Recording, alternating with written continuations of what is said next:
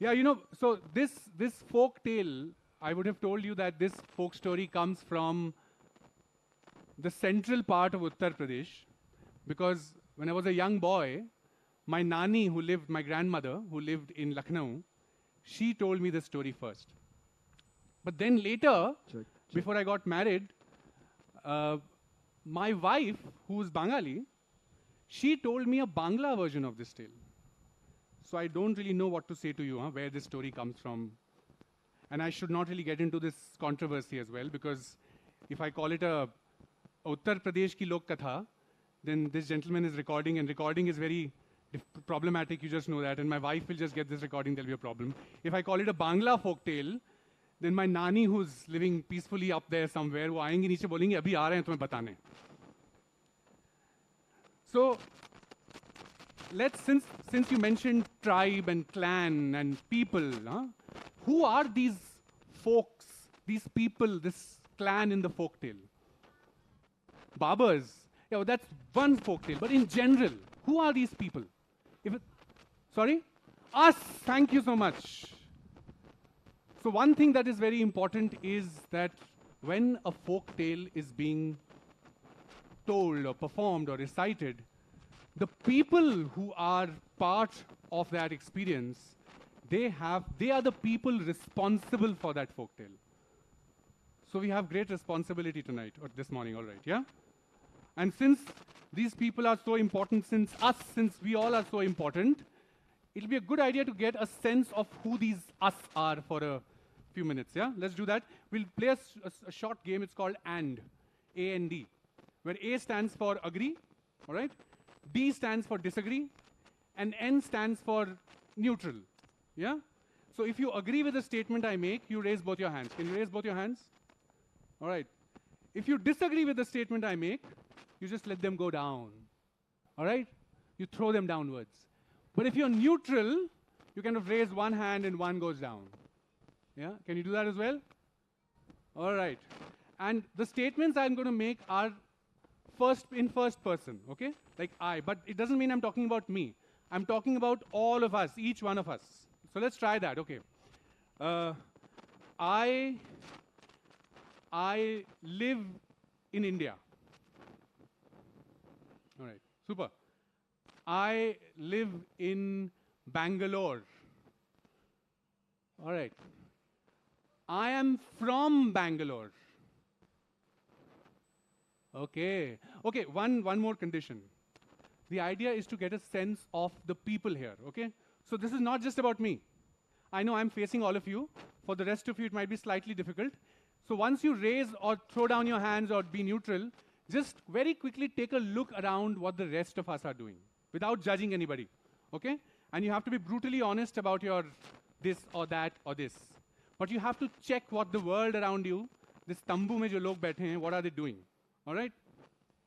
So I speak Kannada. Okay, that's about 30–40% here. I can follow Kannada. Okay, that's quite a few. I love non-vegetarian food. That's like 70%, 80%. I love egg. Wow, that's okay. These two questions are for the caterers of the Lit Fest. People, you know this now. I love my greens. देखिए झूठ बोलने का नहीं है. Okay, I think I cannot imagine a world without chocolates. I hate milk. You don't hate milk? The children, come on, you can be honest. Okay, I have notes because I don't want to forget what I have to say, but I'm so excited to be here at the Neev Festival and to be here amongst all of you in this amazing place and sharing all these beautiful stories. I was told that my audience was a little younger, but I think this will be fine. I have a presentation that's suitable for everyone. So if you have any questions, please feel free to interrupt. I am super open and flexible to that. So this is a slide that shares something that I talk about in my kindergarten classroom. I teach kindergarten and have for many, many years. And we call the feelings that we have sometimes in our classroom that are sort of opposing to each other or maybe adjacent, we call them double dip feelings. And these are my double dip feelings today, being here in front of all of you. I'm a very new author. I am very excited and happy to be here, but I'm also nervous. I don't know if you've written stories and shared them with people you love or your teachers, but when an author writes a piece of work, they're putting their heart on the pages. And so to share where that story comes from and to share the story with you can make you feel really excited, but also feel a little nervous. So bear with me as I sort of like work through that. But the predominant feeling is happiness, and I'm super excited to share my books and my journey with you. Okay, so when I was invited to speak here, I was asked to talk about what makes a book one multiple cultures. What are the ingredients that go into making a book that speaks to multiple cultures? And this was the feeling I had when I got that question. Because I was like, I don't know, IDK, what makes a book something that will speak to multiple cultures? And I was thinking about like how would I address this topic? How would I share with you what I'm thinking? Because when you write a story, you don't know who the story is going to go to or who it's going to speak to. Like, you know who you're thinking about when you're writing the story, but you don't know who's going to respond to it, because once you've written the story, it no longer belongs to you. It belongs to the reader, and different readers respond to your story in different ways. You also don't even know if what you write is going to resonate or will work, and even editors and publishers don't know that. So for me to think about like the specific ingredients for my picture books is kind of hard. So I thought about, well, you know, I do have children and grown-ups come to me and tell me that my books speak to them, and they are all from different cultures, and even though my stories are very specific, they're based on who I am, I wrote them for very specific reasons. They're still speaking to a bunch of different people from different cultures. So I decided that instead of thinking about ingredients specifically, I'm going to tell you about the ingredients of what makes up me, the writer. And those ingredients are what ended up helping me to write the stories that I write. And maybe that'll explain why I write what I write, and maybe why it also connects with people across different cultures, if that makes sense. Okay, so here's my story. That's baby me. I know, adorable. Yes? Aw, thank you. Not even 1 year old. I was born in Delhi, in India, and I now live in New York. When I was about a year old, my father got transferred out of the country. He worked with the United Nations, and he moved us to Bangkok in Thailand. And it's not that far away.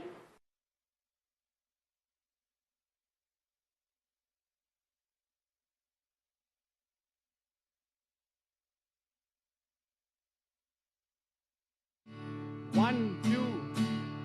लकड़ी की काठी काठी पे घोड़ा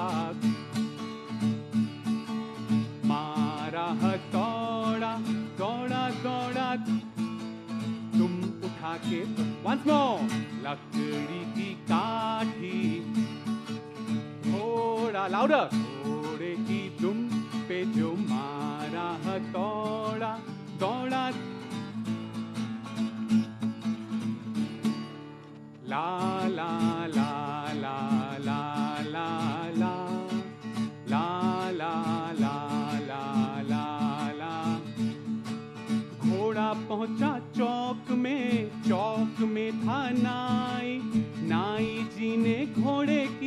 हजामत जो बनाई, तब तक घोड़ा पहुंचा चौक में था louder। घोड़े की हजामत जो बनाई, दौड़ा दौड़ा दौड़ा घोड़ा दुम उठा के, काठी काठी पे घोड़ा, घोड़े की दुम पे जो मारा हथौड़ा, दौड़ा दौड़ा।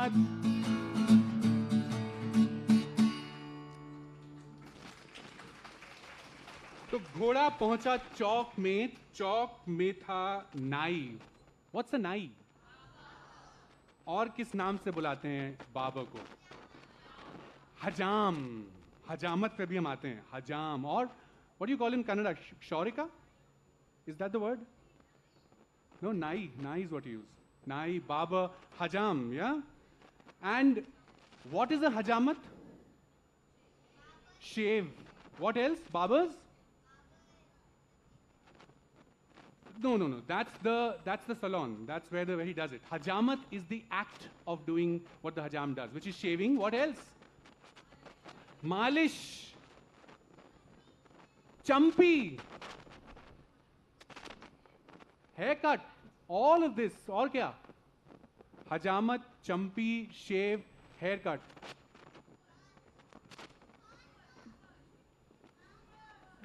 Yes, all of that is hajamat. I'm sorry, what was that? Barbers are the hajam. So, but the next time you go to a hajam shop, this is what you say to the hajam, okay? And you repeat this after me. कि वो दाढ़ी बना दे, मूंछ सजा दे, बाल काट दे, मालिश कर दे, रगड़ रगड़ के, जकड़ जकड़ के। You do this again. दाढ़ी बना दे, मूंछ सजा दे, बाल काट दे, मालिश कर दे, रगड़ रगड़ के, जकड़ जकड़ के, चंपी कर दे, चंपो कर दे। Have you heard the word champo? Champo is a Hindi word. No longer it's an archaic word now. It's not in use. But 200 years ago, the British took this word and made a word that is very, very popular. Shampoo.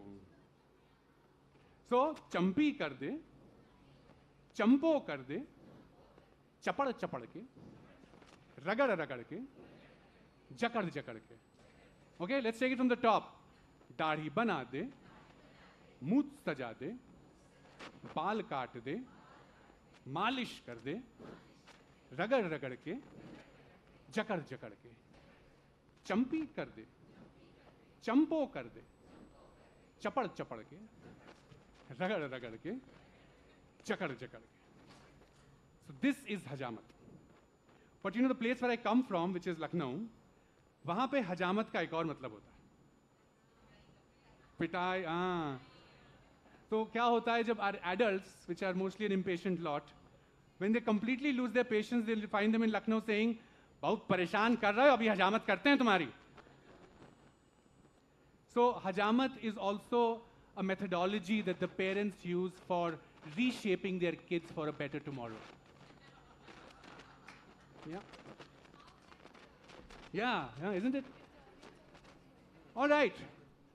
So this one is a story that of a big country with a big kingdom, which was going through a very peculiar, very strange problem.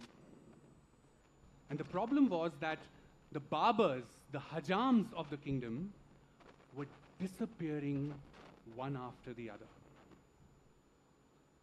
And the bigger problem was that nobody in the kingdom had the guts to talk about it. Now you might think, why was nobody talking about such a serious matter? You see, once or twice every month, a hajam was invited to the king's court to give the king his hajamat. But after the hajamat, he was nowhere to be seen. He would not go back home, nowhere to be seen at all. Now you might ask, why would the hajams then even go visit the king after all, isn't it? But tell me something. Can you say no to a king's invite? Why? Why can't you say no to a king's invite? What will the king do? Huh? He'll beat you. He'll pull your hair out of your head. He'll chop off your head. Yeah, you could do that. What else? Slightly less serious maybe also? He'll punish you. Let's leave it at that, huh? He'll put you in the jail. Think about it. If the Prime Minister of your country invites you to his place for a cup of tea, can you say no to his invite? Yes? Of course you can say no to him. And that's the one big difference between the kings of those times and the prime ministers of today. If the king of those times decided to use up all the money in his treasury to build a large statue of himself or somebody else, you couldn't object. But you can object if your prime minister does so. You couldn't object if the king decided to make the silver coins in his kingdom invalid all of a sudden. But you can object if your prime minister does so. You couldn't object if the king decided to fell thousands and thousands of trees to build a palatial complex for himself or his ministers. But you? To just little girls. And I immersed myself in picture books, lots and lots and lots and lots of picture books. And the thing about picture books is that the time that my kids were little and that I was teaching when they were little, these were the kind of picture books that were available. And like the books that I had growing up, the young people who were sort of talking about their love for books were mentioning books like Tarzan, which I also read as a little kid, and The Jungle Book, which I also read as a little kid, Enid Blyton, The Secret Garden, Little House on the Prairie. None of those stories had children that looked like me, none of them. But they were great stories, and I loved them. I think they were amazing. And these stories, great stories, my kids love them, my children love them. But the commonality in all of these stories is that none of these stories had kids that looked like me or reflected the experience that I had or that my daughters had in America. And so, you know, it bothered me. It bothered me when I couldn't find some things where my children could see themselves in picture books. It bothered me when I couldn't find something for my students, because I could tell, just like me, when I was growing up and didn't see myself, I could tell that this was something that was important for them to have. But, you know, you look, you try to find. I wasn't thinking of myself as being a writer at this point. So what I did was, like my parents did for me when we were growing up, whenever I took them back to India, brought them back here, these were the books that I got for them. Raise your hand if you've read any of these. Right. They're like they're so popular. So the Amar Chitra Kathas, the giant pile at the bottom, I don't know if you can tell. I'll use this fancy laser. That's not working. But these are all the ones that belong to me and my brother.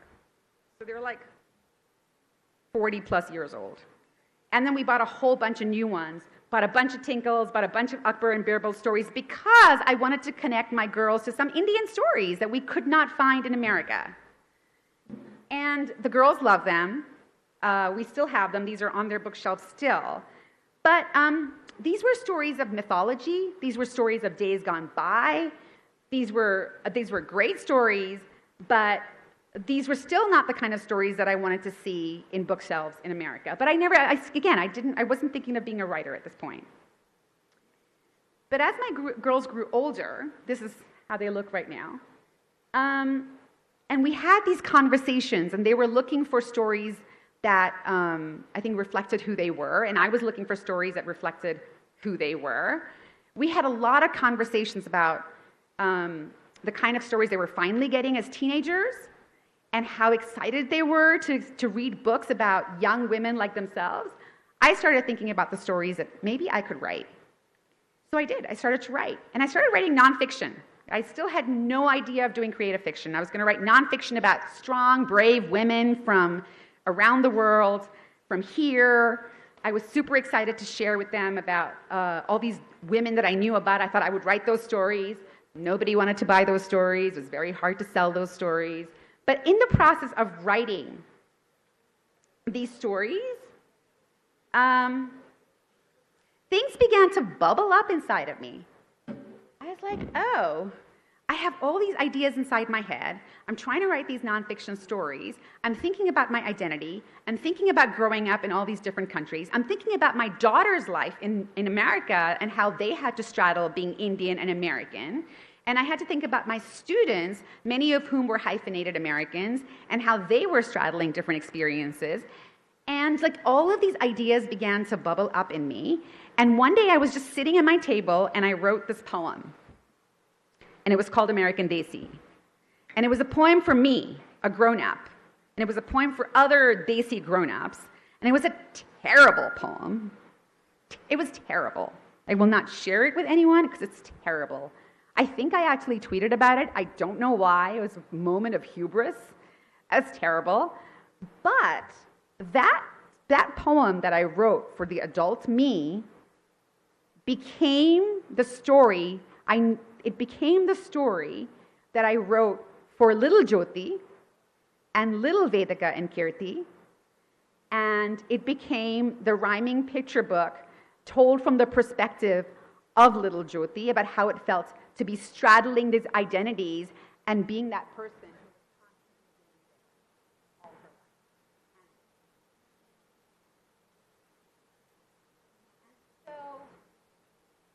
That was the first story I wrote. American Desi was the first story I wrote. And it was interesting to me, and this is where I'm going to speak a little bit about why this book speaks to multiple cultures, because the ingredients that made up this picture book was all the ingredients that made up me. It was everything about me that I wanted to put into this picture book that made me the person that I am. And what I ultimately came to the realization of as I was growing up in Jakarta and Bangkok and China and India was that yes, there were so many challenges to having all of these different cultures be a part of my. Okay, I'll need your help. I can't see a single thing out there. Could you please help me? Give me a count, please. Yeah, I'll give you a start. Wait.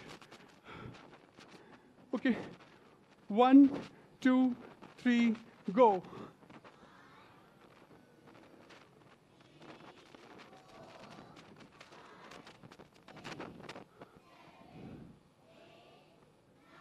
Right, thank you. Oh, what is this? Rajaji, there's something on your head. I'll have to remove the curtains. Sorry. Don't you remove the curtains. Babban Hajam. Oh. This weight, this heavy weight. I wonder what sins I committed in my previous birth to get these wretched horns, Babban Hajam. I look ghastly, don't I? Like a monster, like a Rakshas. Do you know Babban Hajam?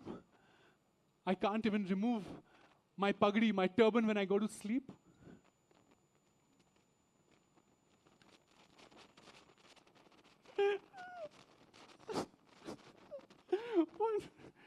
What do I do? What do I do? No, Bangalore, you will not help me. Come on. What do I do? You don't have any ideas? Yes.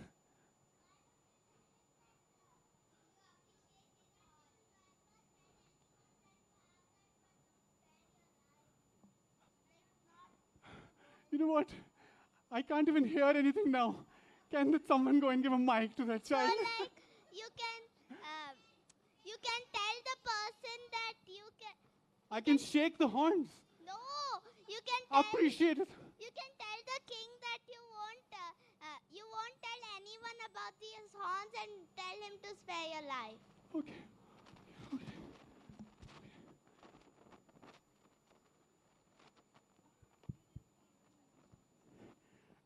Rajaji,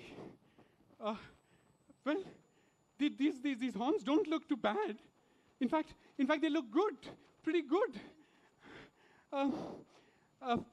And no one dare shout or make fun of you. No one dare laugh at you. You could punish them if.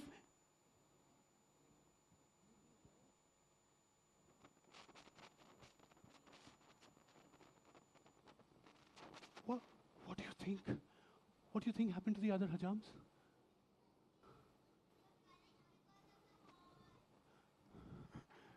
Rajaji, what happened to the other Hajams?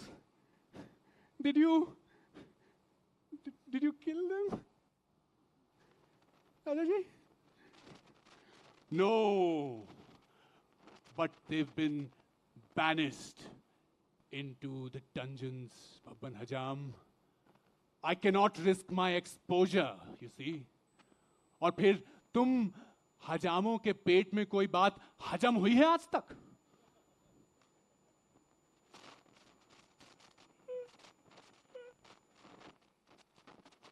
Barber. He's going to throw me into the dust. You're laughing. What do I do? Just like that, he'll spare my life, huh? Be bold. Be bold, yeah. You come here, you see what boldness is. Tell him that if he doesn't save your life, you'll run away and tell everybody else. I have enemies here, it seems. Who was that? Yeah. Cut his head. Just run off. Just run off. I'm inside the palace, in his private chambers, in this dark room. Just run off. This is not Chinnaswamy Stadium. Just tell him to spare your life. I'll try that. You can tell him it's okay to have horns. It's okay, and don't worry about it. Many people have different unique identities in them. Yeah. No, that's all very good, huh? Very Kick good. him. Hit him, yeah. Let me try.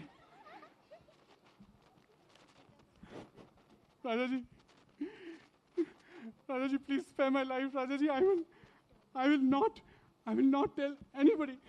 I promise I will keep your, I'll guard your secret for the rest of my life.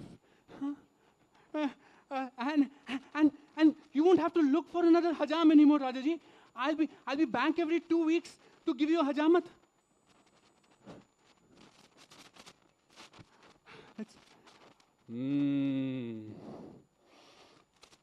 Not a word, Babban Hajam. Not a word will you utter. My people are all over the kingdom and even outside the kingdom. Slightest hint of gossip and they'll be off with your head. Not a word. Not a word. No, Rajaji, is tail ki kasam, is blade ki kasam, is kenchi ki kasam, is phitkari ki kasam. You know what phitkari is? Alum, yeah, okay, you ask your parents what it is. I don't have time to explain. Is shaving cream ki kasam, Rajaji. Not a word.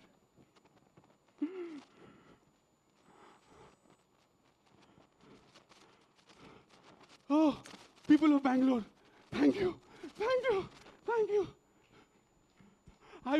I will give each one of you a special hajamat through this year until next NLF. I promise.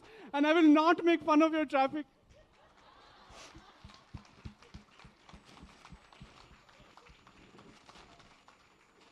So that is how this hajamat was conducted. And the king made Babban his personal hajam after this hajamat, which meant that Babban was now a royal barber, a Shahi hajam. And when he went back home, the people, the neighbors, they were all surprised. They were taken aback. They said, "अरे भाई बब्बन, तुमने ऐसा क्या कर दिया कि बाकी हजाम गायब, तुम बच गए मियां?" Now Babban laughed it off. But as he did, he felt a slight rumble in his tummy. But once every 2 weeks, Babban was back in the king's private chambers, जहां पे वो राजा जी की 1, 2, 3 go दाढ़ी बना दे.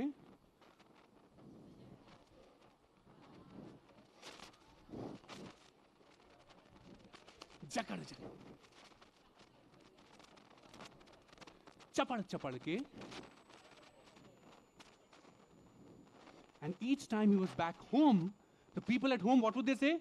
क्यों भाई बब्बन, तुमने ऐसा क्या कर दिया कि बाकी हजाम गायब और तुम बच गए मियां? But by now, Babban's tummy had turned into an angry ball of fire. He started bloating. It had turned into a hot air balloon. Why do you think that was happening?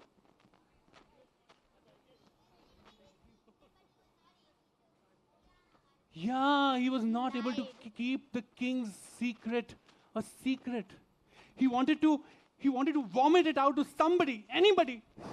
But then he remembered that he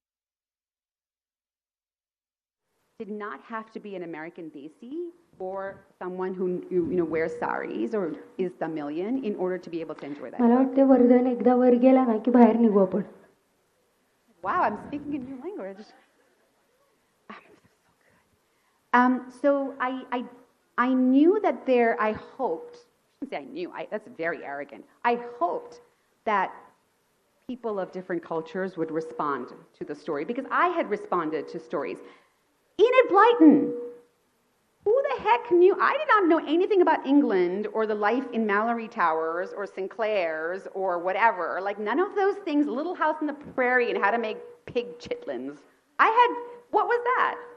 But I loved those stories because there was something about the way that the authors told the stories. There were like moments of like the emotion that was in those stories that really spoke to my heart. So I think that's kind of what I hoped for. Does that answer your question? That's a great question. Thank you.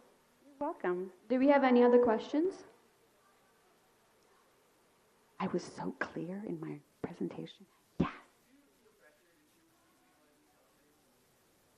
Not anymore. I did before.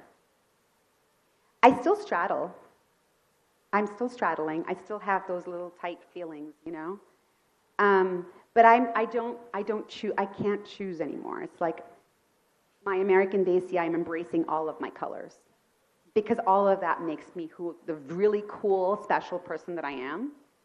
And I'm just going to embrace that.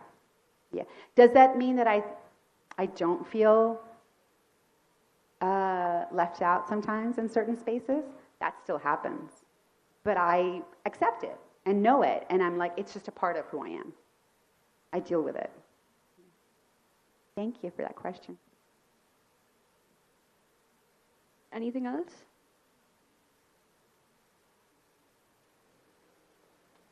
Thank you so much for having me, everyone.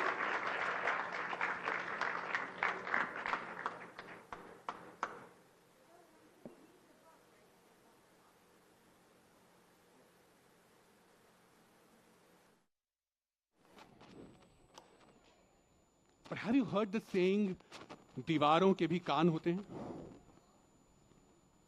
What does it mean? So when someone wants to tell somebody a secret and doesn't want anybody else to hear, they use this. The walls have ears. But दीवारों के तो कान होते हैं. पर आपको पता है, पेड़ों के पास सिर्फ कान ही नहीं, जान भी होती है.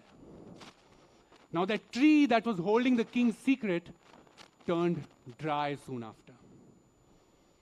And the woodcutters came and cut the tree down. That tree went to the carpenters who made long sleepers of wood. And that wood went to timber merchants. And the timber merchants sold it to an artisan, to a craftsman who crafted 3 musical instruments. And as luck would have it, I have those 3 instruments. So the first instrument was the harmonium. The second was the kanjira. And the third was the tabla. Now, I wasn't the first buyer of these instruments, by the way, but the people who bought this instrument first turned out to be the musicians who played at the king's court.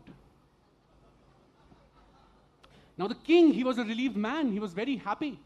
So he decided to throw a party for everyone, a literature festival party, a Neev Lit Fest party. You know, because he thought that books and stories are the means to help his people travel world over and meet different kinds of people. So everyone from the kingdom turned up. And of course, so there were master classes, there was dance, there was food, there was talks, there was theater, there was storytelling, of course, and there was music. And for the music to begin, 3 new instruments were opened. What was the first instrument? Okay, now this set of people, you represent the harmonium. All right? The second instrument was the kanjira. So you, the 2 rows here, and the 2 rows here, you represent the kanjira. And the third instrument was the tabla, and you all represent the tabla. So when the music was about to begin, the harmonium player opened his harmonium and was about to sing, when the harmonium went on itself and it said this.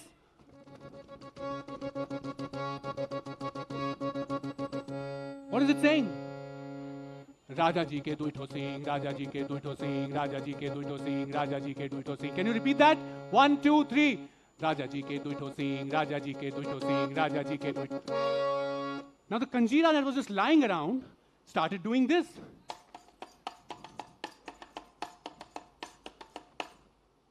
Kisne kaha, kisne kaha, kisne kaha, kisne kaha. Kanjira people, kisne kaha, kisne kaha, kis. There was a lot of tension in the courtroom. Here today, and 3 of them are performing in Pune right now. And I'll not take much of your time. So let's start with the performances. Today we have 3 fellows, Harshala, Yogeshwar, and Vikas.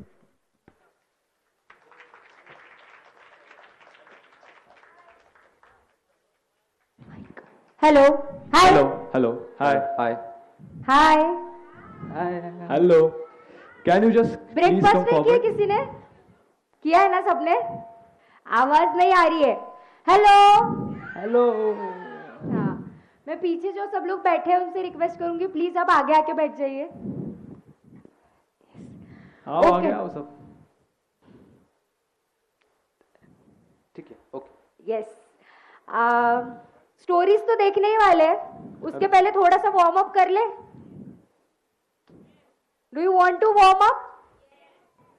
Let's dance then. Okay? We'll dance. Nobody's excited only, yaar. Do you want to dance? No? Okay, then we'll dance. You can join us. Yes? Yes.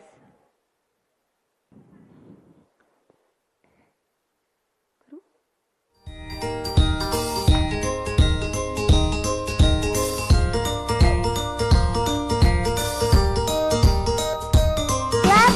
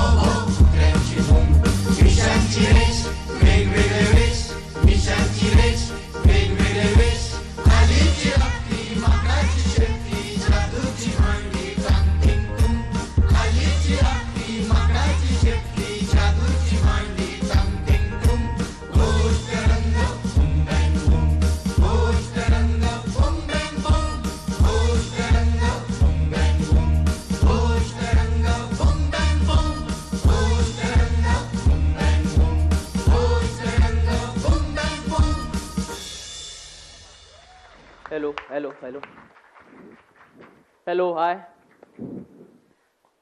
हम आपको एक कहानी सुनाने वाले हैं। उससे पहले हम कुछ एक्टिविटी करते हैं। सिंपल सी एक्टिविटी है, ब्रीद इन और ब्रीद आउट, मन को शांत करने के लिए। चलो करते, करेंगे सब लोग? चलो, breathe in, breathe out, breathe in, breathe out. कौन था? आप थे?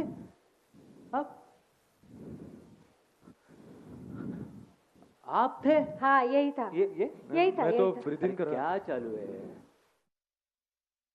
Tin tak.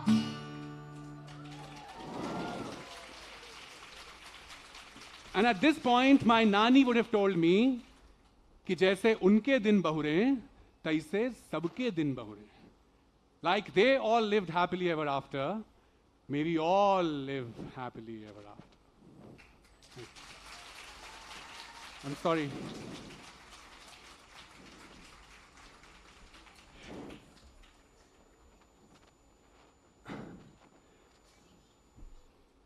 Actually, yeah, go ahead.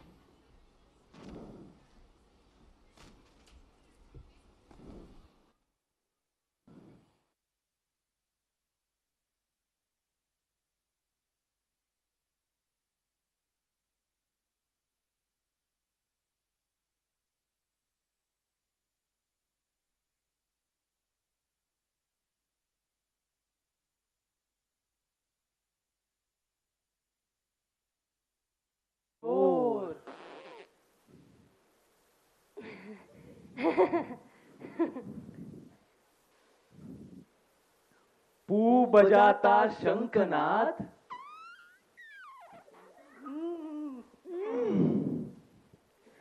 बू करे हवा बर्बाद।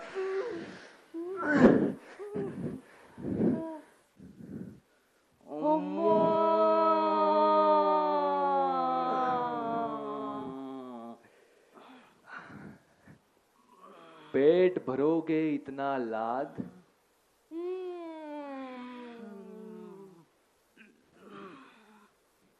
पूबू पधारे उसके बाद।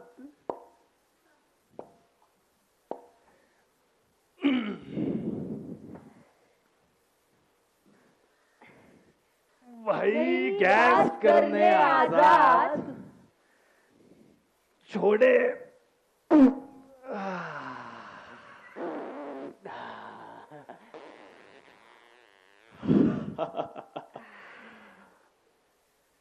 सच बोलो, करो याद, रोज नहीं करते बात। इस कहानी का नाम है पूबू।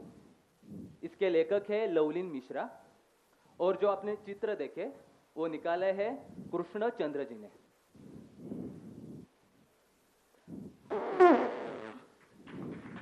Thank you.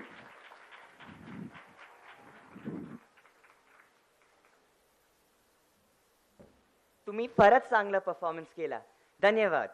So that was Pubu, the first performance from Goshtarang, a very special troupe from Maharashtra who are with us for these 2 days of NLF. They'll be performing multiple times today, so make sure to visit the Kahani Manch throughout the day. Founded in 2007, the Quality Education Support Trust, Quest, is an organization that is deeply engaged with addressing the issue of early literacy across the state of Maharashtra, with a special focus on the tribal belts. Over the past 14 years, the organization has done original work on how children learn to read in Indian regional languages. Gitanjali Kulkarni, an alumnus of the National School of Drama, is associated with the organization right from its inception. She was conducting theater workshops and reading activities for children as well as teachers in an ad hoc manner at the Quest Sonale Center. The response was always motivating to take a step further and build upon it. However, it was clear that after some initial efforts that the work needed a sharper focus and goal. This led to the foundation of the Goshtarang Fellowship Program. That much more meaningful, as we all can find a part of ourselves in these characters and a part of our lives in the lives of these characters. Furthermore, these relatable stories of Indian characters carry subtexts which address deeper, more complex themes.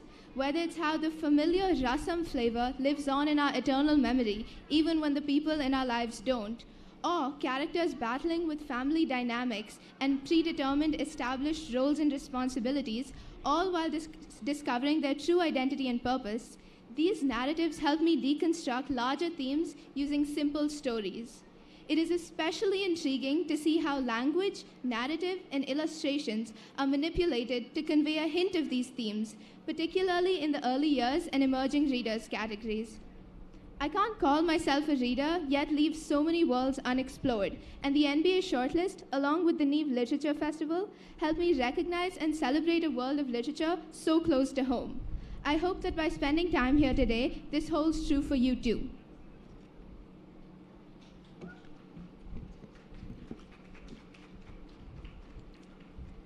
Good morning, everyone. My name is Tanish.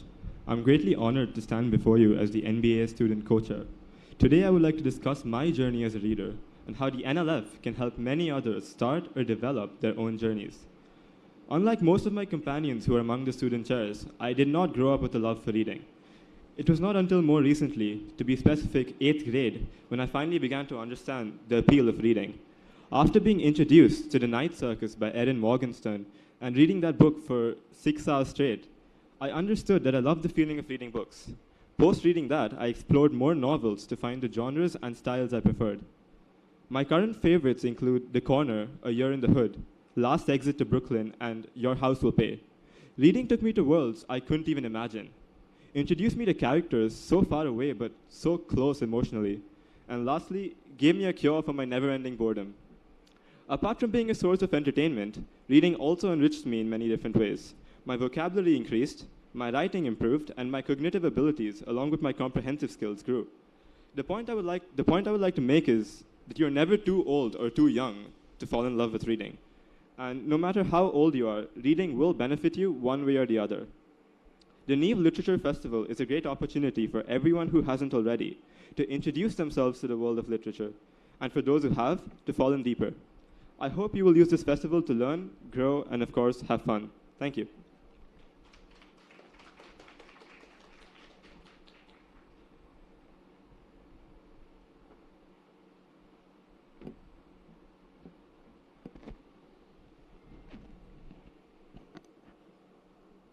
Good morning. Good morning, everyone, and welcome to NLF 7.0. That was music to my ears to listen to Ida talk about the skirts. Badi hai Suhani. And now Miss Gitanjali will be joining us.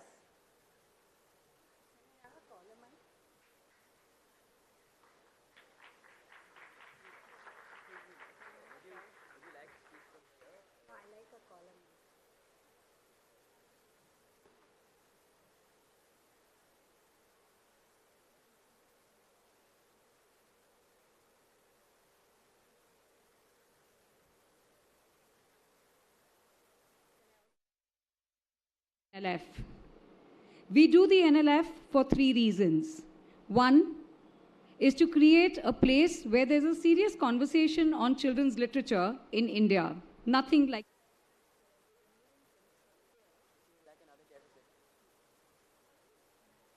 around adult literature, but this is a space focused on children's literature. The second reason we do NLF is to find and bring Indian books to our children, to all children. And that's why we do the Neev Book Award. That's why we have our marketplace. That's why we have all of the authors here sharing their stories. So that's the second reason we do the Neev Lit Fest, to find and bring Indian stories to children. And third, and most of all, we do it to grow readers, which I'm truly happy to say has happened over the years, not just at Neev, but also beyond with our reading challenge and so many other things.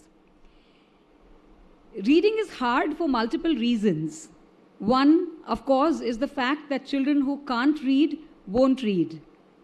And there is only that much we can do for that, but it's our goal to keep focusing on that. The second reason reading has become hard, it is because it's a world of digital distraction. for children and for adults. Children today run into about 34 gigabytes of data every day. These are broken words and phrases that come at them. But that's not reading. It looks like reading. Digital devices and apps is not reading. In shorts is not reading. And that's what is happening in this 34 gigabytes of data. It's not about self-awareness, it's not about processing, it is not about building that cognitive ability either. That's the challenge. Today, what we bring you from 10 o'clock to 1 o'clock is a special segment that's focused on the world of children and the issues children are facing to understand the various stimuli that come to them. We will be talking about the kind of mental challenges and stresses children are going through and how that is also embedded in stories. We will also be talking about changing times and changing values, ours, children's, all of those. So we look forward to this. This is a special space that has been created for young adults and parents and educators, adults, to be able to listen to experts that will share their views and to have enough time to have a conversation and ask questions as well. So please partake, please join in, be listening. Let's take this away. When a child is not reading, we always ask that question that how can we bring them to reading? So think about that and think about what children are going through.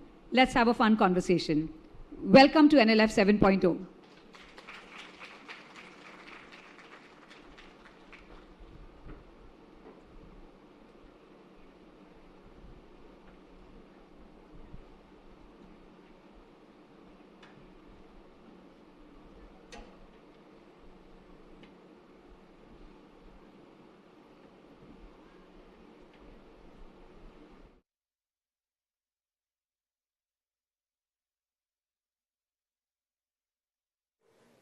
Yes. So do we have a deal that everyone will participate? Yes. Good. Though it says Gay Gul the frog, you know, I'm a little tricky. I'll do that story, but I love to do stories after seeing my audience. Yeah? Because I love to listen to my listeners. Yeah? Okay. So let's do a small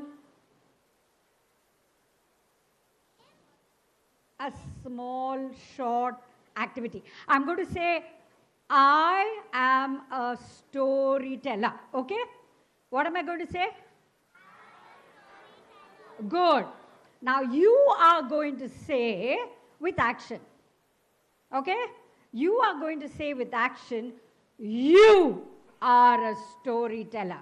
Got it? But it should be in the same voice that I am saying. Done? I am a storyteller. Not loud enough. The backbenchers, like in the classrooms, keep quiet. Come on, backbenchers. I am a storyteller. Wow, that's lovely. I am a storyteller. I am a storyteller.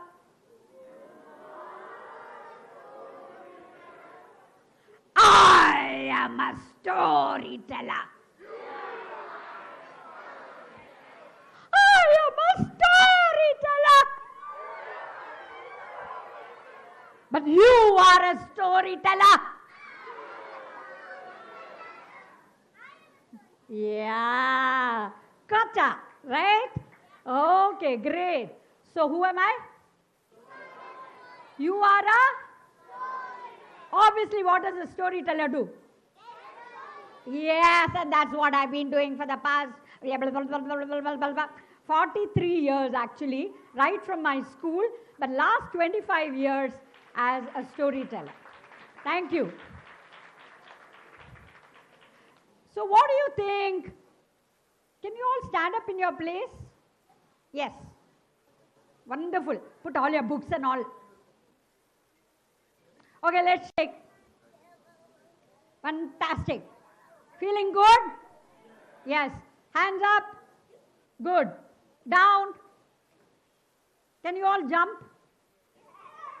Okay, great. All of you can jump, right? So just watch me, okay? Tell me what this is, okay?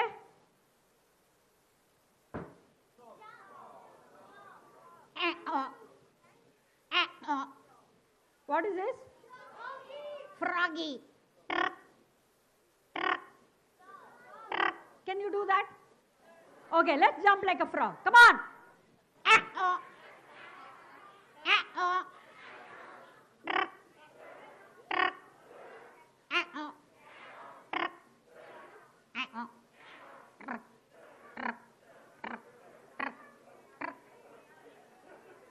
Very good. Super. Wonderful. All right. Now, you want to listen to one or two stories? Yeah. Okay. All right. Then we'll do one more action. Shall we? Can we stand up? Okay.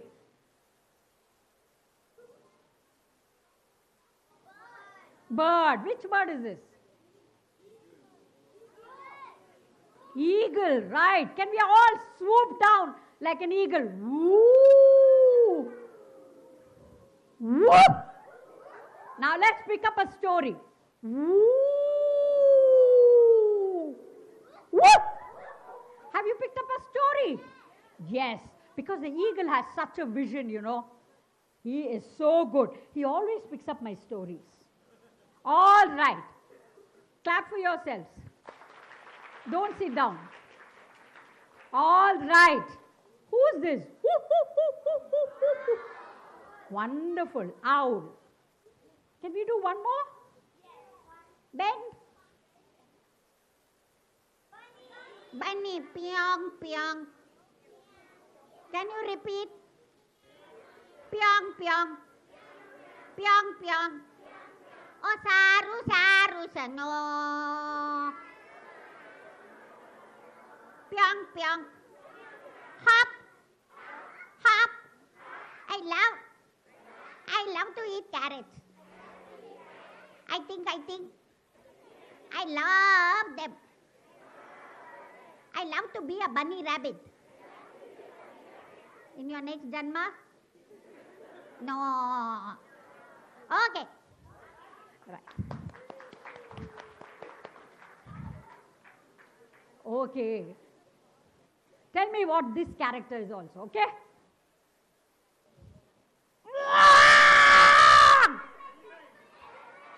Elephant. Who is this? Elephant. Can we all do?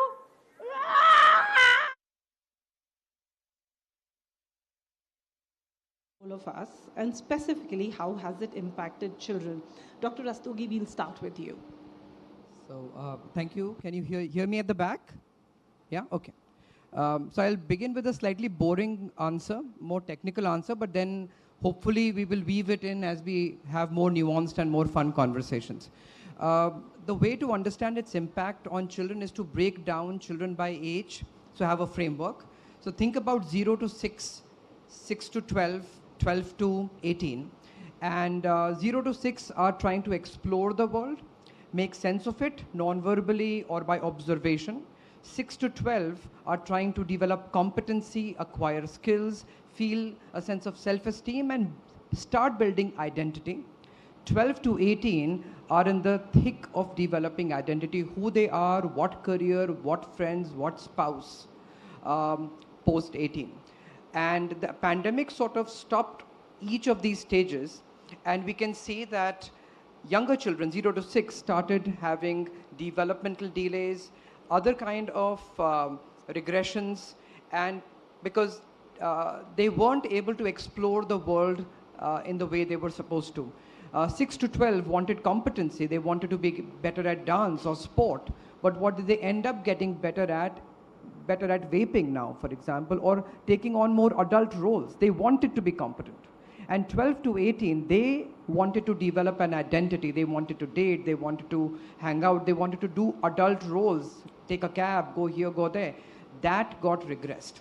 So if I were to simplify it, I would say younger kids regressed, delayed,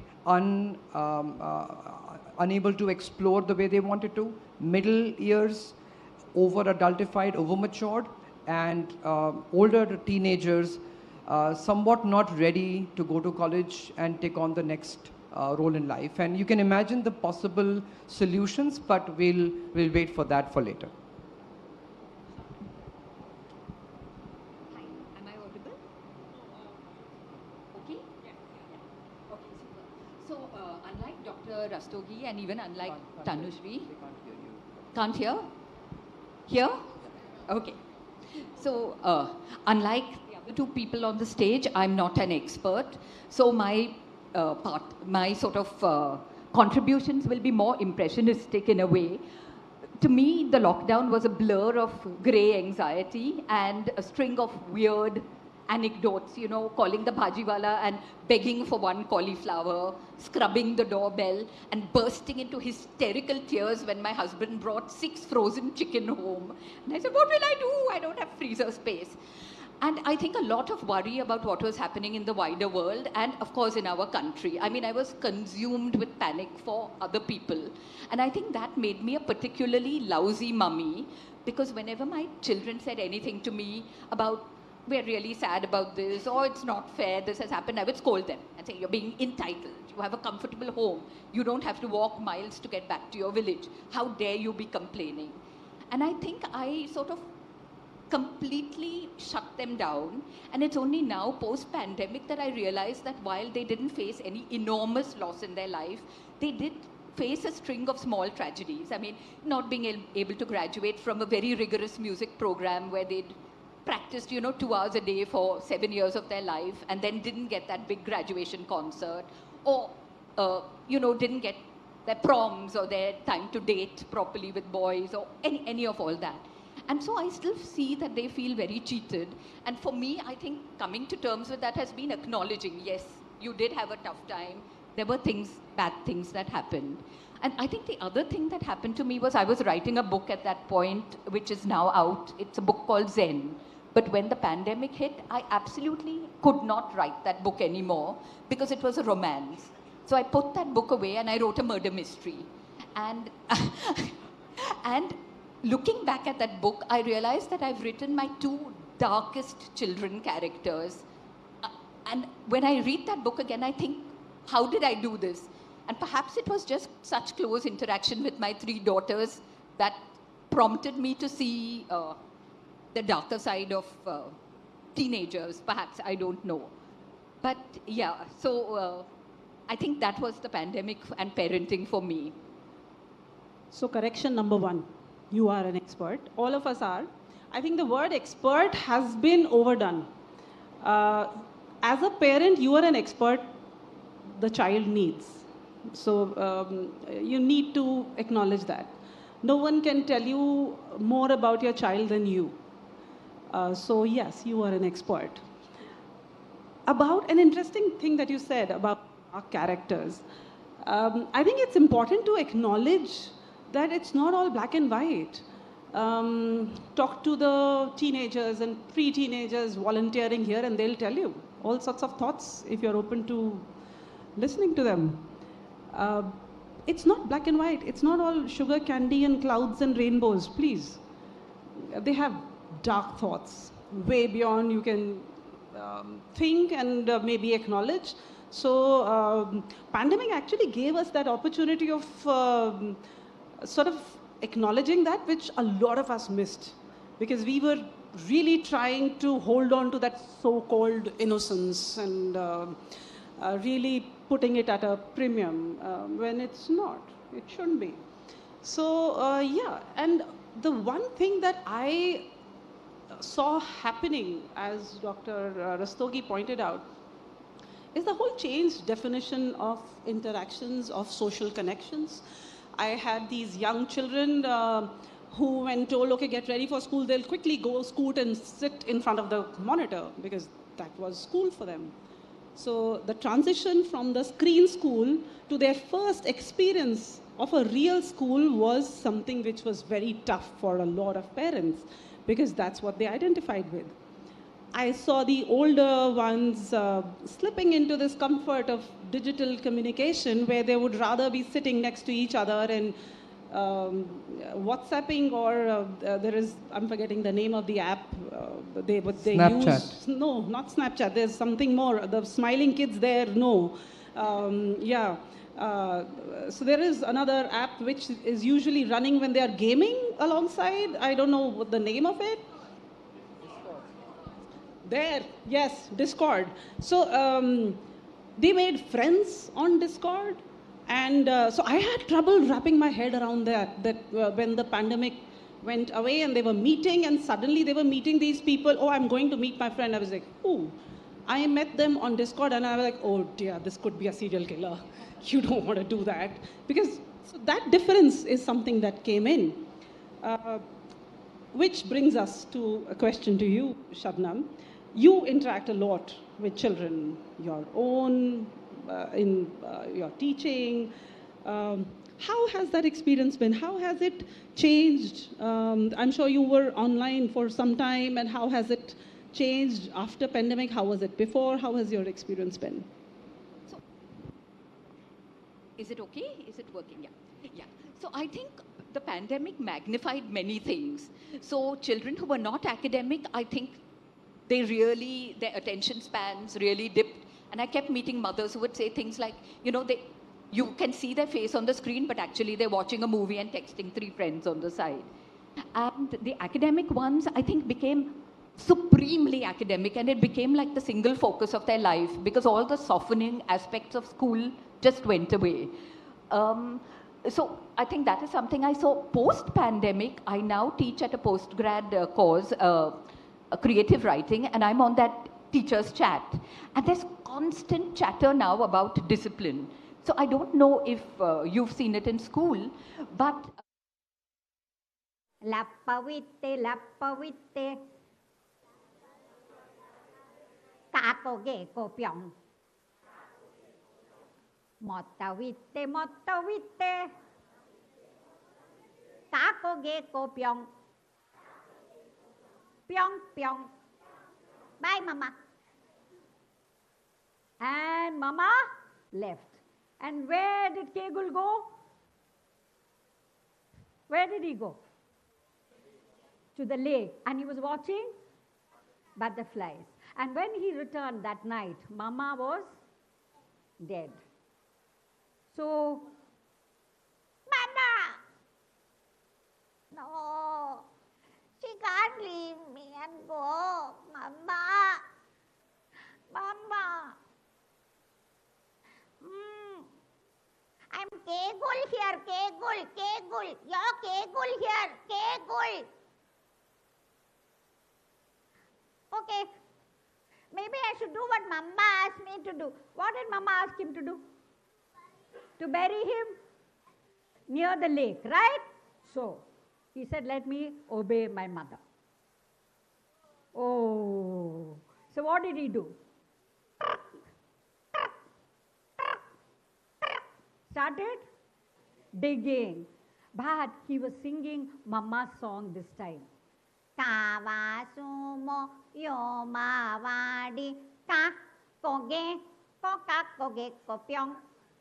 I am not able to do this.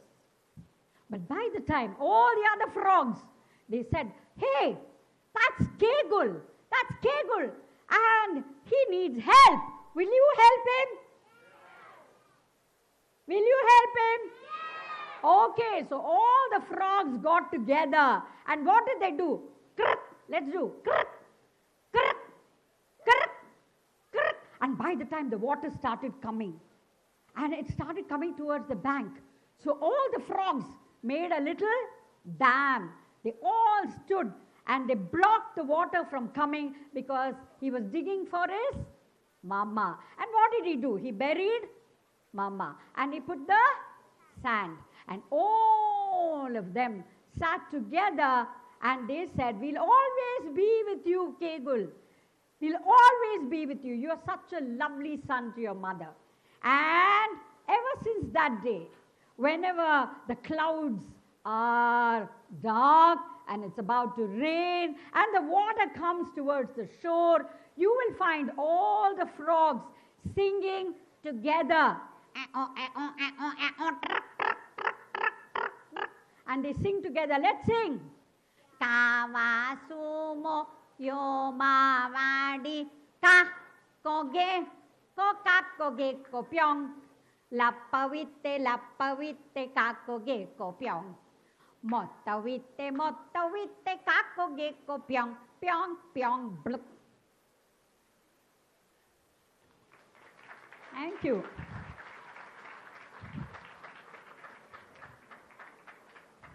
One more story?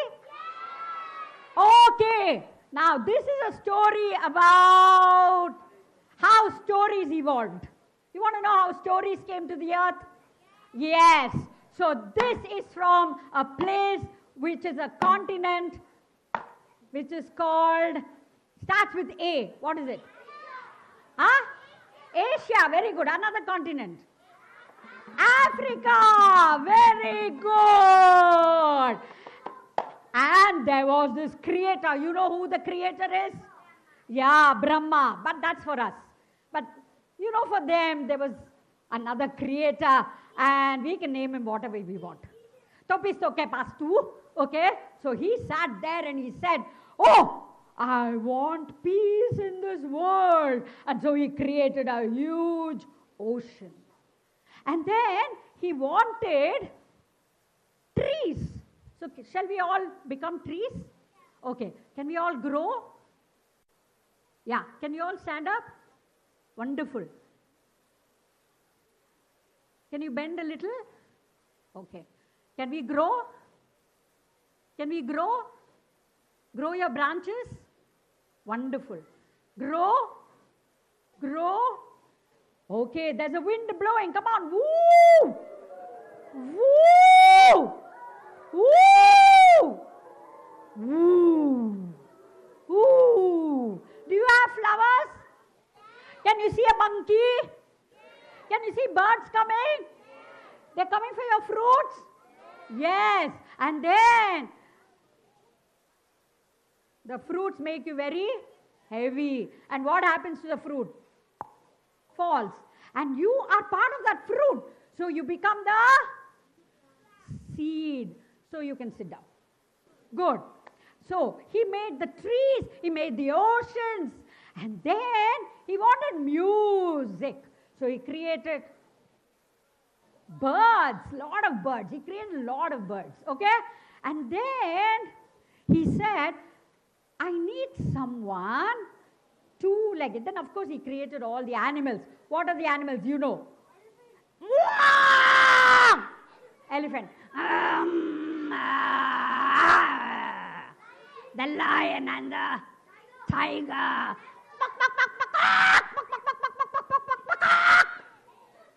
The rooster and the hen. That's true. And then he created the owl. And then the eagle. And then he also created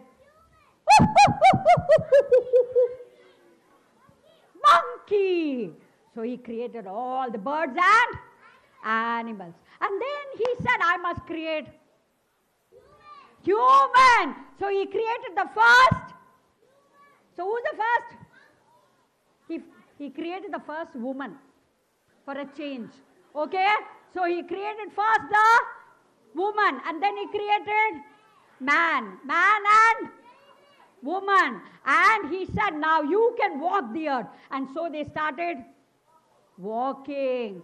Now first when they came to the earth, they wanted to live, no? Do you all have houses? Yeah. So he said, we have to live. So they picked up all the mud and everything and they built a house. And they built a roof with all the animals, the bird, the trees, barks, everything. They built a roof. And then they all used to swim in the ocean. And then, you know, when a man and woman gets together, what happens? They marry, yes. And they had tong, tong, tong, tong, tong, tong, tong, children. And all the children came and said, Sufana is in the Baba, Sufana is in the Baba. Which means what? Tell us stories. Now they sat around the fire and the man looked at the woman. The man's name was Zenzele. What was his name? And the woman's name was Manzandaba. What was her name? Yeah, the woman had a longer name than the man. Okay? So they both sat and said, Zenzele said, Manzandaba. Kuseko kuseka, which means where are the stories? And she looked at Zenzele and said, there because the adrenaline was high, or sometimes you'll realize that you pulled a muscle, right? So it's like that. During the pandemic, we don't know what happened. So I'm encouraging you to check, figure out what's going on with your child, what their strengths are, and what their areas of difficulty are. Yeah. So I wanted to ask you actually, do you see a rise in general fear among children? Because I see this a lot among my daughters and their friends, a sense of jumpiness, especially in the case of my children, about disease or sanitizing stuff. So if they now travel by any public transport, they will charge off to have a shower. They're constantly nervous about where objects have come from. And I think, I can only perhaps they had that initial element of being a little germophobic, but now it's kind of exploding, and every third child I meet will describe herself to me as, Auntie, I am very OCD. So happily said. It's startling. So yeah, as you rightly pointed out, if somebody had that tendency in them, the pandemic gave them a very good reason for it to get established and solidify and become more concrete in their minds. But for every kid who's become more germophobic, there are enough people who are on the other side, who couldn't give a damn, who are free-spirited, who weren't even scared during the pandemic. So this hasn't touched them. So it's almost like, were you vulnerable to being germophobic? Then yes, it will get heightened. Otherwise, you will be the person who will make the germaphobe more paranoid. So a related question. I see a lot of rise in terminology of, as you pointed out, I have OCD, I have anxiety, I have trauma. I see that being used liberally by children now. Is it a new thing? Would you think pandemic heightened it, or do you think it's always been there? It's due to with awareness, what? So definitely awareness is a huge role. I think there's a lot of parallel conversation on Instagram about how these psychological terms are being thrown around. I have an interesting take on it. I feel that trauma can masquerade as all kinds of symptoms. Lack of focus, jumpiness, nightmares, difficulty with relationships, low self-esteem, the gamut, right? And I think what happened over the last 2-3 years is low-grade trauma across the board. Parents, everybody. So I think people are looking to define how they are feeling inside. And actually anything and everything is sticking. Because the experiences, because of trauma, the sense of insecurity or the sense of when will it end or will it end, and your parents who would normally be calm are also looking off center. They are fighting more. They don't know if their job will continue, and there's some relative who's died in another city, and you weren't able to get there. So all that has thrown people off, and I think it is pointing to a need to be understood and looking for terms that could help bring some kind of closure. So I think it will ride its course, and I think it will either, I don't know which way it will go, but I think there is an inherent need, because these are dark and heavy things to read about. So unless and until there is a psychological hunger, it's easier and more fun to watch a funny meme or a short than try to see if if my friend is narcissistic, or if this is this trauma or that trauma. Do you also think that we have somewhere not equipped them enough? Because, so what I've been observing is that I see a lot of young people hide behind labels and not really take appropriate action to deal with what they are doing. It's almost that, okay, I am traumatized, you deal with it.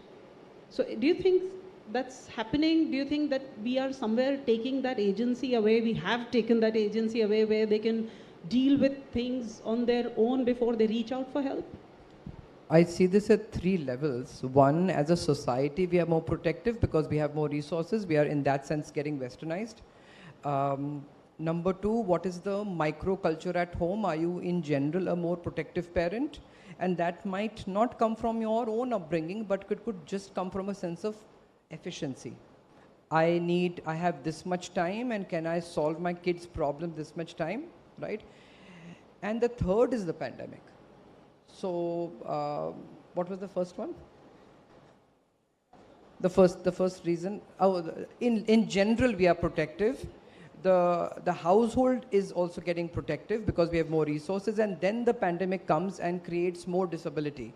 So, the middle one is still under our control. As a society, we are still going to trend where society is trending.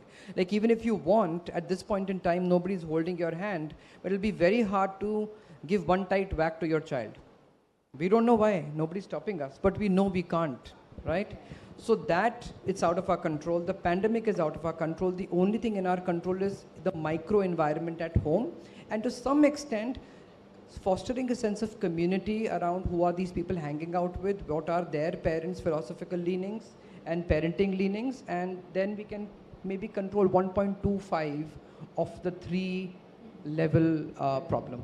I think as parents, we are way more controlling, probably because we have the medium. I had a conversation with my parents, and they were like, we had no mobiles. So if you were on a train, you were on a train. And we would only know when you've gotten off. So traveling back from college, we would just call them and say that, okay, I'm getting on now. I could get off anywhere and then get back on, they won't know. And that, I think, somewhere also gave us the agency to do the right thing, make our own sets of mistakes, cover our tracks. Yeah. So, Shabnam, hopping to our favorite, so the library that I run, initially we had trouble getting the children in, then they started coming in Himachal, that Tirthan, and pandemic obviously took those children away, and then it's been a struggle to get them back, because now all of them have screens, Instagram reels, shorts to watch, too much of an effort to go and read something, you know. So that's something that I'm struggling with. They are beginning to trickle back in, but have you noticed this difference? Are the kids reading any less? Are they reading more? What are the kind of books? Are we being the gatekeepers? Are we more conscious about the so-called appropriateness? What are your thoughts on that? So again, I feel that the pandemic magnified things, and I think the readers became crazy readers because they got the space to just curl up in a corner, no mummy to say you must go to so-and-so's birthday party. It's not healthy to sit at home all the time because there were no birthday parties. And so if you were the kind who was happy alone with your own self, and I am very much that kind, and I think sadly my daughters are too, they were very happy with their books, and I think they covered, you know, hundreds of books that they wouldn't have had a chance to read otherwise. The non-readers are the ones who were struggling with reading or were on the borderline. I think sadly that they did fall off. But I was on the board of the school that my children go to at that point. And the first thing we did at that point, schools were not allowed, of course, but we broke a few rules and opened our library 2 hours a week. And people could write in for the books they wanted. And then we would very publicly send photos of us sanitizing the books and send them by WeFast and say, you know, you keep them in your corridor or something for a week so you feel safe, and then let the children have the books. And I think that made a huge difference. The number of children who wrote in saying, you know, the happiest part of our week is those 3 books that arrive. And it was the bright spot. And my neighborhood library phoned 3 or 4 of their customers and said, I'm opening 2 hours a week, and you guys can come in, I'll give you half-an-hour slots. And that was the high point of our week. I mean, no-brainer.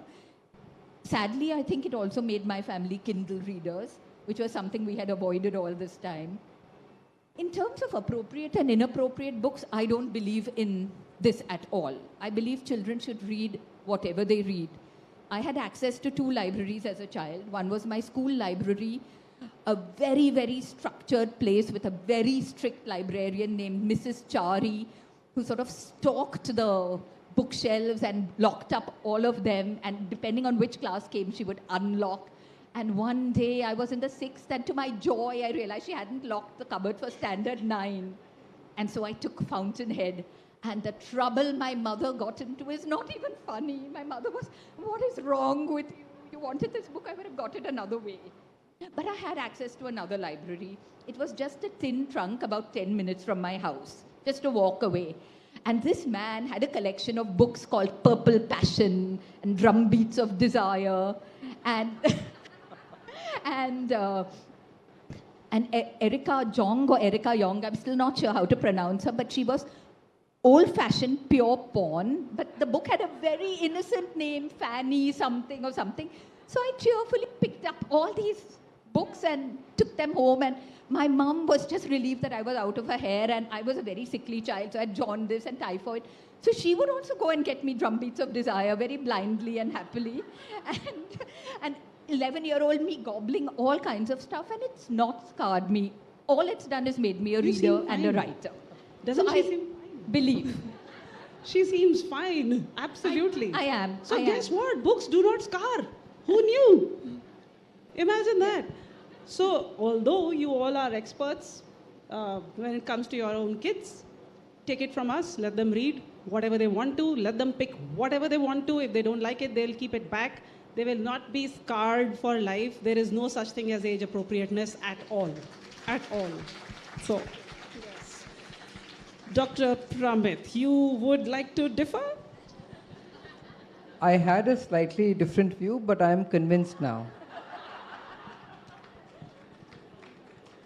Good save, good save. Okay. So, Dr. Pramit, back to some serious stuff. It was also seen, or as some research indicates, that children on the spectrum were adversely affected with a surge in the symptoms.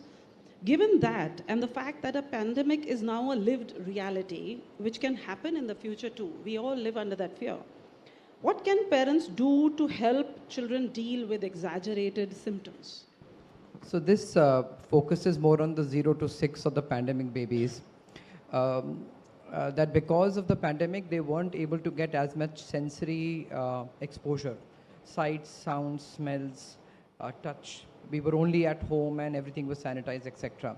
So to cut to the chase in terms of answering, we have to catch up the 0 to 6 or the 0 to 8 age group, take them out as much as possible, expose them to the world so that they can explore it.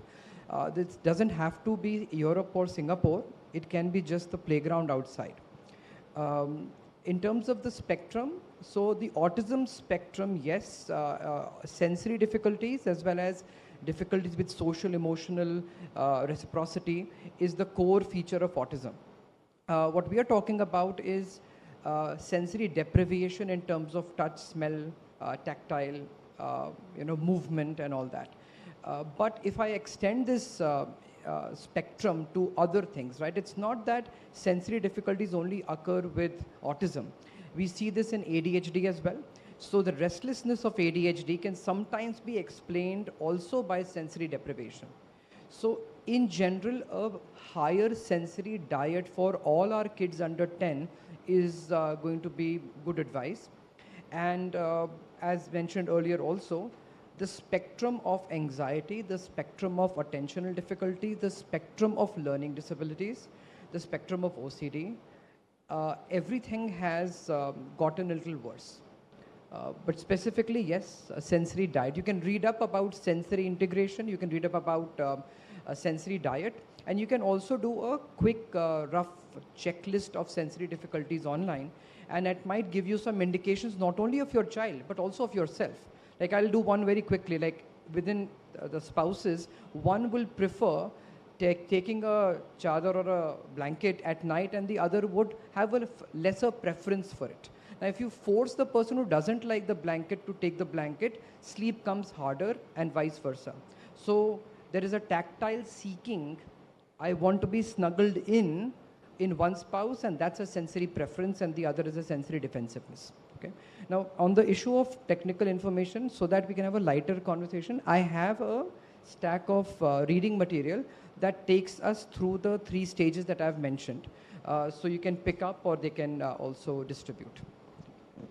Yeah, that would be great if the volunteers could just quickly. I think it's already been distribute. Yeah, distributed. it's already Great, there. yeah. Great. Read it up. It's got a lot packed in. So we focus on children. As parents, that becomes of our being. But what about the parents? What about us? We all are juggling different roles in a constrained space with little help. Some of us continue to do that. And some of us, we are still dealing with it. The office space has changed. We are still at home. We are working from home. We are overworked. We are juggling between roles. How has that affected our relationship with others, with ourselves? As parents, what are we doing for ourselves? Let's start with you, then we'll go over to Shabnam. Yeah. I think I would first start with how tough is parenting on a day-to-day basis in an ideal world, on an ideal day. Can I get some shout-outs? Out of 10, 10 being very, very hard, right? How tough is parenting on a day-to-day basis? 11? 3? Okay. Any? 5? Okay. The one who says 1 or 2, you are a liar. Or you're doing something right, then you should come here. You should be here. Yes. Okay. Now add to this everything that was happening during the pandemic, whatever was added on to us. We were the teachers, right? We were the cooks and we were the cleaners, and all the community that we live with was absent. What was also taken away was any amount of leisure or reboot or meeting with friends and all that. So I think as parents, in clinic, I always say that I will not make you do any more work for your child till you show me how you can take care of yourself first for a starter, because I can't add more to your plate because your plate as a parent is already full. So I don't think as parents we understand how much was on our plate. I think we have moved on and we are back to 5 or 9 or 8, whatever, but whatever has happened has happened. So I just want you to know that the number during the pandemic does not make sense because it was likely a 13 or a 14 or a 15 out of 10, and that mathematically, logically does not make sense, but that is what was happening. So any discussion on what to do as parents has to be anchored in, do we recognize what we went through as parents? Not because we are martyrs, but because if we are off center, then the kids perceive us being off center. We will be shorter, we will be snappier, we will be constantly burning out, we will constantly look tired when we say, yeah, let's go to the zoo. Kids pick up on that, and that creates adultification when they will come and give you a bottle of water, or they'll bring you like a towel. They'll do more things than they need to. They'll be less bratty. So I don't know where I'm going with this, but I'll pause here. So I think what I saw among myself and my friends and the other teachers around me was we all became very robotic. The whole focus was on tackling tasks. And I was very proud of myself. My loos were spotless. The meals were balanced. I even started baking cake, which I'd never done before the pandemic. I was such a champ. And then one day my kids came and told me, what has happened to you? You have forgotten to smile. All you do is say, do this, do that. Is this over? Is that over? And we don't mind eating plain bread forevermore if you will just go back to what you were. And it was so scary and such a moment of revelation. And I didn't give them plain bread, but I gave them a lot of bread and cheese after that. And we kind of all calmed down a little, or I attempted. And I think just doing a few things for myself help matters. I joined an online book club. What were they doing? Suckling. And she was cool cat, you know. Now she heard a sound. What was that? And it was a street dog. And the street dog was eyeing the 3 kittens. And the dog did.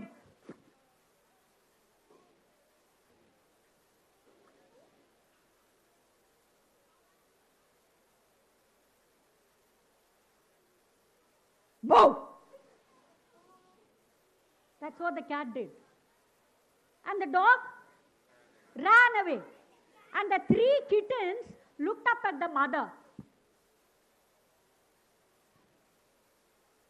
And you know what the mother said? It's always good to know a second language. Thank you.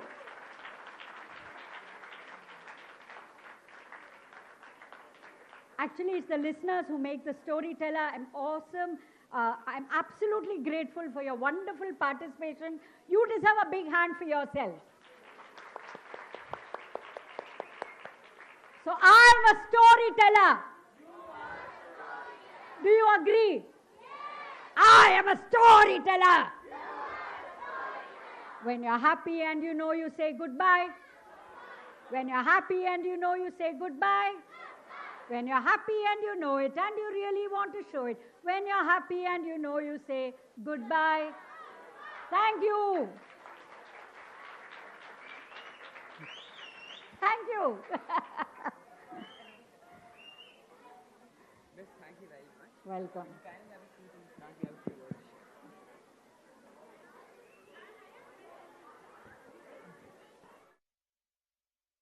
I'd like to end this with. Take care of yourself and understand what your child missed and try to give it to them, whether it is letting them explore a playground or giving them more responsibility so that they can go to college. Shabnam.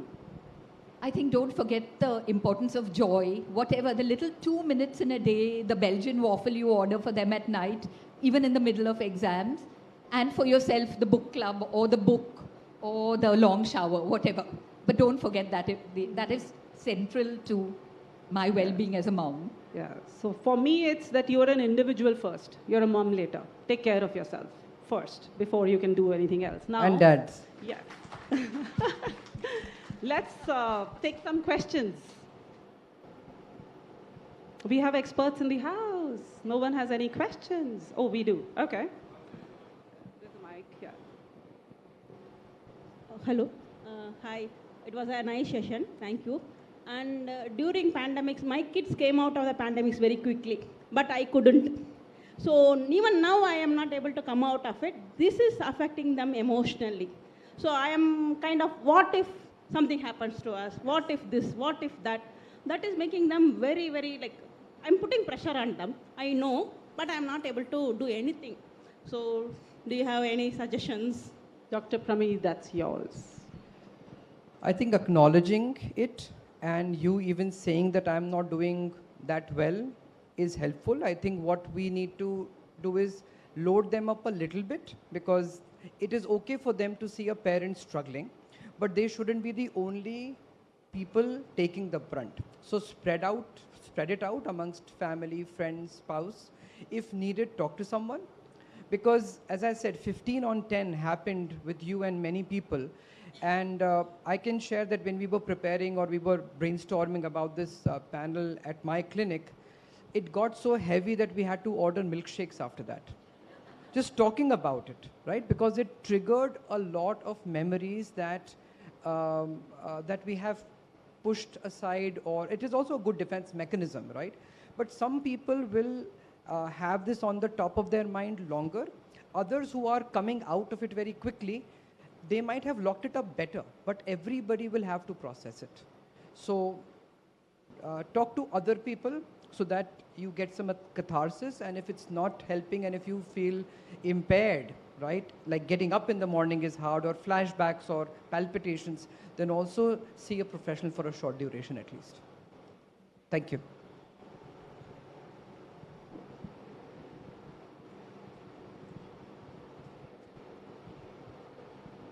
Hi, thank you. Thank you for a very lovely session. And my name is Saraswati, and I'm a life coach, and I actually work only with women. And one of the challenges, as a matter of fact, that I've been seeing, and I think it's lovely that you all are voicing it as experts, is the fact that stress will continue to be there, right? And that's something that you can't control and change. But how do we take care of ourselves? How do we recover so that we're in a better place to handle that? And I think the way you all, each one wound up by saying that take care of yourself first is so important, because that guilt of not doing that, and especially now post-pandemic, what we're seeing with organizations, are women are refusing to come back to work. They're negotiating harder on wanting a hybrid model or saying I want to work from home, and organizations who really want them to come back and now are kind of opening up doors and saying second careers. There's a big challenge in terms of that because women are negotiating, especially with the Bangalore traffic here, are all saying, hey, can I work from home? I don't want to come back to office. And at some level, that interaction also is very important to get out there because they're scared. They're scared of what if something happens. And I need to be there. And I've been controlling it so much, I want to continue doing that. So I just wanted to acknowledge and say thank you. Thank you very much. Very, very insightful. Thank you. Thank you. Can we have, I think Kavita has a question here.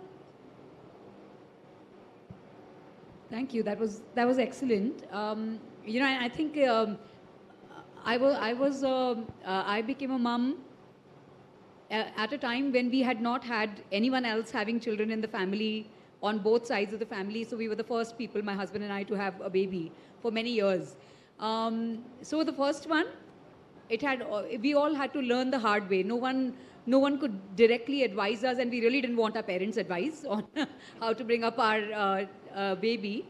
So I know you said, and I think there's a lot that you learned by the time you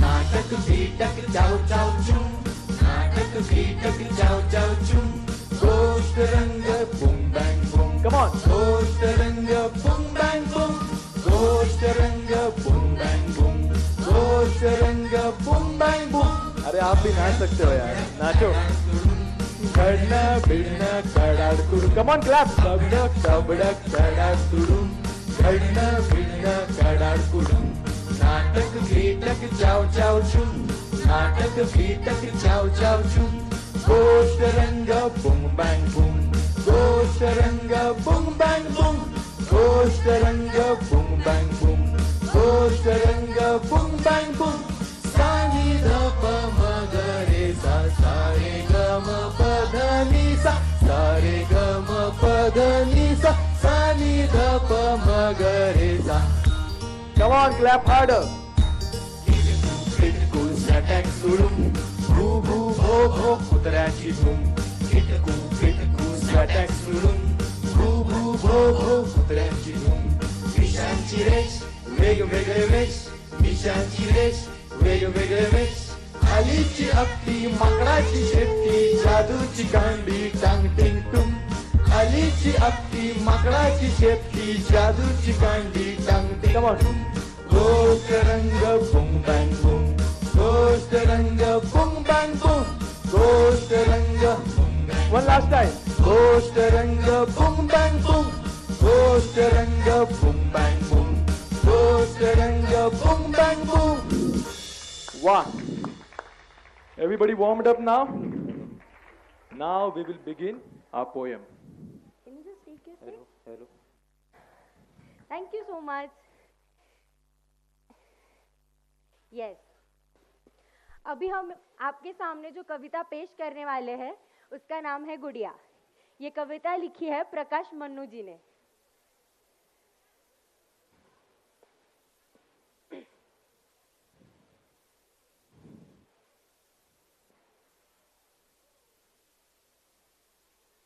Sit,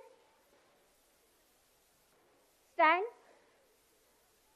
walk.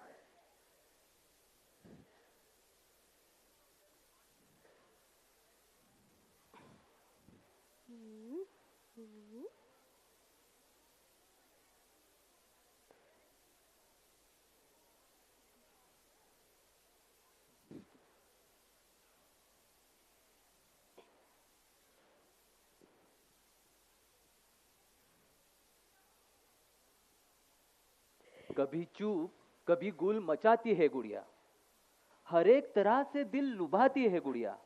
न पूछो मिजाज इसका नाजुक है कितना, जरा कुछ कहो मुंह बनाती गुड़िया.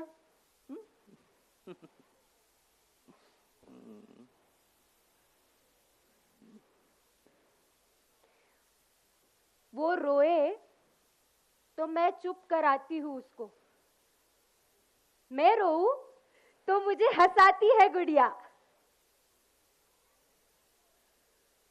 घर पर जब कोई गैर आए तो फौरन दुपट्टे से मुंह को छुपाती है गुड़िया। वो बुलबुल है मेरी, वो मैना है।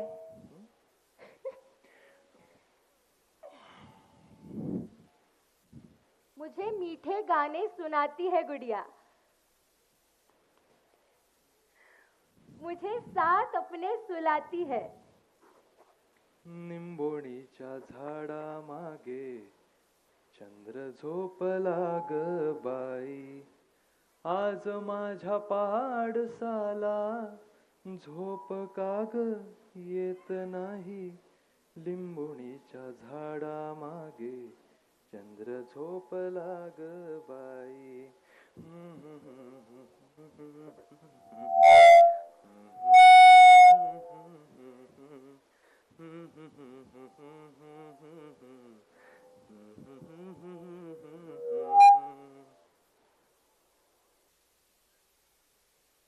रात को मुझे नींद आती है जिस दम, मेरी चारपाई बिछाती है गुड़िया।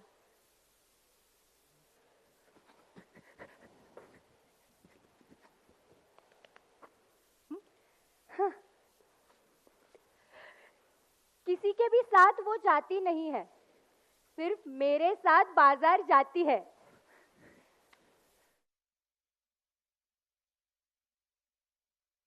Children in somewhere else in the world raised money for Salva's organization. So that's a really cool thing.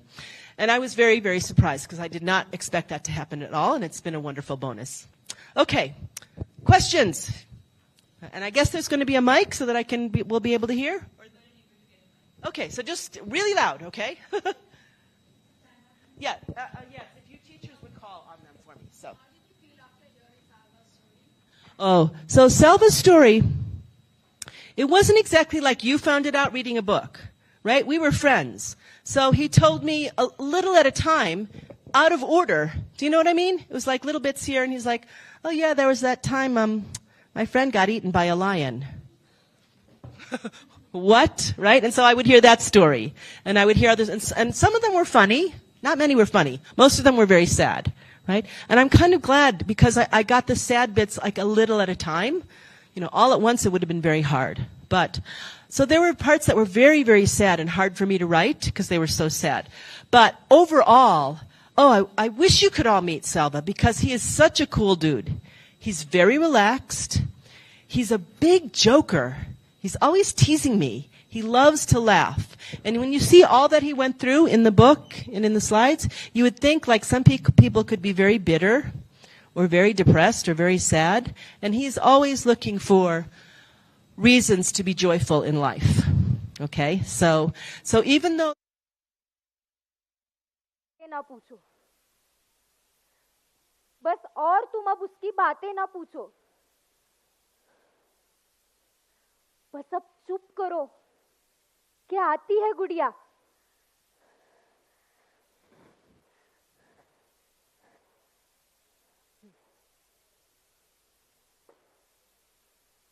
Thank you so much.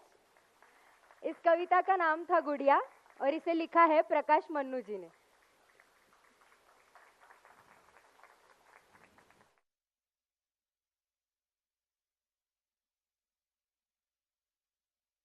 School, that same age group, the year is young, we've had one expulsion. We've had cases of bullying. We have girls that are afraid to be in the same class as some of these boys. What can we do?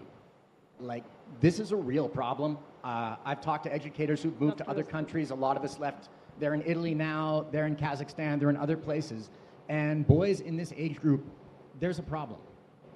And what do we do? The first image that came to mind was like a 4-year-old with muscles of 13-year-olds, and like, you know, that's what's happening. There's immaturity because of lack of social exposures and multiple scenarios where when they were in 4th grade or 5th grade, teachers might have had the wherewithal to create a sense of discipline, create a sense of order. If you miss those 2-3 years, and keep in mind that the crack, right? So some of these boys might be impulsive, to begin with, and the lockdown created absolute absence of self-regulation. But I know your question is a little harder. What do we do? I think breaking the problem into two parts, meaning the most impaired kids or the most impulsive kids, making sure that they get formal intervention, right? And then looking at the subsegment that's slightly less problematic or an outlier, and trying to increase their view on themselves, or a meta view of what is happening, the fact that kids are afraid to be around you. That could be a start. This is not going to be a solid solution, but I feel at least 20% of those kids will need to meet a professional because they might be having clear impairment that might be outside of the realm of the school and the educators to help. And that's a wrap because we don't want to be thrown off the stage unceremoniously. Remember that you all are rock stars. You're rocking it. It's all right to make mistakes. We are all here to help each other through it all. Thank you so much, Dr. Rastogi, Shabnam. It's always been a pleasure to talk to you, and it's been enlightening. And I hope that we have helped you somewhat here. Thank you all.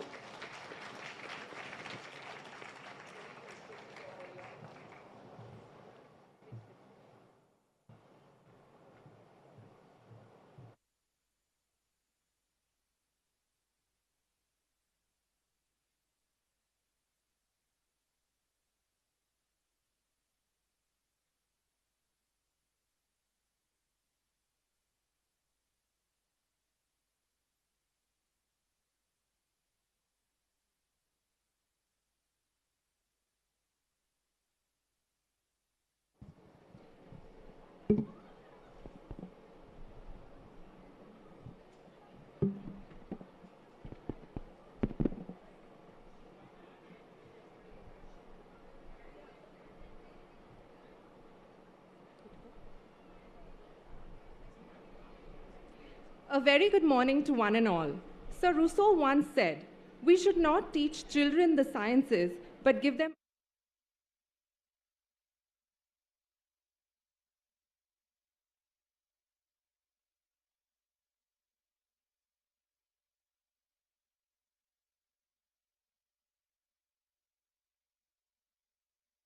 will be in conversation about sparking a love for science in children. It is my absolute honor to introduce the esteemed panelists to you all. In her own words, Miss Robin Page says, "I was born in Reidsville, North Carolina, where I grew up on a farm with my 4 siblings. We all learned how to plant corn, chase chickens, herd cows, and drive tractors at an early age. Art was my favorite subject in high school. I attended the School of Design at North Carolina State University and the Cooper Union in New York City, graduating from both in 1980. I worked in the art departments of Simon & Schuster and McCall's Magazine before founding a graphic design firm." You have heard it. Is it okay if I read and tell you again? Since I'm here and I wrote the story. Okay, so before we begin with the story, I want to show you a book trailer of The Sweet Shop Wars. And if you can't really understand it the first time you see it, then we'll run it again, okay? So could you please play the book trailer? So it tells you a little bit about the book.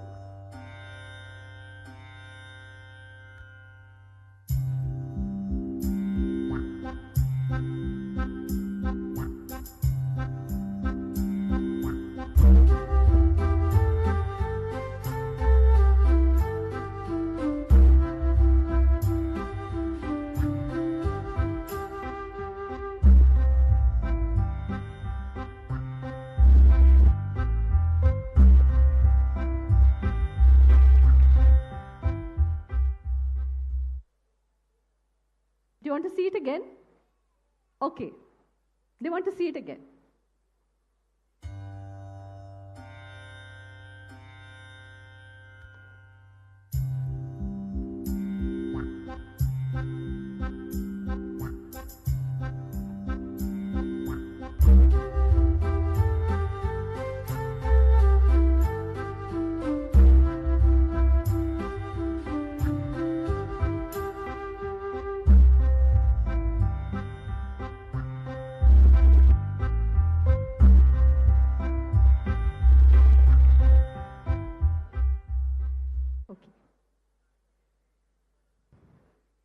So a little bit about the story first. And I'm telling you a little bit about the story because this session is also about how to create larger moments from very small things. A few years ago when I was on a visit to Hyderabad, where I went to many schools and met many children and told them some stories, in my free time I decided to go for a walk in the bazaar. And there I found a sweet shop and I ate the most delicious sweet ever. And I have a big sweet tooth, like big, can you see my sweet tooth? It's like really, really big, like fangs here. I decided to write a story about sweets and about sweet kids as well. So this is a story about friendship, and so I bring to you the Sweet Shop Wars. Each afternoon after school, Firoza would run through the bazaar to Dadu's sweet shop. Seeing her Dadu waiting in the doorway, her grandfather waiting in the doorway, would make her heart fill up with love. She'd leap into his arms and bury her nose into his kurta, which smelt like elaichi. You know, sometimes somebody's kurta smells of different things. So Firoza's Dadu's kurta smelt of cardamom or elaichi, which is one of the ingredients that is used in sweets. Our sweet sampler is here, Dadu would announce. And Salim Bhai would bring Firoza the freshest pedas in the shop to taste. The best, she would declare every day as she licked up every last crumb. So Firoza, for Dadu, was the sweet sampler. After school, she'd rush to Dadu's shop and then they would bring the freshest pedas and then she would taste the pedas and she would have to say whether has it turned out well or has it not turned out well. And most of the time, Dadu thought that, Firoza thought that Dadu's shop's pedas were absolutely marvelous, right? But today, something happened. A new sweet shop opened right beside Dadu's. Beautiful shop, Latif Bhai, mashallah, the guests said as they arrived. Okay, so the shop next to it was just having an inauguration. The owner, Latif Bhai, raised his nose to the sky and lowered his chin in a slow, wide arc to indicate a grand thank you. Standing on the pavement, Firoza copied him doing this, sending Sohail and Salim into a fit of giggles. Then Firoza saw a girl take Latif Bhai's hand. So there was another little girl there, and the other sweet shop owner's daughter was who she was. The girl looked at her with a tiny frown because she noticed that Firoza had kind of mocked her dad. But Firoza frowned back at her. She was not being friendly to some other kid, not just like that. The next day, Firoza went to Ahmed uncle's bangle shop and asked him for all the cracked bangles that he could. My lecturers in college would make fun of. I once drew, I have a children's book on frogs, but I drew a frog that my lecturer, I remember his comment on it. He said, is it a frog or a hat? So I grew up with the sense that I cannot draw. So the idea of, I came to illustrated children's books entirely accidentally, but the idea that somebody could take my words and make them pretty was like a complete revelation to me. So people that write and illustrate, it's really quite. I think it's a very different, ability. So I'm not very comfortable with writing at all. I'm much more comfortable with the visual part of the thing. But I'm also, once one idea starts and you start researching, there's more ideas that follow, and it's just like a chain reaction. You just keep going and going. And Steve would say he wasn't an illustrator, but because he was forced to do it in a way, he got better and better. Forcing me to write, I'm not great. It's made me a better writer. So that sort of was going to be my next question, in the sense that the first couple of books that I did was really I wrote it and I gave it to an illustrator and they produced it and I looked at it and I was like, oh my God, that's so pretty. Could you tweak that one little thing? But I really had no real engagement with the process of illustration. But the last one, in a way, was, and I'll finish the story after I've asked the question, is discovering how illustration and writing can influence each other. And for you just sort of said that your writing got better and Steve's illustration got better. But how, for you as a personal journey, how did you feel that the illustrations influenced the way that you wrote? There's a book that I just recently did, the Beak book, and I sent it off to the editor, and I had this whole idea in my head that this cute little bird's like full body would complement this great big beak on the page, and the little birds would show the body and also tell what the bird was. And my editor came back and she said, why don't, so the beak book is, this beak is for ribbing, this beak is for slurping, but she was like, well, why don't you show that action? So illustration within a book can show the idea. And I thought, you're so right. It's like, here's this verb up there.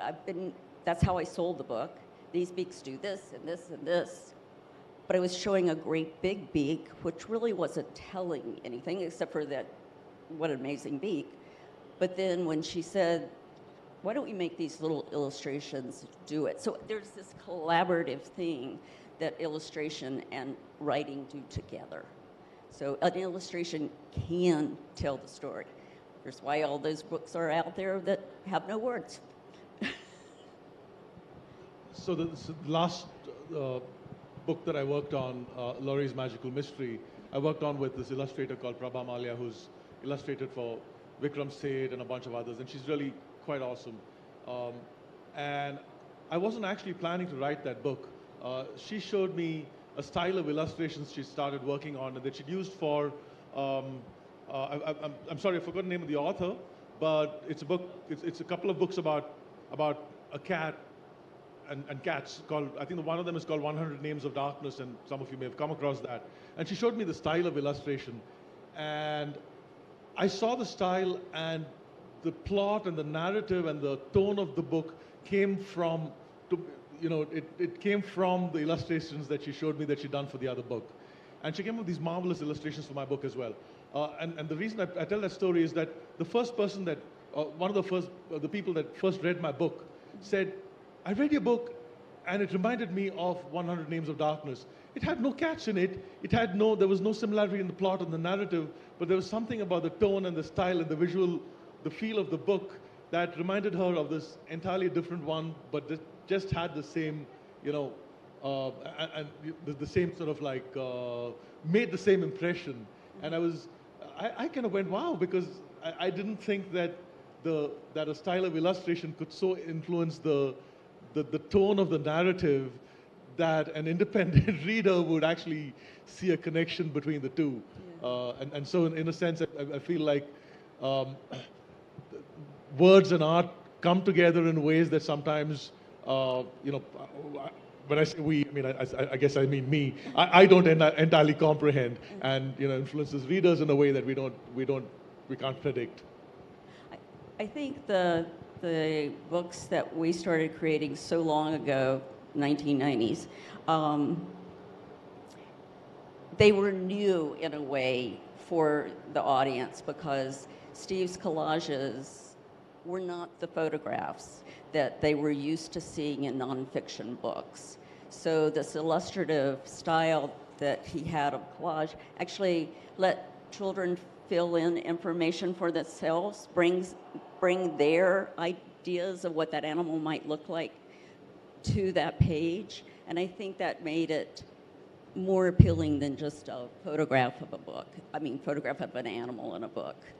It was really, it found its place in the world because of that a little bit, yeah. So, sort of coming to that sort of intersection between nature and children's books, why do you think it's important today to bring bring that to children? I mean, why are books about nature and the environment and animals and wildlife? Why is that important? I think it's important because if they're excited about the animal, like something that they've read in a book, or they're excited about an animal or the environment that that animal lives in, then if they're asking questions, maybe they want to know more. They want to know. So in a way, if you introduce nature to kids very young, I think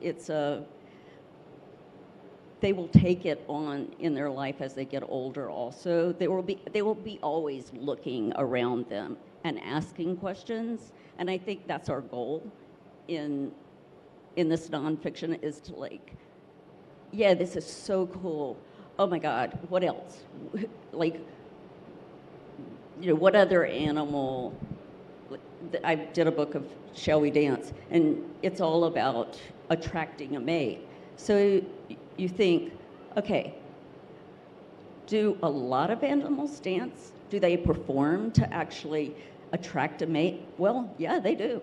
There's a lot. And there's some very unusual ones that people don't think of, like mud skippers and peacock spiders, and there's just a whole lot. If you put it out there, then I think they will just think, okay, what else in this topic? What else? How do dogs see? There was an iBook that Steve did. It's like, how does that other animal see? What do they see? What colors do they see?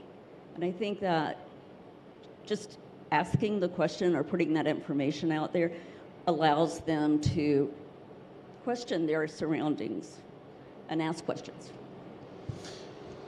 You said that you grew up on a farm chasing chickens. My wife Mira grew up on a farm, in the countryside chasing chickens.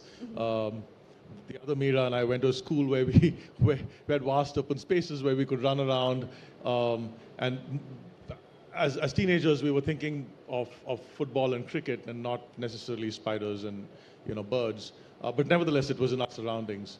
And today there truly is what's called nature deficit, right? And so do you think that in a sense, compared to even 20 years ago, that children are even less exposed to nature than they were? Looking forward to 10 years from now, is this I know we're facing a climate crisis and a biodiversity crisis, but are we also facing a sort of looming nature deficit crisis for the adults of tomorrow? I feel like people, there are books out there now that say how to get your child outside. And that's just about, like, go outside, go see, go observe a bird, go see a woodpecker pecking, go find a tadpole in the creek, and I think where Steve and I both ran free as a child. My children in New York City did not run free. That's not a possibility. So I think that not everybody is experiencing that, but I think there are some children that are definitely experiencing not being outside. Is it the consequences of nature deficit? And I think we kind of the straight answer would be both, but do we care about it for the children, or do we care about it for nature? I mean, or rather, like, what are the effects on on the children themselves? One part of it is like, yes, we want them to know about nature because there's a global environment crisis, and we want people to be more engaged and so on. But do we think it matters to the kids themselves? But aren't we raising those children, whether we're teachers or parents or friends? Aren't we raising those children to become adults that pay attention to all the climate change and the way they are in the world and their excessive use of some materials? I mean, I think that's our kind of duty, is to, yeah.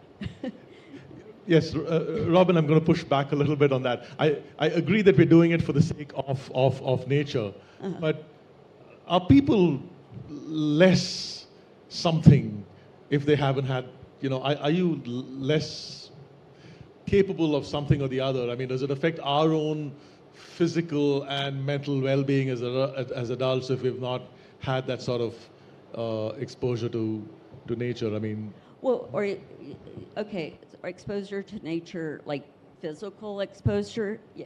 So what are books if they're not that? What's a fiction book about something that a child experiences, giving them that opportunity to experience it through that book? That is a book they don't have. I mean, my kids grew up in New York City. It's not, but a book could take them there. A book could take them to that tadpole in a pond, or that. I feel like that's an important part of it, but you're right.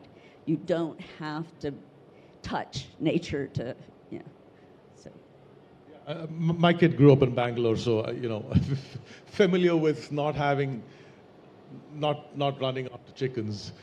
Children growing up not running after chickens. Are you saying that the books, that children's books about nature essentially can serve as that, as a bridge, or as a catalyst for kids to want to explore nature? Do you think that happens? That people read your books and read about the tadpole in a pond and actually want to go and see a tadpole in a pond? I'm not like studied any of that. I feel like maybe one kid reads that book about the tadpole and thinks, I gotta go see a tadpole in a pond.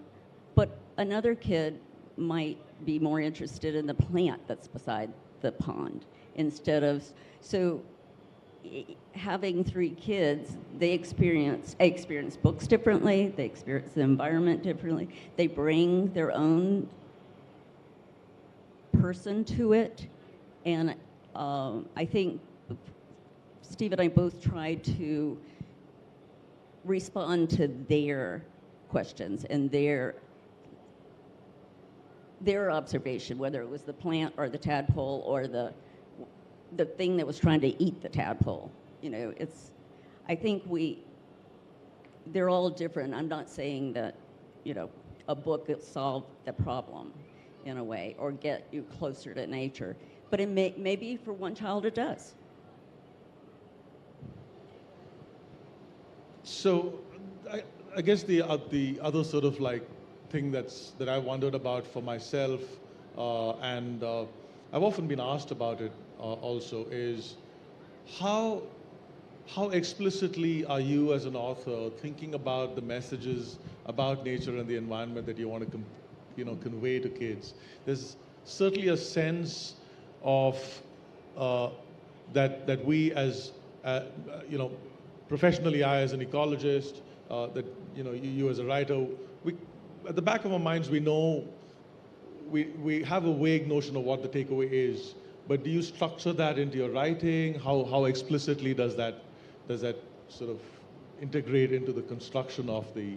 I wouldn't say we start with that in mind, but I think by bringing attention to some of the environment that's disappearing, or how few animals are left of one situation, that or like they're.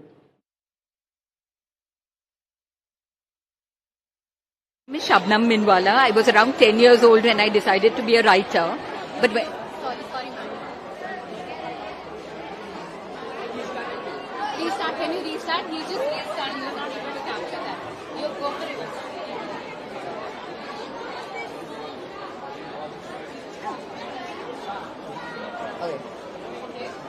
Okay, can you just quickly give us an introduction about yourself? Sure. My name is Shabnam Minwala, and I was around 10 years old when I decided I wanted to be a writer. But when I graduated from college, seemed too daunting to say I'm going to write a book. So I became a journalist with the Times of India for 10 years. Then I had 3 children. And at that point, nobody expected much from me other than the fact that I would keep them a little not smelly and not hungry. And so I thought, okay, I have the mental space to try and write a book. I never wanted to be a writer for children. But the book that popped out of me was a book for children. And very strangely, suddenly I found myself with a second career. I've now written, I don't know, about 25 books if you count picture books, chapter books, everything. Okay, so what inspires to write and why did you choose to write in the first place? I love stories. I love telling stories. I love knowing about people. I'm fascinated by all people and everything, the things that make them tick. So I think that is the perfect sort of reason to write, because you go and investigate people and then you want to tell their stories. And I write because at least I am in a city, I live in Mumbai, and it is a city of untellable, eccentric people, stories. The minute you look out of any window, you will see 5 things to inspire you. Yeah. And that is what keeps me going. And how has your experience been with NLF so far? Sorry? How has your experience been with NLF so far? Wonderful. It's my 4th year here. I'm an old hand. I'm a regular hand. It is one of the bright spots of my year. I meet all my friends here because all the writing community is here. The children here have a wonderful energy. Always, everybody is always smiling. And there is truly a book culture which you don't see in other places. So it's definitely one of the wonderful places for any writer, for children. Thank you very much. Welcome. Lovely to meet you. And she was like, oh my God, this is a children's book. Is that appropriate? And next to me is my British friend with her 3-year-old, and the 3-year-old's flipping through the book as well. And he just shoots over all of the panels and he stops at that one and he says, Mom, look, a shark's eating a turtle and all the blood's coming out. And so I pat these American girls, on the shoulder, and I'm like, I just got a review from the audience of that book.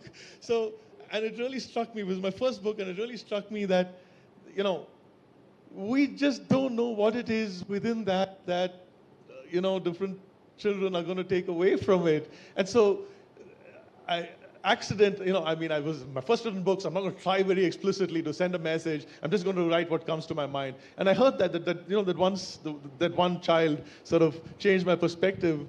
And I said, I'm never going to worry about the message that I want to convey because I have no idea what they're going to find in the book that appeals to them, and each child is going to be different. So I'm just going to kind of do what feels organically, interesting to me as an ecologist and a writer.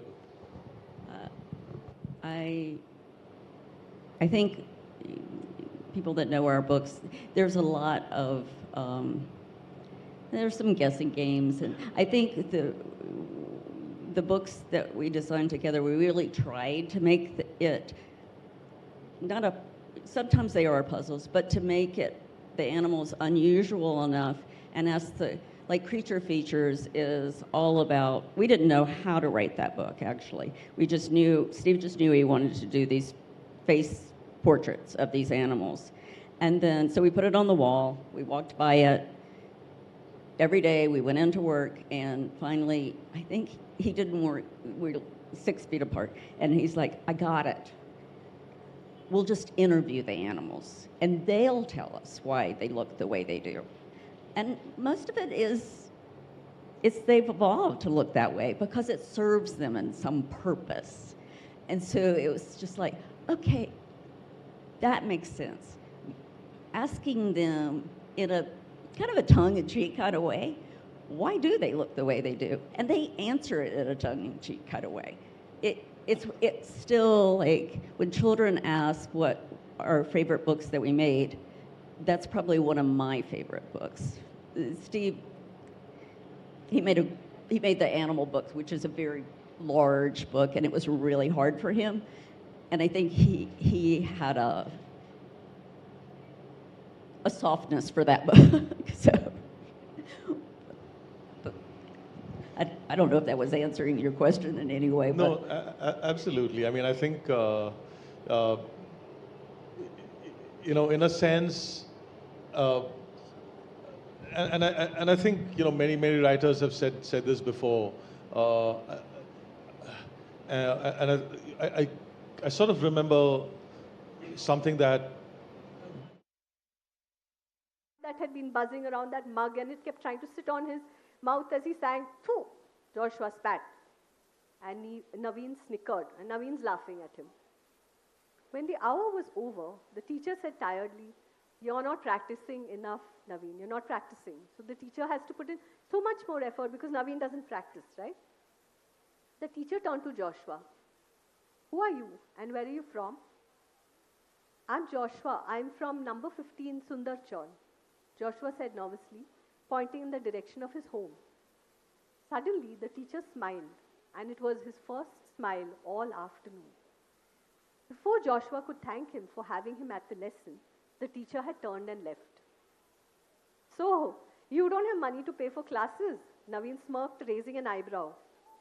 Joshua absent-mindedly put his hand into his shorts pocket, and he drew out the 3 notes that his mother had given him, those 3 10-rupee notes.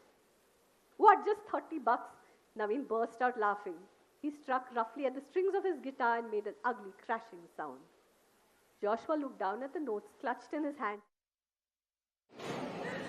Auntie, yeah, can we go? Okay, so it's a pleasure to be interviewing you today. So my first question would be, what was like the thought process behind like founding the Neev Literature Festival? Okay, so the Neev the Neev Lit Fest came, just during some conversations that we were having, basically with Miss Kavita, who you know, and what we realized is that there was no joyful place for all of us to connect over children's books. And as parents and as educators and as people who are, who are around children who enjoy their company and enjoy watching them grow, we just didn't have a place where we could go and where they could go, more importantly. So the idea of Neev Lit Fest is that we were going to create a space where parents could have conversation, children could have dialogue with authors, and the authors could also connect with one another. So you have 3 levels. You have the readers, you have the creators, and so it was just basically to find a place where we could connect. Can you edit this out? This is horrible. Okay, so my second question would be, what's your favorite part of the NLF? Because like the NLF has many parts of it, like the master classes, the various venues. What's your favorite part of the NLF? That's a really hard question because I've never actually thought about it. So I run the marketplace. That is something that I do with Miss Kartika and Miss Samantha and others. So marketplace is definitely, I think, my favorite place. And I'm not saying it because I'm biased. I'm saying it because when you see people walk around and get excited about a book, that's a really big deal. And it's not just a book. It's a book that they've never read before, a genre they've never experimented with, an author they didn't know existed until that day. So I find it really, I like being in that space, and I like listening to the conversations, and I like hearing parents say, "Isn't this enough?" And the kid's like, "No, it's not enough. I want more." And so I really enjoy that. Yeah. It fills my heart. I really think that the NLF which you founded is like a really great idea. Yeah, I think that's it. Thank you. Thank you.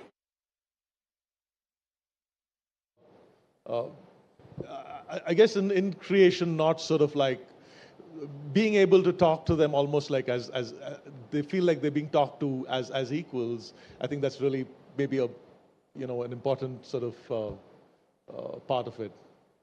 The books that we created are both usually 2 levels of text.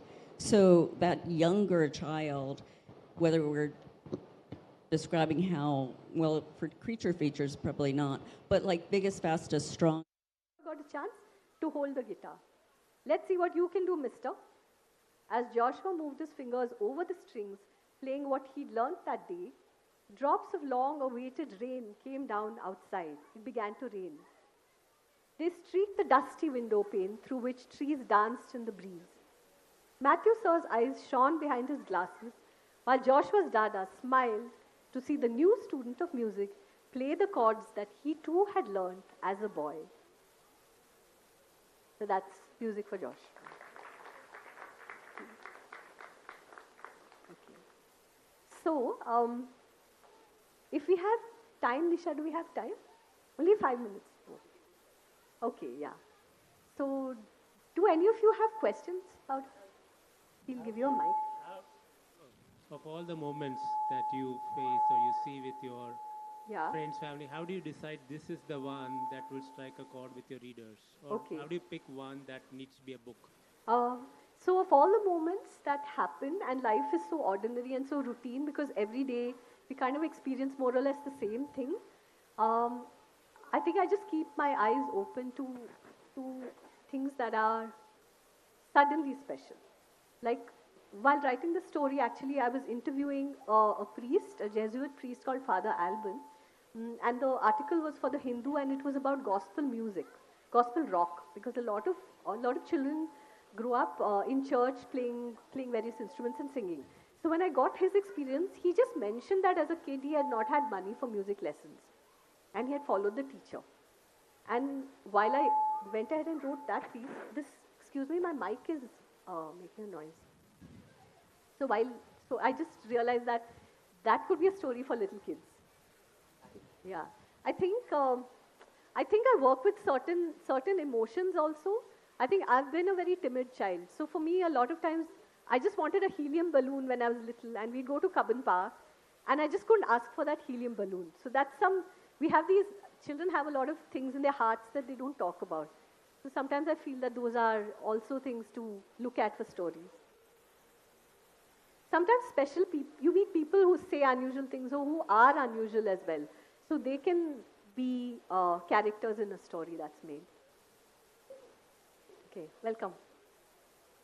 Anyone else has a question? Kids, do you have anything to say also? You want to say something? You do? Okay.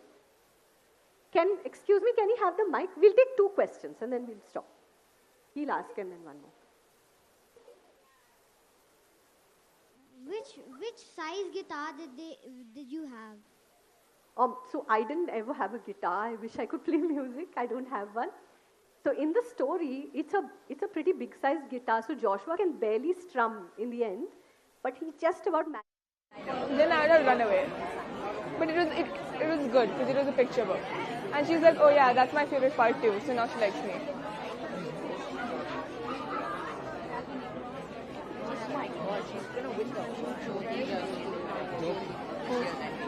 Josie Ranjan? Probably get a book.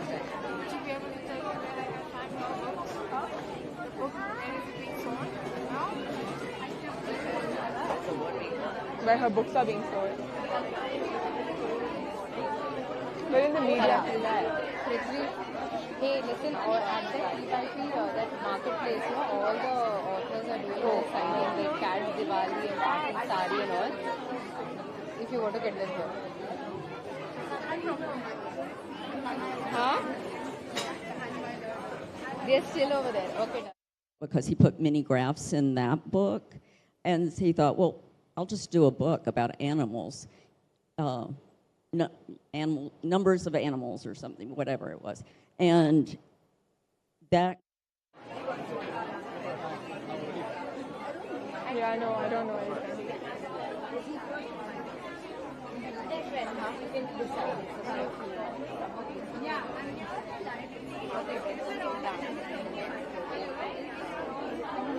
I just think that the marketplace people have it worse, bro. They just stand there for 2 hours and just like take people to different places. Yeah. To memorize everything in order to be helpful. Yeah. And then there's master classes. They just have to stand there. Just like stand there. And no one even... So we'll... Thank you. Thank you so much. Thanks for being a great audience and listening. Thanks. Pack away. Because it goes into the climate change and what humans are actually contributing to in climate change.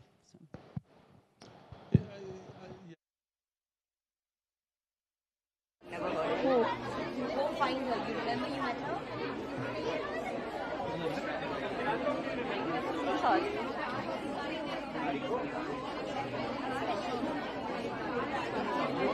He's back there. Is that Natu? Yes, that is. Hi. That's me. Hello.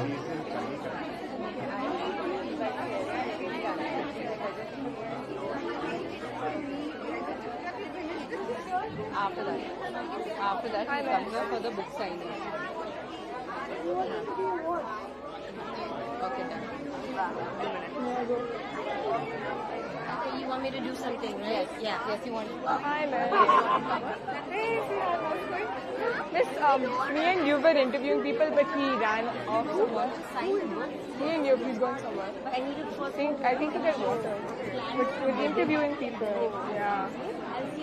So we're just waiting for someone, some kid over here to be willing to interview. Our bad blood. But they want to issue that it's waiting. Do the children like this book? Do they prefer the one where the frog's talking, or this thing about this little girl?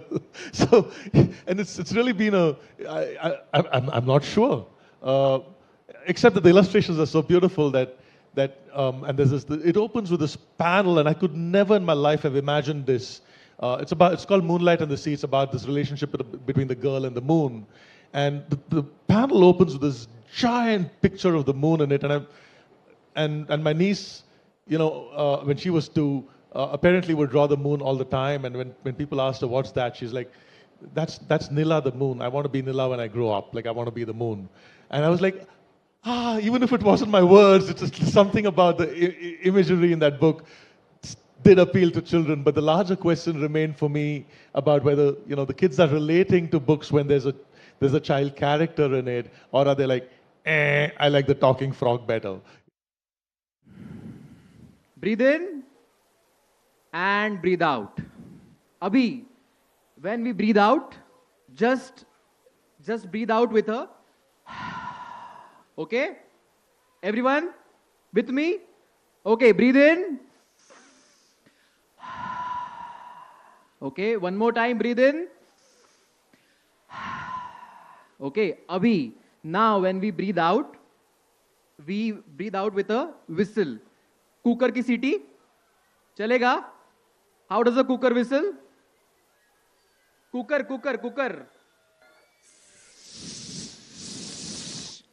Okay? Okay, breathe in.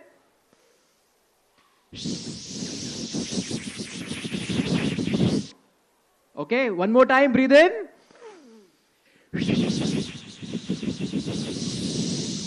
Okay, now when we breathe out, we'll breathe out with a okay? We don't have to shout like okay? ये नहीं करना है ये नहीं करना है और ये भी नहीं करना है ये नहीं okay? नॉर्मल अपने आवाज में करना है okay? Everyone ready? बड़े बच्चे भी okay? Breathe in.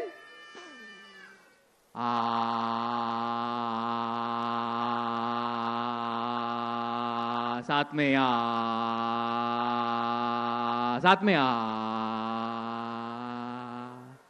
जितना ब्रेथ है उतना ही करना है, ठीक है? सांस खत्म हो जाए बंद. Okay, one more time. Breathe in.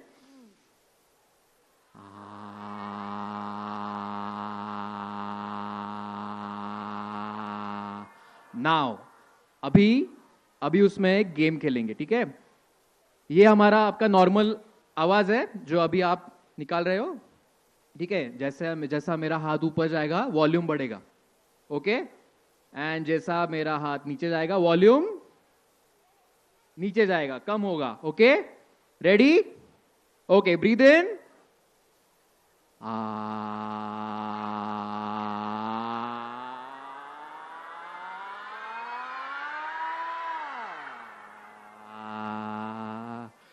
फिर से एक बार, breathe in.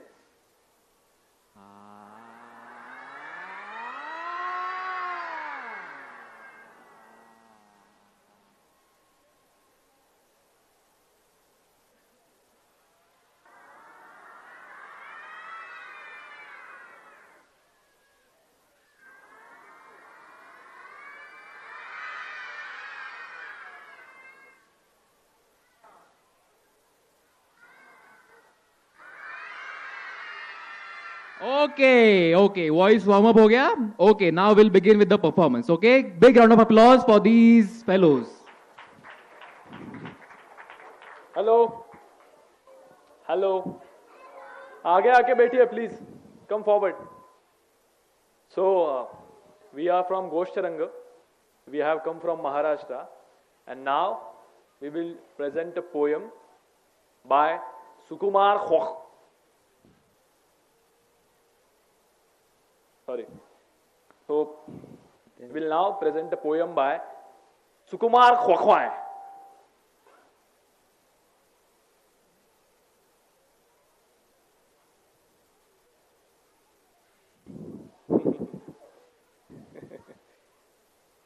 Hi, Khokh Chen, Chapa Point, Khokh Ha. And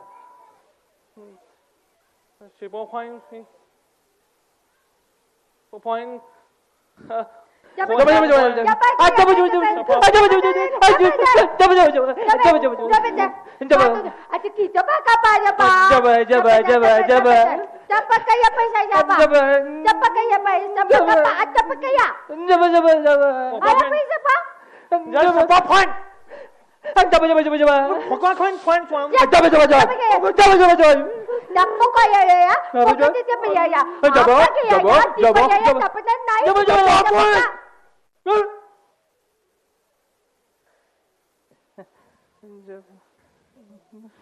Libish, gibberish.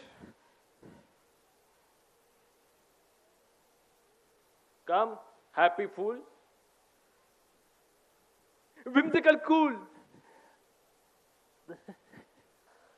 Come dreaming, dancing, happy free.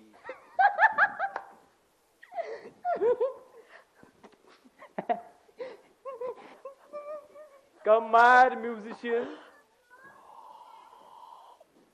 Glad musician. Beating your drum with glee.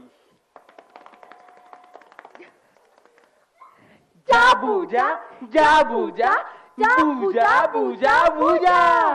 Jabuja, jabuje, jabuja, jabuje, jabuja, jabuje, jabuja, jabuje. Jabuja, jabuja, jabuja, buja, buja. Come, oh come, where mad songs are sung, without any meaning or tune. Jabuda, jabuda, jabuda, jabuda. Come to the place where without a trace, jabuda, Come on. your mind floats off like a loon.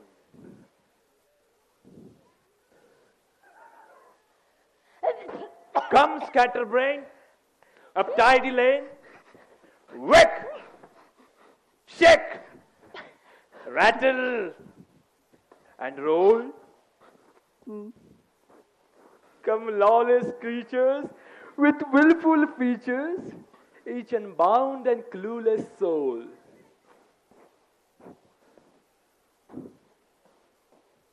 Nonsensical ways, topsy-turvy gaze, stay delirious all the time. Come travelers to the world of the babblers, and the beat of impossible rhyme.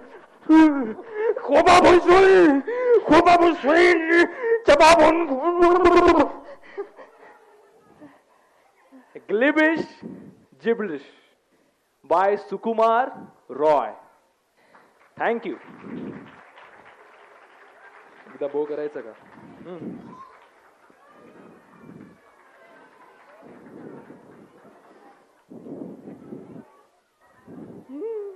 We request you to please sit down and really watch the next performances because it's going to be very, very interesting.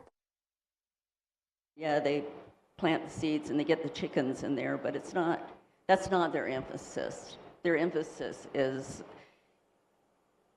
English. I mean, like language and writing and math. That's that's the way our children's schools were set up. It's the unusual teacher that took it somewhere else.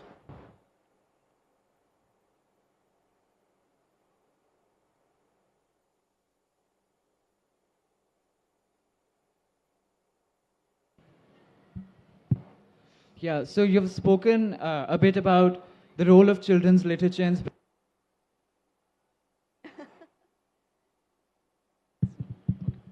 in spreading awareness about wildlife diversity and ecological crisis and so forth. To what extent do you think that children or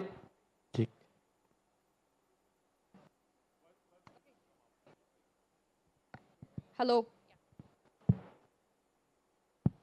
so to what extent do you think that children's literature or illustrations could be used as a tool for conveying intuition about concepts in physics or math among a younger audience?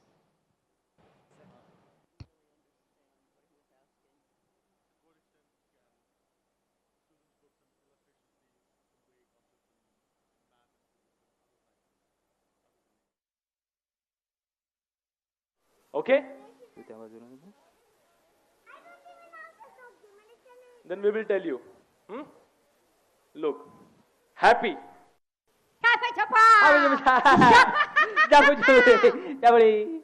Got that? Now we will all together express our emotions in gibberish. You got that? Got it? Yes? You all are crying.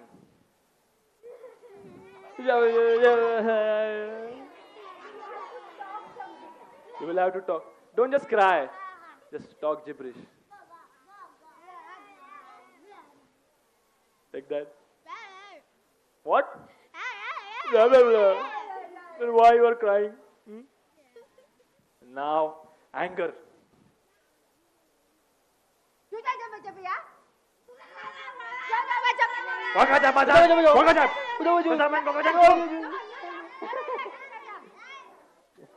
And now, surprise. Taboo, la bola. And now, you're sad.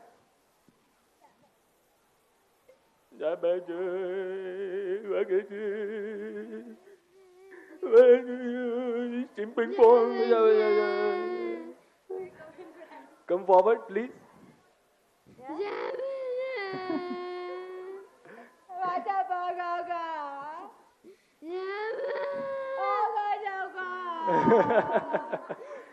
And now, we will express love.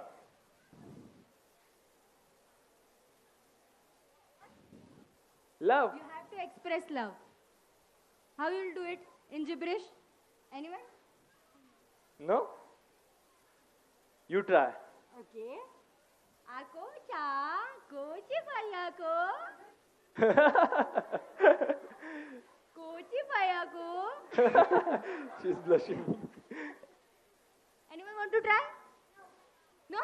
No? Okay. Thank you.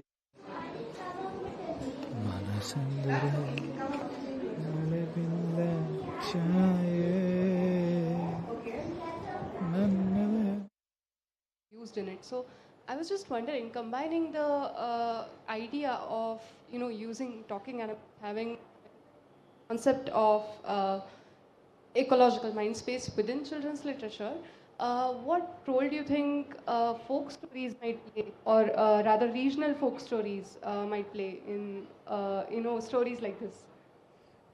Thanks for asking that. Actually, there was one of the follow-ups I had for you when you were talking about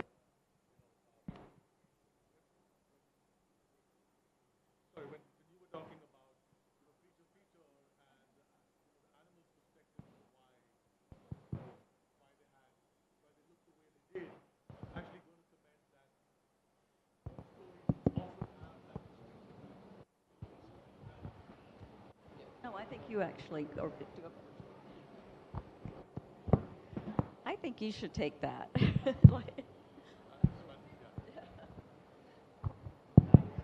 Well, I was just saying to Robin that when she was talking about creature feature and about how the animal's perspective of how they look the way they do, what struck me when she was telling me that was that there are so many folk stories that actually take that perspective, right? The wonderful stories about how the drongo got its tail in the Andamans. This is time's up, but there's just these amazing, phenomenal folk stories, and I think there are a group of people that are trying to bring those folk stories out as well. And I mean, the answer is simple. I think they have as wonderful a role to play as we as creators do, because there's just such a wealth of it that they're not just good stories, but they tell us so much about, about different cultures, about around the world. So I think they're really multi-purpose in a way. Thank you for bringing that up. Yeah, our time's up, so thank you, everyone. Thanks, Robin.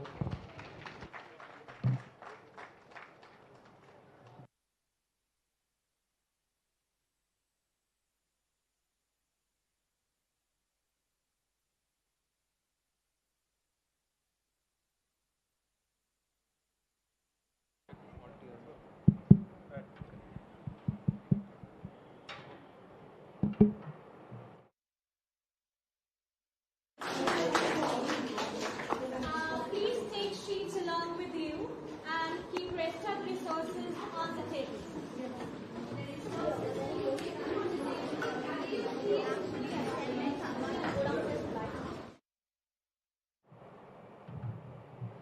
Check. Check. You can grab this book and tell your parents you're reading. Okay? Yeah. What's the name of the book? Let's see. So this is me. And the name of the book, is called My Street. Okay? So I'm sure you guys all, you live in homes, and in front of your homes there might be some streets. Or does anyone have any other word for street in any other language that you know? Yeah. Loudly. Parliament, is that it? In which language? Okay. Yes. Rasta, Sarak, Gali. Those are the ones I know. I'm sure you guys know. Sorry? Gadda. What did you say? Gadda. In which language is that? Oh, that's a road. You mean those are the Bangalore roads, is what you mean. Yeah, so so think about different languages that you know, or your parents know, or your grandparents know, and what that word would be in that language, right? What is street in all these languages? So, because the fun thing about this book is that there are no words, you guys can help me to tell this story, okay? And it can go wherever we want it to go, okay? You can tell me whatever you want, okay? Is that a deal? Yeah? Okay. So when you look at this picture, what do you think is happening? Who's the main guy in this story? The boy and the cat. Yeah, the boy and the cat. The story about the boy and the cat. What does the boy have in his hand? A toy. And it's got a little bell. So do you think it's going to be loud or a quiet toy? Loud toy. Do you think he's going to sit in one place like your parents tell you to and be quiet? What do you think? Yeah, I think he's going to be not so quiet. So let's see what happens. Wait. Guys, how do you go back on this? Hello? Tech team? Can you go to the next page and scroll right?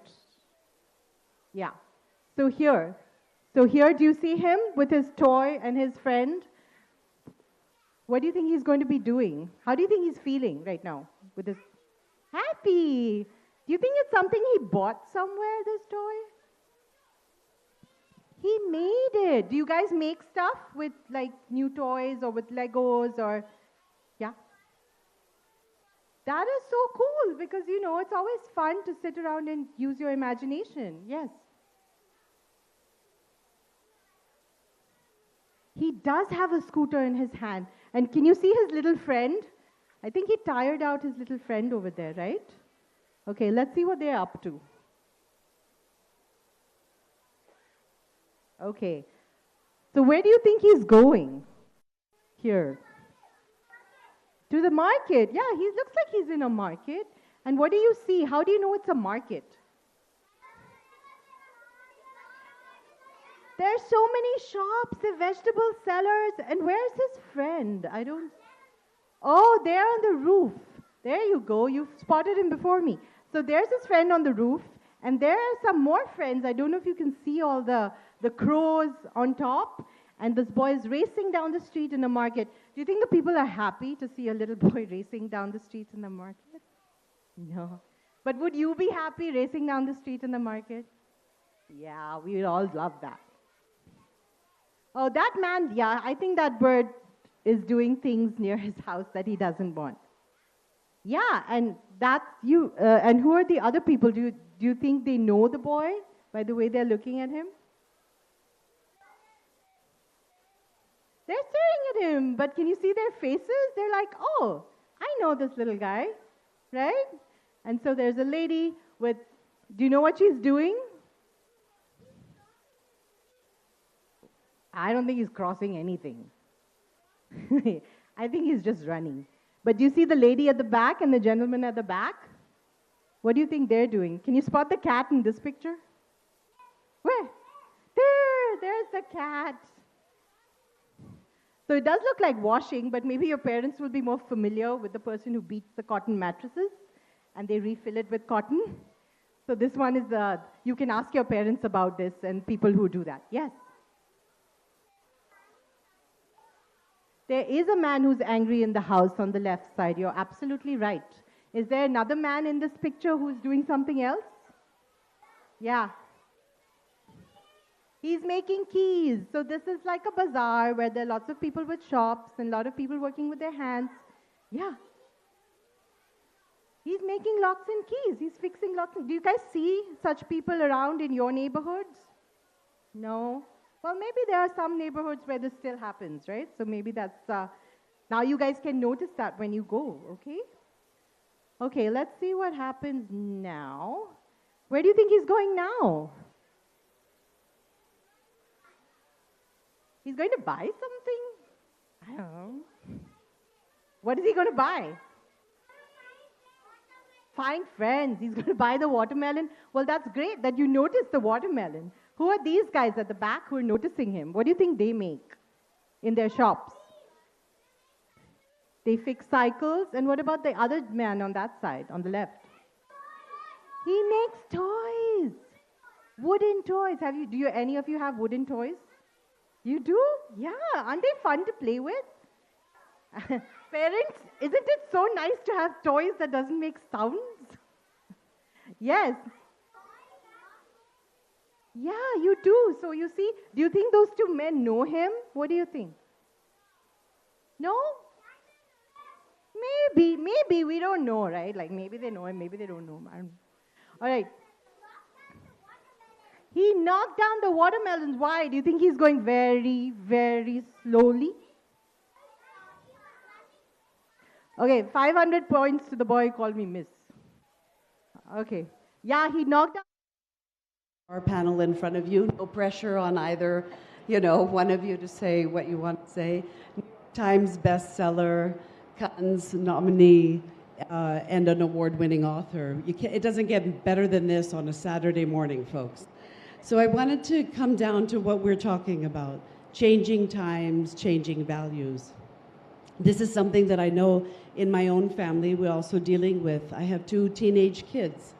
And it's something that we are all constantly, I think as parents, always wondering, well, I am anyway, are we doing the best we can for our kids? Sometimes we have this idea that, we want to take the kids in this direction or that direction or encourage them in certain ways. But in other times, it's very difficult to be a parent nowadays, I would say. And I think each of these authors and filmmakers that we have on stage has a lot that we can learn from as parents and as educators.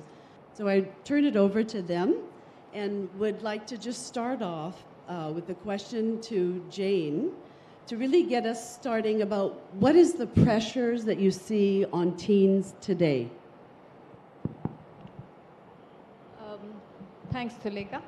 So there are so many, but if I had to choose just one, the main one, I'd say it's a question of identity. Okay, so young adulthood is when we try to, when they try to frame their own identity, right? Who I am in this big world. And never before, no generation before, has it been so difficult because the gaze, it's like they're growing up in a glass bubble. So the gaze is from outside in, and they're trying to fit into someone else's expectation of what they should be. So each one needs to be a social media star. Each one needs to be, living up to the expectations of what their parents and their families have. So the dichotomy comes from there.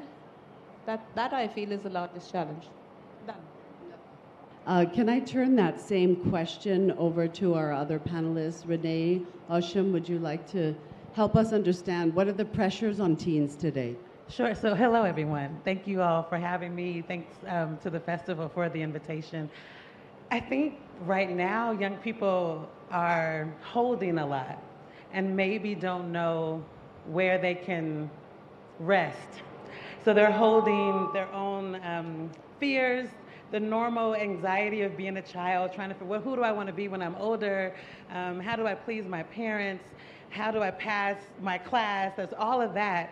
And we all just went through something very traumatic together. We just went through a pandemic and the loss and the grief and the stress of the unknown. So I think our young people are holding some unsaid things because we've kind of just moved on. And I don't know that we've actually checked in with young people to say, how are you and what do you think and how are you feeling about what has just happened in our world? So I think they're holding all of that. I appreciate that a lot. And I'm going to just stop us for 1 second and take a quick poll of parents and educators in the room. How many of you have done this, what she just said? How are you? Ask the kids, how are you? Is everything okay? Yeah, not too many. Enough. The brave souls are there enough. That's very interesting. Thank you. Osham. I mean, I think most of it has been covered. I just feel, extending what Jane's saying, and I think what all of us are saying,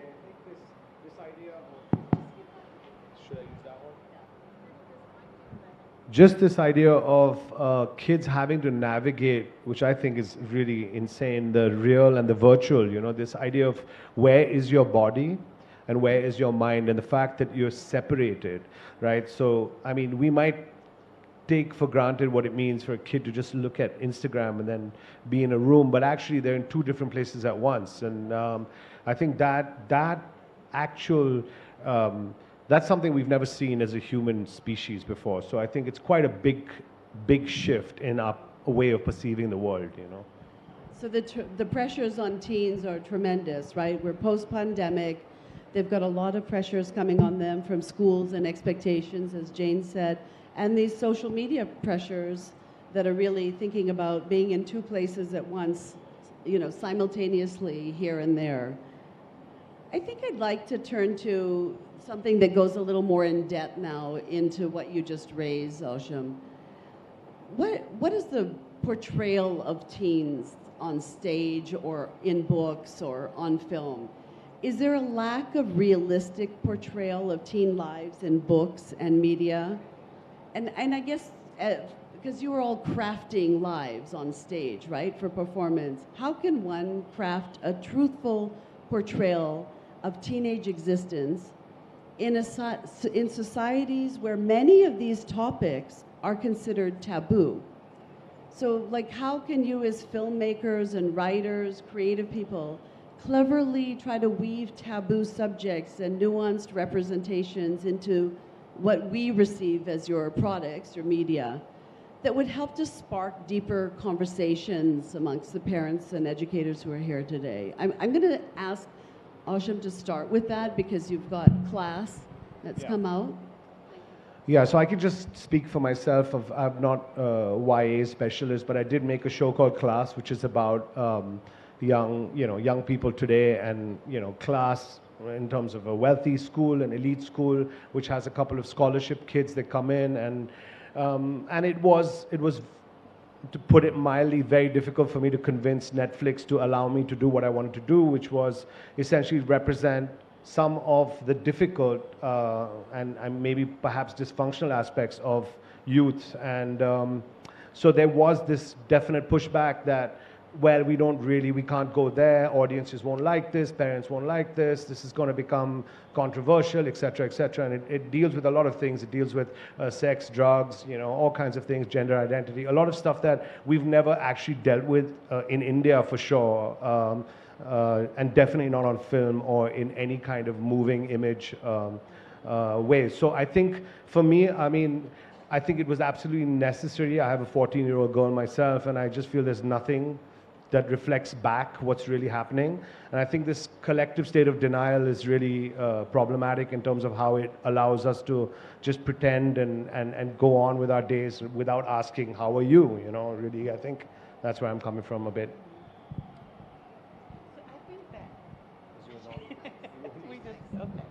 So I think that when you don't have someone saying to you, what you're feeling is normal, and what you're seeing is actually happening, it makes you feel like you're the only one, and you feel isolated in those feelings of, is anybody else as angry as I am?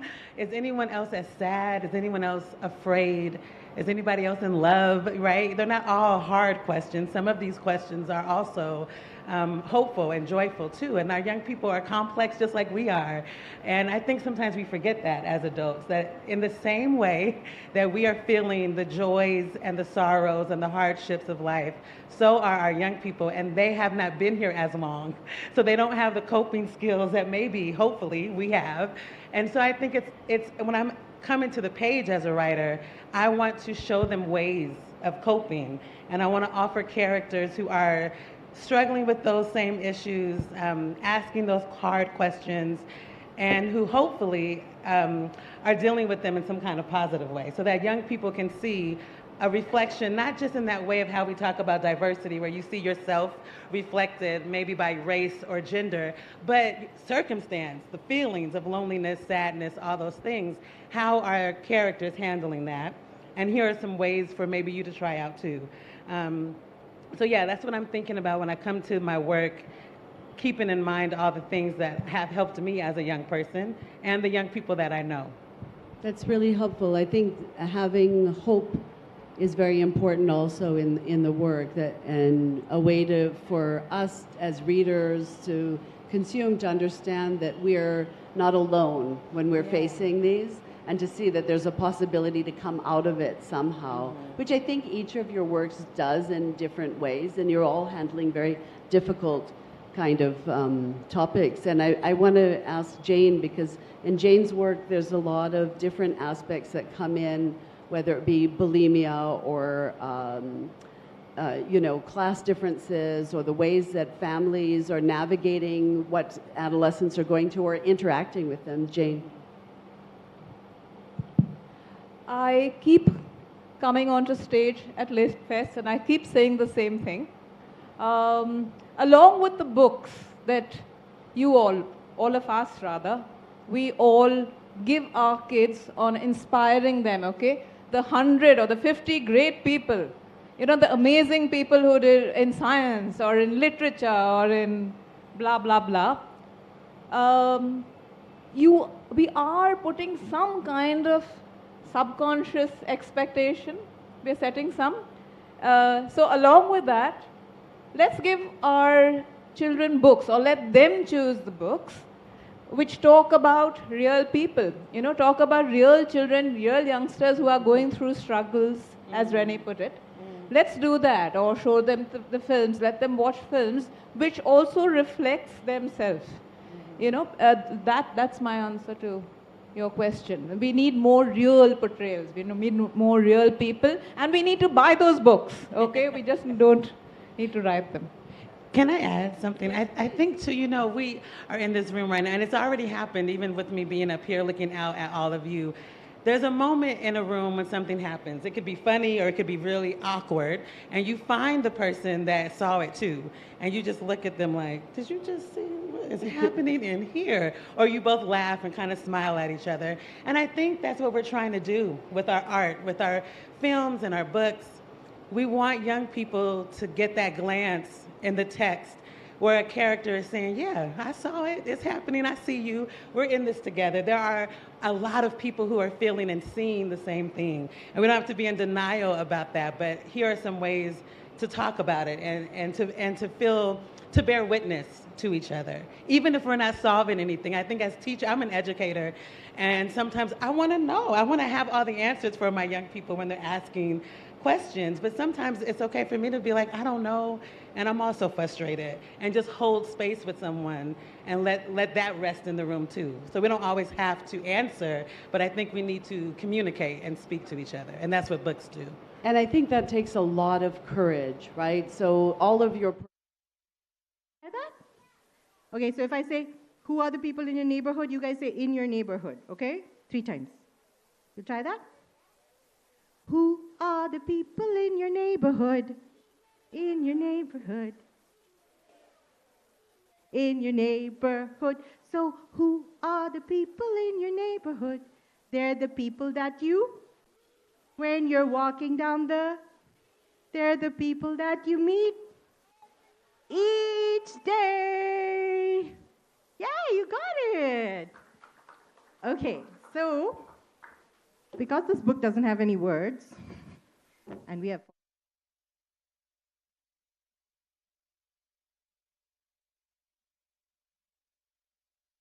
right?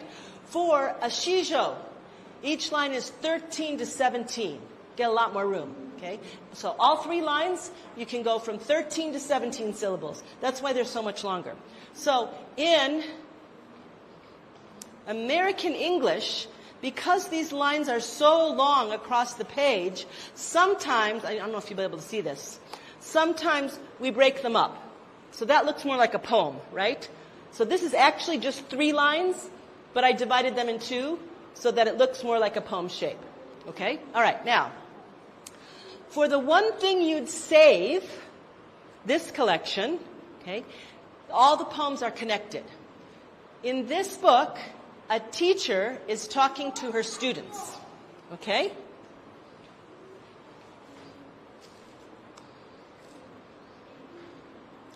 I'm going to switch to a different PDF. One thing. There it is.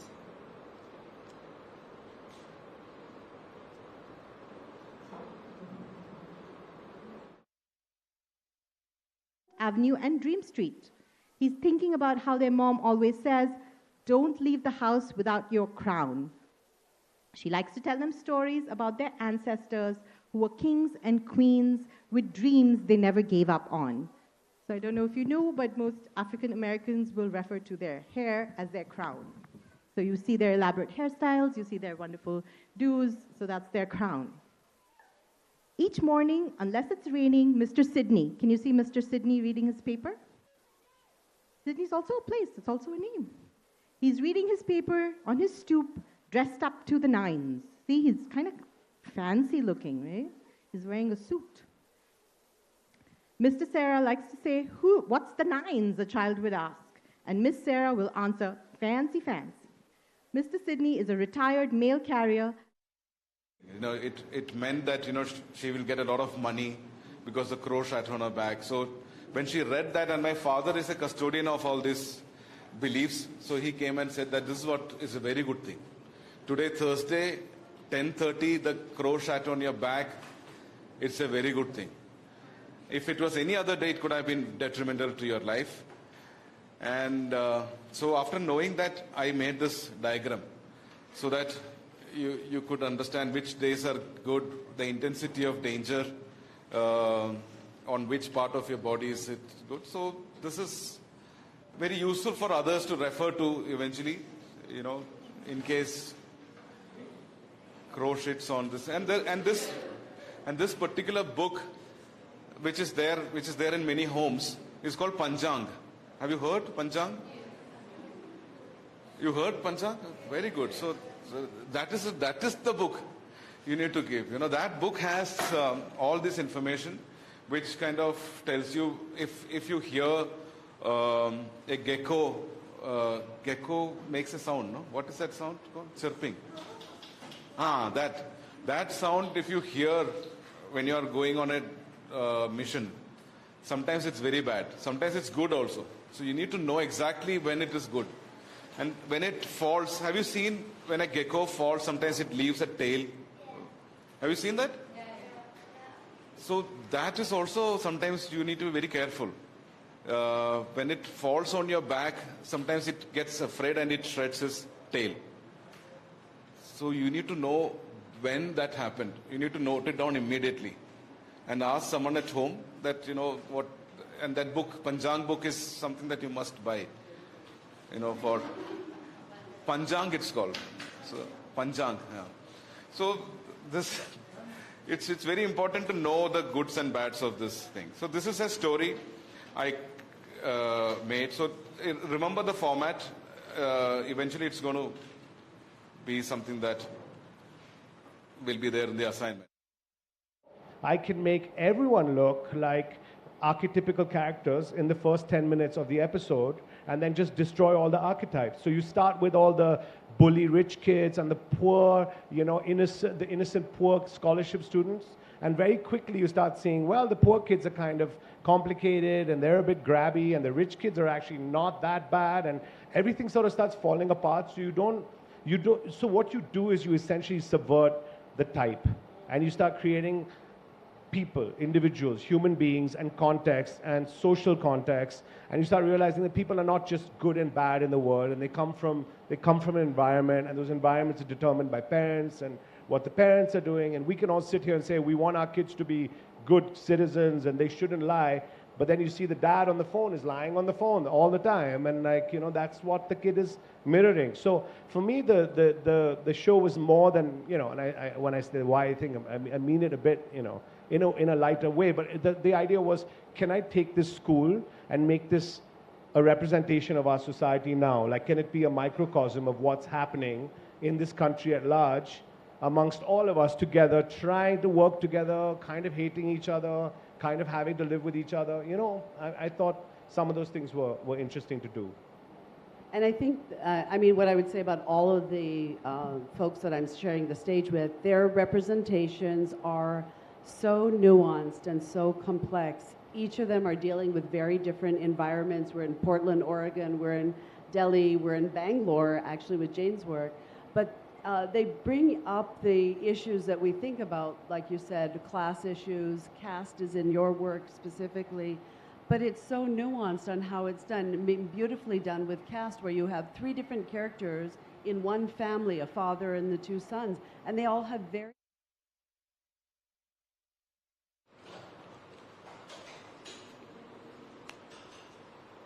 Well, I know you did, Rasil. Anyone else who's seen Cut? I encourage you all to see it. You may not want your kids in the room, if I can say that.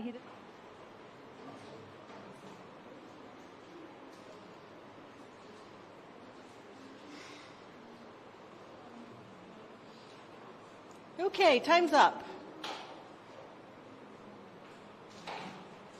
This next part is the midnight years. So for those of you who have been reading my work, I have been writing for the age at which my boys were. So I started with picture books, and I've told, my books have been growing, the Super Zero, and then, the ages are. But this particular one, this book took us 5 years to write, and I wrote it with a psychologist. So the 2 of us co-authored this book. There was a very sad reason. About 5-6 years back in India, we had a rash of teen suicides. I don't know if you remember. So there were these young people, when their board exam results came out, and the disappointment and knowing that, they would not get into the places that the colleges they want to, they were going up and throwing themselves off terraces and stuff. And of course, like everything else, other news, something else happened, and this got covered up. So, save everything by doing that. Yep. Okay. All your food. Yep. Very practical person. Okay, thank you. Who else would like to share? Oh, good. Here, we have a microphone here.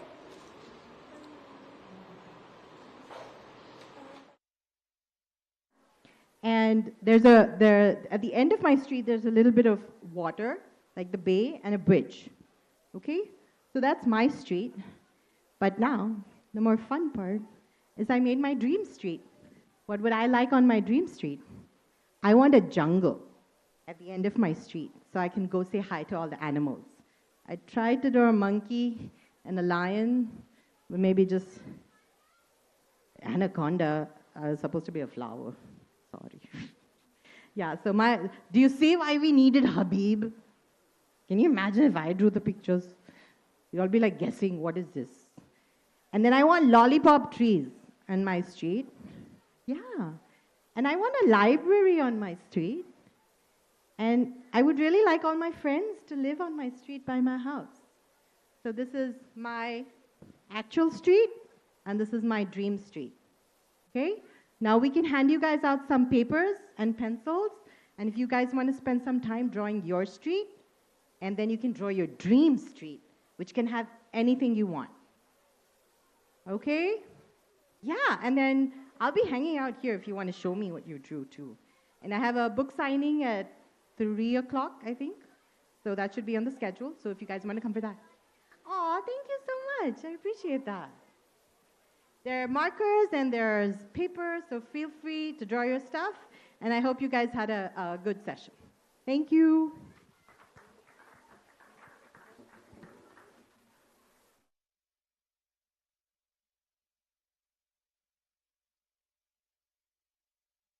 Useless stuff like worksheets. Best part is, Ms. Chang says, we don't have to write anything down. Just too many things that are out of bounds, and the out of bounds actually creates a sort of a fetishistic relationship to all the banned stuff. So it's classic. You ban something, you taboo it, you censor it, and it comes back with so much more force. So I mean, my only suggestion is to be able to have conversations. My daughter asked me, why can't I watch class? I'm like, this is the reason you can't watch it. But you can watch it when you're this age, and that's why. So whether it's alcohol or drugs or sex or whatever, I think, in my opinion, nothing should be out of bounds. Everything should be open, because I want to be the first person to have that conversation. That's really where I'm coming from. And I think that's really a call for bold parenting, right? It's really a call to parents to say, you know what, it's okay to start to break down some of those internal family taboos that we have to not address or not talk about some of these subjects. They are really uncomfortable. I understand that. When you have a teen in front of you, you're dealing with their hormones, their changes in their lives. They don't want to talk to us about any of this stuff anyway. And then we're going to try to come in there and say whatever. But it's not a lecture, right? That's the critical part that I hope everyone takes away. We're talking about actually having conversations, checking in with your child and understanding where they're coming from on these very difficult topics. And seek support and help where you can. There are books about this. There are other ways about how online. There's lots of blogs about how to start these conversations at home. Because I feel like if parents don't address it at home, we pretend like it's not happening or it's somebody else's kids that this would happen to. And then I've seen families really blindsided by what their kids could potentially get up to and do. And it's not a nice situation for the parents. And it really comes out of a fear for not wanting to address some of these issues and stuff. So, I turn to Renee. Would you like to add to anything about misguided parents? Fixed. And that just got me thinking about, the idea of community and who's around you and who gets to witness your joy and who also gets to witness your heartbreak a little bit, And there are lots of ways people can respond to that. You see someone fall, you can laugh at them. But if you see people fall, do you want to pick them up again? So that was really the inspiration behind that. Thank you. I guess your story does prove the whole saying, right? That a picture says 1,000 words. Absolutely. Thank you for your very interactive session. And the manner in which that you fused rural and urban life to create a book is truly remarkable. And I specifically like the way that in your story there's no big event which happens in particular, just the little joys which are depicted. So thank you very much. Thank you. So, thank you. Yes.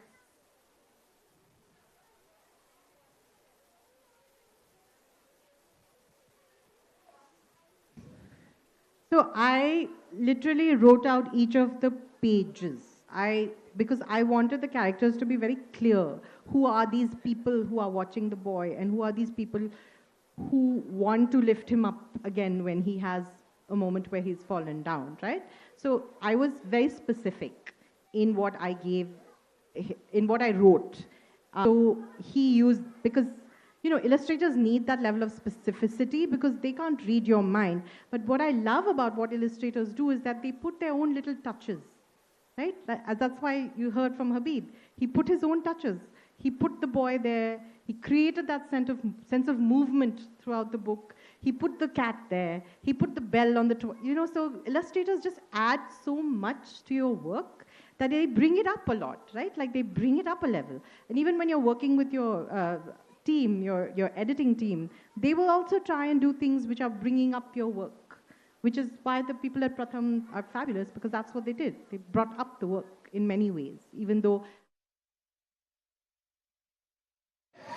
And moment I stop because I pan. Look at his face, he's so angry. Then my wife orders again to run, and then I run, okay? And then he also runs.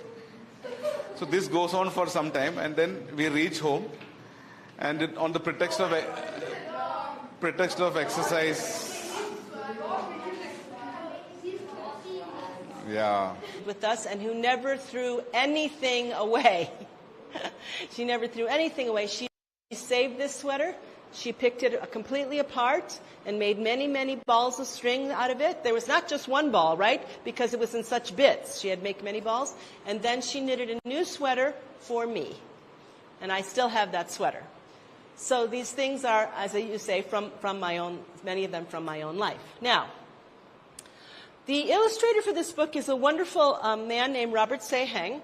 And I don't know if you've noticed anything about these illustrations. Usually when an author writes a story and sends it to the publisher, they don't get to say anything about the illustrations. This is something that surprises people. I don't get to say, oh, she should look like this, and you should draw this, and please put this on the cover. Okay?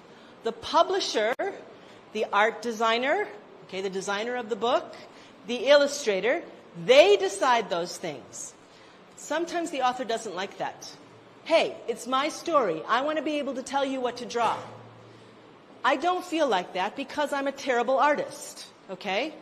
I'm the words expert. You don't touch my words. You stay away from those words. I'm going to fix those words, okay? But you are the illustration expert. You take care of the illustrations because you're way better at it than me. However, in this case, I had one request.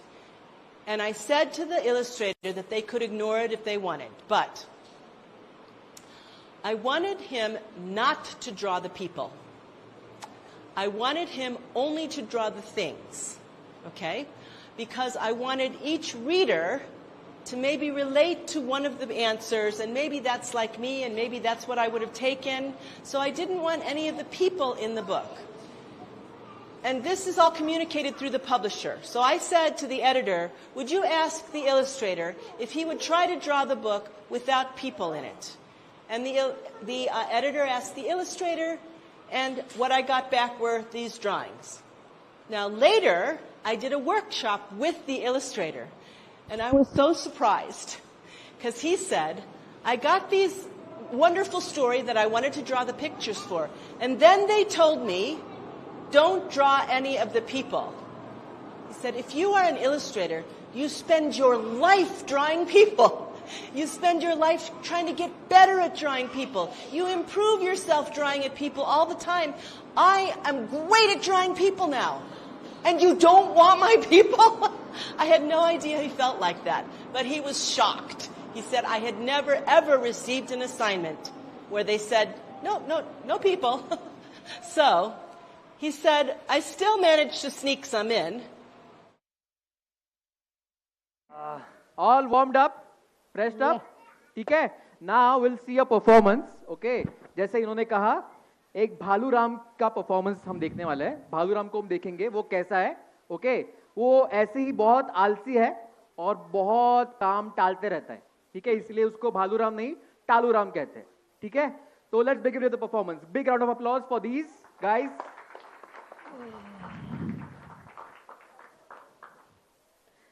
बड़े आलसी भालू राम, सारे दिन करते आराम.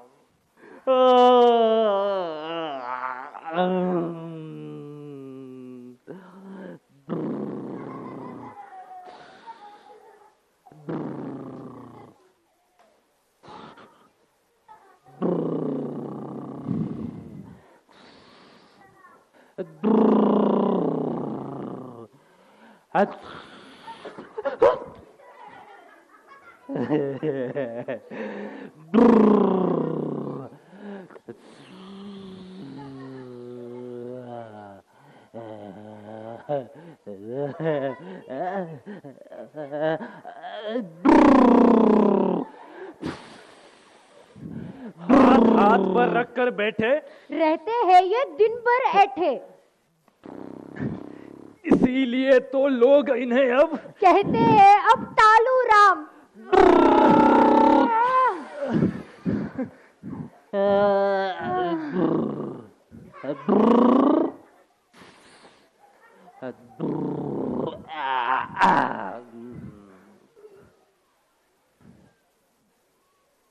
बेच खा गया नए किताबें, जूते चप्पल और जुराबे है.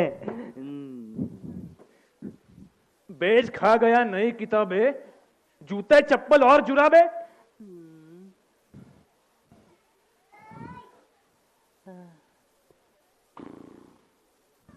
मास्टर जी का डंडा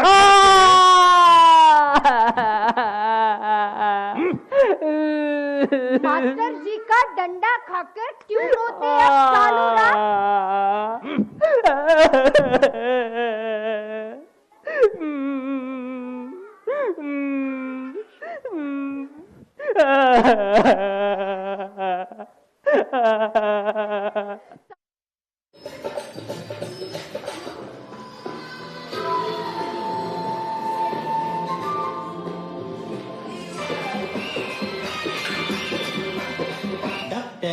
हेल्थ गारंटी 20 साल मिलेगी और टैक्स की बचत भी.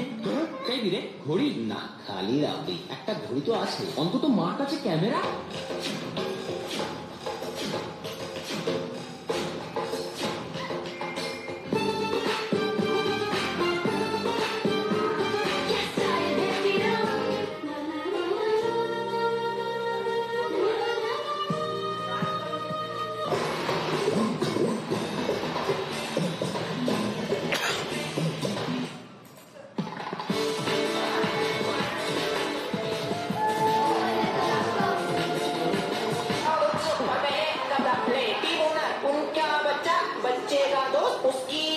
चाची की माँ, पड़ोसन और टीम पता नहीं. ओ ये रही team.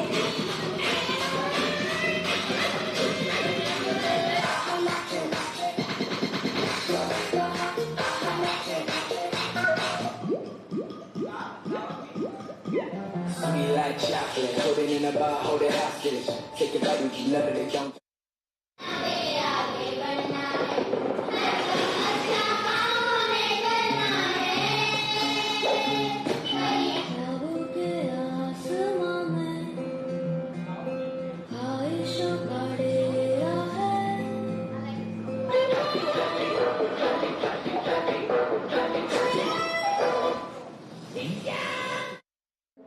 And putting out these realistic portrayals of teens and adolescents, because it's not, as a society, people don't want to hear it. They don't want to know these difficulties that are there. And the parents are struggling with trying to have conversations because they kind of know what's going on in their schools or lives and stuff often. Although if you look at the way that parents are portrayed, both Jane in your work and Osham's your work, some of it's nuanced and some of it's cookie cutter. You know, I forgave that all because I thought, well, for the purpose of plot, we're concentrating on the kids and what they're doing. So the parents were really there to support what was happening to the kids in the work. But we're running out of time, and I just want to, I will open questions to the audience.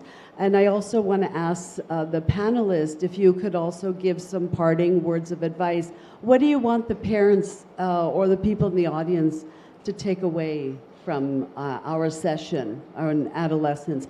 But first, can I just ask, are there any questions from our audience members on what we've had the pleasure of exploring together? What, sorry, I can't hear you. So the 5 minutes is just for us. Oh, wonderful. We've just gained 15 minutes. So what I would invite the audience members to do right now is to think of some questions, because you've got a whole 15 minutes in front of you, a slot that we have to fill up. And then I will close with this, the allowed speaking section with that question of what would you like the audience members to kind of take away, or anything. You know, go wherever you would like for this conversation to go. Renee, you want to start?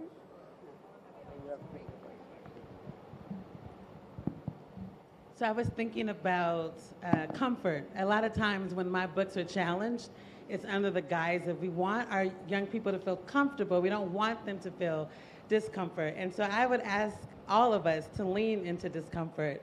And I see it as a good sign when a young person reads a book about an injustice and they get sad or angry. That means they know how to empathize and that they care. And that's a good thing. We should be encouraging that. If a young person is struggling with something and they turn to art to process it, we should encourage that discomfort lies in art making, and that it's okay to put those emotions. Art can be a container for our emotions and for the hard things. And so I would ask all of us to lean into being uncomfortable, because the only way to actually move through that is to move through it. If you don't face it, then you just stay stuck. And I don't want our young people to be stuck. So I want us to push each other gently, but I want you to push them and push yourselves to be uncomfortable a little bit. Just sort of extending that idea, I think when we get older, as we get older, I think we get more closed. And I think we have a lot to learn from our kids. Sometimes we don't have to always teach, we can also learn. And we can also remember what we were like when we were younger. And I think that's a very interesting window, just in terms of the openness and the curiosity that we might have once had, which when, due to life's whatever, hardships or issues or whatever, you've shut down the windows that you've closed that you could open again through your kids. I want us all to be less judgmental. I'd like to put that out there, and to set less standards and less boxes. A lot of what I write is about this. So either for our kids, all these books that we collect, or all the links we keep sharing as parents about how to raise wonderful, brilliant, perfect kids, or on ourselves, we're so harsh. I have so many conversations with mothers when they say that, I'm just not good enough. I have just done this. I haven't been spent enough time, or I haven't made him into a golf champ. I want us to be just comfortable. I'm sorry, just the opposite of what you're saying. No, but I want us to be happy more, and to have more silly times and fun while we're raising children, and be less conscious of the shoulds and the boxes. Yeah, I think I don't see it as being opposite. I think you're actually echoing each other very nicely, which is to be open to the ways of the world and the ways that the wind blows, but also allow yourself as parents some grace and acceptance in what you're doing as parents. Allow yourself the space to make mistakes, and allow not yourself, ourselves, I should say, to be fully present with the discomfort that can come from some of these conversations, And with that, I'd like to open it up to, I gave you enough time to prepare your questions. Remember, I used to teach, so I'm used to making people say things. Yeah. Can we get some mics moving around in the audience, please? Thank you. Yeah, I think. Can I ask you to stand? Sure. Thank you. Yeah, thank you. My name is Siddharth. I have 2 kids studying here at Neev. I think my question is about a topic we haven't discussed in this conversation as much, or maybe not at all, that most of the families today are nuclear families, right? And there's a lot of pressure on parents, and most of the time both parents are working as well, to really groom the child and spend a lot of time with them and just make sure. I think these days, when I compare to my childhood, parents are hyper worried about every small or big thing, right? So how do we deal with that pressure, and I think you said that let's be a little less harsh on ourselves, but practically speaking, everything falls on us, right, as parents. And when I compare with my childhood, it's mostly the mother who used to do a lot of things. These days, father cannot escape, right? And it's a good thing. I'm not really, but as parents, I think we are quite clueless a lot of the times that, and it's not that we had a very bad childhood or unhappy childhood. I think, but I come from a smaller town, and we had a kind of a joint family. We were not living in the same house, but there are a lot of houses where a lot of relatives used to say we could just go out, and nobody would ask us where you were and where did you go and why did you go and all that. Why did you eat and all that. But today we are like in small boxes, and it's like constant focus and like nowhere to escape, right? So that's I don't know if I put it, but I hope you got it. So. Now, and I'm going to do it at the beginning of the year, because in those end of the year, this is what I would save. I learned so many things about my students that I wish I had known at the beginning. Sort of what's important to them. All right, so. And the pressures on that lead to pressures on parents, yeah? Okay. I need a mic. Okay, here we go.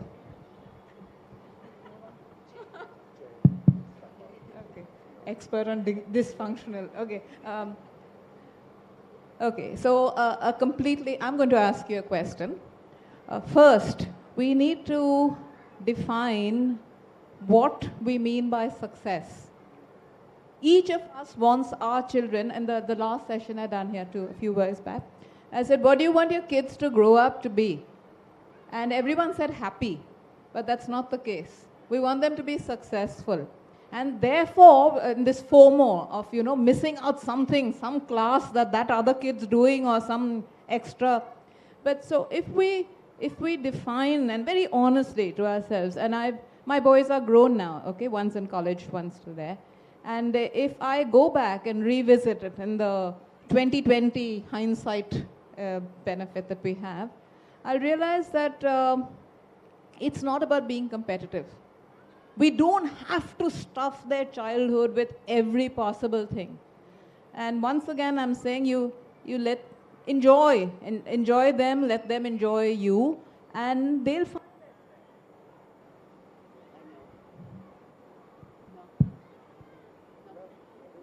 That's good. Okay, that's good. More questions from the audience. Wonderful. We've got a hand in the 1, 2, 3. Hi. Thank you. I'm Srishti. I am not a parent, but I'm a secondary school librarian, and I do deal with the young adults and some of the kids. So it's not a question per se, but it's more of a reflection of this entire session.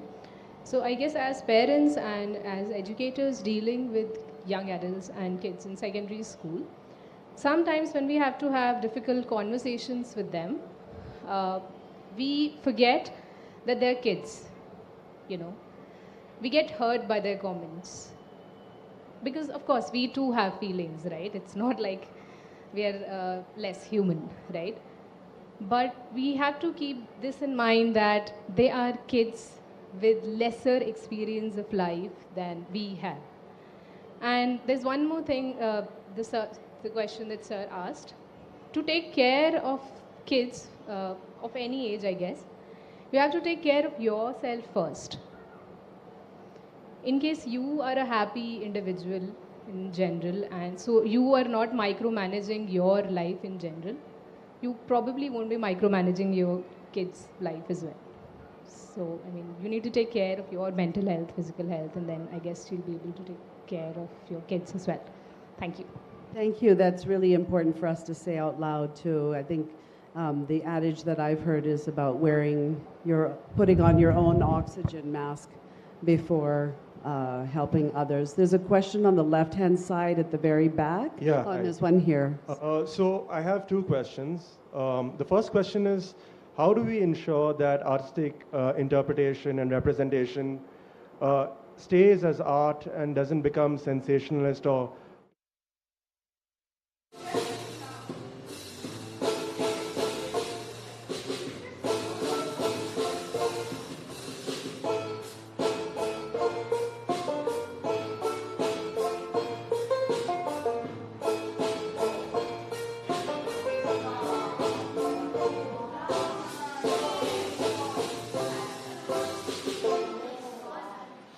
Okay, so that's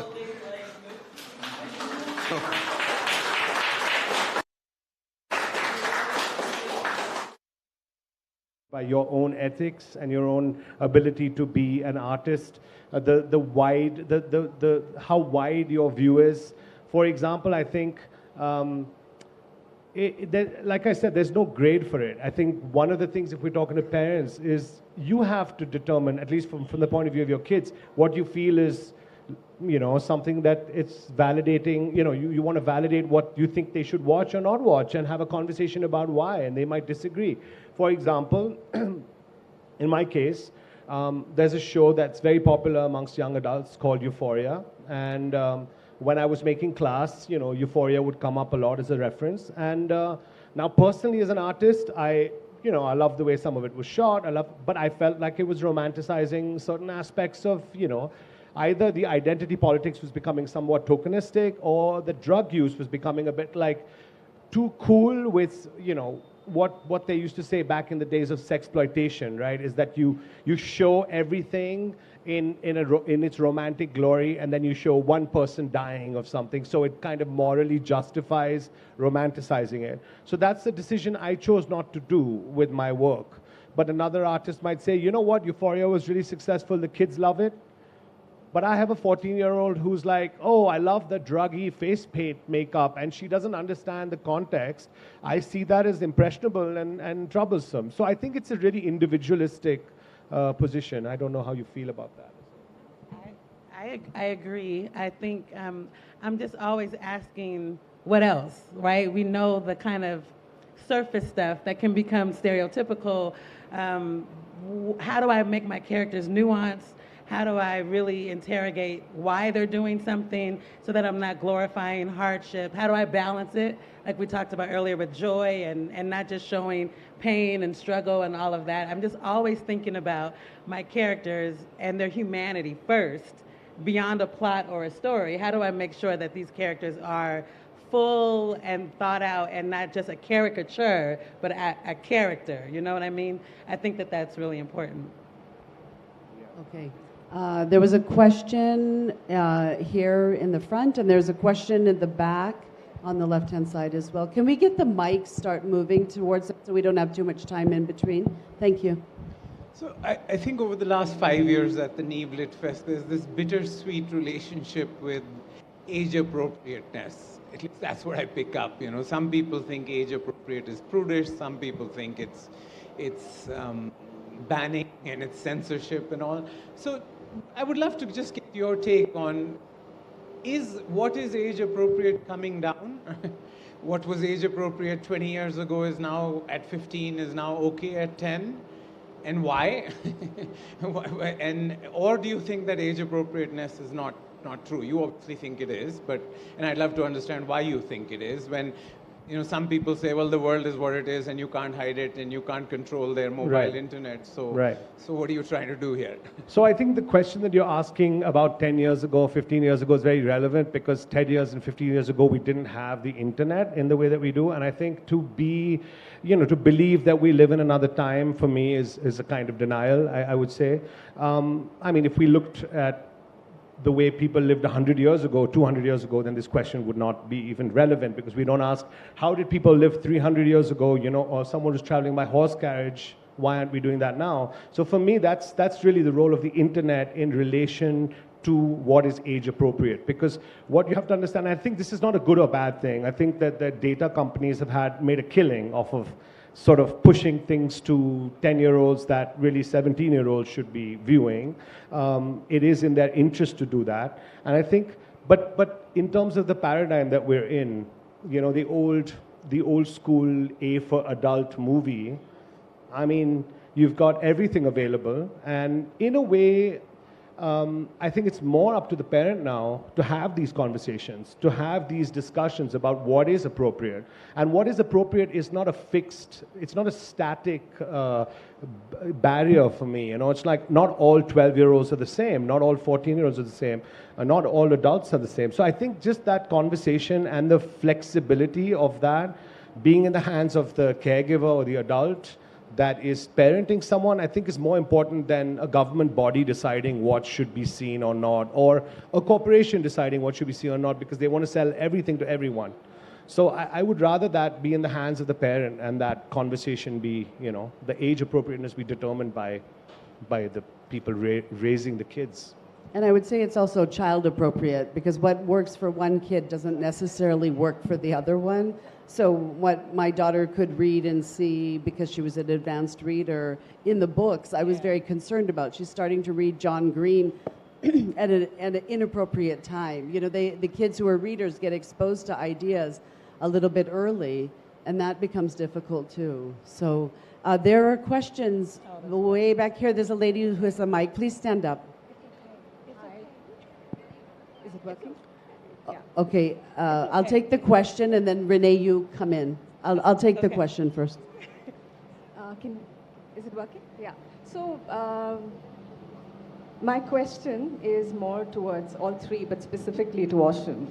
And it comes from the fact that, you know, my experience working with Ocean in the past in advertising, wherein while it could be a client like Unilever and one would have a very specific brief, but working with a person like Oshim, he would always want to push the needle.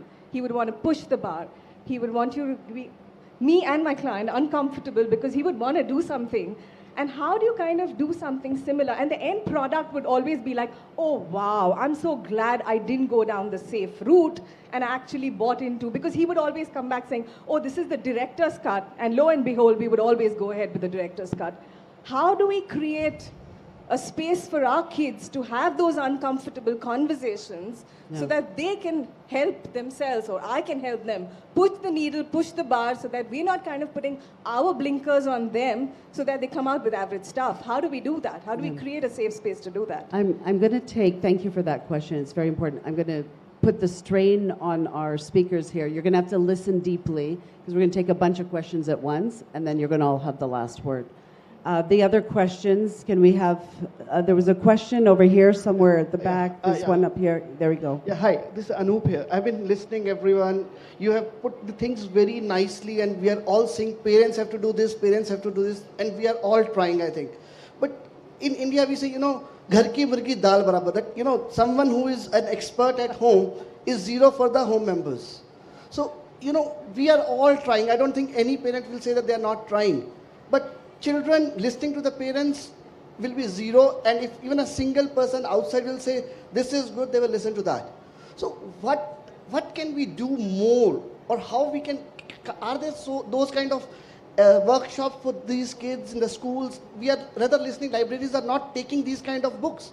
And if I, as a parent, I will suggest that book, or I'll pick up that book, my son will never listen to me.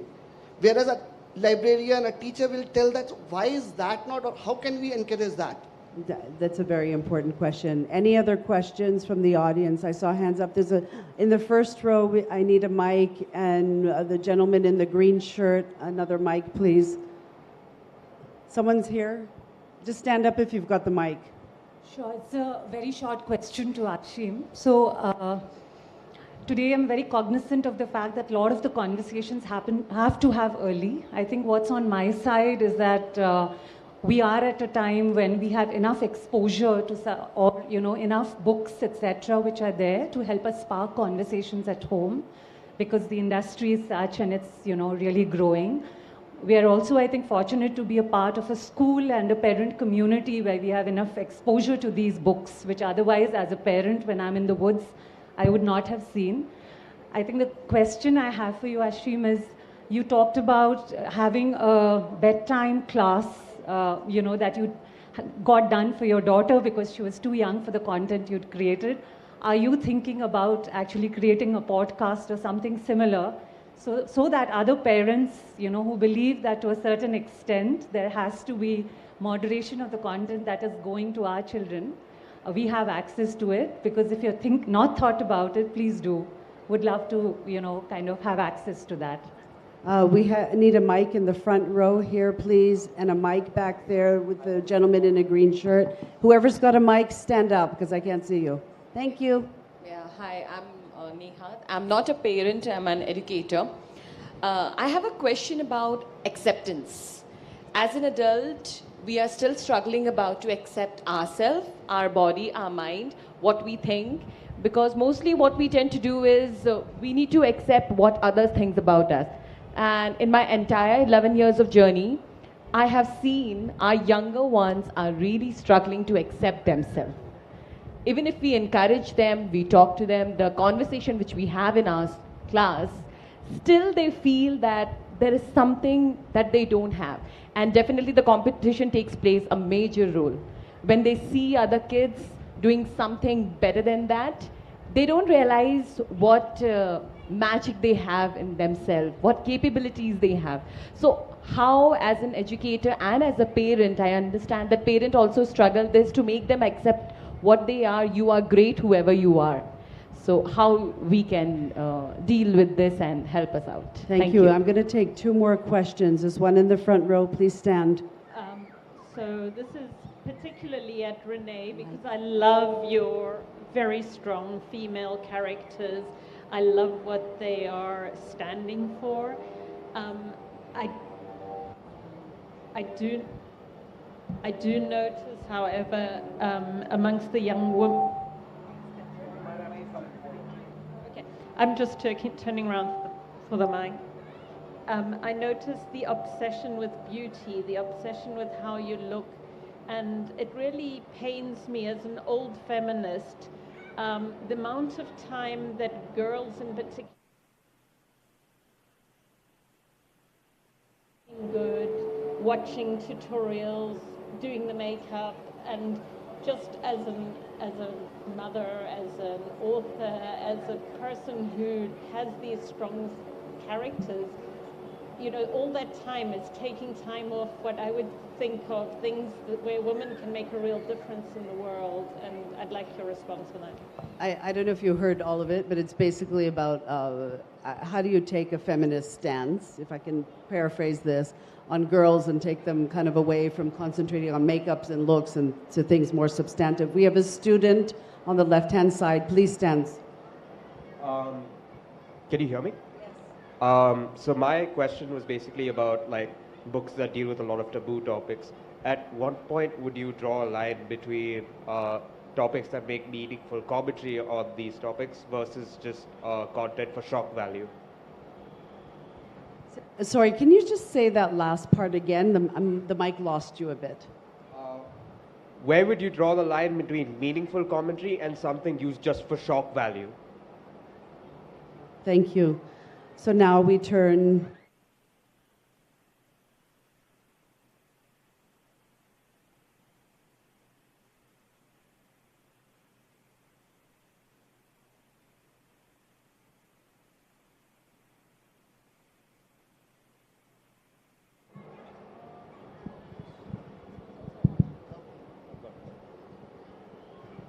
And I'm just going to go in order of where we're seated. So we'll go Renee, Osham, Jane, please.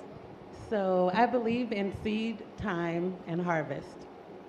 I believe that sometimes we are sowing seeds, and sometimes we're the person watering it, and sometimes we get to actually see the harvest, right?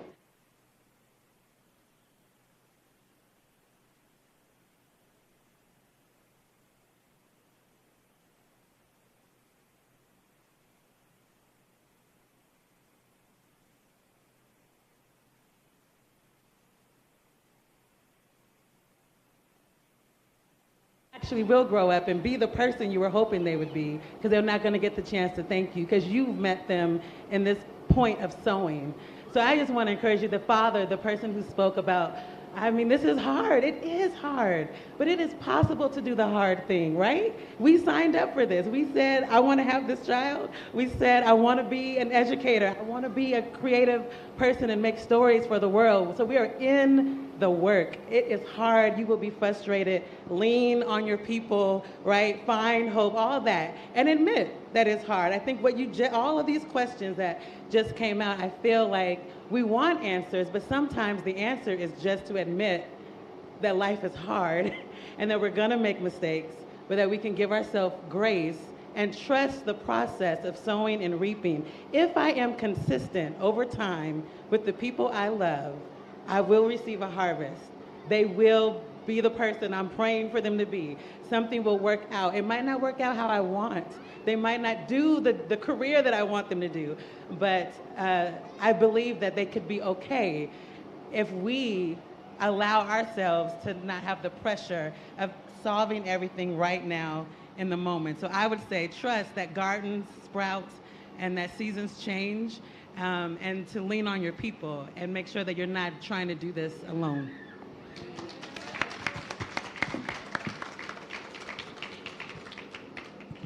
Yeah, I mean, I don't know how to address all the multifarious questions because there was lots of different ones. So I'll just say that I think we're at a time which is, honestly, from the point of view of someone who makes images, we're at a time of like an all-out assault on our senses from the data people. I'm sorry to say this, but it's a fact. Like your attention has been hijacked. I think whether you like it or not, it's hijacked. And that's the time we live in now. So there is, in my daughter's school, I see cafeterias full of kids on their phones.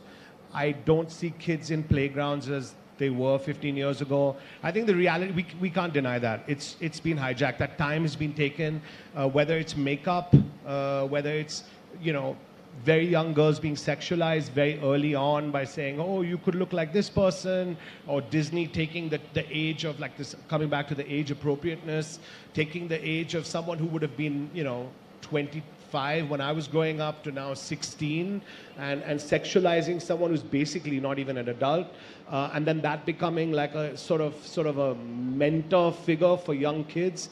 I think the fact is that we don't have control over the material and the images that we're getting. We don't have control over it. And as a creator, one of the things, maybe coming back to this question of when do you know too much is, it's too much. I think as a creator here, I don't want to speak for everyone, but I definitely want to take some control back when I make things. So if I'm working for Netflix, I don't necessarily have to toe the line of what their mandate is. I can decide what I want to do, which I feel, as a human being, is fair, is giving some sort of fair representation, is opening up questions that need to be asked, and it's fine if it's difficult for the data to be accumulated at a fast enough pace. I think it's okay. I think artists and people who are creative should push the boundaries, should ask the questions, and really question the time that we live in, and not take for granted just because that's something that's being piped into your phone, it's something that's necessarily good for you or your kids. And I think if you look at how it impacts us, can we imagine now how that impacts someone who's 5 or 6 years old that's sitting in front of an iPad? I mean, it is an assault, and I think we should treat it as that, So that's my take on that bit. Jane. There are two specific questions that I'd like to address. I can't remember who asked one.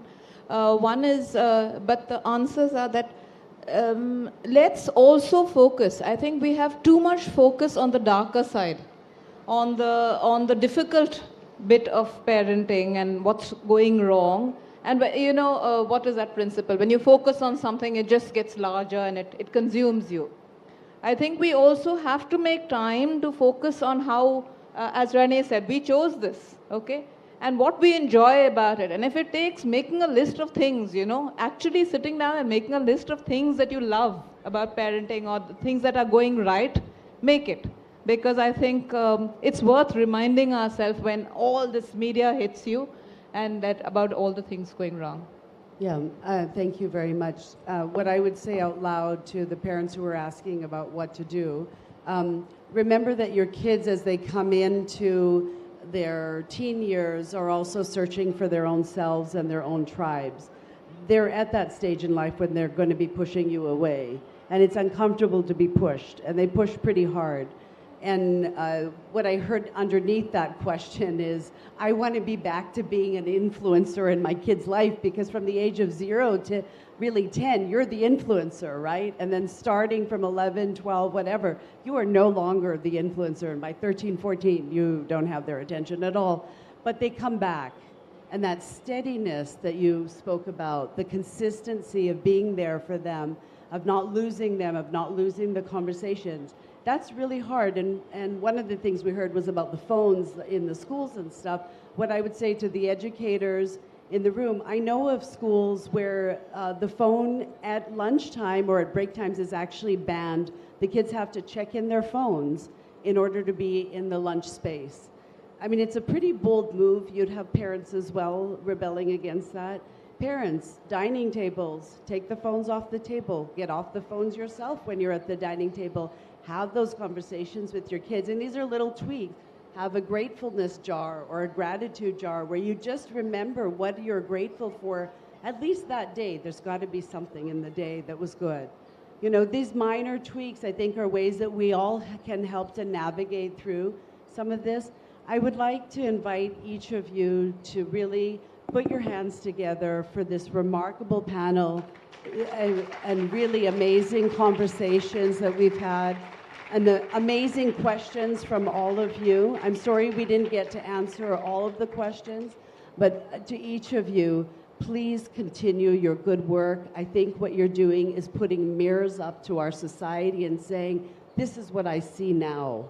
And it's uncomfortable for us to see it, but it's very important for us collectively to see what you are seeing and the ways you're seeing. Thank you for all your work.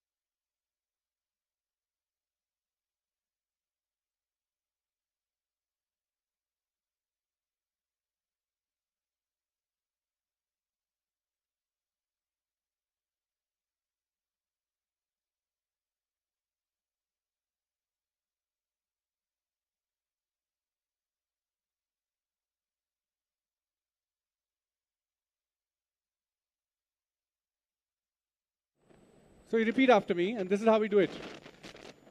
And some of you might know this. Chil chil chilla ke kajri sunai. It's too soft. Once again. Chil chil chilla ke kajri sunai. You know what kajri is, by the way? Anybody?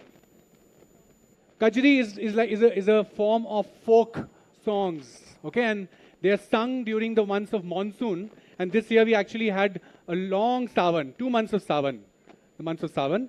And they're sung in the central and eastern parts of UP. There are songs of longing and desire, but a lot of tongue-in-cheek, so a lot of humor as well.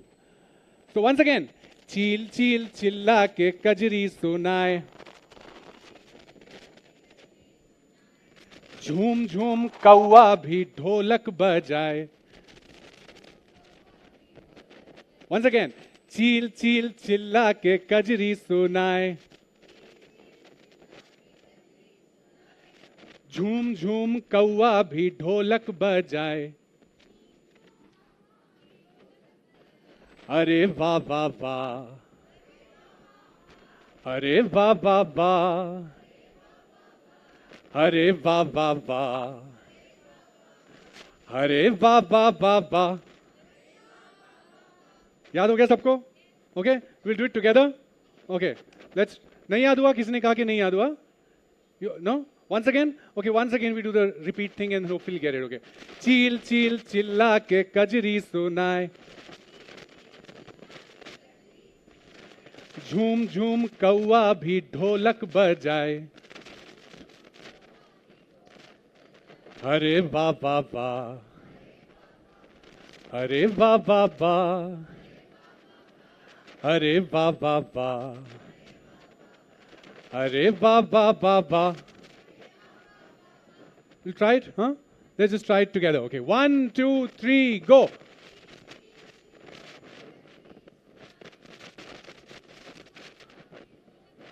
No. Loud. It has to be loud, okay? जो कथा मंच 2 है वहां तक आवाज जानी चाहिए, okay? Once again, 1, 2, 3, go.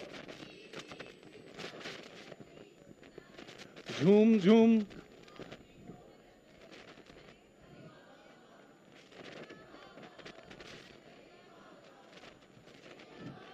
क्या बात है. Okay, so our first session for this afternoon is called Inhabiting Parallel Timelines. No, it's not this. So, award-winning writer Shabnam Minwala on what it takes to get characters from 2 different eras to speak to the reader convincingly, as she does in her new book, Zen. Shabnam is a Mumbai-holic, an ardent sari shopper, a murder mystery buff, and an occasionally frazzled mother of 3 teenagers. She has spent all of her life with words, working as a journalist with the Times of India, writing columns and features in various publications and non-fiction books about facets of Mumbai. What she most enjoys, though, is writing books for children and young adults. Her popular books include The 6 Spellmakers of Dorabji Street, What Maya Saw, Saira Zariwala is Afraid, and the rib-tickling Nimmi series. She has won numerous awards and teaches creative writing in a Mumbai college. Her latest book, Zen, a mix of romance, history, and politics, has been greeted by fantastic reviews. Can we have a round for Shabnam?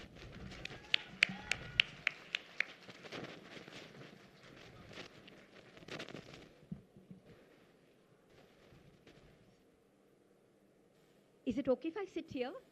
Is this fine? Yeah? Oh, okay, okay, okay. Wait, I'll bring the chair, yeah.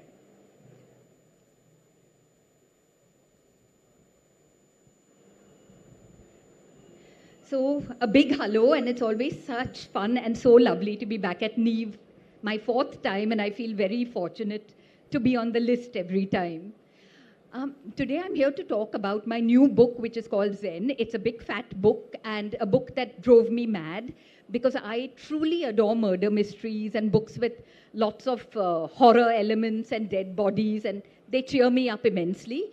But Zen is a real change of pace. It's a romance, and I found that very difficult to do. But I'd like to tell you all the story behind Zen, tell you how the book was born, and then we'll jump into the topic at hand. So I think about 3 or 4 years ago, I suddenly woke up one morning and found I'd been added on a chat called Love Letters. And you know, when you're a mummy and 50 plus and you're added on a chat called Love Letters, you kind of perk up. I perked up. And initially, it turned out the chat had been started by a cousin's husband. And there was an interesting story to this. My cousin's grandmother was my Nani's sister. And this grandmother had died, I don't know, about 10 years ago. She was a very energetic and sharp-tongued and altogether lady named Masi Zulekha. Now, Masi Zulekha was long departed. Just before she died, and I didn't know this, she had handed a little packet to my cousin. And my cousin was going through her own whatever. She was busy, things were going on. So she didn't really look at the papers. Years later, she was cleaning a cupboard, as we all do, suddenly in a fit of, you know, I must get things in order. And she found the packet. So for the first time, she began to read what was in that packet. And to her astonishment, it turned out that they were pages from a diary that her grandmother had kept when she was about 19 years old in 1935.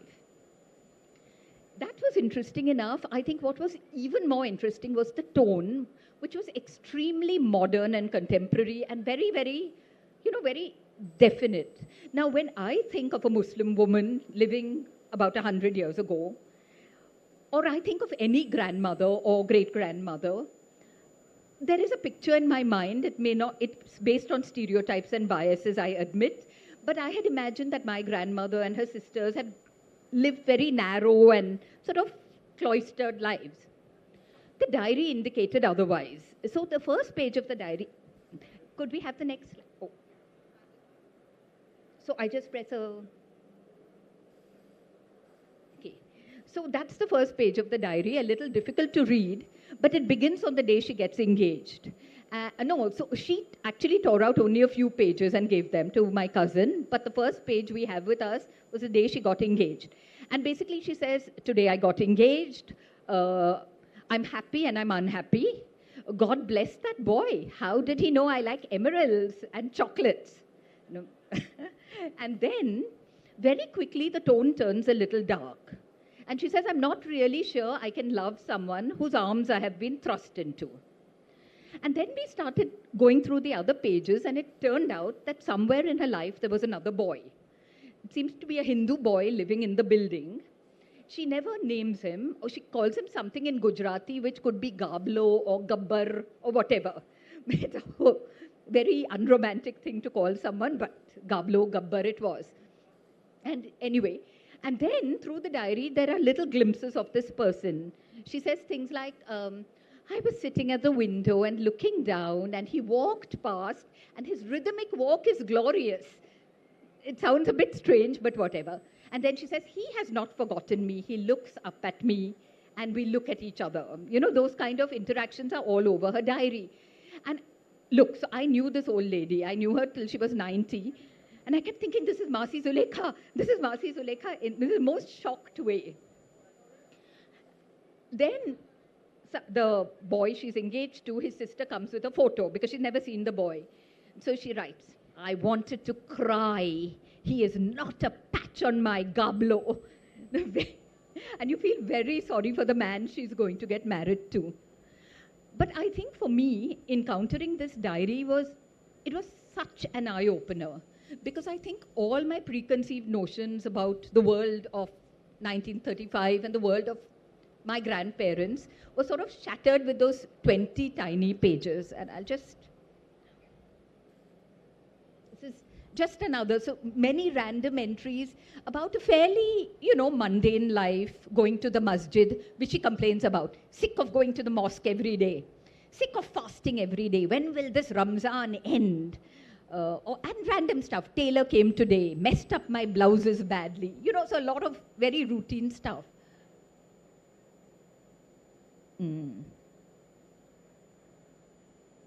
Oh, it seems to, don't worry. But another really interesting thing in the package was the fact that the boy had written her 3 love poems. And one of the poems I actually used in my book in toto, but I had to edit it slightly because the boy was pretty graphic. And I felt our young people cannot be exposed to such lingo. But the sweetest part of it was this. So when her shadi was coming, she must have invited him, right? She must have given him her invitation card. And he returns the... Even when her grandmother snored heavily while sleeping, kharfis, that time also she found that sound very, very musical. Okay? In fact, she was born in a family of musicians.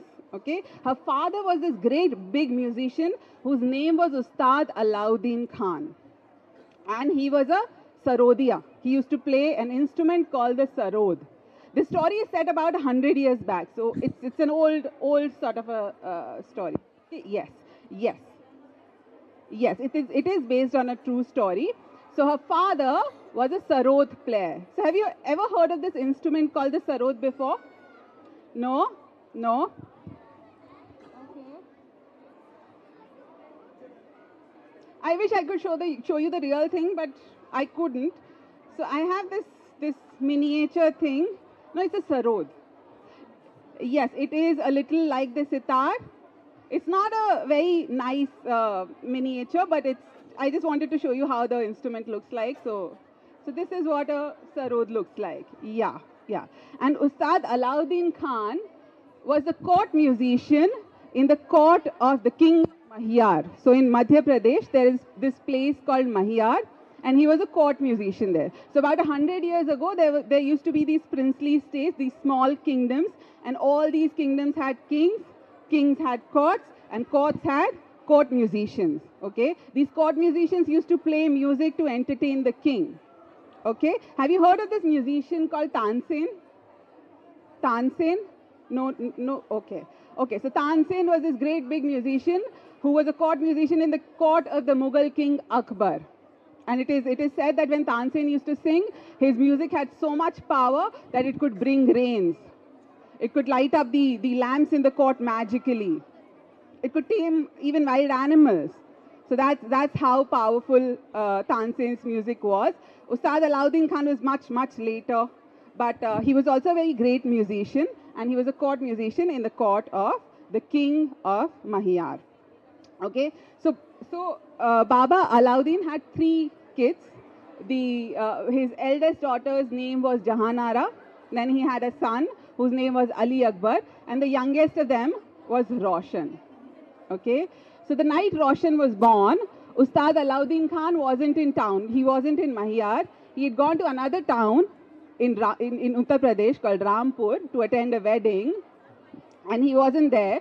So the king came to visit Baba Alauddin's place. He wanted to see the newborn, and while coming to Ustad Alauddin's house, he saw this. It was a full moon night, so he saw this beautiful moon, and he was reminded of goddess Annapurna. Okay, because he used to worship goddess Annapurna on full moon nights. So when he saw the baby, he was reminded of the moon and goddess Annapurna. So he named this little baby Annapurna. So the next day, when Baba came back, so he called Baba to his palace, Ustad Alauddin Khan. He was lovingly called Baba because he used to teach a lot of students. He used to teach a lot of these young musicians how to play these instruments. It is believed that he was primarily a sarod player, but he could play over 100 instruments. Okay? So the next day, when Baba came back, he was called by the king to the palace, and he told him that I went to see the newborn yesterday, and her face kind of reminded me of goddess Annapurna, so I've named her Annapurna. But if you've already decided on a name for her, then you can please go ahead with that, but I will call her Annapurna. So Ustad Alauddin Khan and his wife had already decided on a name for the baby. They wanted to call her Roshanara, But Ustad Alauddin Khan also thought that Annapurna was a very musical sort of a name. Okay? So he said, I like the name Annapurna. So Roshan actually had two names. Her original name was Roshanara. For the purpose of the story and the session, we'll call her Roshan. Actually, that session, I attended one session. Yeah. I'll hold this and move it towards you. Hello, sir. What's your name? My name is Raghu Taluri. What grade do your kids go to? My older one goes to grade 5 and the younger one goes to grade 1. Okay. Have you attended any of the workshops today? I attended one on post-COVID parenting. So what did you learn from that? I think very interesting insights. I think I, by the way, enjoyed the conversation and the very candid nature of conversations by the speakers and the questions that were coming up. For me, the big takeaways were, number one, I think parenting is not an easy process in today's times. And therefore, you should take it easy on the kid and you should take it easy on yourself. Right? I think that was one big one. And I think a lot of things in terms of how the digital era that has been kind of catalyzed or accelerated by the pandemic, I think how to kind of think better about it. You have to accept that that is the reality and that's current paradigm that we're in. And how do we best manage around it? I think there were a bunch of things. I think it was more reassurance that look, it's all right, and you just have to be kind of taking it easy, and and you just have to adjust and don't make a big deal about it, right? So that's at least the big takeaways for me. Thank you so much, sir. Anything else that you're attending today? I wanted to attend a bunch of sessions, but my kids are just all over and playing in the sandpit and having a good time, so I'm just running around them. But I've been here for many years now, and I just feel that the quality of events that are happening, it could be book reading sessions, it could be interaction with authors, it could be these kind of workshops or dialogues, I think is just top quality, right? And going to most of them that I've attended, either this time or earlier, I just find them packed with a bunch of insights that make it worth your while. That's wonderful, sir. Have a great time. Thank you.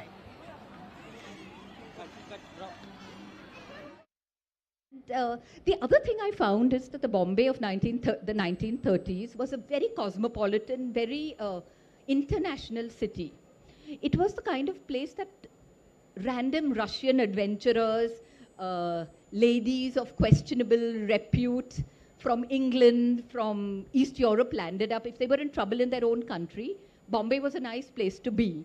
And Colaba Causeway was this zone of gamblers and people with all kinds of criminal records and princes who'd lost their principalities, that kind of people. So that vibe I tried to get into the old book, and of course it was very easy for me to write about contemporary Zen because that is the world I live in. The same space but very busy, filled with hawkers, filled with like a real Mumbai, Bombay, noisy, happy place. And so that was a place. Clothes, of course. Food also, the Zen of today eats what we all eat. Bhel puri, pav bhaji.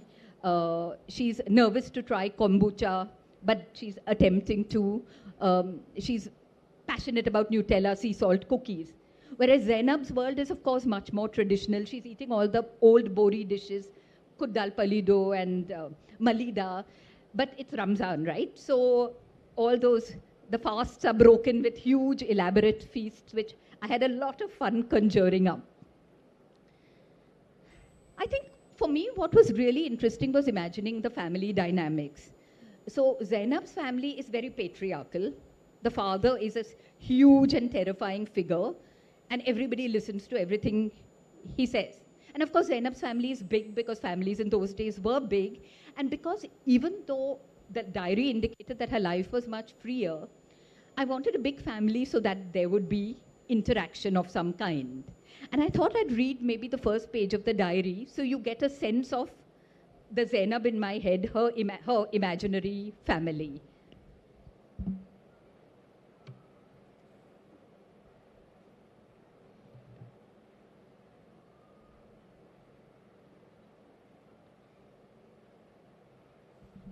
So this is how Zainab's diary begins. Today I turn 16.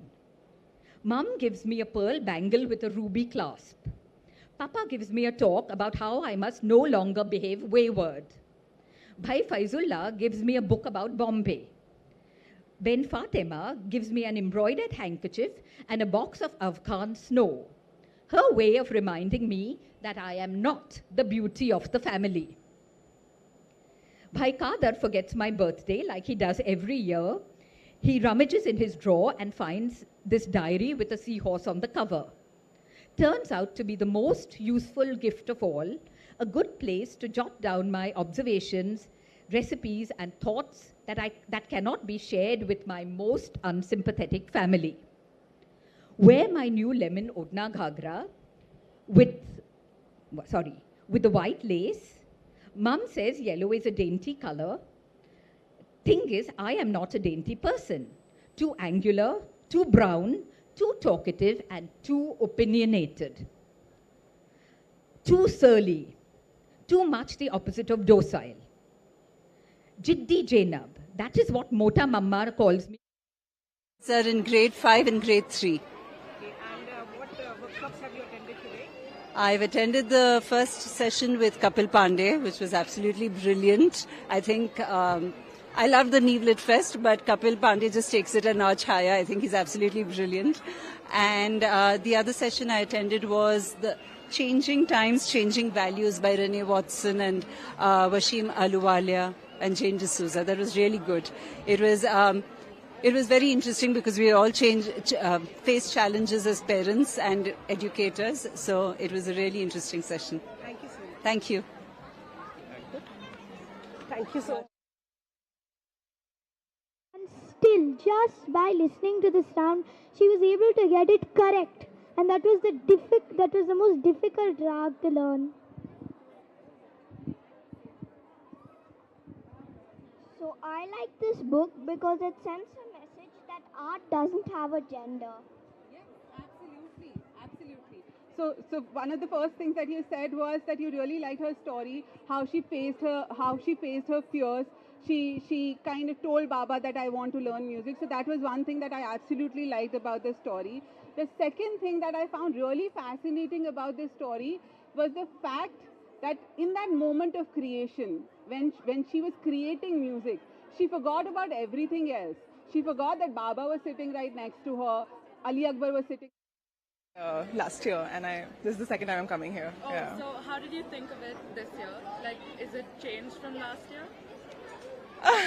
I definitely see much more people for sure.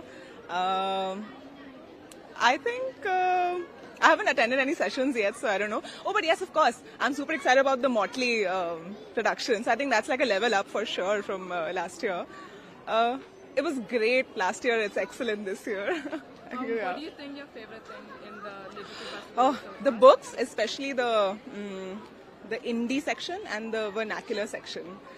I just love it. I just straight up dive to that section. Yeah. Thank you. The topic of the debate is, are we killing our constitution? And Zen is posting is sort of trying to paint a tombstone. The tombstone is coming out very badly. So to sort of pep it up a bit, Zen sort of puts a big red RIP on it and asks the question, because she's a Doors fan, is this the end? And the tombstone causes a huge ruckus in the school because it is taken to read, is this the end of India as a country? And there are elements in the school that immediately see this as dangerous, a sign of terrorism, a sign of all kinds of subversive activities. Anyway, at the center of the book is really, it's a romance. There are 2 romances, maybe 3 romances. But, Zen is not the kind of girl who would leap into romance with anybody. She's a very closed person, right? But her mom is dragging her to this family event. And I don't know, kids in the audience, when your moms drag you to the event, sort of somebody's Sangeet or somebody's Mehndi for a wedding, how do you all react? Are you all excited or are you all gloomy? Any reactions? Are you excited about going for the shadi or are you grumpy? No, not excited, na? Even I was never excited. I'd always be like, but why? I don't know what these people look like. It's not fair. And what did your moms say? You have to go, it's family. People are coming from Chicago, people are coming from Timbuktu. How can you not drive from Kolaba? And so there I would be with my sullen expression and my one shalwar kameez that was worn 25 times in 3 years. And so Zen is pretty much like that. Now she lands up at the shadi, and her sister Abha is a very gregarious kind. So immediately all the cousins descend on her. It's the Sangeet, and all the cousins come running and say, hey, we are putting up an act. Are you going to dance with us? And Abha says, yes, of course. And then the cousins say, will Zen dance with us? And Zen runs. And then her mom is going to a whole group of cousins, and Zen says, doesn't want to go there because she knows that all the uncles and aunts will ask her that most dreaded question. Who can guess what that most dreaded question is? When are you getting married? Not yet. She's a bit young for that. But do you recognize me? And then what is the right answer to do you recognize me? Yes. And what if they ask you, who am I? And that happened to me every year. So I fully sympathize with Zen that she ran away. So quickly she runs in another direction and she sees a big bhelpuri counter and is very happy. She thinks, chalo, there is one advantage of being at a shadi where I know no one. I can stuff my mouth with pani puri and sev puri and nobody will come at an inopportune moment when and say hi and then have to swallow my bhelpuri. So she's standing at her counter looking very cheerful with life in general when, shall I read out a little bit? And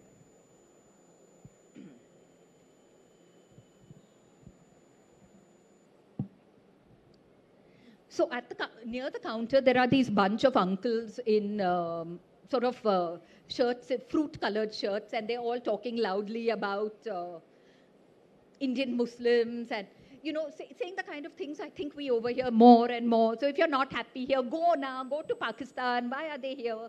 And Zen is feeling very agitated. It's bothering her, but she's not Menka. She's not brave enough to be Menka. So all she does is glare at the uncles a little. Then they look at her, so she backs away. And she goes to the bhelpuri counter, and there are some ladies in front of her, and they're ordering the bhel. And there's also a boy wearing a rust-colored kurta. She's watching the boy with some degree of interest, but not over much.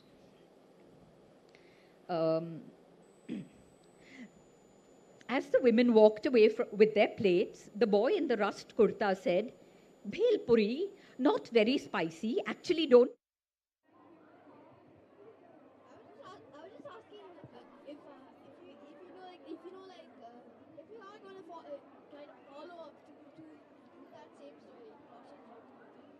A follow-up story? Yeah, probably like a sequel. Okay, hopefully there will be more books in the series. So right now there are 3 books in the series. There's of course this book about Annapurna Devi. There are 2 more books in the series. So this one is about Usha Uttup. Okay, and this is about Rabindranath Tagore. Okay. So there are 3 picture book biographies in the series right now, and I'm hoping there will be more. So let's see. That's a good idea, though. Maybe I can write a follow-up story on Roshanara. Yes.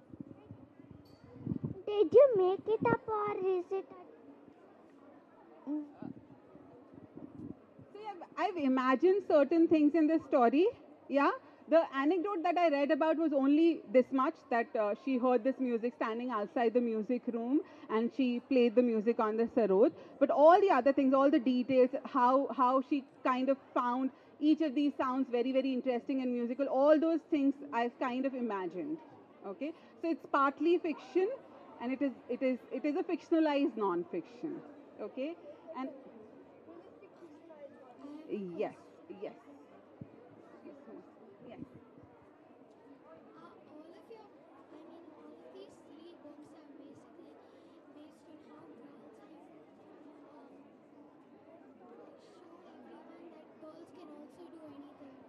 Not really. So the book on Usha Uttup is basically about this little girl who is always told that you have a big voice and you can't sing.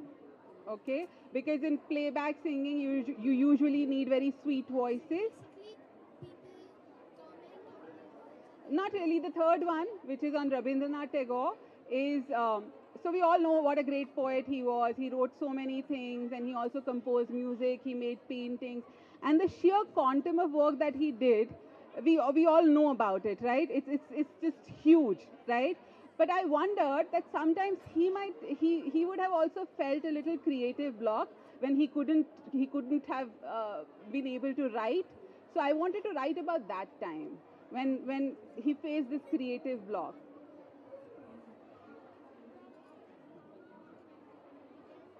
Yeah, does that help?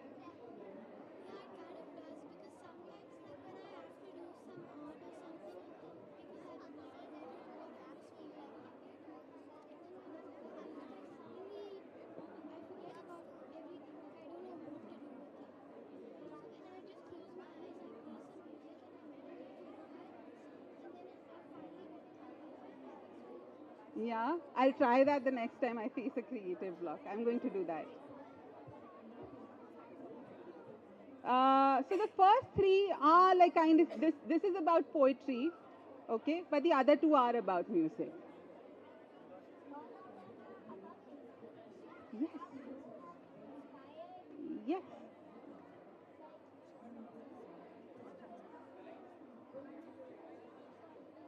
Right. Yes, absolutely. And sometimes it might take a lot of things for you to kind of arrive at your magic before you actually discover your own magic. And you might also discover your magic in different things. So it does not necessarily have to be just one thing. Okay? Yeah?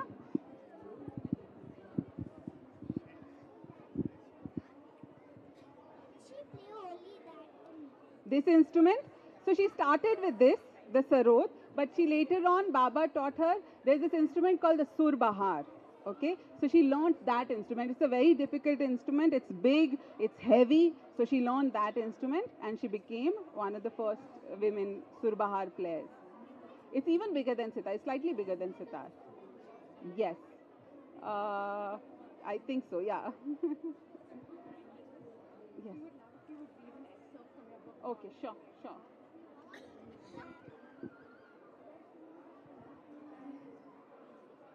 Okay, so this book is illustrated by Priyanka, who's also here with us. She is the illustrator of the book.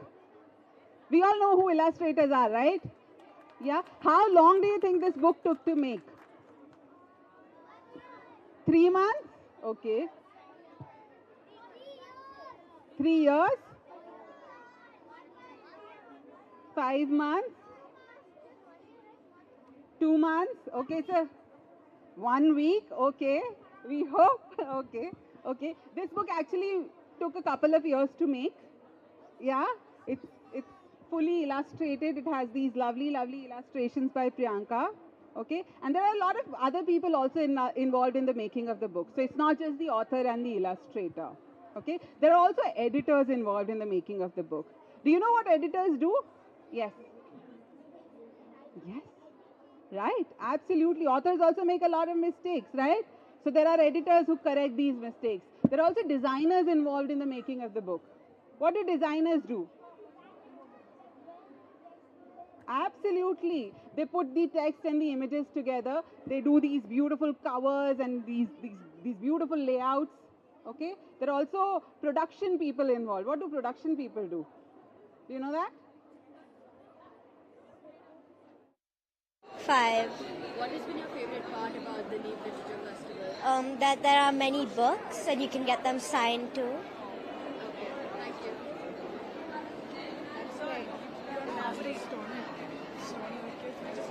I don't think Ask one more question. Ask one more. And just texts to the whole language of phone messaging these days, how quickly the other person responds, the emojis they sprinkle, the capital letters, the small letters, the punctuation, that I think it's much easier for them to figure out their feelings for each other fairly quickly.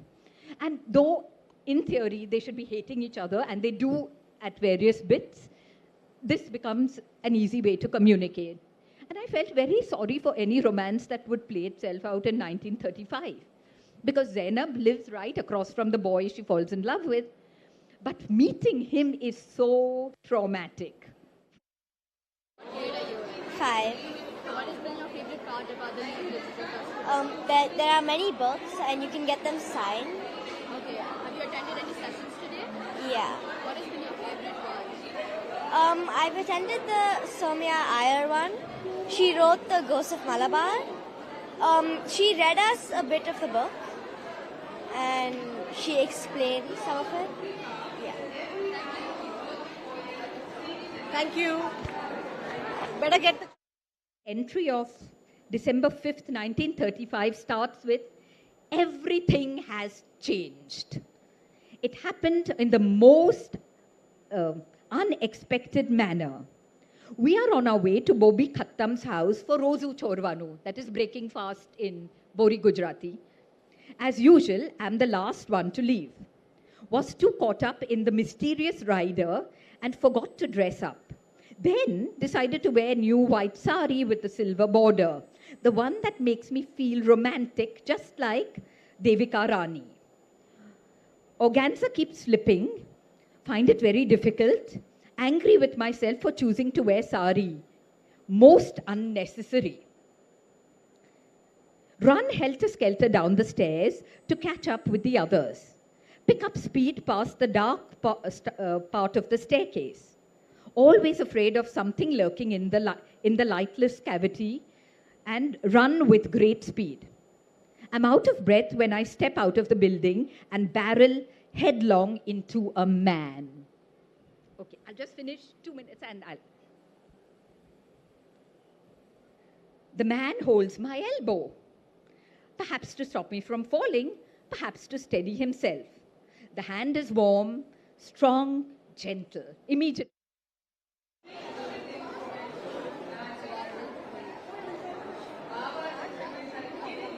Hi, what's your name? Prakriti. Which grade do you are? Grade 7A. Okay, what do you like about the Neev Literature Festival? I like reading a lot, so I like how there's like a whole festival about reading and about how you can go and attend author interactions with people and you can ask them questions about the book and you can find people that like the same book. Have you gone for any sessions?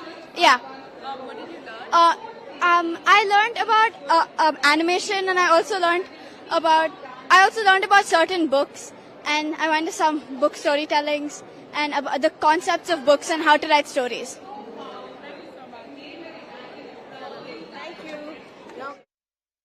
To be so powerful that she imagined a tiger. Sometimes it was so light that it made her imagine a pinwheel swirling in the cool breeze. And at other times, it was so heavy that it made her imagine rain clouds traveling through the gray sky. Okay, so she saw all these beautiful images in her mind when she heard Baba's Sarod.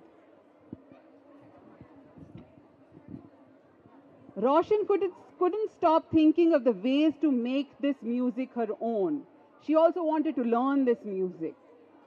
But each time she thought of asking Baba to teach her, doubts clouded her mind. She was too familiar with Baba's fiery temper after all. So she knew that Baba has a temper, so she was very, very scared to ask Baba to teach her the sarod. What if Baba scolds me? What if Baba says that girls shouldn't? What if I'm not allowed to even listen to Ali's lesson? What if? So when you're scared, when you're nervous, a lot of what ifs come to your mind, right? Yeah? So that's exactly what happened to Roshan. But we all know the story of how she eventually kind of played the instrument and asked Baba to teach her how to play the sarod, right? Yeah? Yeah? So that is Roshan's story. And I really hope you enjoyed the session. Thank you so much. Thank you. Thank you, everybody, and thank you, Ms. Mamta, for giving us such an interesting session about your journey of making a book in the series Roshan's Road to Music. Can we get a round of applause?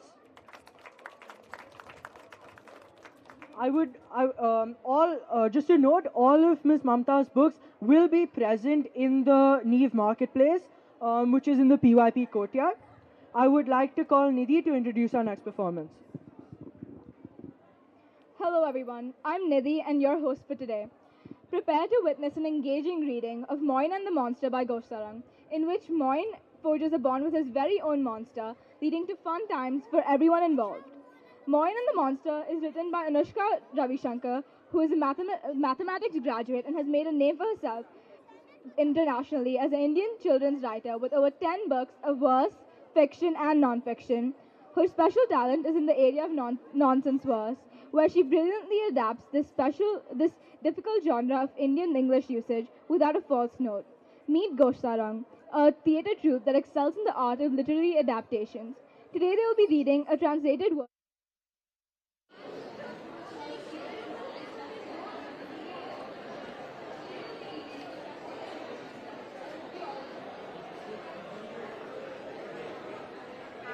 Hi. What's your name? Manan. Are you a Neev parent? Actually not. How did you hear about the literature festival? We actually, my friends, kids are in Neev and they mentioned about it. We've been a very frequent, attendees of Lit Fest since almost 4 years before COVID actually. What did you find different about this year's literature festival? Actually, one thing is there that the kids grow. It's very diverse fest which can cater to kids as young as like 5-6 years to as old as 14-16.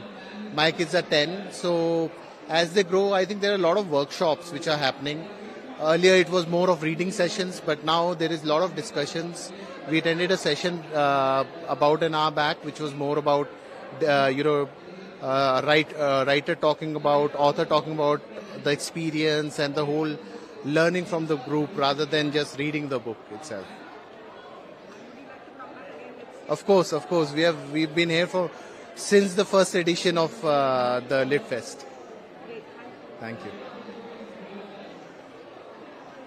Thank you so much. Thanks so much. Yeah. Come on. I did one meanwhile. That you sing songs with us, okay, of the monster song. And let's start with the performance. I request all of the children to come sit here. Okay, it will be better if you sit here. Yes, take the pillows and sit here.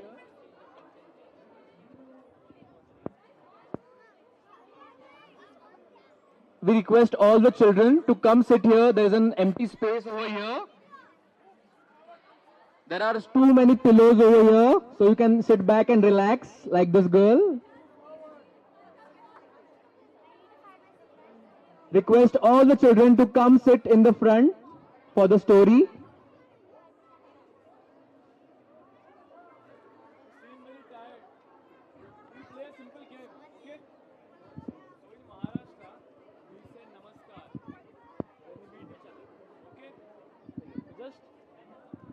नको ठीक है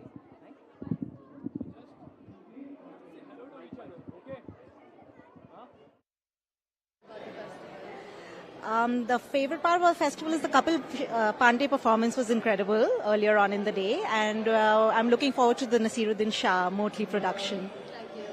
Thank you.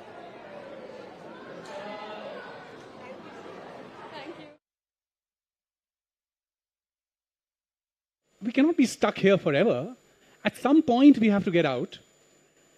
Shouldn't someone go and check what the world out there is about? And so she went to the old wise dog to seek his valuable advice. The wise one beamed and smiled at her and said this, to be precise. My girl, go on. Take up this challenge. Go take it in your stride. Don't fear, he said. What you see in the world reflects who you are inside. Go on, my child. Go see the world. Don't panic. I say you'll be fine. But first, you must walk down this path till you reach the temple of divine. So early one morning, with a heavy heart, the young dog gathered her courage, and before anyone was up and about, she walked out of the village. And since she was scared and tense and there was a lot of anxiety, that anxiety and then showed in her body as well. And this is how she walked, and I need some help. Can you just clench your fists and repeat after me?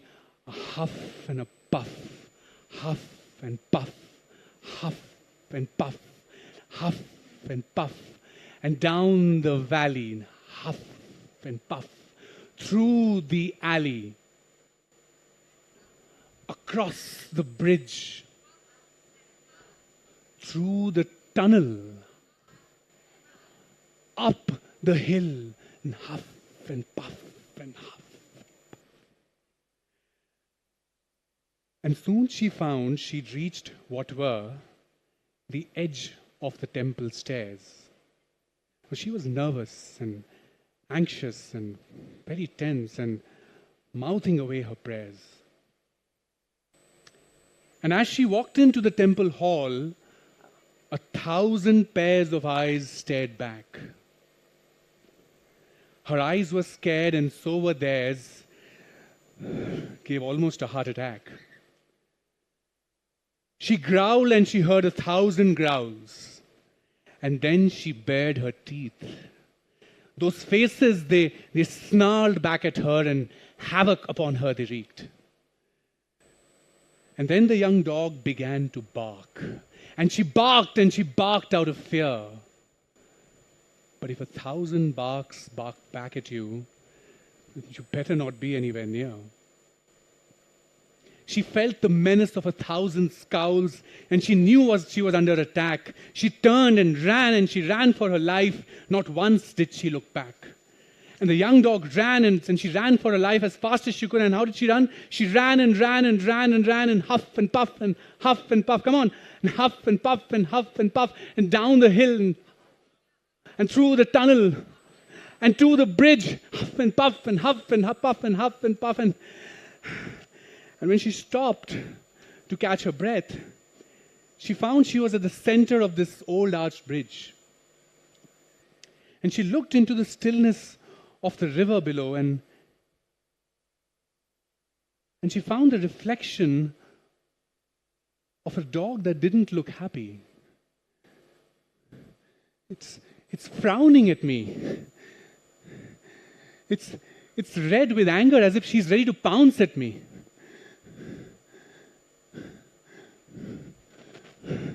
But there's...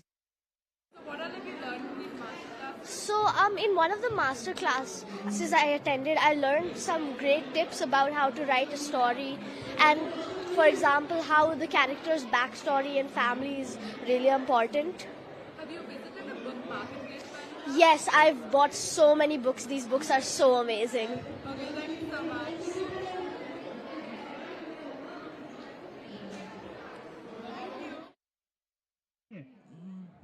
ठीक है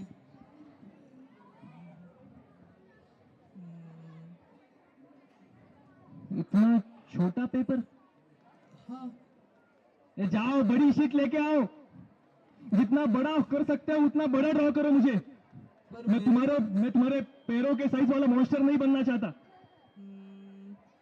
पर मेरे पास तो इतने बड़े sheets है ही नहीं क्या मतलब तुम्हारे पास बड़े शीट्स नहीं है अगर तुम्हें मुझे ड्रॉ करना है तो तुम्हें बड़ी शीट लानी ही होगी ठीक है मैं देखता हूँ अभी इससे बड़ी शीट मेरे पास नहीं है अगर तुम्हें पसंद नहीं आई तो मैं कुछ नहीं कर सकता ठीक है हाँ बताओ तुम कैसे दिखते हो बताता हूँ Hi, what are your names? Noor, Mudit, Pranvi. What year did you guys graduate? All three of us graduated from Neev last year. Okay. So how is it attending the Neev Lit Fest as alumni now?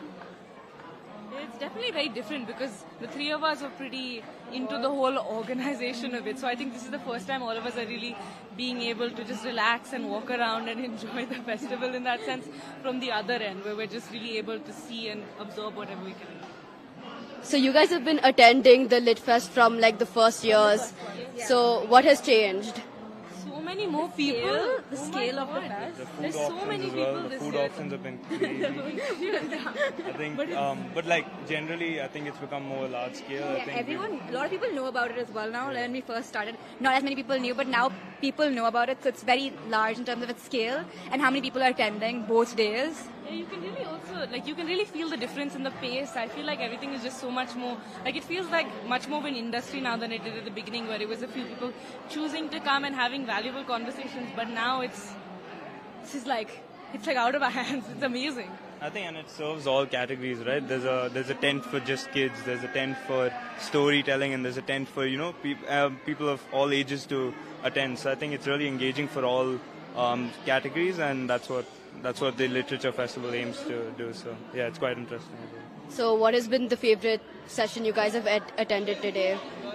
I went to a few sessions, particularly in the Big Ten, but I really just enjoyed walking around and seeing the book readings and how enthusiastic all of the authors were, like Mamta Naini, Devika Rangachari, and all of them. Any sessions you guys are looking forward to? I think for me, I'm looking forward to the AI session that's about to happen next. I'm really looking forward to how AI has changed the world in terms of its impact and local scale as well as large scale. So yeah, that'll be quite interesting to look. And the book award is happening tonight. Yeah, the book award. Okay, thank you guys so much. Whatever you see in the world reflects who you are inside. Thank you.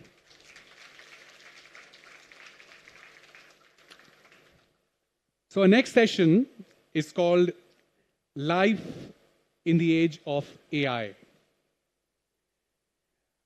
Nidhi Sudhan, co-founder, Citizen Digital Foundation, on the essentials for young adults on the algorithms that make their way into their mind space and the increasing omniscience of generative AI. Nidhi is an advocate of responsible media and technology. She has spent over 20 years in content, editorial brand, and data analytics across organizations in India, UAE, Greece, and UK. She has led the launch and success of 3 radio stations in India and UAE, and has worked with organizations like Stark Communications, Radio Mirchi, Channel 4 Radio Network, Dropan I Have It, I hope I've got this pronunciation right, Nidhi, and Chelsea Football Club. I attended a show where there were certain authors who were talking about parenting and how post-pandemic parenting needs to happen and what are the challenges parents are facing. I visited one of the master classes that were being done for, I think, 9 to 12 years old. There was one session for the toddlers and the pre-K kids, and one of these sessions that were happening with the authors and some people from the digital and media fraternity. Yes, I did, and my kids bought a lot of books. Great. Cheers. Thanks.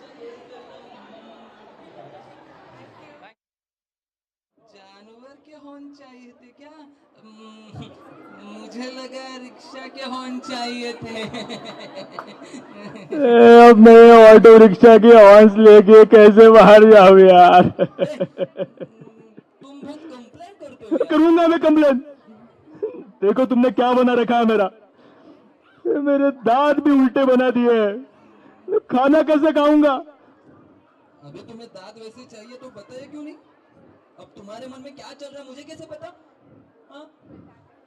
दुनिया में इतने सारे बच्चे हैं तो मुझे एक इसी के पास आना था ढंग की ड्राइंग भी बना नहीं सकता ये ठीक है फिर साहब दूसरे बच्चों के पास जाओ मैंने तुम्हें नहीं बोला था कि मेरे पेड़ के नीचे आओ मुझे जगा और डरा और आधी रात को मुझसे जबरदस्ती ड्राइंग बना जाओ और कोई महान पेंटर ढूंढ लो अपने लिए वो पिकासो है ना उसके पेड़ के नीचे जाओ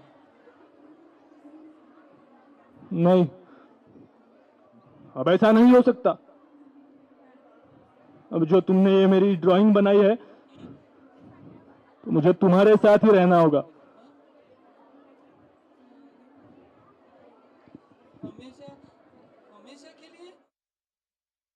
Yeah, well, hello, digital natives. I'd also like to mention that this session is essentially PG-13. So anybody under the age of 13, if you're attending, it's either at your own risk or at your parents' risks. But there are some sensitive elements that I'll be talking about, which is why it's entirely your call. Digital natives, I don't think I have to explain this term to you. everybody who was born after the internet happened. So some of us here, especially if we could have parents and educators also join this session, I think we'll have a good contrast of thinking and how the whole tech ecosystem has evolved. And I promise it won't be too technical. It'll be some fun. There's a lot of interaction as well. So, thank you. Excellent. The clicker works. That's good. So life in the age of AI. The images might be a little too dramatic, but they are illustrative for a purpose, right? So what is it that gets us so glued to our screens? And this does not only apply to growing adults, it also applies to grown-up adults, right?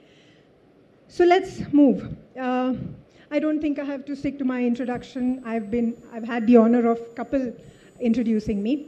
So I've spent about 20 years in media. I started off as a copywriter, and my last job was at Chelsea Football Club in data analytics. So I've done the entire spectrum of marketing, branding, and communications, and the power of communications. So that's about me, and just wanted to get to know the audience a little bit. So show of hands on a few questions. Anybody knows what the legal age to start a social media account is? 12 years. Anybody else? 18? 14? Right. It's actually 13. So before 13, you cannot start a social media account in your own name. But has anybody here, especially the students, had social media interactions before the age of 13? Yes. Yes. Most of everyone. Yeah, that's right. So that was the second question. Now another slightly off the beat question. How many of the youngsters here are often said that you have it really easy now? In our times, it was so difficult. Now you have so many options. So easy for you now. Show of hands, do you get told this? Yes, a lot of youngsters will resonate with that. But I think, and I think Ashim earlier had also highlighted this bit, it's a little bit more difficult now than it was for our generation because you have too many options. When you're searching for knowledge, when you're searching for entertainment, when you're searching for community building, social life, too many options. It's not easy to make a decision. When you approach something with... Yeah. Guys, come. Oh. Hi. What's your name? And do your kids go to Neev? Yes. Which grade? Grade 9. Okay, and what do you think about the Neev Literature Festival? It's something that I look forward to every year. It's like a must-do annual ritual. I've been attending from the first edition. I think more than my daughter, it's me who is excited because I love books and... Start again? Yeah, sure. Sorry. No problem. Hi, what's your name? My name is Ritu Parna Chakraborty. What grade do your kids go to? Grade 9. And what do you like about Literature Festival? I think it's something that I look forward to every year. For me, this is an annual ritual. I have to come. I've been here since the first edition of the Lit Festival, and I've seen it grow year on year. I love books. I can't think of a world or a life without it. And I think I just browsing through the books, the way authors are writing, and I love the fact that there's so many more Indian authors today who are interacting with the kids. They're Indian stories. Like when we were growing up, all the stories that we used to read were obviously by foreign authors, but the fact that now you're seeing so many Indian stories written in English and other languages, I just love it. And the illustrations, I think it's just adorable. I look forward to some of the panel discussions. Like the one that happened today where Renee was there, and I think that was brilliant. It just were very relatable because I'm a teenager's mother. And yeah, I mean, what's not to like? The vibe, the kids, the smiles, love it. Thank you so much. Pleasure. Thank you. Amazing. Thank you. Used to love to climb on it and sit for hours. So that's why this tree is also an important character in the story. So this can come later. Okay. So do any of you like climbing trees? Anyone here? Yes, 1, 2, 3, 4. Okay, great. Okay, so let's start the story.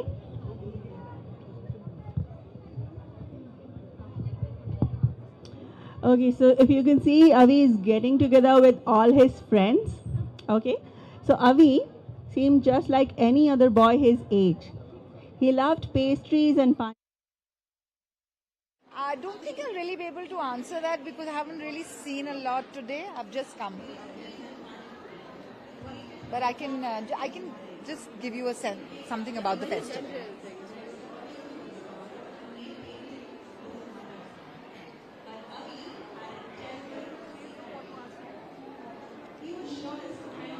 I'll just speak, don't worry.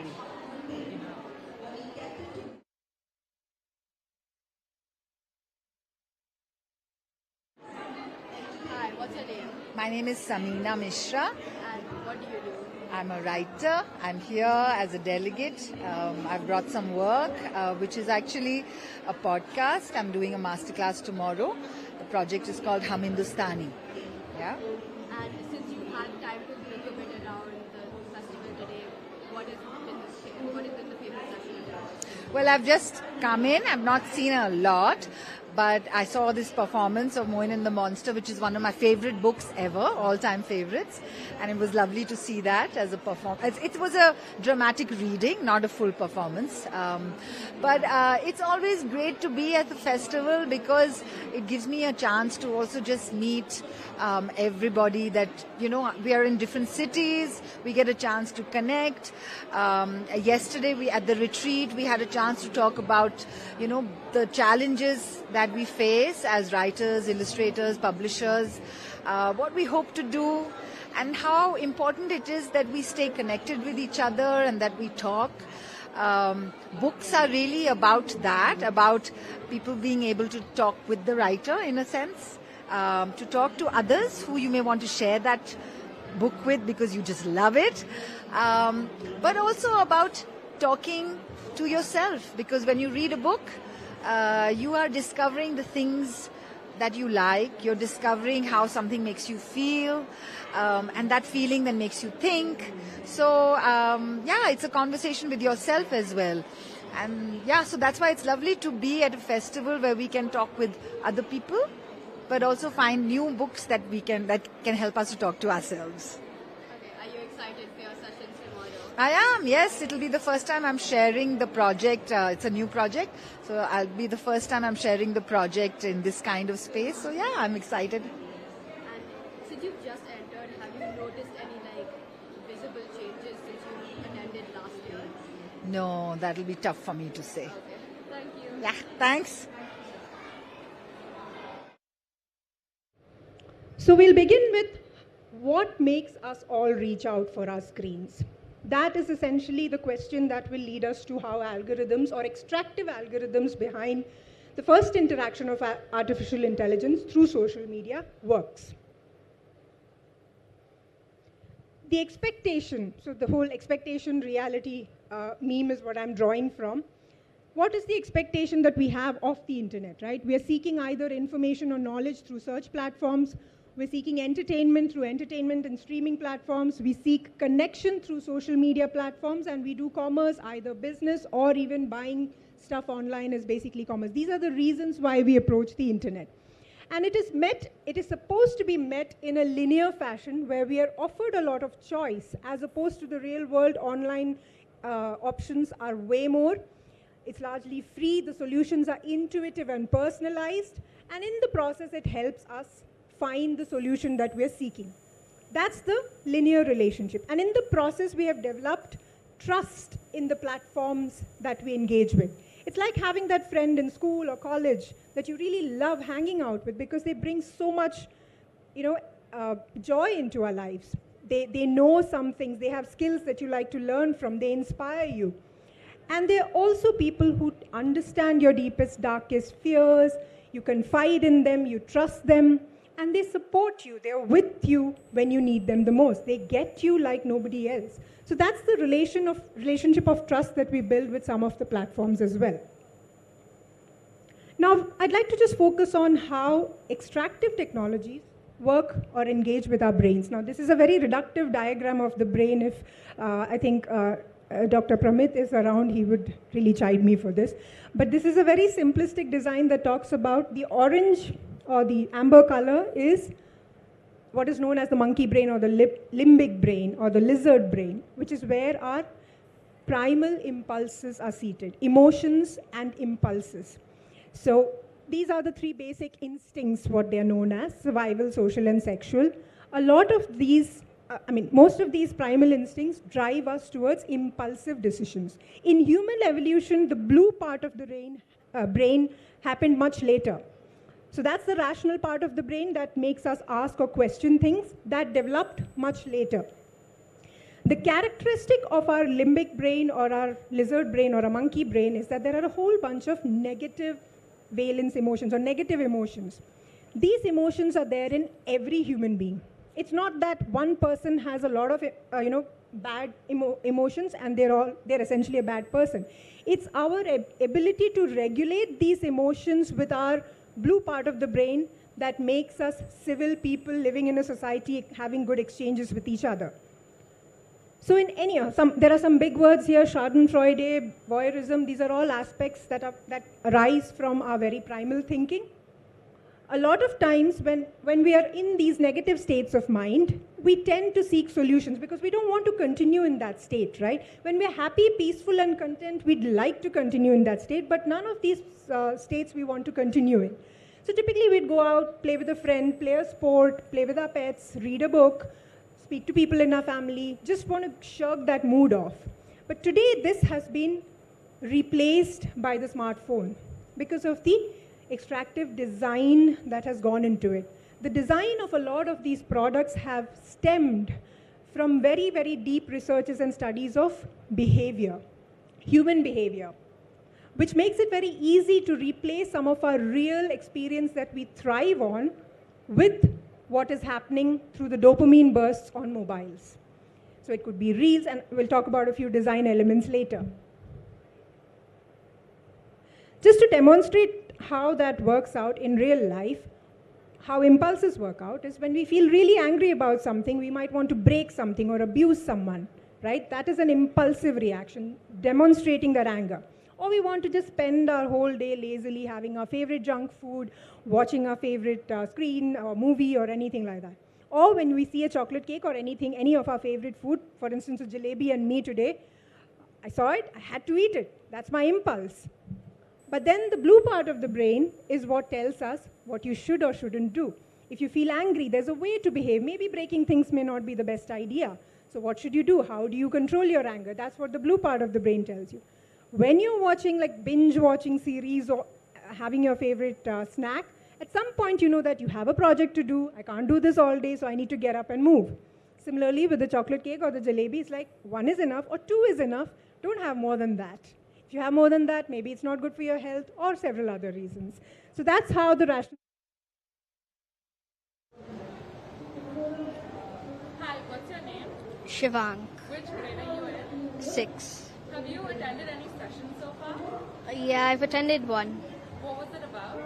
So it was by Linda Sue Park, and so it was about her talking about a book she wrote and who it was based on. Have you seen the book Marketplace by any chance? Yeah, and What do you think about that?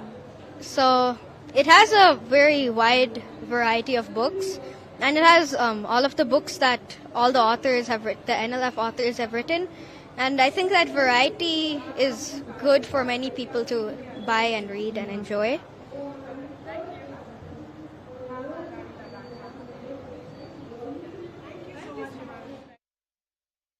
I'm sorry, I don't know.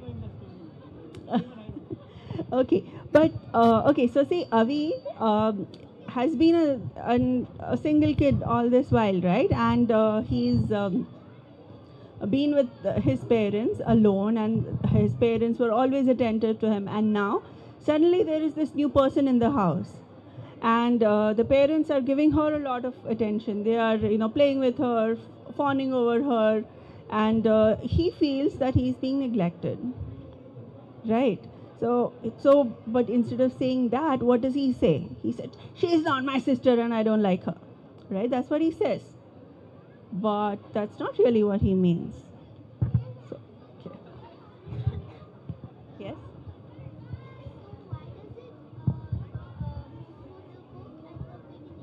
Mm-hmm.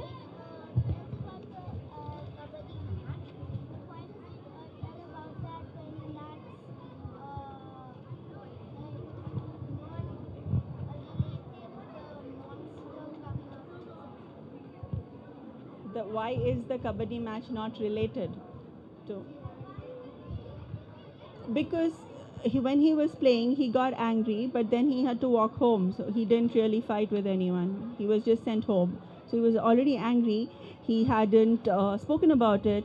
He hadn't let it out. So then when he got home and this other situation, completely unrelated, was happening, that all of that anger came out. Yeah, and if you remember, he also thanks Mrs. Kambata to come and intervene. Yeah. Otherwise, Monster would have come out. Okay, so I'm going to move on. So he screamed at his parents, and he ran out of the house. He ran past their gate, past the neighbor's house, past Mrs. Kambata's house, and into the empty plot further down the lane. He quickly got to the tree he was looking for.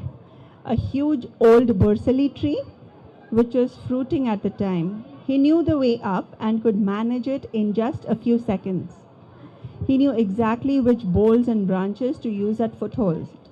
He was about halfway up, was a spot with 3 diverging branches that formed a nice little platform he could sit on. And he sat there. His breathing quietened in no time. You see, the monster couldn't climb this tree. Avi did not know why. Maybe there was something magical about its rich red wood or deep green leaves that scared the monster away. A few parakeets flew to the branches above him and started to eat, twisting their necks in all directions to reach the sweet and sour borsali berries. A few tiny and colorful sunbirds flitted about quietly. This tree had been around since before Avi was born, and it had been his favorite tree for as long as he could remember. Avi spent hours on it, sitting and watching the... You cannot get off. Try switching off the autoplay and you'll see a dramatic reduction. 24-hour stories speaks to FOMO, fear of missing out. What happens? What if I don't see that story from my friend after 24 hours or from that celeb? What's that update? It is so intertwined with the culture or the identity that some of the earlier panelists were speaking about. Your identity is defined by what you know and don't know today. Do you know that Taylor Swift has dropped a new song? Do you know that there is a concert happening next door that the others are going to, but you don't? And everything is happening on your social media platforms. So it's so intertwined with your culture that it's not easy to get off. And when there are more design elements that speak to that fear, it engages you more. And these are just designs to engage, not addict. Infinite scroll is a huge technological innovation that the innovators themselves are talking about as a huge waste of time. What used to take several clicks to take you to the other page is now just as a matter of scrolling. It's just an easy design interface. Variable rewards, they mean nothing but giving you a like or number of likes on one instance and not giving you the same number of likes or followers on another instance. So you don't know when you will be rewarded, how much you will be rewarded, whether you will be rewarded, and you keep posting, keep seeking that validation, that social validation through that feature. Filters. This is known as one of the most toxic elements that have slowly pervaded, especially young girls' minds, is that there is never an ideal that you will be happy with when you're using filters. And this has been one of the huge contributing factors right from Snapchat to Instagram in making young girls feel less than. Because once you start using a filter, you feel, and filters are not just about clearing up skin. It also enhances some of your facial features like your jawline, like your eyebrows, like your eyes. You don't realize how much it is altering your face, but slowly filters make you feel like that's what you should look like. It is directly linked with rise in cosmetic surgeries. A lot of cosmetic surgeons across the world have spoken about how people come to them, youngsters come to them with images saying, I want to look like this. The purpose of all this, all these design elements and extractive design elements, is to either keep us continuously consuming content, like I mentioned earlier, because our attention is precious, our attention is a product, or continuously creating content. So we want to document everything that we do, right from our morning breakfast to the biggest achievement to the smallest achievement. Everything has to be on social media, right? So that's that feeling that is so, deeply driven within us that it becomes very difficult at a point to extricate from that. And when you do try to stop, even for a week, you feel extremely anxious. It's not easy to go off these habits. Now, I'll recall a few lines from Charlie Maxey's book. I hope some of you would have read this book. Yes, I'm sure. I'm a huge fan as well. So one of the lines that really stood out for me was, what do you think is the biggest waste of time? And the mole says, comparing yourself to others. Gem of a line, very precious. Try and recall this when you are in that moment where you're feeling that, hey, my friend posted this, but I don't think I have it in me to share that about me. That's a waste of time. You have what you have, and your friend has what they have. And oftentimes, that's the second line, when your friends are posting about a fantastic, story, great thing that makes you want to think, wow, that's so cool. So this is what the boy, when I think the boy looks at a couple of swans and asks, they look so together and perfect. It's such an ideal that the social media images are showing. But the fact is that there's a lot of paddling underneath. It's a struggle to keep up. The influencers that make it look so fascinating are all struggling. They talk about mental health issues all the time. It's not easy. So small, tiny quiz. I'm going to put up two texts on the screen. I'm going to roll it out. I want you to tell me whose words they are. All right? Ready?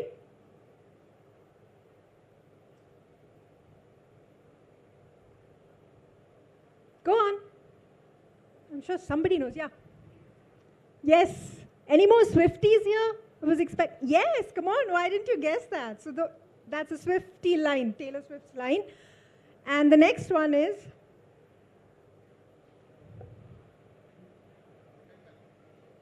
yes. There's a lot of adults now going, yes, Hotel California. So with those two lines, what I have essentially done is I have demarcated the audiences and the age groups, like a good marketer would do. And this is just without knowing any one of you, I just know that there is an age classification and the kind of content that some people would relate to versus another kind of content that another group of people will relate to. Even within that, not everybody will fall in. This is not an absolute generalization, but marketing essentially works on this fundamental thing that there are different kinds of people who like different kinds of things. And this is just a happy incident to relate with. Not everything is always this happy. 100 clicks or likes is enough for a platform to understand our ocean personality. I'll get into what ocean personality is. That's just the 5 basic personality traits that all of us human beings have. 150 likes or clicks is enough for them, the platforms, to understand us as well as a family member or as a spouse.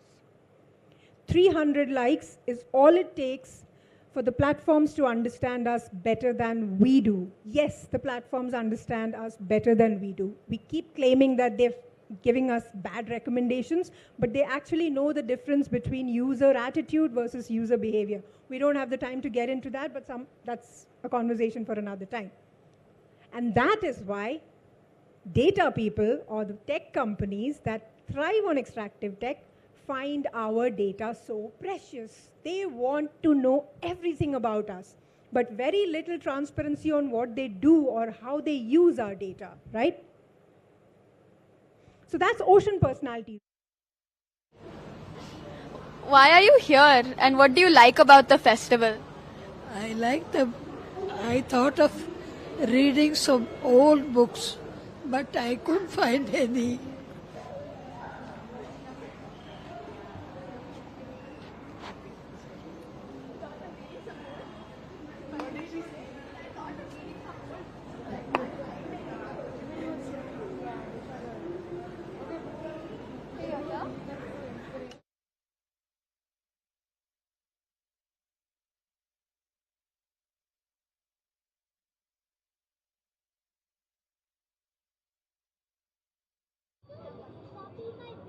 You try to copy your big brother? Okay, how many of you have older siblings? Yeah? So do you do that? Do you follow them?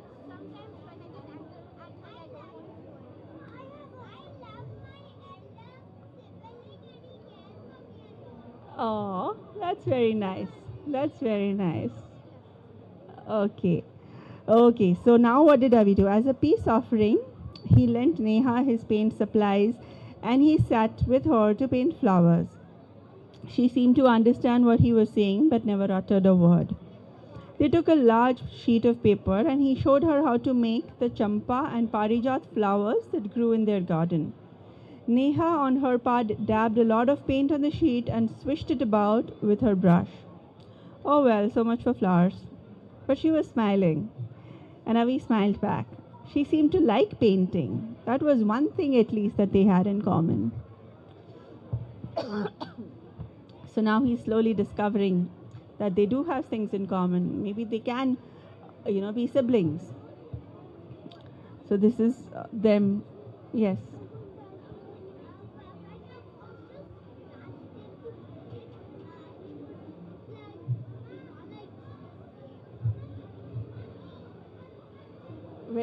Sorry.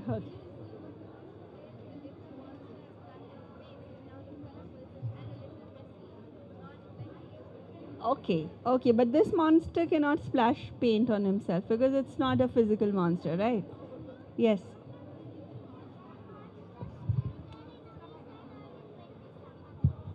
What do you think? Okay, her question is the monster still there in Avi's head? How many of you say yes? Yes, 1, 2, 3, 4, 5, 6. And how many of you say no? 1, 2, 3. Okay, equal. Why do you say yes? Whoever, one of you who said yes. Yes, why do you think it's in his head? Even though he hasn't let it out, he still has it inside him for when he gets angry. That time it'll let out. Yes, so it's still there in his head, but it's not out. It is sleeping. When he gets angry, that's the time it wakes up and it'll come out. Okay? Okay. So a few days later, when Avi came home from school, he saw that a guest had come to visit them. His parents were talking to a tall man with a beard. Avi went to the kitchen to get some water and happened to overhear the conversation. Oh, you will love this neighborhood, his father was saying. It's the center of the city and it's very quiet and peaceful. You see, it's a very old neighborhood. So the plots are all spacious and it's very green. So the man said, ah, yes, it is. But I'll be cutting down some of the trees, like that borsali, for example. The construction of the bungalow will require some space. So now you see, this guest has come to their house, and he's having a conversation with Avi's father. He's clearly the person who has bought the plot of land that borsali tree stands on. It was an empty plot, remember? So now this person has bought it and he's planning to build a bungalow on the plot. And he says that, oh, in order to build the bungalow, I'll have to chop down the tree. And Avi overhears this.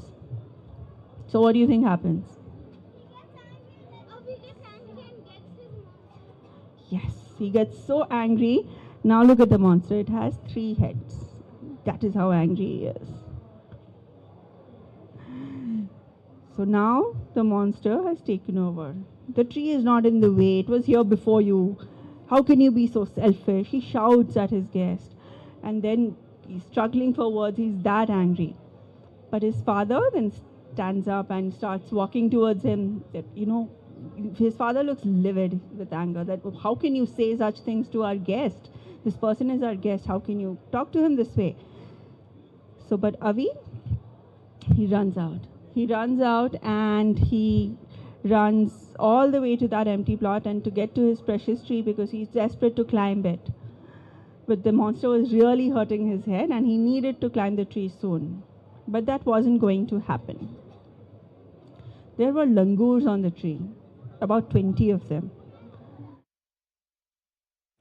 Goal hijacking and a lot of youngsters wanting to become social media influencers without understanding of what it entails has been again found in studies between US and China.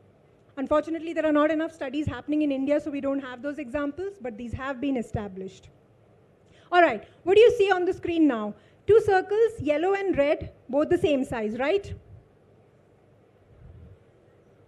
Yes? Anybody? Somebody said no. Yeah, thank you very much. They're not the same size. One is bigger than the other. Can you tell me which one? So if you think red is bigger, raise your hands. Red is bigger. If you think yellow is bigger, raise your hands. Most people think yellow is bigger. Now, what I've just done is actually tricked you. They are the same size. Thank you. But what you right now said, either yellow or red, and not everyone said that, some of you said. It does not depict your intelligence. It's basically our relationship. You have placed a certain trust in me, and I just played with your trust. That's all that happened here. It's that equation that I played with, right? So always understand that it is easy to play you, fraud you, scam you, regardless of who you are or who we are. All of us are susceptible to some kind of manipulation, right? All right, next one. Now here, two orange circles surrounded by gray circles. What do you see? I'm saying that the two orange circles are the same size. Am I right? Do you believe me? If you believe me, yes. If you don't believe me, there are some people who don't believe me. I have tricked you again. It is actually Ebbinghaus illusion, and my intention is not to trick you, but to establish the point that 2 minutes back, I just played with your trust. That's why some of you lost trust in me, but then I played with your lack of trust in me. So it's possible to go both ways, right?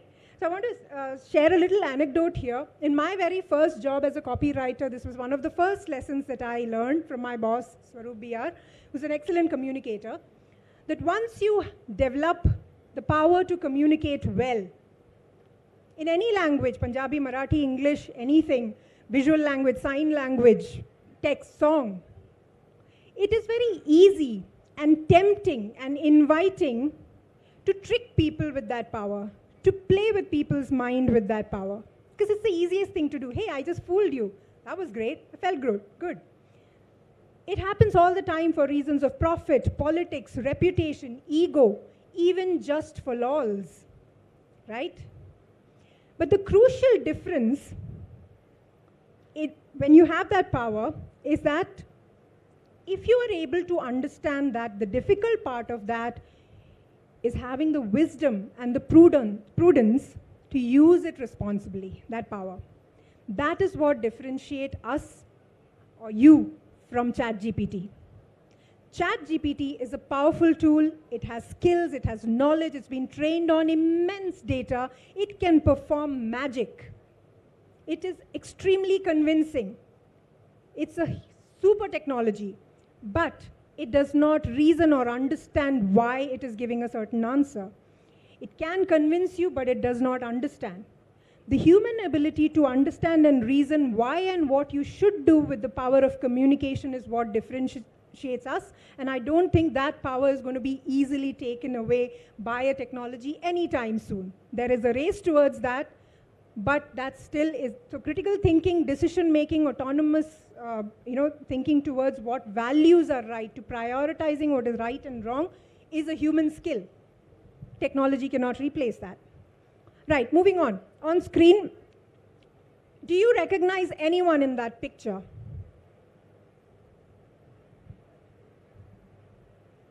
Yes? Who's that? Indra Nui. All right. Anybody else? Thank you for responding to that.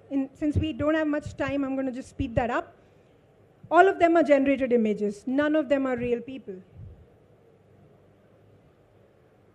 You can say this by the plastic look of some of the skins.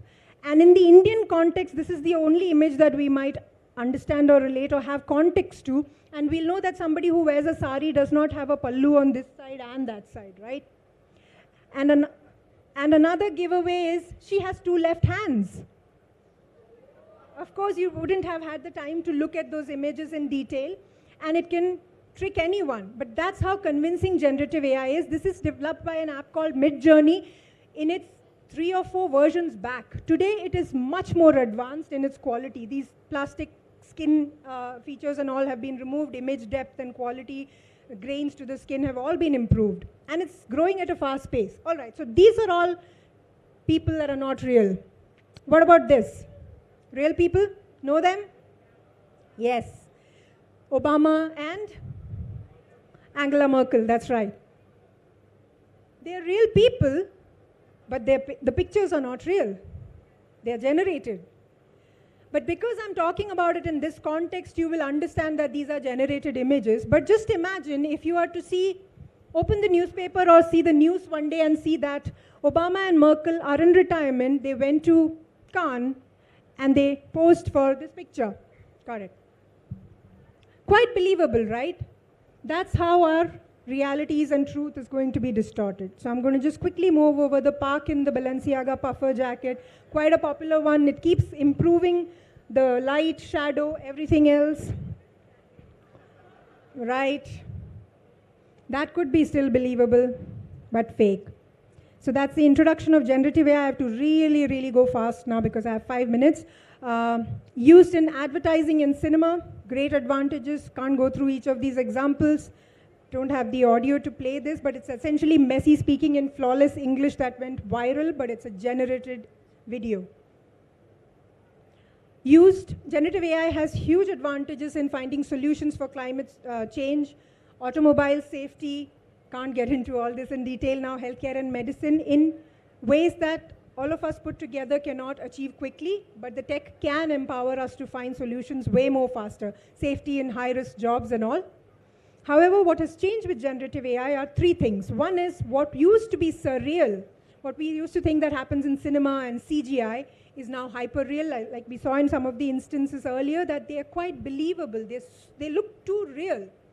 The other is efficiency. What used to take supercomputers, experts to create can now be done on apps, and it is accessible to everyone. It's available on mobile apps for everyone to play with.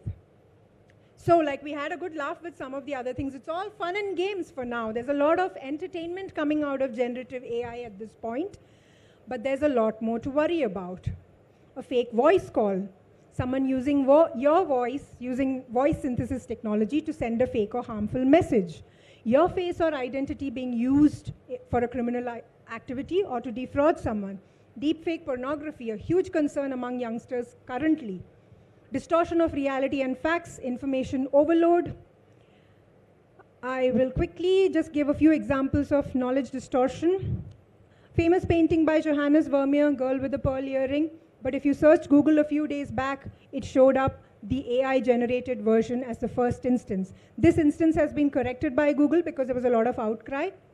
But let's imagine what a baby peacock looks like. If you're searching the internet for a project, we don't know what a baby peacock looks like. Do we know? We think it might look like the peacock, right? The bright, colorful one. This is me searching for a baby peacock yesterday night. And these images come up. This is a generated image. This is a generated image. If you don't know what a baby peacock looks like, you might believe this. But actually, it's the browner version that is real. How do you differentiate? Anybody knows these influencers? Lil Michaela, Amagram, Bermuda is Bay. Huge followers, millions of followers. They sell merchandise, they endorse products, but they are virtual beings. They're not real people. AI-generated books on Amazon, flooding them.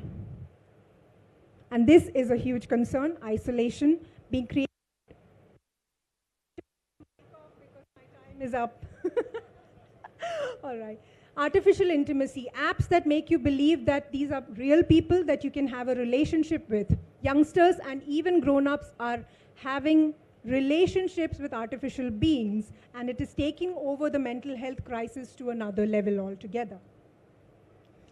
Last few words, reminding you that it is not about 100% faith in technology, blind faith, or about completely dissing the whole thing. It is about asking the crucial questions, how, what, and why.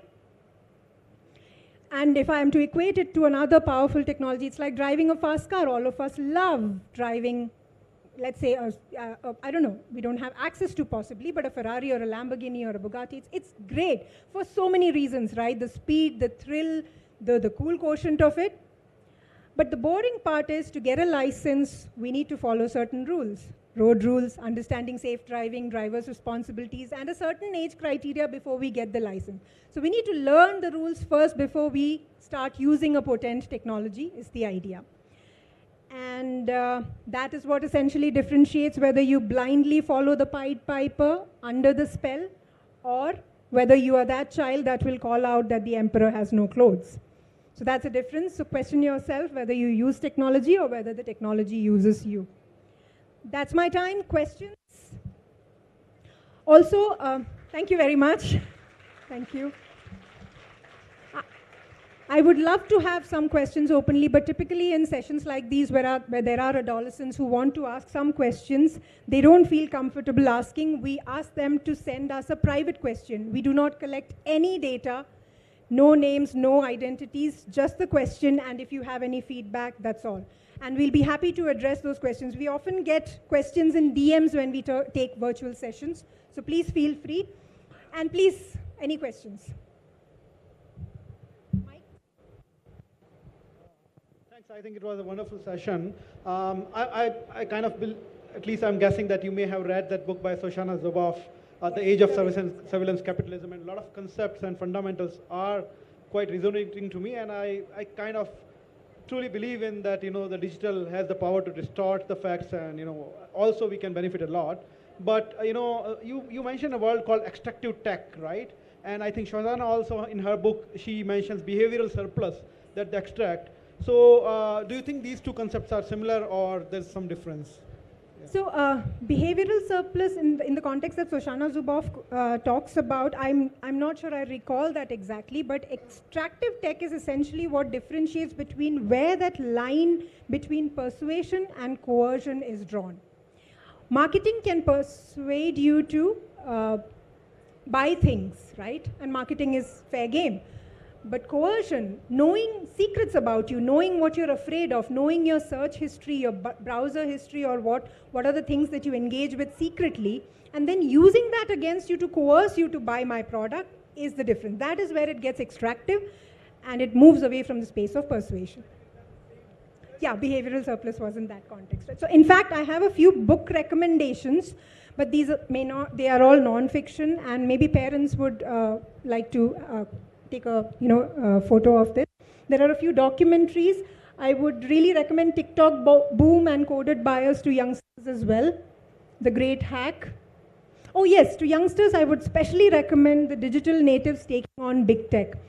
You will hear names like Zaman Qureshi and Emma Lemke in the US, who were 16-year-olds when they understood the impact of extractive tech on mental health of growing children.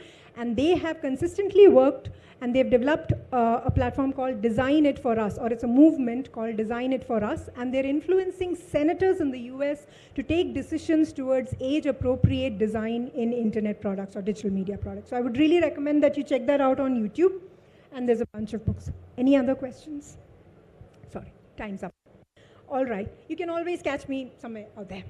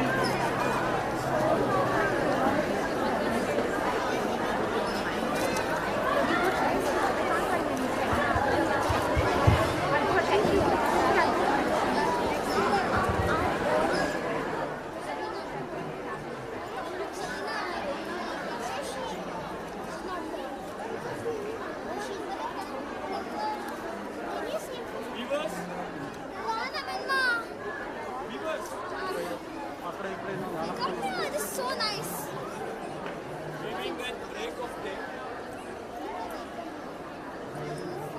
Why do you weave a garment from here?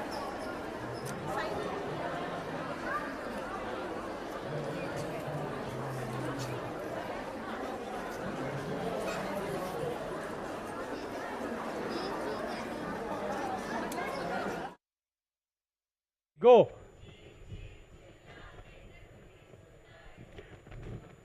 कौवा भी अरे अरे अरे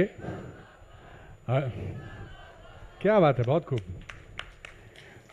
Okay, so my name used to be Mrinal Pandey. That's a very weird intro line, I know. My name used to be. You see, when I was a child, and there was this cricket bowler who bowled just like I did. Okay, his name was Wasim Akram. Have you heard of Wasim Akram? How many of you have heard of Wasim Akram? Okay, lots of you. By the way, Wasim Akram retired from cricket 20 years ago. He still remains the best Pakistani bowler in terms of test cricket even today. He still remains one of the best all-time fast bowlers. He was a bit of an all-rounder as well. But listen to that line again, huh? Wasim Akram bowled like just I did. Huh? So he was a labadhatta like me. Labadhatta in Lucknow means left-hander. Huh? So he was a labadhatta like me. His run-up was like mine. His bowling arm action was just like mine. He bowled fast swings and yorkers just like I did, and so on and so forth. Now I say that he bowled just like me and not the other way around because Wasim Akram made his debut in international cricket after me. You see, he played his first international cricket match in 1984 at a young age of 18 in Faisalabad, Pakistan. And I started playing cricket in the year 1983 at the age of 3 in New Delhi, India. And why do I remember all this so well? I remember all this so well because that is also just about the time when I learned that India and Pakistan used to be one country at one point of time. Cricket field पे उनका tension देख के कभी ऐसा लगा नहीं that they could have been one country. Although there was one thing strangely common between the two. दोनों field पे गाली एक जैसी देते थे हिंदी में. People would tell me that, adults would tell me that there is tension between the two countries because of something called Kashmir. And I would say, ये भी कोई वजह है टेंशन की? टेंशन तो उन्हें इसलिए होना चाहिए क्योंकि वसीम अकरम हमारी नकल उतारता है, हमें बिना बताए. So I started playing cricket, by the way, because of a person I considered my guru, Kapil Dev. When I was born, my parents named me Kislay. Now Kislay means new bud, Nav Pallav. And since my elder sister's name is Pallavi, it kind of made sense for her younger brother to be called Kislay. But then, while I come from Lucknow, my native place is a place called Kannauj. You must have heard of Kannauj. Jaychand, Sanyukta. Sanyukta और हम एक ही गांव के रहने वाले हैं. So people would tell my parents, इसका नाम किसलय मत रखो, कभी कन्नौज जाएगा तो लोग पूछेंगे कहो पांडे किसलय आए हो, which basically means tell me Pandey, why are you here? तो confuse हो जाएगा बेचारा, तो किसलय नाम drop कर दिया गया and my parents named me Mrinal. I was Mrinal Pandey until the end of my kindergarten.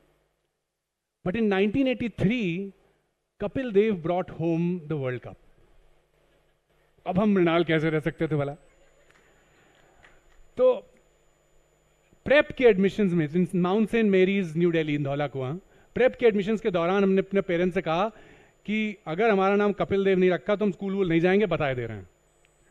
So when the principal was taking my interview and he asked me my name, I said Kapil Dev.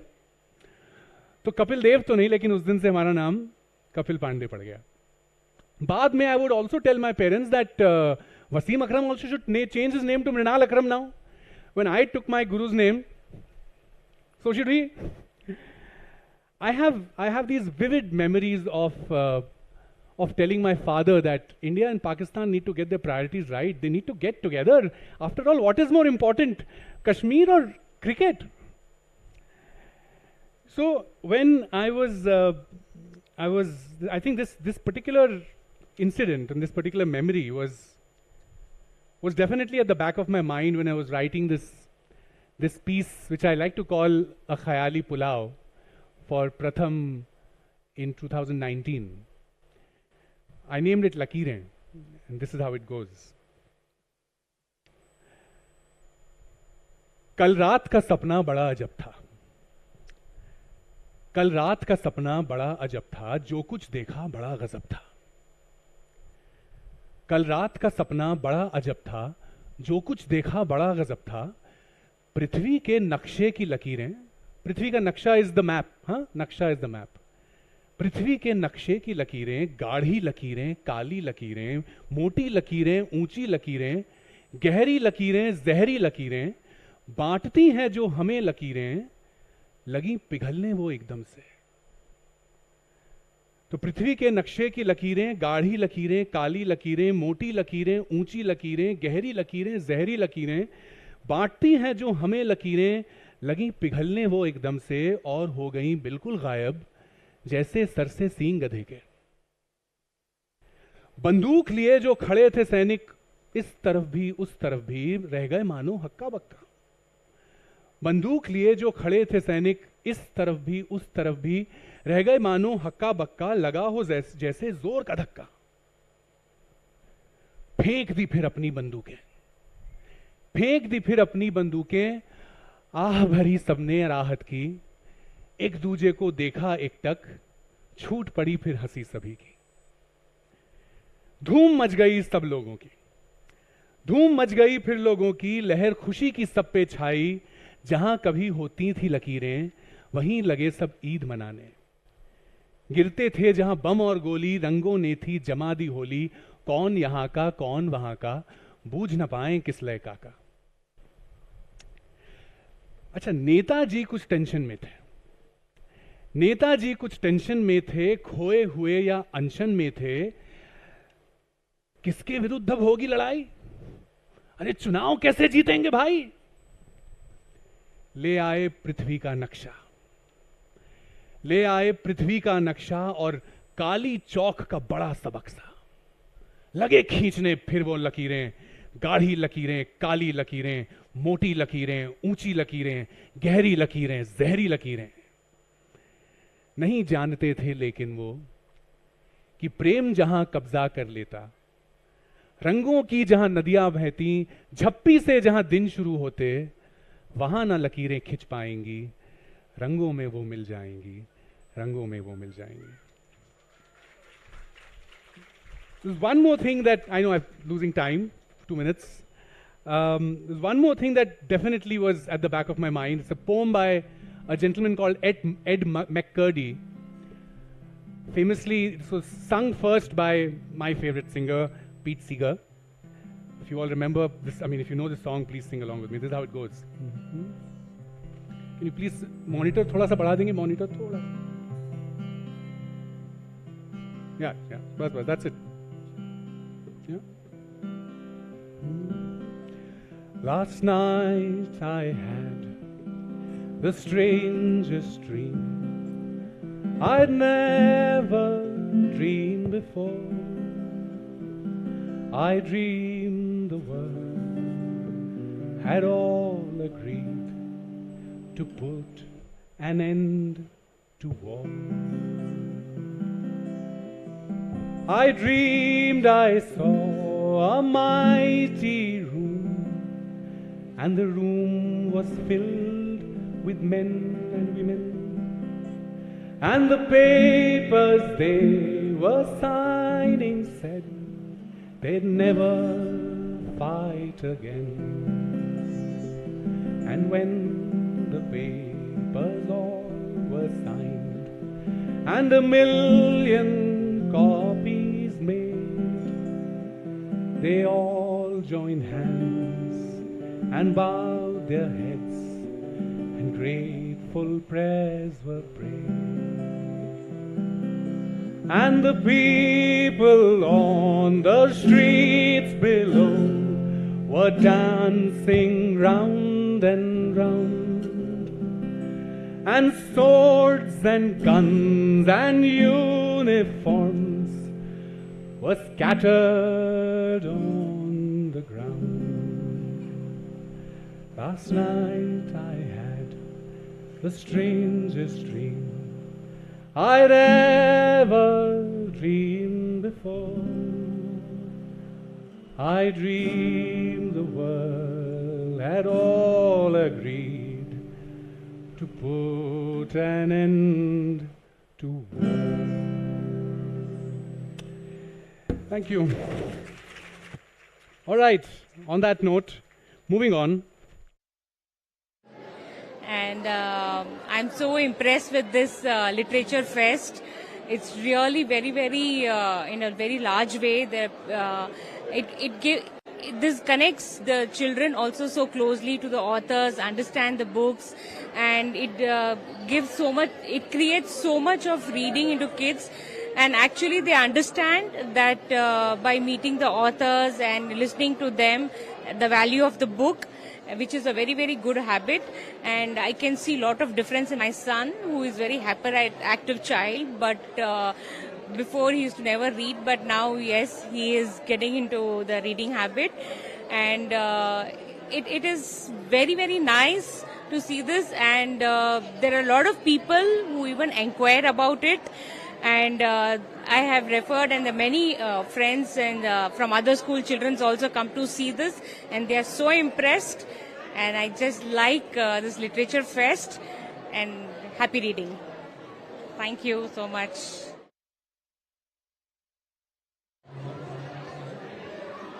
I hope. To try to find a medicine. Oh my God! So he went out of the universe to find the medicines. To whom you want to pass? You have to go opposite.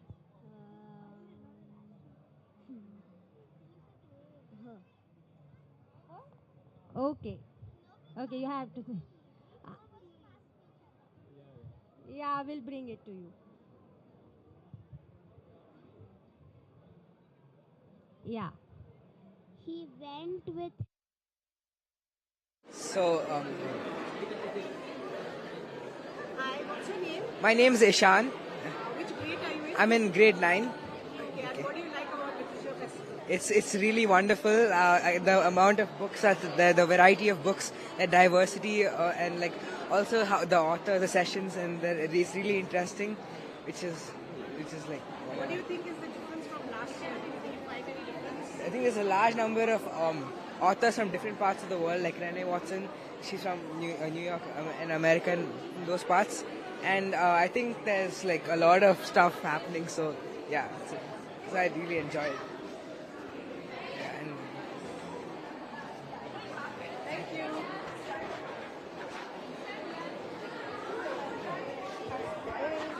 Yeah, we stopped for a while.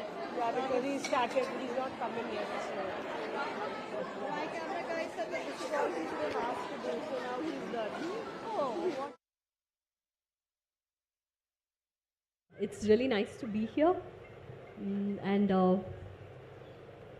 what can I say? So I think my experience with writing and co-creating with underserved communities. I mean, I've been documenting people's lives a long time. People from marginalized and underserved communities, because I've been a journalist, aside of being a children's author.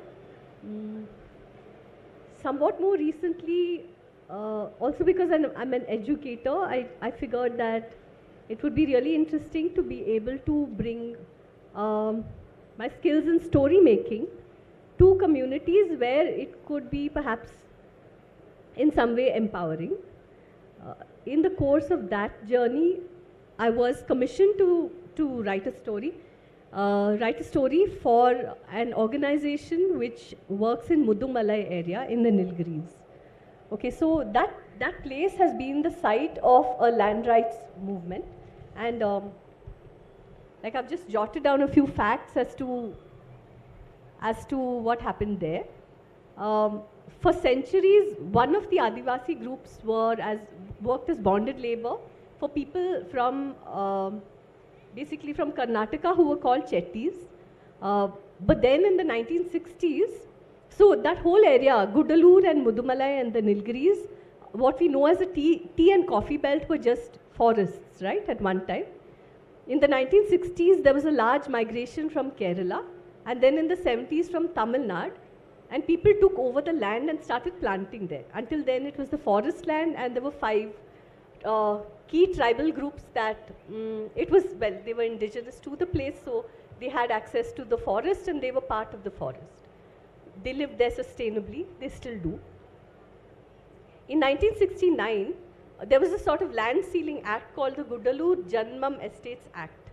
And under this act, the government took back land from the Maharaja, who was from Kerala. But that thing went into litigation, and as soon as you find land that is lying there, lots of people come and say this is our land. And hence the land started getting claimed by city dwellers again. And the Adivasis did really badly. They did not know how to hold on to land that had traditionally been theirs. And they came down to a state of complete misery and starvation, despair and hopelessness in all the villages in that area. At that point of time, an organization called Accord, and this was in 1980s, I think, little before that, Accord mobilized Adivasi youth, and they managed to, they went from village to village and they mobilized people. They did it through theater, through storytelling, and people collected and said, we want our land back. And 1,500 acres of land finally was given back. So many Adivasi families have a little bit of land, at least of their own, and now they have access to the forest. After that, the Sangam slowly gained in power in the sense that it's called the Adivasi Munnetra Sangam. They gained in power in the sense they started doing these health, education, agriculture initiatives in the area. But in the last 30 to 40 years, they find that they're facing challenges from education. Their identity is being eroded a lot because their children go to mainstream schools where there is not a lot of respect for their culture. The mainstream society has very little respect.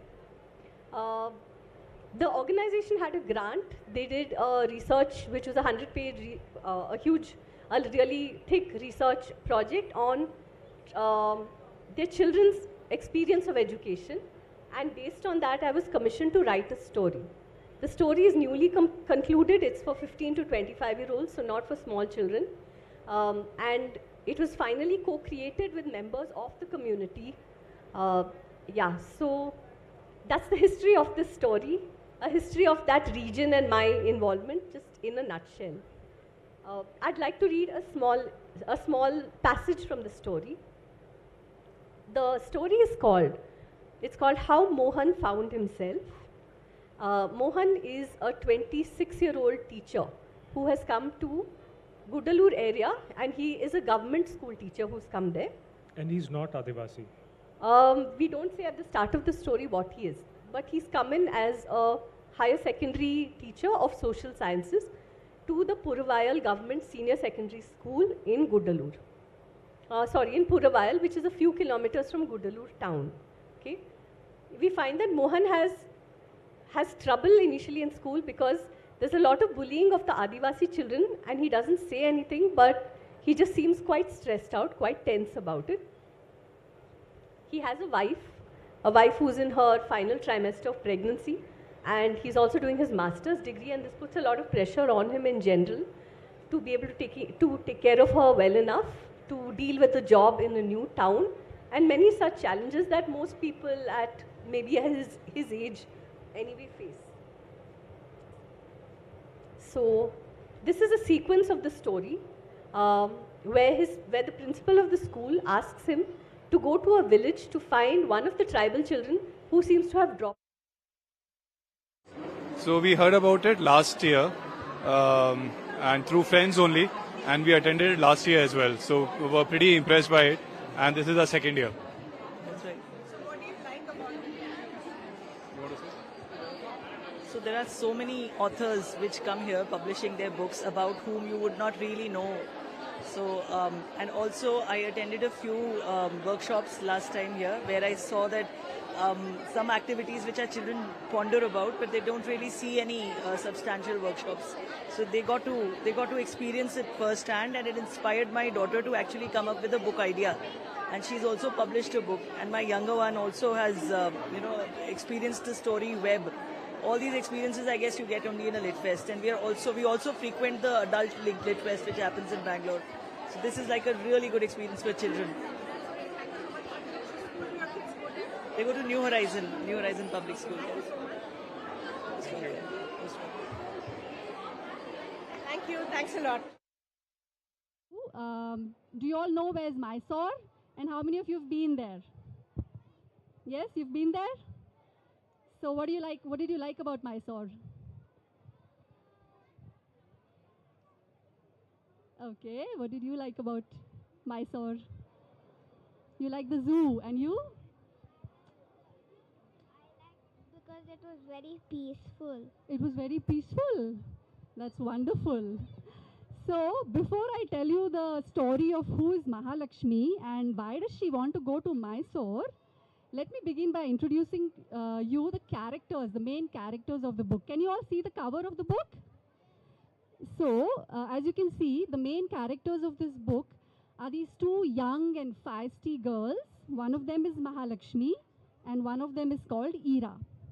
And they are both best friends, and they go to a school called Prithvi, which is much like your school, and they are in grade 2. And the name of their class is Gulmohar class. Okay, so the story begins on a Monday morning when their teacher, Miss Madhu, she enters the classroom to find out that it's not a classroom, but it's a fish market. All the children are super duper excited about something, and they're waving their hands about in the air, and they're bouncing off the floor. You all know when a classroom becomes into a fish market? I'm sure you all do, right? Can you all show me what a classroom is like when it becomes a fish market? Yeah, I am. Yeah. So my daughter was in Neev till last year. Yeah. We think it's amazing, the whole atmosphere, the fact that we get to meet authors in person. So it gives the children a very big high that they are meeting their favorite authors in person. And the kind of inspiration they get from the authors and, the kind of process they go through, that's amazing. And I think the kind of master classes they have for young kids as well, I think is brilliant to give them the exposure, because kids these days are exposed to writing so much that my daughter, 9 years old, was excited, to attend a lot of these master classes herself. So I think it's great. Yes, we are waiting for that. We're really waiting for that.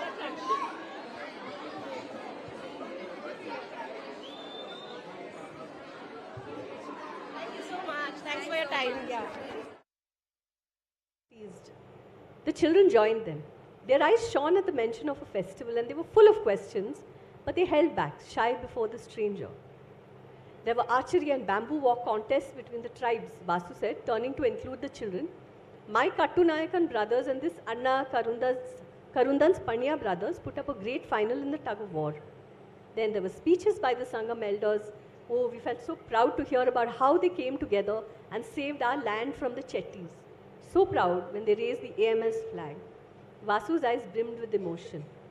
He noticed Mohan's unease and he gently ushered the children away. You had told me then that you were going to a boarding school in Kannur? Yeah, I went as planned. My name is Mohan now. I'm a social sciences teacher at the government school in Puravayan. You did well, Vasu said, accepting Mohan's coolness. How can I help you, Mohan, sir? I'm looking for a boy called Vishnu. So that's one sequence from the story where Mohan is really reluctant to admit his Adivasi roots. So Mohan is an adopted name? Yeah, Mohan is an adopted name. Many of the children, when they go to schools outside the village center, are given names. Often these are Hindu names. Their tribal names are ignored. So this is one thing that makes us uncomfortable being on stage talking about the importance of the tribal and the tribal's rights in society, because neither of us are tribal. So that is probably at the core of the discussion we are trying to have, that do we have the right to be sitting here talking about the Adivasi, talking about what the Adivasi deserves, what the Adivasi has lost, what this country and what this system and what this thought process and what we understand as the mainstream have done to the Adivasi? Should there not be an Adivasi on this stage too? And the fact that there isn't an Adivasi writer on this stage is a big, gaping failure of all of us. So Chatura shared a part of her story. I will share this picture book, which is nominated this year at the Neev Award.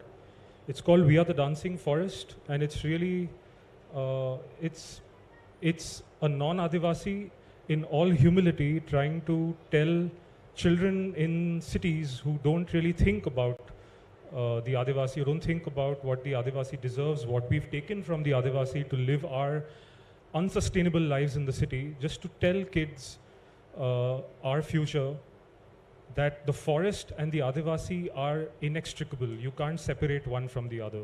You hurt one, you're hurting the other. But even in the writing of it, and now in the reading of it, I feel like I'm appropriating a culture, I'm appropriating a voice that is not mine. So I will read it, and then we'll ask ourselves some more difficult questions. Taram taram tartara, taram taram tartara, spin wheels fly fadfada, fadfada, fadfada. The forest bursts in flowers, the hills are crowned with clouds. Tupur tupur, sprinkle showers, and the trees stretch up proud. We are the kuya muya, shaped out of this earth, singing a hayya huya, filling the jungle with mirth. Adam badam. Dates, pomegranate, pasta, broccoli, and grapes. How many of you have a lunchbox with 5 different compartments here? Yeah, you do? So your mother packs it with like a whole lot of things, right? Whatever she can find in her kitchen. When she peered into Mahalakshmi's lunchbox, she saw that Mahalakshmi brought yellow rice. Ira picked up the little plastic fork that came with the box to eat her pasta when she noticed Mahalakshmi was eating the rice with her hands. Ira put her fork down and began to eat the pasta with her hands too. Have any of you tried to eat pasta with your hands? No? Yes? Yes? What happens when you do that? In the noodles? It gets all messy. Yes. It's kind of fun. And what happens when you eat pasta with your hands? It's really slippery, so then it's Yes, it's really slippery. So when she began to eat pasta with her fingers, one piece of pasta slipped from her hands and fell down. Mahalakshmi looked at Ira and giggled. Ira giggled back. A few kids noticed Mahalakshmi and Ira eating with their hands and began to whisper to each other that, oh my God, look, they're eating with their hands. Ira introduced herself to Mahalakshmi. Mahalakshmi spoke only broken English but fluent Kannada. How many of you here know how to speak in Kannada? Not, okay, you know? Yeah. So Mahalakshmi spoke fluent Kannada. Nanna hesaru Mahalakshmi, she said, which means my name is Mahalakshmi. Ira spoke broken Kannada and fluent English, but that hardly mattered. Does it matter? If one person knows fluent Kannada and one person knows fluent English, can you still be friends? Yes? Yeah, you can, right? After lunch, they went to play in the sandpit. Ira found out that Mahalakshmi was really good at making sandcastles. Together, they made the biggest castle anyone had ever made in the school sandpit. Can you see the picture here? Yeah? They made the biggest sandcastle. It's also there on the cover of the book. All their friends came to watch them and cheer. Aditi just watched from far away. Now I'll tell you a little more about Aditi. Aditi used to be Ira's best friend. Okay? When it was time to go home that day, Ira noticed that Mahalakshmi's mother came to pick her up. And while everyone went home in cars and buses, Mahalakshmi walked back home with her mother. The next day, Ira hung out with Mahalakshmi again. She was really enjoying her company. Like Ira, Mahalakshmi did not care about hairstyles and proper behavior. She was sporty and carefree. Ira was amazed at how fast Mahalakshmi could climb the tree in the playground. Mahalakshmi, said Ira, you climb trees like a monkey, Ira teased her. And you are a scaredy cat, laughed Mahalakshmi, hanging upside down from a branch. Have any of you tried to climb a tree? Yes, you like to climb trees? Yes? Yeah? The red ants all over it? Oh no. Oh. Excellent. Yes. Have you ever tried to hang upside down from a tree? Yeah? Okay. Please make sure there's somebody around you, okay? An adult around you. Don't do it by yourself. So, very soon Mahalakshmi taught Ira how to climb trees and turn cartwheels. In library class, Ira helped Mahalakshmi to read English storybooks and Mahalakshmi helped Ira to read and write in Kannada. And very soon they were the best of friends. Now, as I told you, Aditi used to be Ira's best friend before. But now that Ira started hanging out so much with Mahalakshmi, Aditi didn't like it for some strange reason.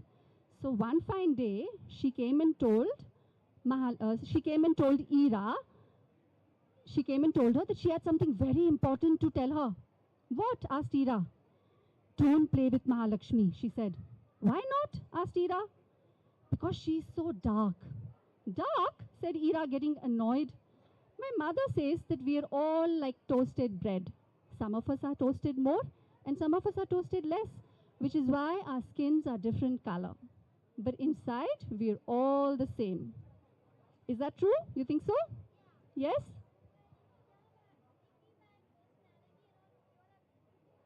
Yes, yes, definitely. And she doesn't smell nice too. She smells really nice, said Ira crossly. She thought for a moment, like coconut oil, flowers and earth. My mother says I should stay away from her because she comes from a slum and she might spread germs, Aditi said with her nose up in the air. And Nila was telling me that she has cows at her house. Imagine hanging out with cows and cow poop. Yuck. I think she washes her hands with soap just like we all do. And any of us can spread germs. It doesn't matter where you live, snapped Ira. And that is hardly a reason not to play with her. People got COVID in fancy houses as well as in slums. Yes? Do you agree? People got COVID everywhere, right? No matter where they lived. Aditi just frowned and walked away. And though neither of them said anything, they both knew that they were not the best of friends anymore. Okay, so now coming back to the field trip. So when Ira got to know that Mahalakshmi is not coming, she was very sad. She went in, asked Mahalakshmi that why is it you're not coming? Are your parents worried for sending you? And Mahalakshmi said that no, my parents said no. My parents did not give me permission because they think that a field trip is an unnecessary expenditure. Okay, so that day Ira went home and she asked her mother that why is it that Mahalakshmi's parents think that a field trip is an unnecessary expenditure? A field trip is not unnecessary. Yeah? Do you think a field trip is unnecessary? No, right? So, Ira's mother told her that Mahalakshmi is an RTE child. RTE means Right to Education Act. It's a law passed by the government under which children from the poor families, children who cannot afford to pay fees of schools such as yours or Prithvi school, they can go free of cost. Do you think it's an important law? Do you think it's a good law? Yes? Yeah? Why do you think so? Because people can't afford it. So even if they want to, they can still. They should be able to, right? All the children deserve good quality education no matter where they come from. Yes? Do you agree with that? Yeah? So that's what Ira's mother explained to her. But Ira was not willing to take a no for an answer. She was like, I don't care if she's arty. She is a part of Gulmohar class and she must come with all of us for the field trip. So Ira's mother told her, well, if you really want that to happen, then maybe you should think of a way to figure out how she can come. So Ira was a little confused. What do you mean, figure out how she can come? You mean we give her money? So Ira's mother said, no, that wouldn't be good. Their parents would not be okay with it. But what if all of you children in Gulmohar class get together and earn money? Well, where do you place yourself at that table? So I was trying to sit at the table. So I went traveling, and there was one village, I remember we had to walk 18 hours because it was just jungle and river, and there was no way to get there but to walk 18 hours. When I got to that village, and we were trying to ask them that, so some officers had come to that village to tell them, we need your land for mining, and you can't not give it to us.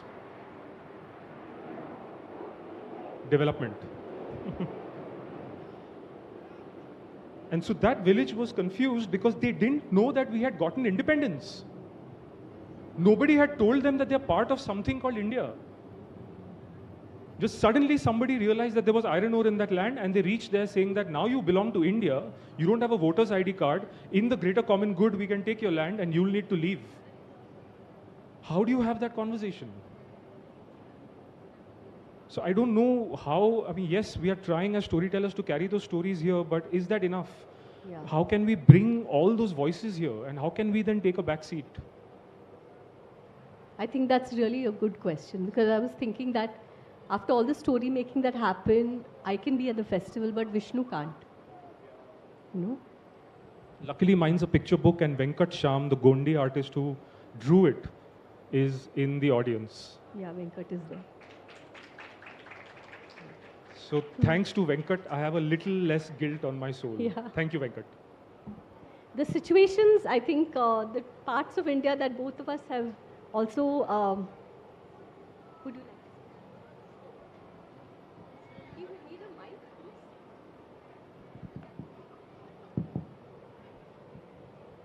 please. It is not so, madam. What you are saying that you are ashamed for, and what Mukhija ji stated, he might have seen 20 years back or 25 years back. Now the situation. I am not that old, sir. That was 10 years back. Okay, now the situation has changed.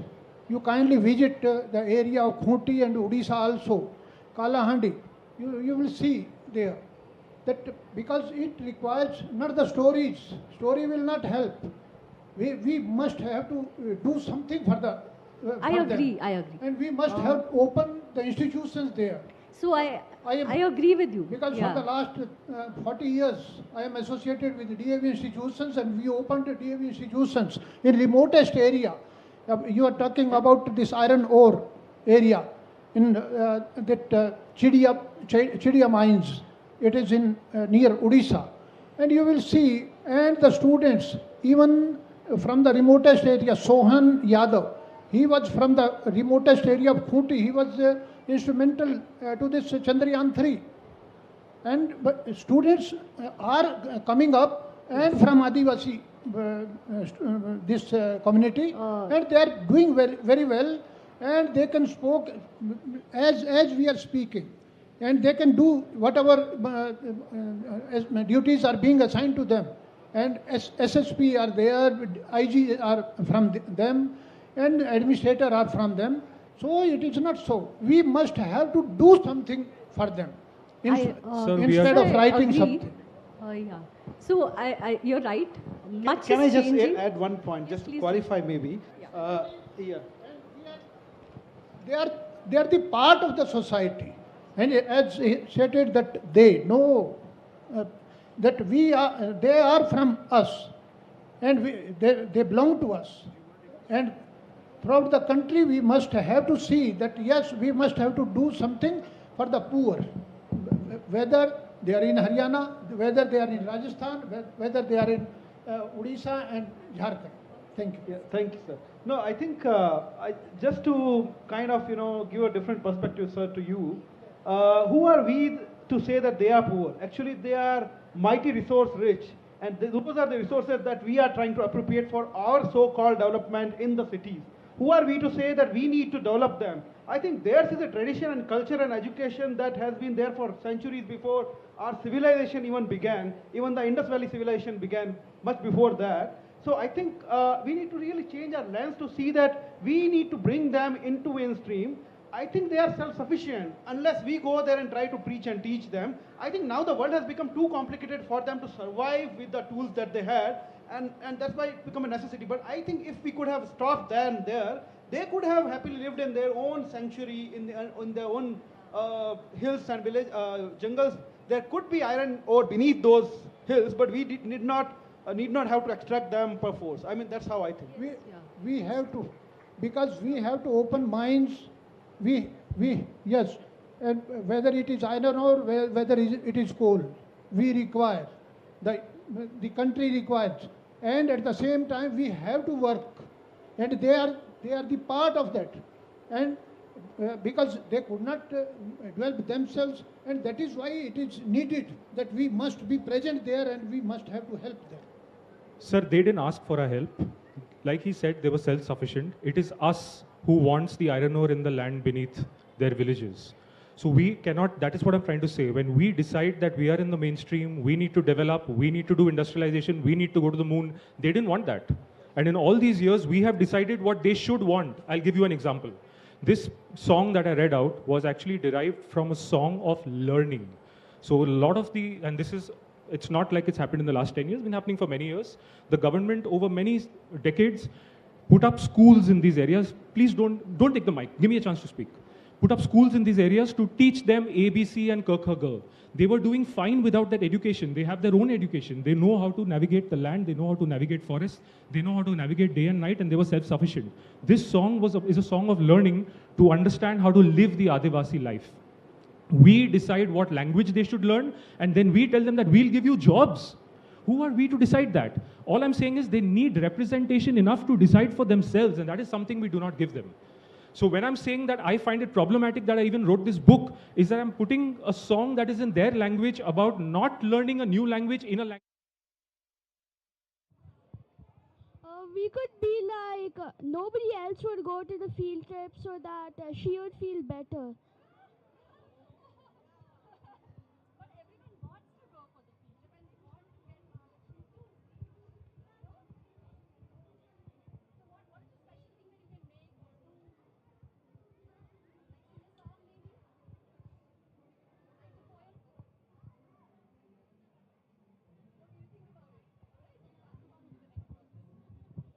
Maybe I would draw or paint.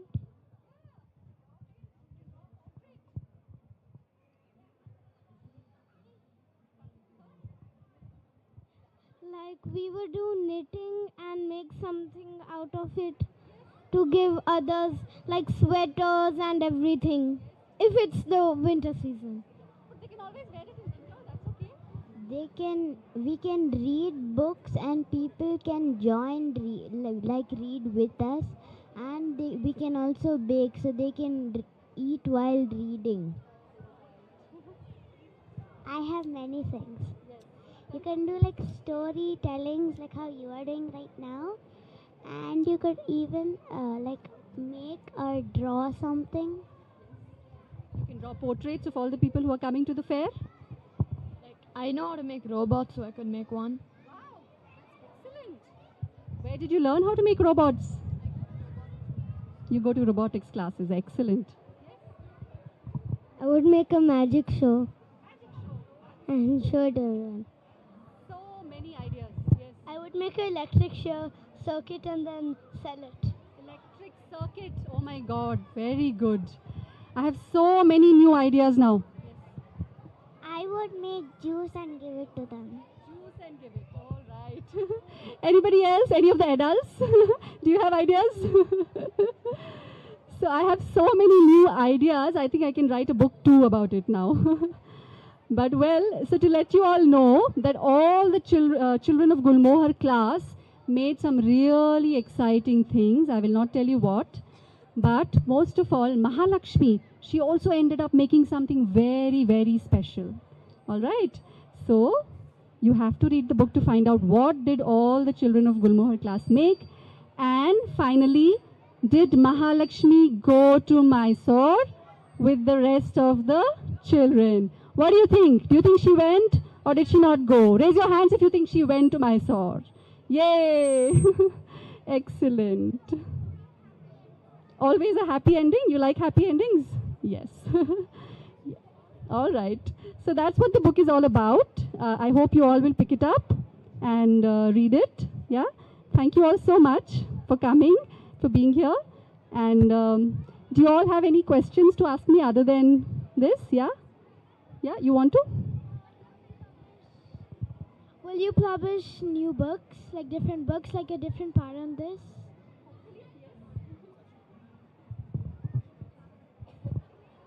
So Mahalakshmi is a village girl, no? So she lived in a village. So how did she come to the city? And was the journey to the city? How did she do that? So that's a very good question.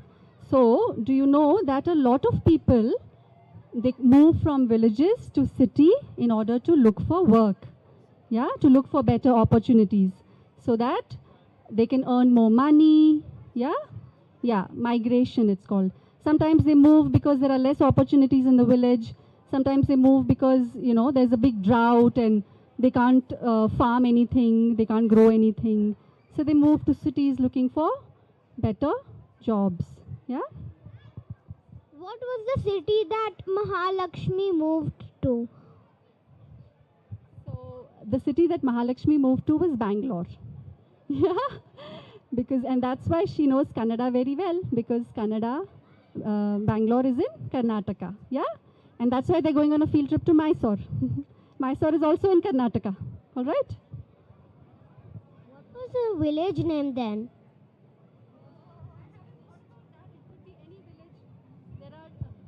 People who move to cities from so many villages, yeah? So many, yeah, different kinds of villages. Do you know that there are many more villages than cities in our country? Do you know that? Yes. There are many, many, many more villages in our country. The answer is very obvious because the book name is...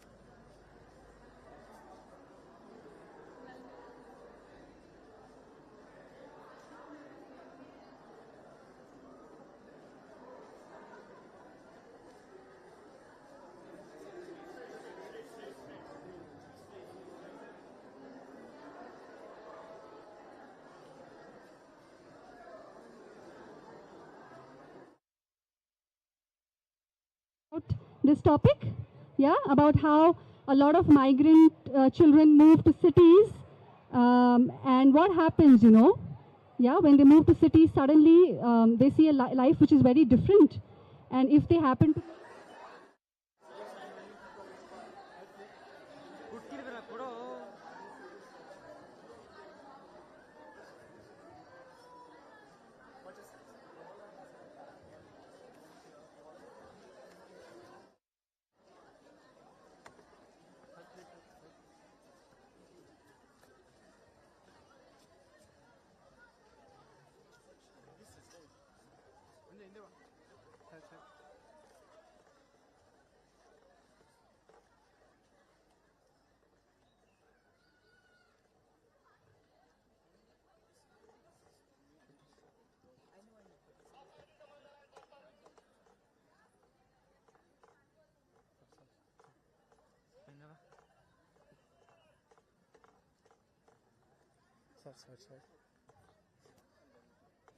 Descend it. Cement castles, okay. So when you read the book, you'll find out that she actually makes something very, very interesting. Okay, you have to read the book for that. How did you come up with the name Ira? So I know a few girls whose names are Ira. Yeah? So, like, why did you specifically choose this topic to write about? Like, what inspired you to write about this topic? So, actually, I once had a conversation with a little girl who was talking to me about her school day, and she came and told me that one of her classmates came and spoke to her, and she told her not to play with a certain child because she is dark-skinned and because she comes from a poor family. And that conversation stuck with me in my head, and I decided that I must write a book about this. All right? Is it a true story or not a true story? No, it's not a true story, but it was inspired by a small incident which was a true incident. And then after that, I, wrote a fictional story around it. So you said that because there are less number of jobs in the villages, people are moving to the cities.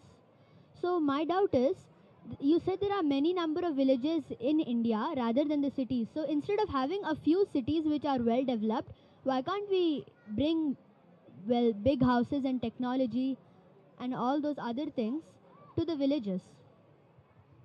Yes, I think a lot of people are working towards that and trying that. Yeah. So when all of you kids grow up, that should be your agenda, right? To ensure that not everybody moves to the few cities of India, but all the villages also thrive, and so people don't have to migrate, right? Excellent question.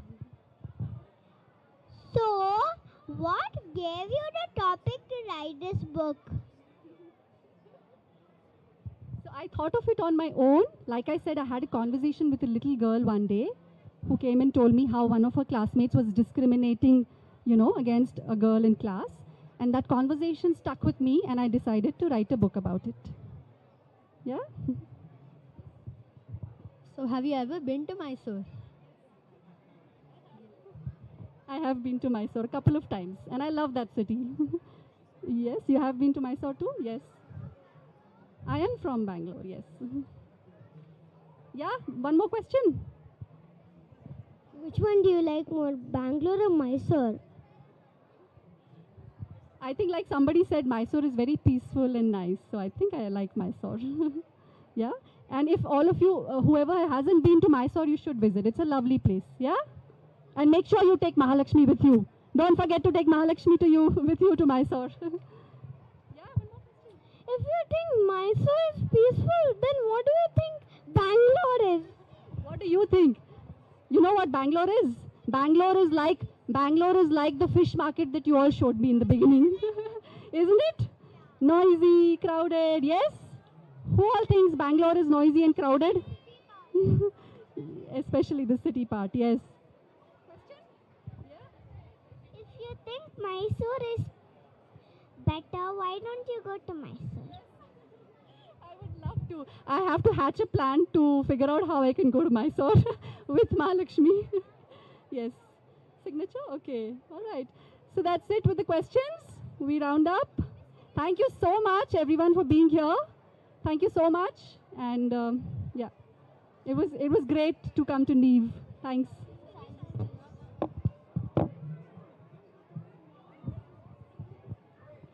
Thank you, Miss Niyati, for everything. Thank you so much for the enchanting book reading and activity. I would like to thank all of you for being part of this. I'd like to thank all of you for being part of this venue. We'll now be taking a break until 6:30, where there will be a much-awaited performance by Portrayal. Please join us at the Kahani March opposite the book marketplace at 6:30. Thank you.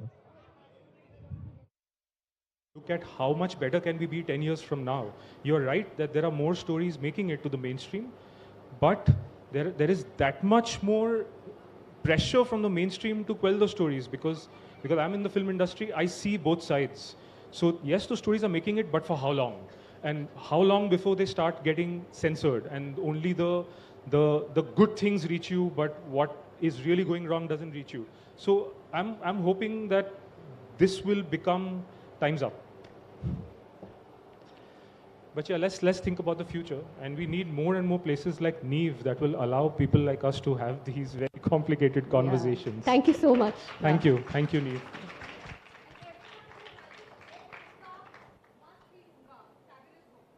Do not call me again for the things I say.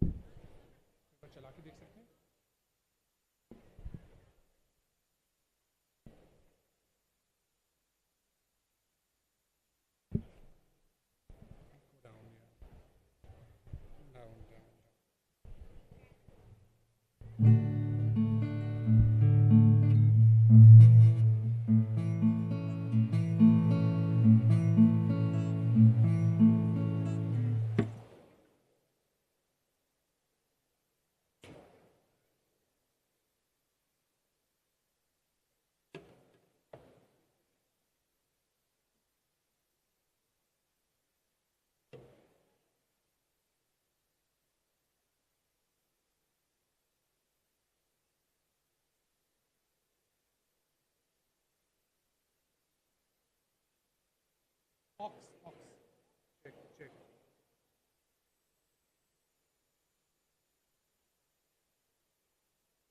Check. Check.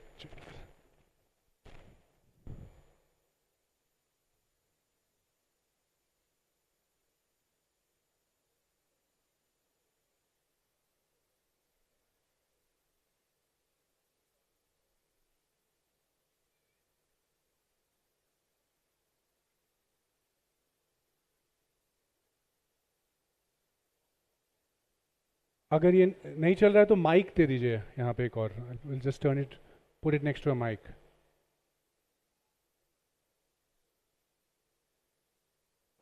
Yeah, let's just do that. Can we just try this?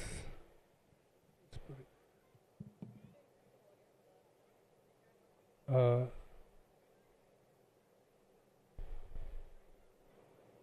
is it my phone?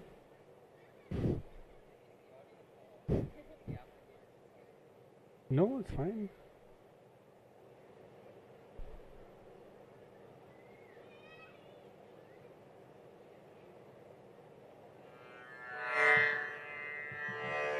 Okay, let's try the aux once again. No, here.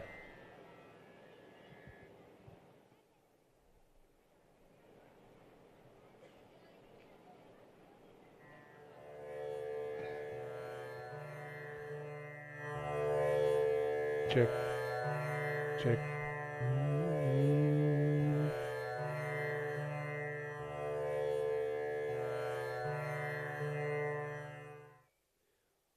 Okay.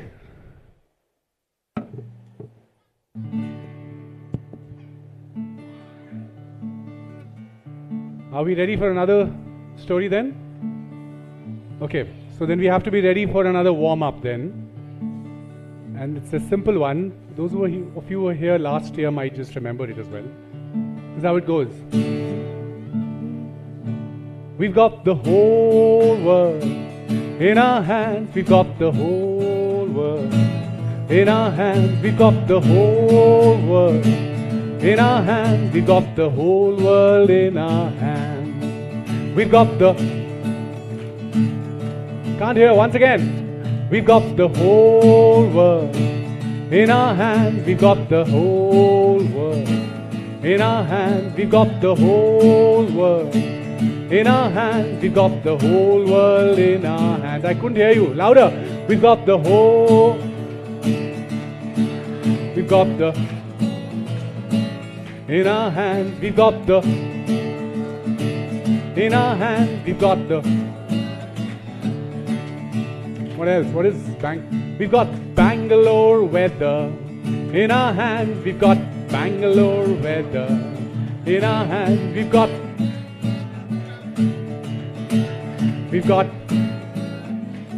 and if you've got that, then we also have we've got traffic jams in our hands. We've got in our hands. We've got in our hands. We've got traffic jams in our hands. We've got the whole world in our hands. We've got the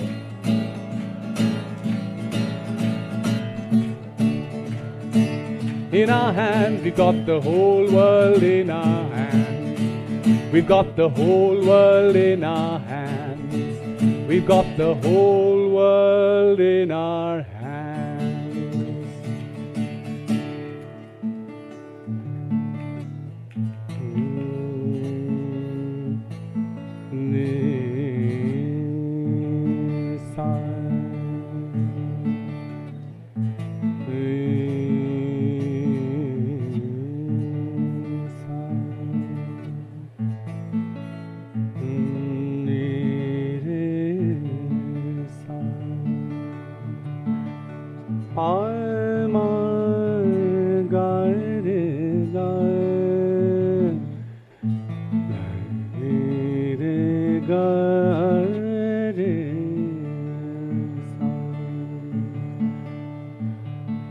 ब्रह्मलोक से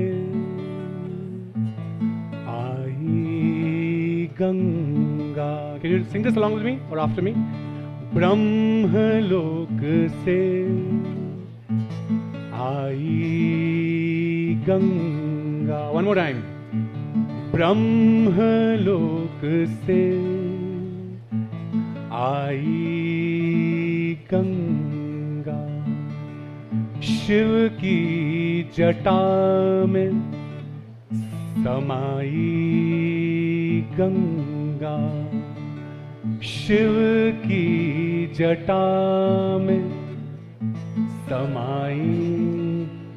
The legend goes that Ganga descended upon us from the heavens, and Shiv used his jata, the locks of his hair, and it was a really strong force. If it had fallen directly, it would have destroyed the earth.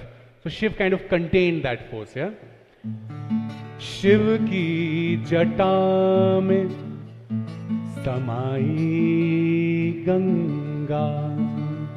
Shiv jata samai. Bhagirathi की कठिन तपस्या से धरती पे आई. जन्म जन्म के कष्ट मिटाने, पाप मिटाने. Bhagirathi, by the way, has been a bit of an unsung hero as far as our myth goes. To me, he's quite a rock star, by the way. By the end of the story, he'll turn out to be one, hopefully for you as well. Bhagirath is also used in Hindi speak very much like, you must have heard of the phrase Herculean tasks, for tasks that are very difficult. So Bhagirath Prayas is also something which kind of is very similar to that. So when you have to say something, you've conquered something or you've made overcome something very challenging, Bhagirath Prayas आप करके आए हैं. And Bhagirath played an important role. They say that उसने तप किया और उस तप की वजह से Shiv did all that what he did. ब्रह्मलोक से आई गंगा, ब्रह्मलोक से आई गंगा.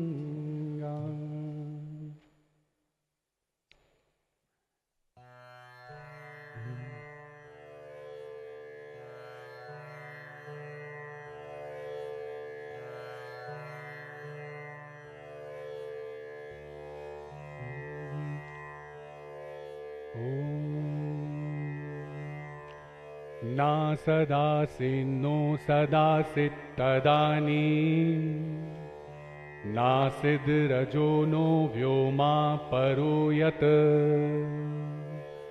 किमावरीव कुहकस्य शर्मन्न, अम्भा किमासीद गहनं गभीरम्. अर्थात, and we can all thank Shyam Benegal for Bharat Ek Khoj for that.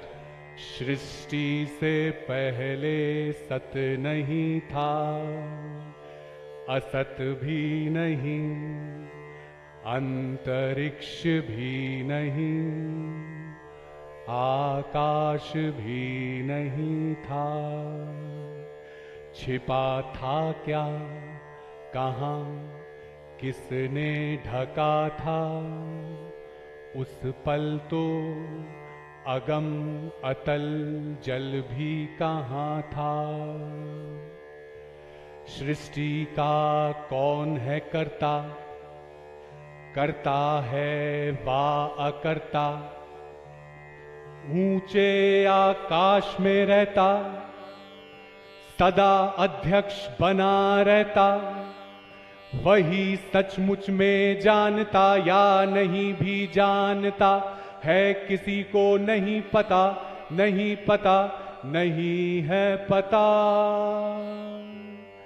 नहीं है पता.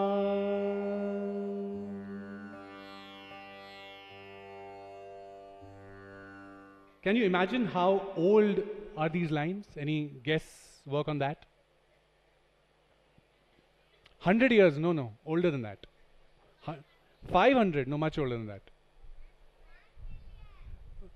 1 million? Well, as per some estimates, it could well be 13.8 billion years old, but no, it's not that too. But yeah, sorry? Yeah, okay, you're getting closer, hot. Yeah, so close enough. So 3,500, 4,000 years. Those are estimates. There are multiple people who have multiple ideas on this whole fort. And where are these lines from? Which text? Rig Veda. And the hymn I recited is called the Nasadiya Sukta, or the song or the hymn of creation. Imagine 3,500 or 4,500 years ago, people were probing and wondering and critiquing and questioning. How pointless, no? Or you might say, what a bruh thing to do, or what a sus thing to do? What a sus thing to do. Yeah. And as they were critiquing and questioning, they ended up questioning the very purpose, the very wisdom of God Almighty. सृष्टि का कौन है कर्ता? कर्ता है वा अकर्ता? Is he the doer or the undoer? ऊंचे आकाश में रहता, सदा अध्यक्ष बना रहता, वही सचमुच में जानता या नहीं भी जानता? He truly must know everything, or maybe not.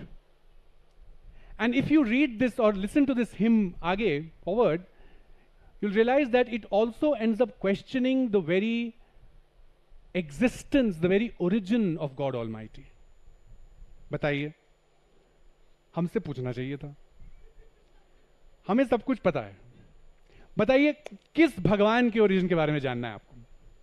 I can take you to the state, the city, the district, the locality of the place where the God was born. In fact, I can even drop a Google pin there. और ताकि कोई confusion ना रह जाए, वहां पे हम एक बड़ा सा भव्य मंदिर भी बना देंगे आपके लिए. You see, our Vedic friends, they lived in the time of questions and possibilities, whereas we live in the time of solutions and certainties. What does the school teacher ask you today? You boy, what is the answer to this question? You know? But in the Vedic times, the gurus would have said, "What's batao? Aaj kaun sa prashn leke aaye ho?" Can you imagine your teacher asking that question? No, no, neither could I. So it's not your fault, it's the fault of your teachers.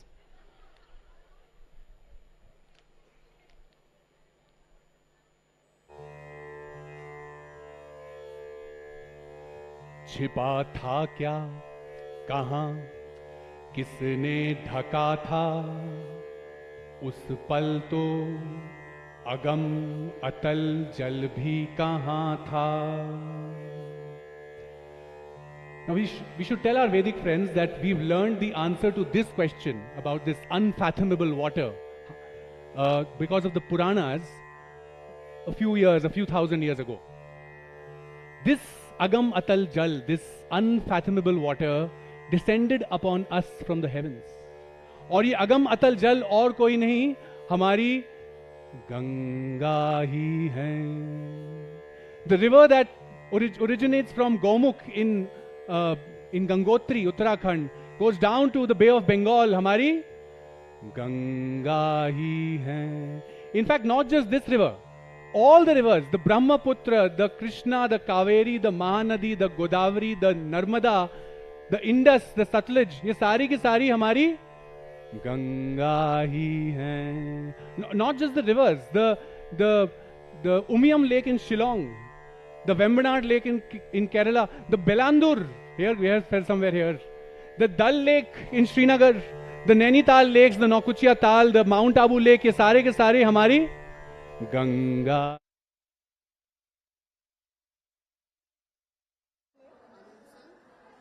What grade do your kids go to? Okay. And you just attended a session on changing times and changing values. What do you, please share your thoughts about it? I think it was one of our good sessions where we can discuss different other parents, see that everyone is in the same boat. They're all trying to connect with the kids with the changing times and how we are all adjusting and trying to do this. I think it's a great session. Okay, and do you attend the Neev Literature Festival every year? Yes, I think I've not missed a single one. Oh, that's great. And what change did you see this time?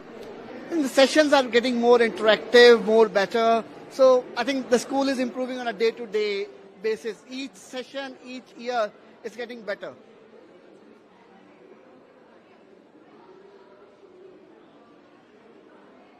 Thank you. Thank you so much. Thanks for being here. Aman, Parashuram, Ram. Okay, you want to do the Krishna one? All right. I would have said Balaram, but we'll come back to you. Krishna, Kalki. Now, as per some texts, and which is why this confusion is there, Balaram has been removed from the list. Krishna goes up higher, and Gautam Buddha has taken this place. You see, I think this actually is a very interesting story of the first ever merger and acquisition that took place in the humankind. But then that's a story of another time. We'll come back to that. But these Vishnu avatars, they did not happen all at the same time. In fact, they happened in 4 different periods called yugas, which has a yuga cycle. And each yuga ended when a Vishnu killed a demon, because that demon had gained a lot of power and our entire universe had fallen into a zone of complete mayhem and chaos. Yeah? So, Satyug ended with Narsingh being killed by, Narsingh killing Hiranyakashipu. Treta Yuga ended with Ram killing. Dwapar Yuga ended with Krishna and the 18-day war and lots of people dying in the process. And Kali Yuga is supposed to end with, yeah, we'll get there as well, with Kalki, yeah, who is also here, or is he not here yet? Not here yet. You know, during the COVID lockdown, the first Kalki is supposed to be riding a horse, by the way, huh? So during the COVID lockdown, I got this WhatsApp messages of the corona virus zoomed in, and when you zoom in, it looks like a horse with somebody sitting on it. And I got these WhatsApp messages, Kalki is here, Kalki is here. But as per me, I think we all are Kalkis. We are doing a very good job of bringing about a very quick end to this universe. देखिए, हवा का, पानी का,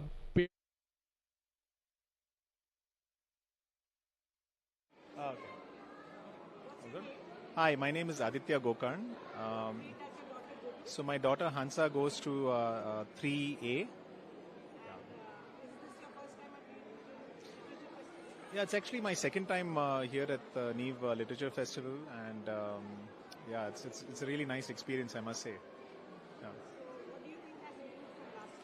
Yeah, you know, well, every year is, I think, great in its own way. So I'd say that this year I found it was a little more buzzing in the afternoon, particularly. We walked around from 2 o'clock or so, and I had a very nice chat with one of the authors, Mamta Neni, I believe.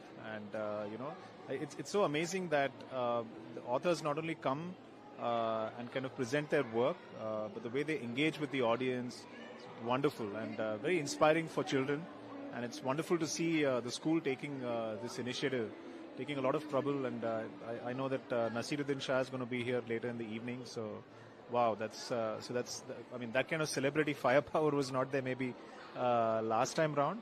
So I guess each year, it's something different, something better. So yeah, it's great to see, and great to be here.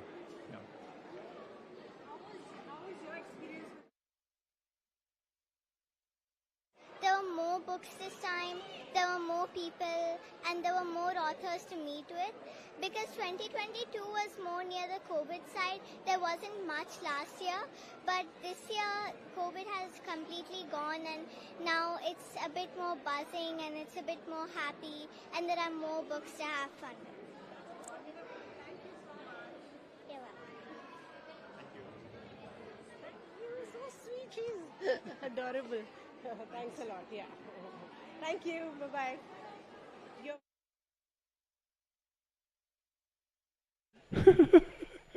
मेरी मदद करो वाला problem. So Indra became really insecure and he went to Vishnu and said, "Hey Prabhu Vishnu, बहुत ज़्यादा है tension. छिन गई कुर्सी तो करना पड़ जाएगा अनशन. अब तुम ही कर सकते हो बेड़ा पार. तो अब की बार." देखिए ऐसा है, no one has any patent on any line, okay? हाँ, तो what did Indra say? He said, "हे प्रभु विष्णु, बहुत ज्यादा है टेंशन, छिन गई कुर्सी तो करना पड़ जाएगा अनशन. अब तुम ही कर सकते हो बेड़ा पार. तो अब की बार take on a new avatar." So Vishnu said, "Tathastu, so be it."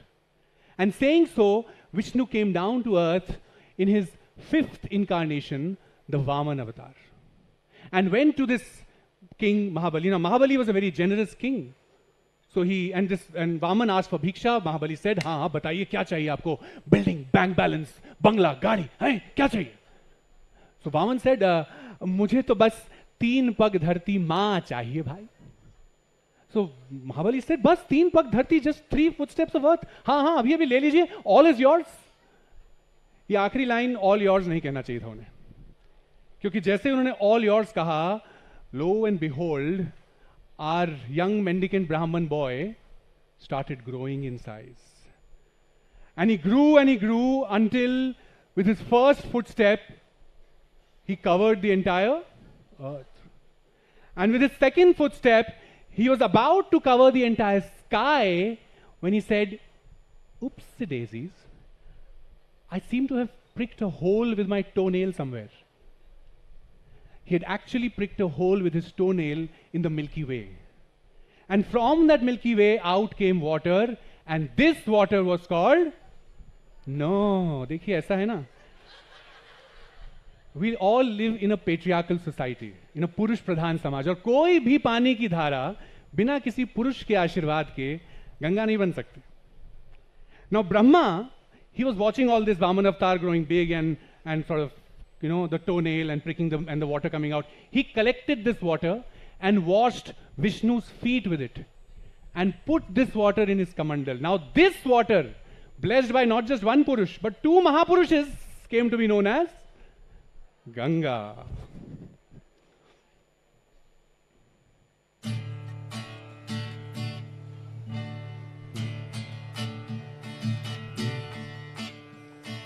Hayya ho hayya, hayya ho hayya. Ganga Ganga की भरी गोदी में गंगा के राही चले रे, गंगा तेरे ही किनारे लगी नैया, हाथ पकड़े जिधर पुरवैया. हे गंगा गंगा की भरी गोदी में गंगा के राही चले रे. So my son is in 8th. I have only one child. So I've been coming to NLF since the first time, and I think for us it's a very personal thing because we feel a part of this Neev community to come and sort of be part of all of the things that are happening, and some of the events are really exciting for children. But the only thing is that, you know, there are so many events at one time. Sometimes you can't attend all of them, and both days doing is a little bit tough. But today we are also looking forward to the Motley Crew. So yeah, that's what's exciting about today. And how you are volunteering at the book club? At the book signing, yes. Yes, how did that go? It has been actually pretty good. We had almost 10 authors today in the afternoon session itself. And the last one is going on now, and we saw a lot of small children actually pressurizing their parents to buy the books and sort of come and immediately stand and, you know, get the book signed. So yeah, it was nice to see that enthusiasm, because in today's digital age it's very hard to get kids to read actual physical books. So yeah. Thank you so much. Yeah. So I'll move forward. But it's about horses and covering reins and domains, and if the horses come back unchallenged, the king gets all that space. If he does not, then things get complicated. So Indra heard about this Ashwamedha Yagya and went and stole that horse and hid the horse deep under the ground in a ashram that belonged to a muni, a hermit, who happens to be my namesake. Now, yeah, Kapil Muni, absolutely. Now, Sagar had 60,000 sons with one queen called Sumati. Can you imagine the irony of it? A lady called Sumati had 60,000 sons. Kya mati mari gayi hogi us bechari ki? So King Sagar told his 60,000 sons to go and look for the horse. और सब राजी हो गए. मतलब किसी एक में भी इतनी बुद्धि नहीं थी कि कहें कि एक दूसरा घोड़ा ले आते हैं ना. So they all went and looked for the horse left, right and center, and finally found it after doing a lot of digging. 70% of the earth to be precise. And now this horse was tied in Kapil Muni's ashram. Kapil Muni was in deep sadhana. He had no idea of what was going on, of Indra's mischief. So these 60,000 sons started shouting, "Chor, chor, chor!" Imagine in the Chinnaswamy Stadium shouting, "Chor, chor, chor."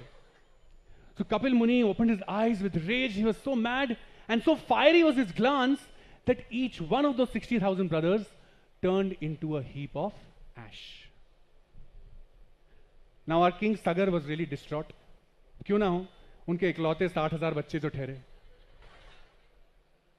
So he told his grandson Anshuman to go and plead before Kapil Muni. So Anshuman went to Kapil Muni, pleaded before him, asked him to bring back those 60,000 brothers back to life.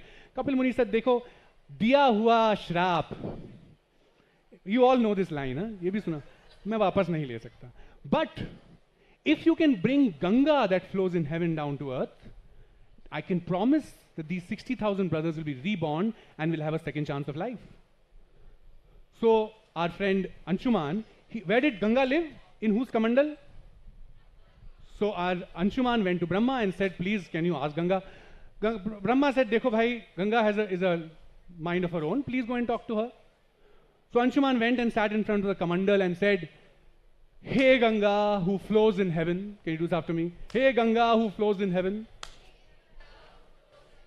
Ma, I pray to thee. Please come down to the earth and flow, so the dead can be reborn and free. Hey Ganga, who flows in heaven. Ma, I pray to thee. Please come down to the earth and flow, so the dead can be reborn and free. Ganga came out of the Kamandal and said, go fly a kite. Signing of this.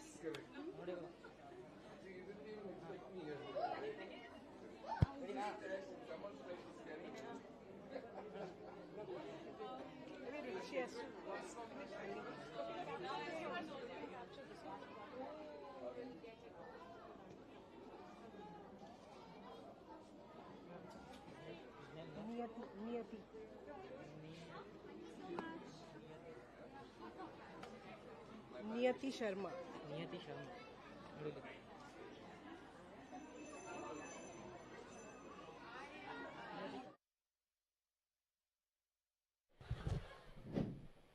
Right. Episode 3 is called, yeah, I know, I'm moving fast here, sorry. Got 2 more episodes, but we'll cover it quickly. Episode 3 is called, It's Not My Fault, Durvasa ji ne kaha hai. So where did Ganga live? In Brahma's Kamandal. Now Brahma, while she lived in the Kamandal, she would often step out of the Ganga, she would step out of the Kamandal and go for a walk, for a stroll, dance about in the heaven, and then come back into the Kamandal.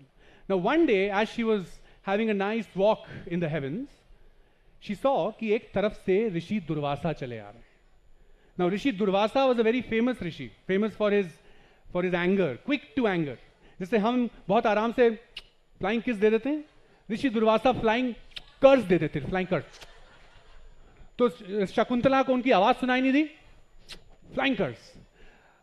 Rukmini जो कृष्ण की wife थी, उन्होंने पानी के लिए नहीं पूछा, flying कर्ज.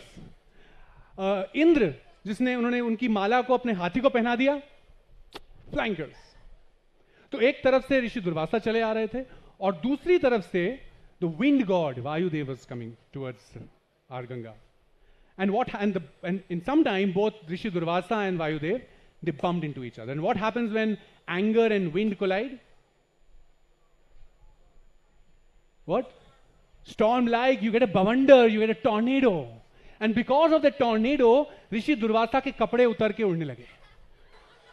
Now all the gods, they bowed their heads out of shame and embarrassment, lekin Ganga ko bada maza aa raha tha. And when I'm so excited to be here as a part of the Neev Literature Festival, and it was such an amazing opportunity to launch my book, Mahalakshmi Goes to Mysore, at Neev. I had a wonderful time. The audience was just so receptive, and the children were just so curious, and they had so many questions to ask. I really enjoyed my time.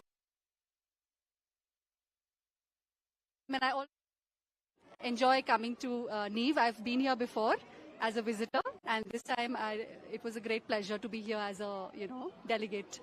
So thank you so much.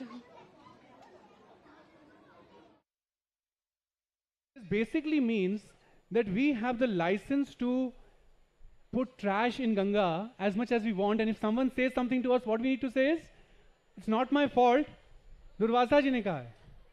तो आप कभी भी अगर गढ़मुक्तेश्वर, गंगोत्री, कानपुर, इलाहाबाद, पटना, कलकत्ता जाएं, please खुल के वहां पे कूड़ा करकट फेंकिए गंगा में. और अगर आपसे कोई कुछ कहे तो आप बोलेंगे, it's not my fault. It's actually quite simple for me though. I live in Delhi. Yamuna बहती तो वैसे क्या है, बट यमुना है वहां, और वो ऐसा कहा जाता है कि बह के गंगा में जाके मिल जाती है. So I will just trash that part, and someone tells me something, I am going to say it's not my fault. Actually, earlier on we learned that all water on earth is Ganga. Lake Bilandur. Please go and trash it as much as you want. और अगर कोई कुछ कहे आपसे, all you need to do is sing this song. It's not my fault, it's Durvasa. It's not my fault, it's Durvasa. It's not my fault, it's not my fault, it's Durvasa. Once more. It's not Durvasa, it's Durvasa. It's not my fault, it's Durvasa. Episode 4 is called Bhagirath Prayas. Now, from episode 2, we know that Ganga lived in the Kamandal of Brahma. King Sagar's grandson Anshuman tried to bring her down and failed. Anshuman's son Dilip tried to bring her down and failed. Now finally, Dilip's son Bhagirath, he also went to Ganga and prayed before her and said what? Hey Ganga, who flows in heaven, Ma, please come down, earth and flow, so the dead are reborn. Now Ganga would not have come down, but in the previous episode, she got a curse. She had to come down. Yeah? And she was really mad with anger. She was really livid. But then she knew that she had to live out the curse. So she told Bhagirath, Bhagirath, if I fall on earth, if I descend on earth in this anger and rage, the earth will be destroyed. So therefore, Bhagirath went and took help from Lord Shiva. And Lord Shiva told Bhagirath, Bhagirath, my boy, Ganga is always going to be angry. So I'm going to leave this jata, these locks of my hair, here on earth. Will you promise me to keep the locks of my hair, my jata, safe here on earth? And while these people follow Durvasa's curse and trash and litter Ganga, will you also try and keep her clean? So Bhagirath said, yes, my lord, I will. And what did he do? He took the locks of Shiva's hair and buried them underground. And these locks of his Shiva's hair grew into ferns and shrubs and bushes and trees and forests. They also went down, they became roots and stronger roots and even more stronger roots and intertwined roots. And Bhagirath also, until he was alive, kept Ganga free from Durvasa's curse. But little did he know that Durvasa was a shrewd, astute rishi. He would not let anything come in the way of him and his curse. So he spread the first fake news in the history of humankind.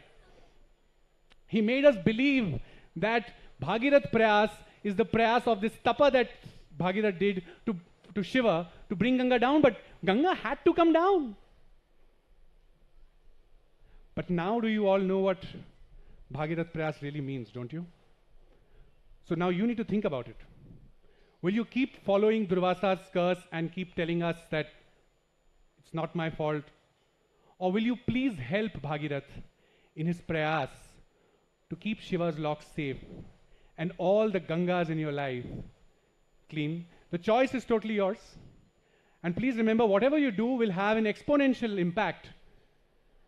Because what you may not remember, what you may not know, is that we have got the whole world.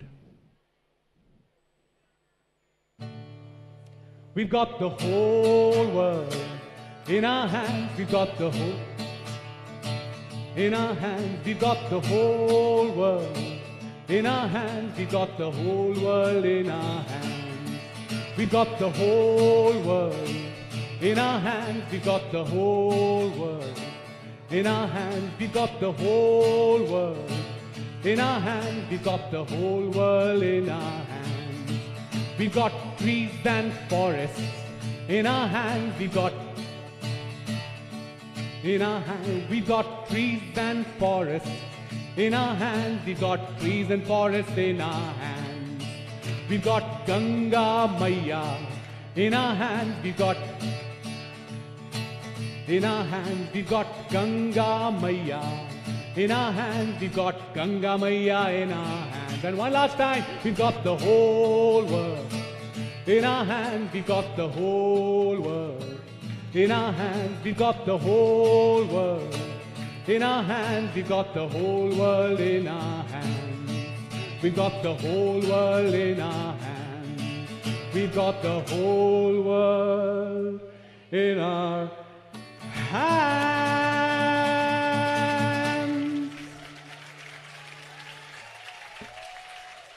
Thank you. I'm sorry about the extra time.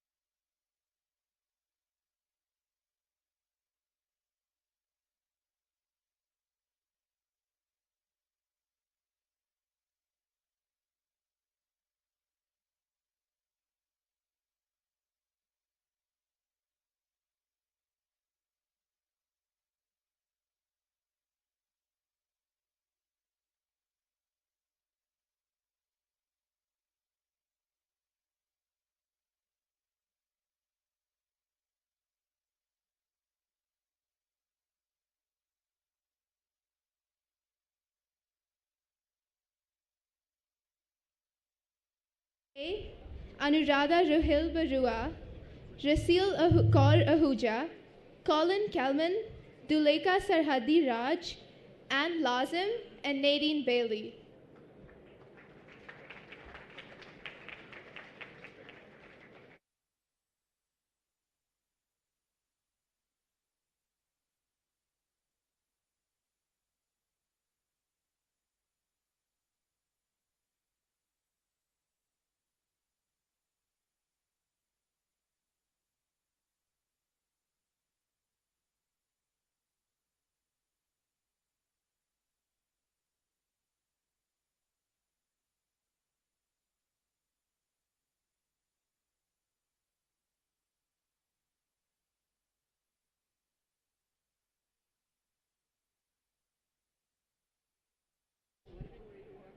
The Neev Book Award recognizes outstanding writing that leads to deeper and fuller understandings of the complexity of Indian lives and stories. The award aims to raise awareness, nationally and globally, about original, distinguished, and diverse children's literature from India and its diaspora.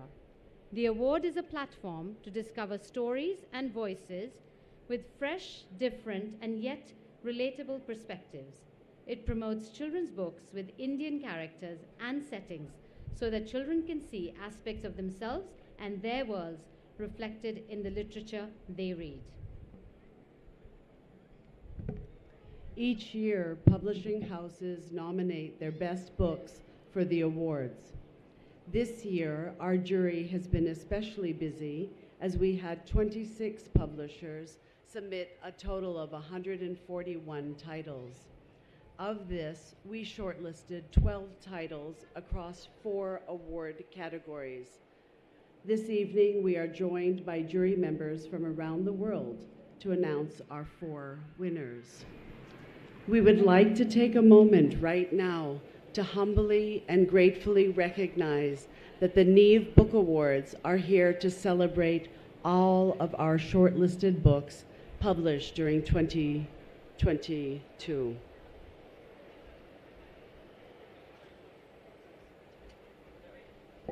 Hi. Okay. In the early years category, there were 3 books on the shortlist. My Pati Saris by Jyoti Rajan Gopal, illustrated by Art Twink, published by Kokila Books. My Street by Sadaf Siddiq, illustrated by Habib Ali, published by Pratham Books. And We Are the Dancing Forest by Raj Shekhar, translated by Devashish Makhija, illustrated by Venkat Sham, and designed by Neena Sabnani, published by Tulika Books. And the Neev Book Award for the best book in the early years category goes to My Street.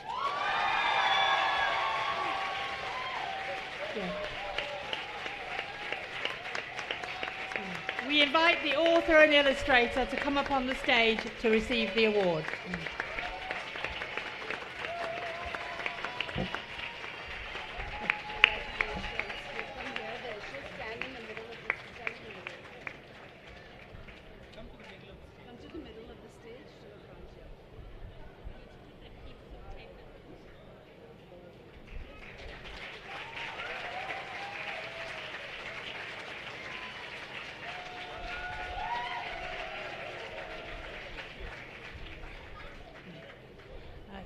So I'll just describe the book for you. A whole street comes together to help a little boy distraught over his broken toy. Sadaf Sadiq and Habib Ali tell a heartwarming story about community spirit, kindness, and humanity. This wordless book illustrates that it does take a village to sustain a child. Congratulations to the winner.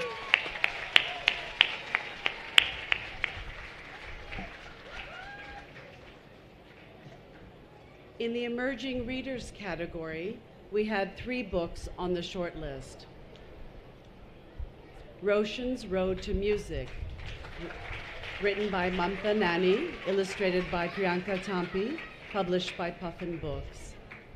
The Monster Who Could Not Climb a Tree, written by Tanya Mamdugar, illustrated by Rajiv Ait, published by Kalpa Vrikush. The Sweet Shop Wars, written by Chatura Rao, illustrated by Rajiv Ait, published by Duckbill Books.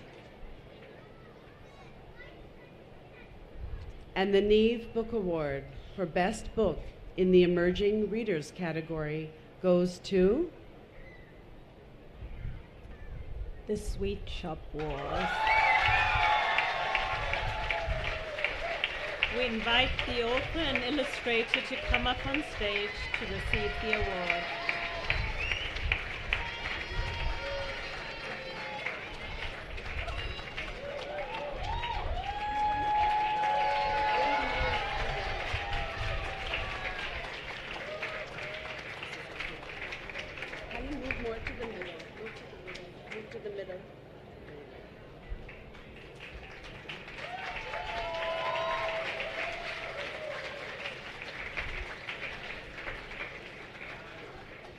a compelling story about the friendship of Firoza and Asma, who cleverly navigate the rivalry between their family businesses.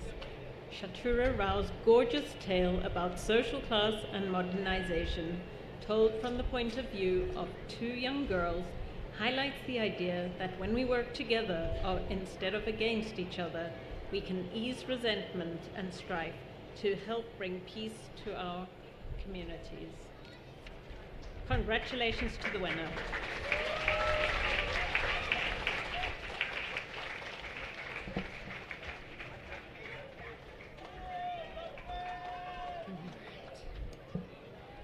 In the Junior Readers category, we shortlisted 3 titles. Misfit Madhu, written by Divya Anand,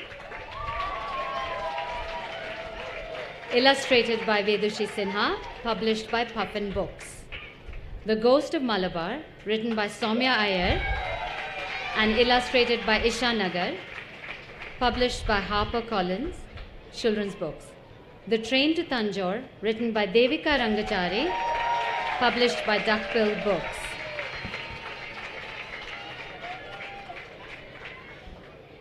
And the Neev Book Award for Best Book in the Junior Readers category goes to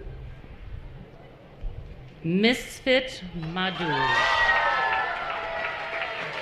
We invite the author and illustrator to come to the stage to receive the award. Okay.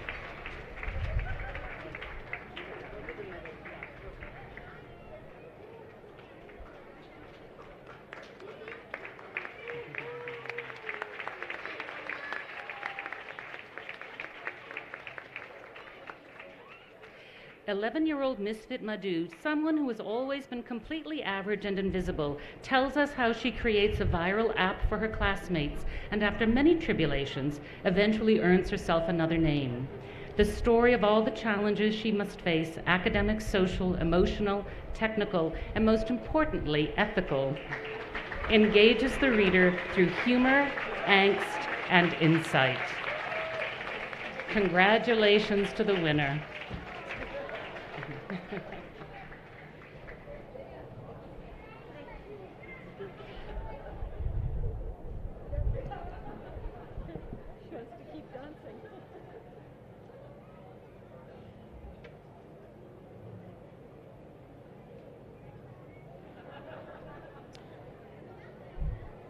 In the young adult category, we had the following books. The Enchanted Cottage, written by Ruskin Bond, illustrated by Sucharita Sengupta Suri, and published by HarperCollins Publishers, India.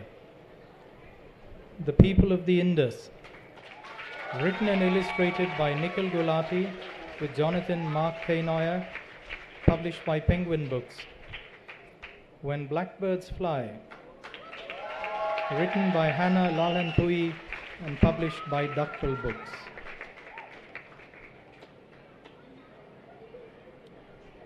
And the Neev Book Award for the best book in the young adult category goes to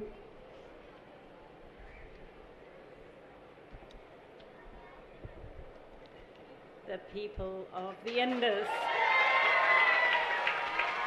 We invite the author and illustrator to come up on stage to receive the award.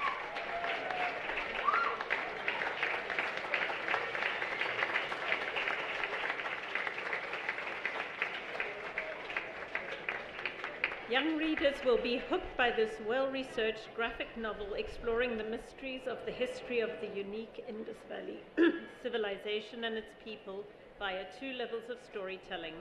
A contemporary non-fiction narrator explains the limits of what and how we know about ancient time and culture, thanks to archaeology, as well as short fictional interludes imagining how the people lived. Congratulations to the winner.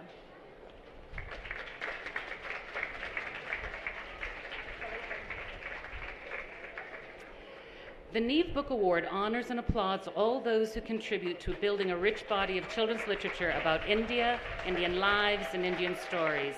Thank you to all the authors, illustrators, translators, publishers, and especially the readers for taking the time to celebrate with us today. This concludes the Neev Book Awards ceremony for 2023. Thank you.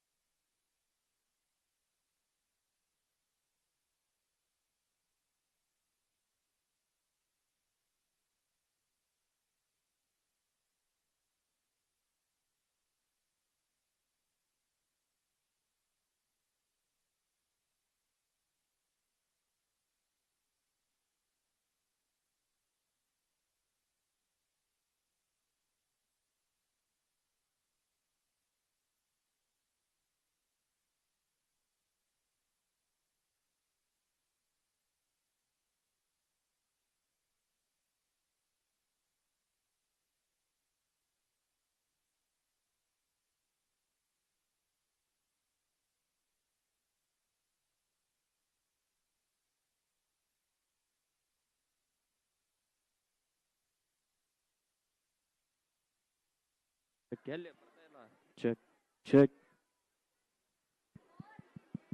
Hello, hello, check.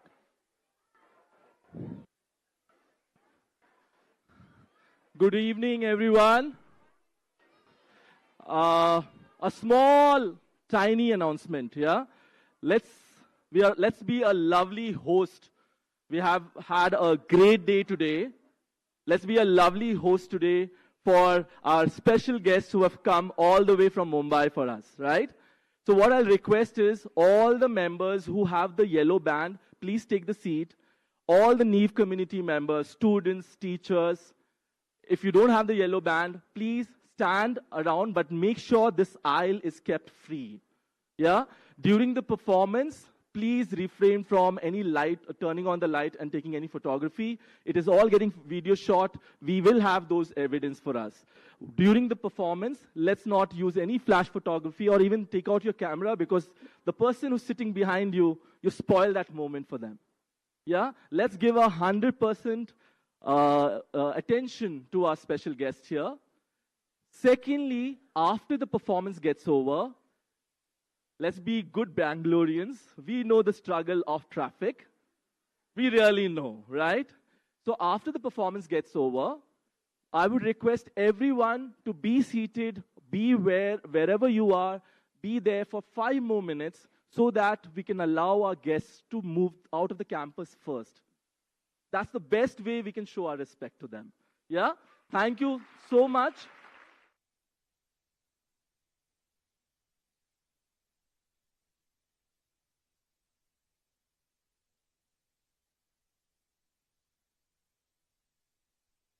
It's been a very long day of workshops, of panel discussions, of master classes, but now it's finally time for our grand finale of the day.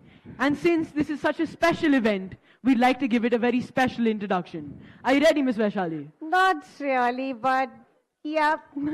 What about you, Utkarsh? I'm kind of nervous, but also excited. Oh, I love that.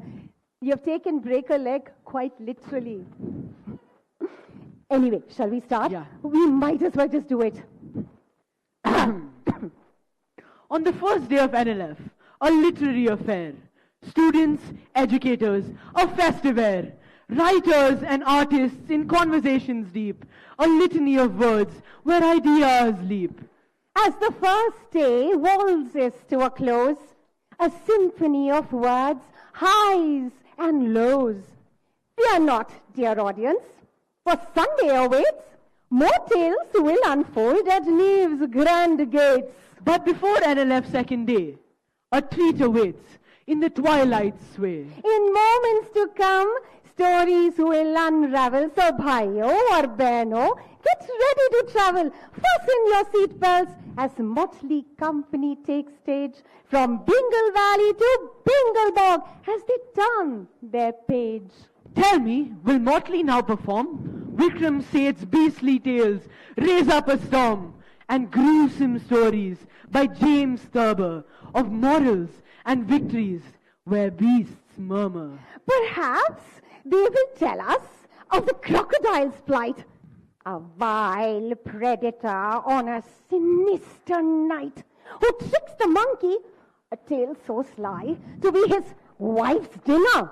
Oh my, oh my. Or maybe the rat and the ox, a tale profound, the small and wily victor's crowned.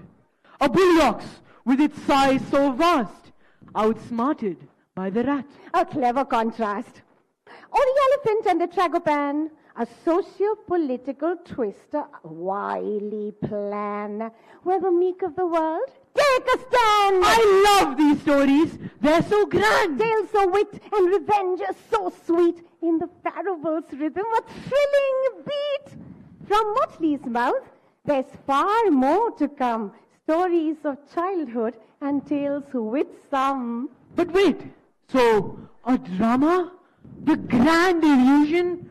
Costumes, props, a vision, a spectacle to dazzle, to enthrall, in the audience's minds, let it install. We are awaiting a performance grand to end day one before we disband.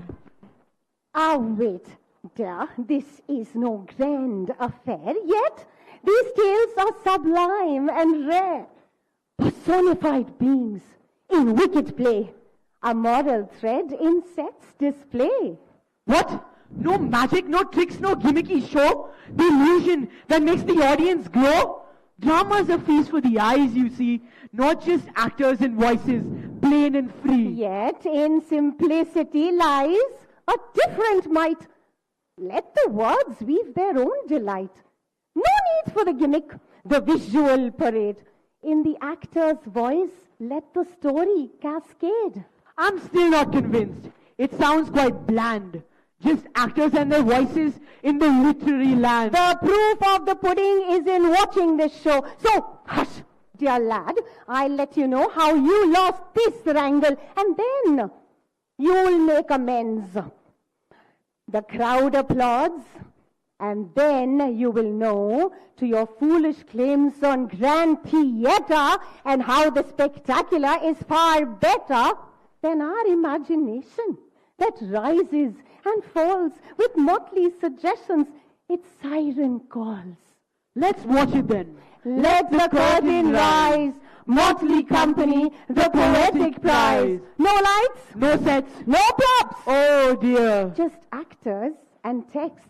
And we shall cheer. Switch off your mobiles, dear audience. Enjoy the riot. Embark on this journey. All ears, No tongues. Be quiet. We now welcome on stage the marvelous Motley Company from Mumbai. Good.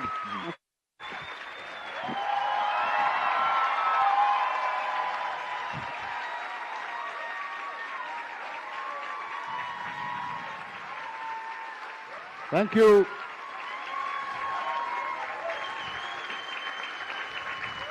Thank you very much. Thank you. Thank you, and a very good evening to all of you, and a special hello to all our young friends who I see scattered all over the place. Welcome on behalf of the Neev Literature Festival 2023 and the Motley Theatre Company Mumbai to this evening of Poems and Stories. Now, in case you're all wondering what kind of a play this is without any setting, let me tell you that some 600 years ago, when Shakespeare played, the stage was bare. When Shakespeare played, the stage was bare of castle, palace, fount, or stair. 4 actors made the rabble rout. 4 broadswords fought the battle out. The throne of Denmark was a chair when Shakespeare played. Upon his stage, with outthrust prow, his actors came, as we come forward now, to beard our listeners fearlessly. Nothing tame, no creeping back behind a picture frame, no colored scenes emblazoned. When Shakespeare played, there was heard the high, unclouded summer of the word. Now, after listening to this, if all of you are terrified at the prospect of listening to Shakespeare for the next hour and a half, let me reassure you that the Bard of Avon does not appear this evening. Instead, we have the great American humorist, Mr. James Thurber, and our own very prolific and wonderful Vikram Seth. Stories by James Thurber, very short stories, and slightly longer poems by Vikram Seth. The reason we are presenting it to you in this manner is because our theatre company, Motley, over the last 20 years has discovered storytellings on stage. So most of the productions we do have been tellings of stories by a single actor on the stage, using no decorative devices, only the theatrical elements which are essential to the telling of the story, nothing superfluous on stage, nothing decorative on stage, and we try to depend and to see, it's an experiment really, to see if a story or a poem can be communicated without visual crutches and with only using the magic of the words. The stories and poems are all about animals, and the parallels are very obvious. They are sometimes amusing, sometimes enlightening, sometimes surprising, and sometimes frightening to imagine what would be if animals began to behave like humans. So we will announce to you whether the poem is by Vikram Seth or the story by James Thurber. And remember, for all the children here, that a story is often much more than just a series of events with a happy ending. There's much more to a story than that. There can be much more to a story than that. And there can be much more to a poem than just of rhyming couplets. There is always a hidden meaning behind the story or the poem. It's meant to make you think. Not only to entertain you, though entertaining you is part of our job. And if in these stories and poems there is any resemblance to people living or dead, it is purely intentional.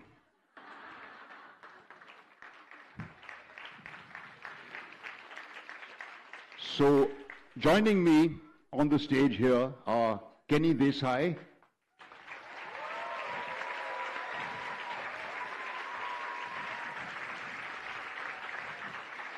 Hiba Shah,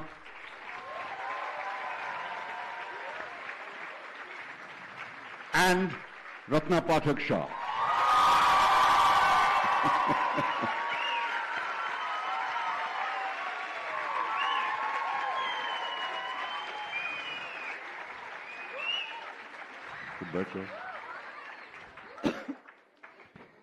The first poem is called The Frog and the Nightingale, and it is written by Vikram Seth. Once upon a time, a frog croaked away in Bingle Bog. Every night, from dusk to dawn, he croaked on and on and on. Other creatures loathed his voice, but alas, they had no choice. And the crass cacophony blared out from the sumac tree, at whose foot the frog each night minstrelled on till morning light. Neither stones, nor prayers, nor sticks, insults or complaints or bricks stilled the frog's determination to display his heart's elation. But one night, a nightingale, in the moonlight cold and pale, perched upon the sumac tree, casting forth her melody. Dumbstruck sat the gaping frog, and the whole admiring bog stared towards the sumac, rapt, and when she'd ended, clapped. Ducks had swum and herons waded to her as she serenaded, and a solitary loon wept beneath the summer moon. Toads and teals and tiddlers, captured by her voice, cheered on enraptured. Bravo! Bravo to divine! Encore! So the nightingale, once more, quite unused to such applause, sang till dawn without a pause. Next night, when the nightingale shook her head and twitched her tail, closed an eye and fluffed a wing, and had cleared her throat to sing, she was startled by a croak. Sorry, was that you who spoke? She inquired when the frog hopped towards her from the bog. Yes, the frog replied. You see, I'm the frog who owns this tree. In this bog I've long been known for my splendid baritone. And of course I wield the pen for bog trumpet now and then. Did you like my song? Not too bad, but far too long. The technique was fine, of course, but it lacked a certain force. Oh, the nightingale confessed, greatly flattered and impressed that a critic of such note had discussed her art and throat. I don't think the song's divine, but, oh, well, at least it's mine. That's not much to boast about, croaked the heartless frog. Without proper training, such as I and few others can supply, you'll remain a mere beginner, but with me, you'll be a winner. Dearest frog, the nightingale breathed, this is a fairy tale, and you're Mozart in disguise, come to earth before my eyes. Well, I charge a modest fee. Oh. But it won't hurt, you'll see. Now the nightingale, inspired, flushed with confidence and fired with both art and adoration, sang, and was a huge sensation. Animals for far and wide, for miles around, flocked towards the magic sound. And the frog, with great precision, counted heads and charged admission. Though next morning it was raining, she began her vocal training. But I can't sing in this weather. Come, my dear, we'll sing together. Just put on your scarf and sash. Go-ah, go-ash, go-ash. So the frog and Nightingale journeyed up and down the scale for 6 hours, till she was shivering and her voice was hoarse and quivering.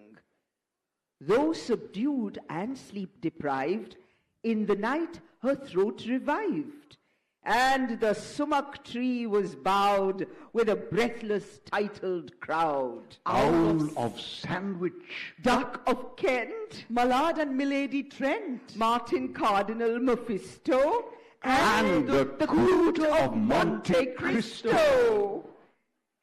Ladies with tiaras glittering in the interval sat twittering. And the frog observed them glitter with a joy both sweet and bitter.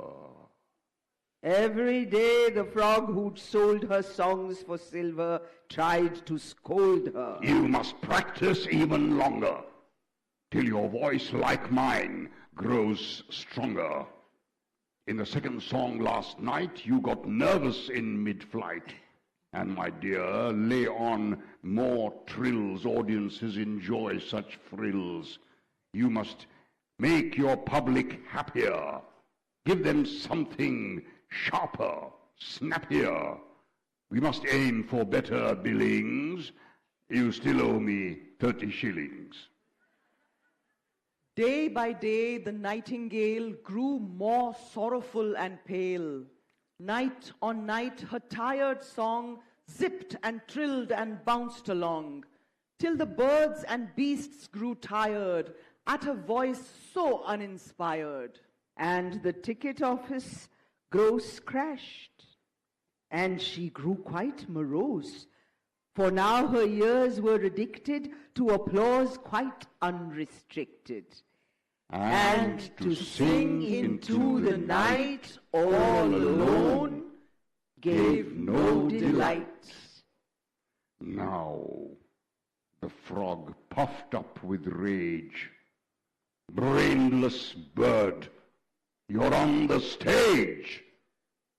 Use your wits and follow fashion. Puff your lungs out with a passion. Trembling, terrified to fail, blind with tears, the nightingale heard him out in silence, tried, puffed up, burst a vein, and died. Said the frog, I tried to teach her, but she was such a stupid creature.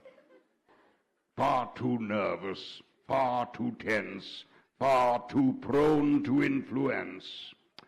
Well, poor bird, she should have known that your song must be your own.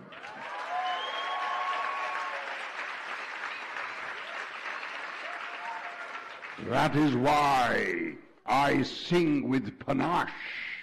Coo-ah, go-ash, go-ash. And the foghorn of the frog blared unrivaled through the bog.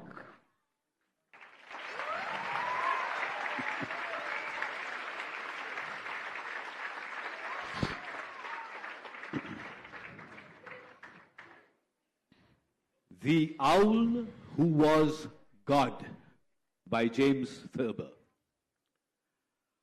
Once upon a starless midnight, there was an owl who sat on the branch of an oak tree. Two ground moles tried to slip quietly by, unnoticed. "You," said the owl. "Who They quavered in fear and astonishment, for they could not believe it was possible for anyone to see them in that thick darkness. "You too," said the owl. The moles hurried away and told the other creatures of the field and forest that the owl was the greatest and wisest of all animals, because he could see in the dark and because he could answer any question. "I'll see about that," said a secretary bird. And he called on the owl one night when it was again very dark. "How many claws am I holding up?" said the secretary bird. "Two," said the owl, and that was right. "Can you give me another expression for that is to say, or namely?" asked the secretary bird. "To-wit," said the owl. "Why does a lover call on his love?" asked the secretary bird. "To-woo," said the owl.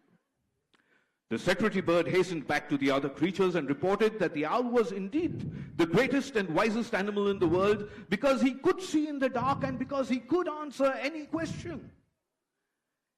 "Can he see in the daytime too?" asked a red fox. "Yes," echoed a dormouse and a French poodle. "Can he see in the daytime too?"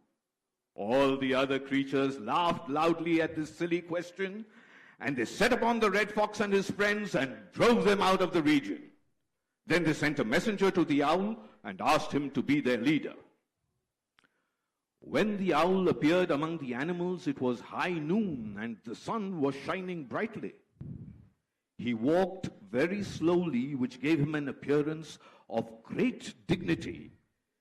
And he peered about him with large staring eyes, which gave him an air of tremendous importance.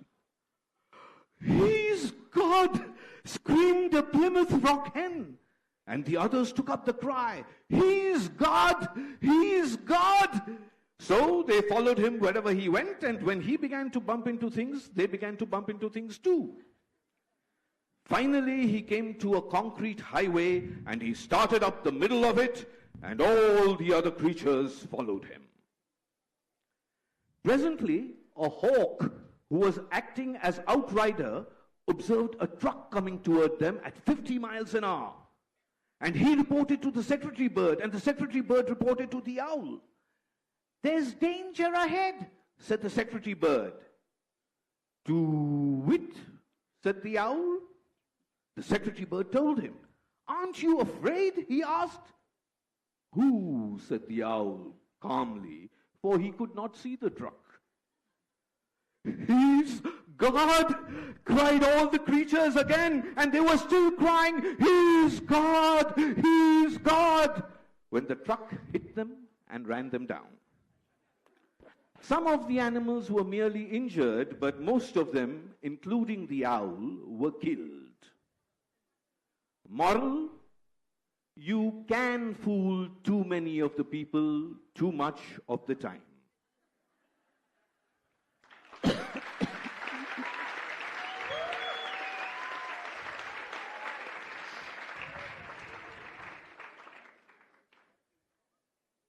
The Eagle and the Beetle by Vikram Seth.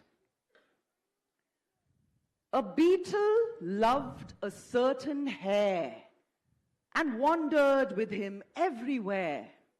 They went to fairs and feasts together, took walks in any kind of weather, talked of the future and the past on sunny days or overcast. But since their friendship was so pleasant, lived for the most part in the present. One day, alas, an eagle flew above them, and before they knew what cloud had shadowed them, the hare hung from her talons in midair. "Please, please spare my friend," the beetle cried. But the great eagle sneered with pride. You puny, servile, cloddish bug, go up and hide your ugly mug. How do you dare assume the right to meddle with my appetite? This hare's my snack. Have you not heard? I am the great god Zeus's bird. Nothing can harm me, least of all a slow, pathetic, droning ball. Here, keep your friend's head. And she tore the hare's head off and swiftly bore his bleeding torso to her nest, ripped off his tail, and ate the rest. The beetle stared at her friend's head and wished that she herself was dead. She mixed her tears with his dark blood and cloaked his face with clods of mud. She swore that till her dying breath she would avenge his cruel death, that she would make the eagle pay for what she had performed today. Next day, she slowly tracked the trail from drop of blood to tuft of tail, till high up on a mountain crest she found the huge unguarded nest. And at the hour that yesterday the bird had plunged towards her prey, the beetle with her 6 short legs rolled out the mighty eagle's eggs. She left at once, but she could hear the eagle's screams of pain and fear when later she returned and found the broken eggshells on the ground. Next day, the eagle moved her nest 10 miles or more towards the west, but still the beetle's scrutiny followed her flight from rock to tree. When finally the eagle laid another clutch, the beetle made straight for the nest in which they lay, and when the bird was hunting prey, with much fatigue but little sound, rolled the great eggs onto the ground. When this had gone on for a year, the eagle, crazed with rage and fear, would turn back screeching in midair whenever she would sight a hare. The far drone of the beetle's flight shattered her calm by day or night. For weeks on end she scarcely slept. She laid her eggs in grief and wept when what she'd feared had come to pass, and her smashed brood lay on the grass. At last she cried, "What is the use of bearing your protection, Zeus, when that small evil clot of mud has massacred my flesh and blood? King of the gods, where may I rest? Where may I safely build my nest? Where lay my eggs without mishap?"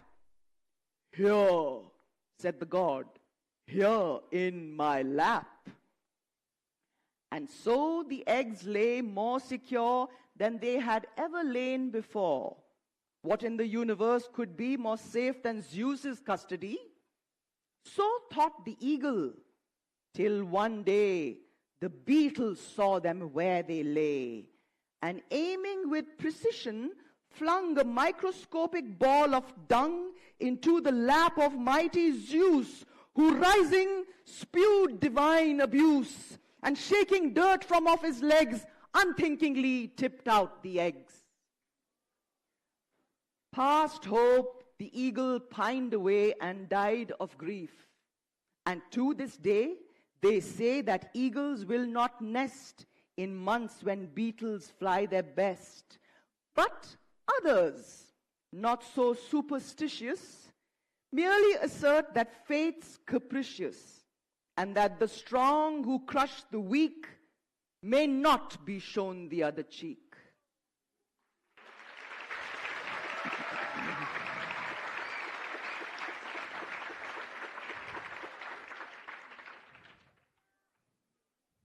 The Bear Who Let It Alone by James Thurber. In the woods of the far west, there once lived a brown bear who could take it or let it alone. He would go into a bar where they sold mead, a fermented drink made of honey, and he would have just 2 drinks. Then he would put some money on the bar and say, "See what the bears in the back room will have." And he would go home. But finally, he took to drinking by himself most of the day. He would reel home at night, kick over the umbrella stand, knock down the bridge lamps, and ram his elbows through the windows. Then he would collapse on the floor and lie there until he went to sleep. His wife was greatly distressed, and his children were very frightened. At length, the bear saw the error of his ways and began to reform. In the end, he became a famous teetotaler and a persistent temperance lecturer. He would tell everybody who came to his house about the awful effects of drink, and he would boast about how strong and well he had become since he gave up touching the stuff. To demonstrate this, he would stand on his head and on his hands, and he would turn cartwheels in the house, kicking over the umbrella stand, knocking down the bridge lamps, and ramming his elbows through the windows. Then he would lie on the floor, tired by his healthful exercise, and go to sleep. His wife was greatly distressed, and his children were very frightened. Moral: you might as well fall flat on your face as lean over too far backwards.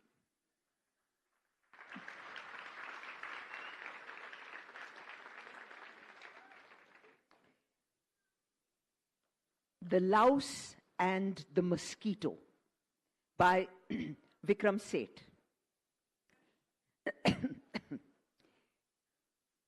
In the king's bed, Creep, the louse, lived in her ancestral house. They had dwelt there as of right for 3 decades, and each night she and her enormous brood drank the king's blood for their food. Once the signal came from Creep that the king was fast asleep. Quietly, discreetly, they nipped and sipped and drank away. Sons and grandsons, sisters, brothers, great-granddaughters, great-grandmothers, second cousins and their wives, thus pursued their gentle lives, lives of undisturbed delight, growing plump and smooth and white. One day, a mosquito flew through the window. As he drew closer to the velvet bed canopied with gold, he said, "Lovely, just the place for me. Ah, what perfume, let me see. Rose, nope, jasmine.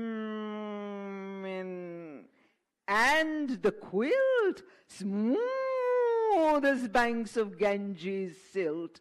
Let me test the bed springs now." So he jumped up and somehow in a parabolic leap landed not too far from Creep. "So, mosquito, flap your wings. Leave at once, this bed's the king's." "Who may you be, Lady Louse?" "I am the guardian of this house." "This house?" "This quilt, it's mine," said Creep. "There's no place for you, Sir Creep." "Let me spend one night, and I'll catch the morning flight." Thus the sad mosquito pleaded, and at last his prayers were heeded, for the tender-hearted Creep could not bear to watch him weep. "Well, come in," she said at last, "but tonight you'll have to fast. For on no account may you bite him as we are trained to do. We can drink and cause no pain, loss of royal sleep or stain. You, I fear, would cause all three. I can't risk my family. But the glib mosquito cried, Now you've let me come inside, Lady Louse. How can you be cold in hospitality? Just one bite. I ask no more, for I've learnt from learned law that the royal blood contains remedies for aches and pains. Ginger, honey, sugar, spice, cardamom, and all things nice. Save me, I'm in broken health. Let me bite him once by stealth. He won't even shift or sigh. Cross my heart and hope to die. Finally, the louse agreed. Right, she said, but pay close heed.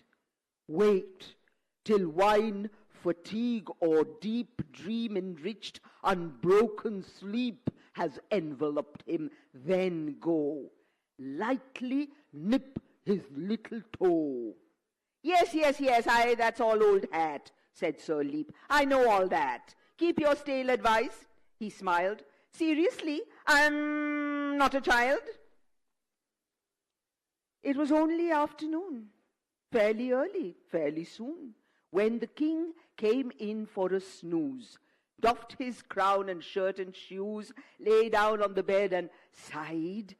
The mosquito almost died from excitement, shock, and sweat. No, the louse cried. No, not yet. But too late. The self-willed bumbler, oh, if only he'd been humbler, rushing to the rash attack, leapt upon the royal back, and with fierce and fiery sting, deeply dirked the dozing king. Help! A scorpion! A snake! Screamed the king, at once awake. I've been bitten! Search the bed! Find and strike the creature dead! When they made a close inspection, the mosquito foiled detection hidden in the canopy. But the louse clan could not flee. All were killed without ado. Meanwhile, the mosquito flew, looking out for further prey, humming mildly on his way.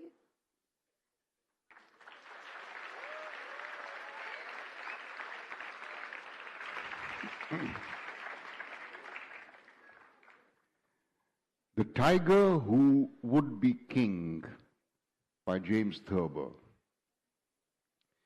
One morning, the tiger woke up in the jungle and told his mate that he was king of beasts.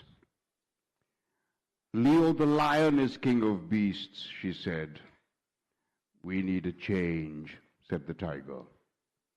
The creatures are crying for a change. The tigress listened, but she could hear no crying except that of her cubs. I'll be king of beasts by the time the moon rises, the tiger said. It will be a yellow moon with black stripes in my honor. Oh, sure, said the tigress, as she went to look after her young, one of whom, very much like his father, had got an imaginary thorn in his paw. The tiger prowled through the jungle until he came to the lion's den. Come out, he roared. Come out and greet the king of beasts. The king is dead. Long live the king. Inside the den, the lioness woke her mate "The king is here to see you," she said. "What king?" he inquired sleepily. "The king of beasts," she said.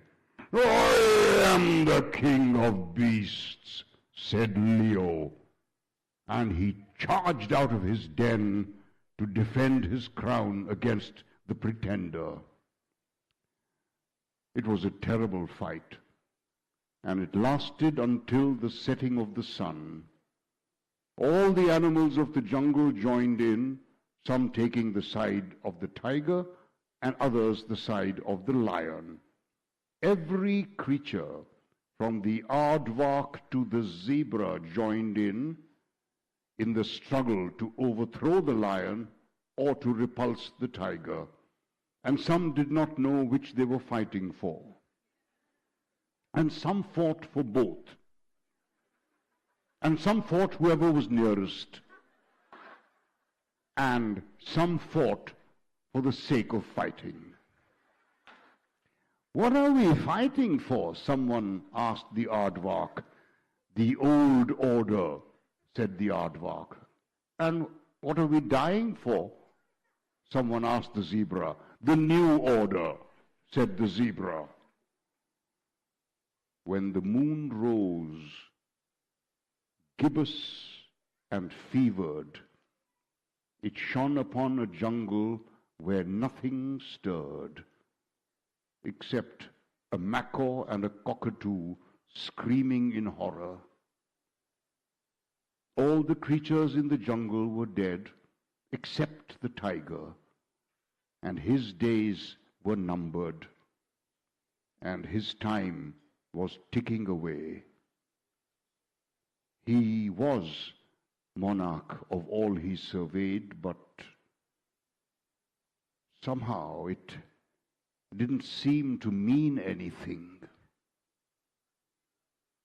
Moral: you can't very well be king of beasts if there aren't any.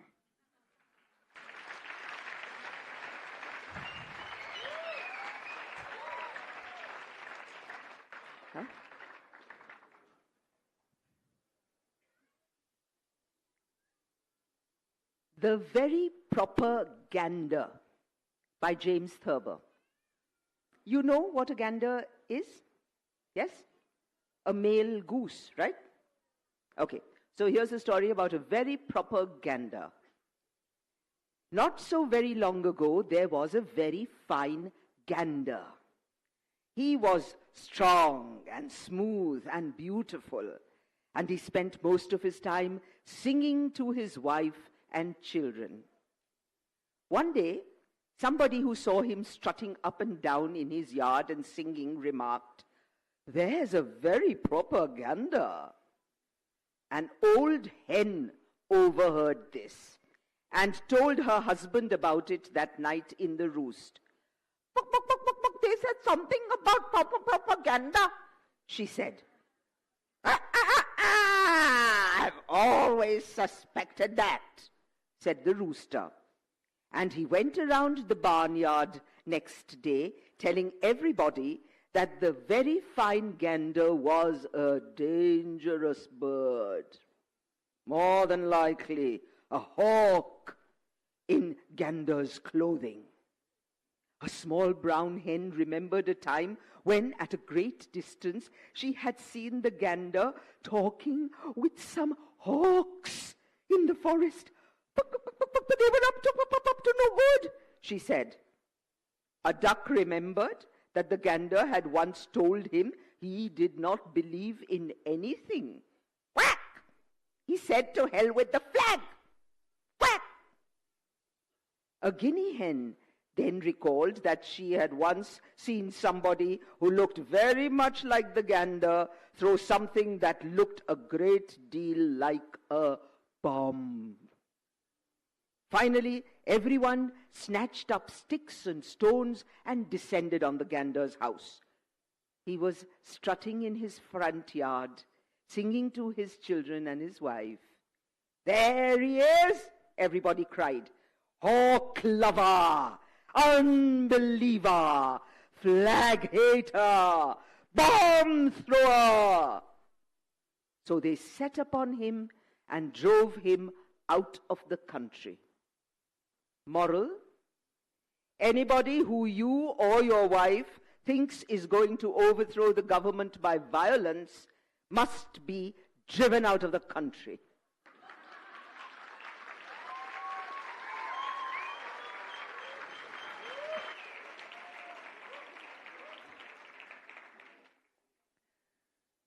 The Little Girl and the Wolf by James Thurber.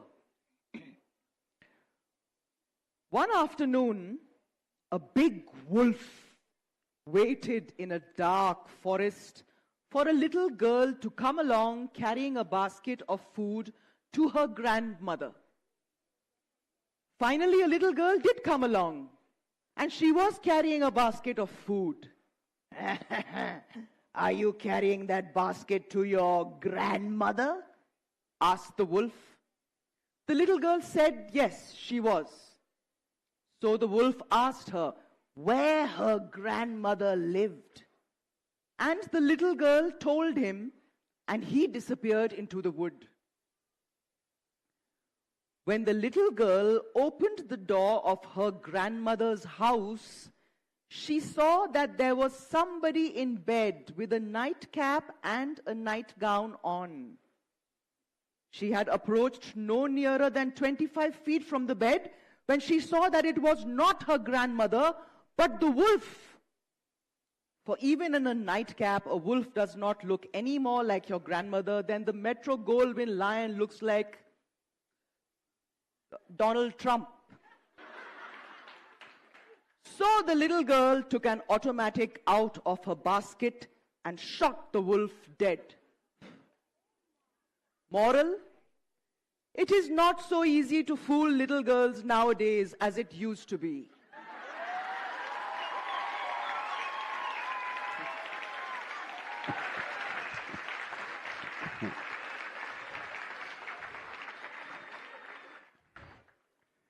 Now, this story is about a mythical animal, the unicorn.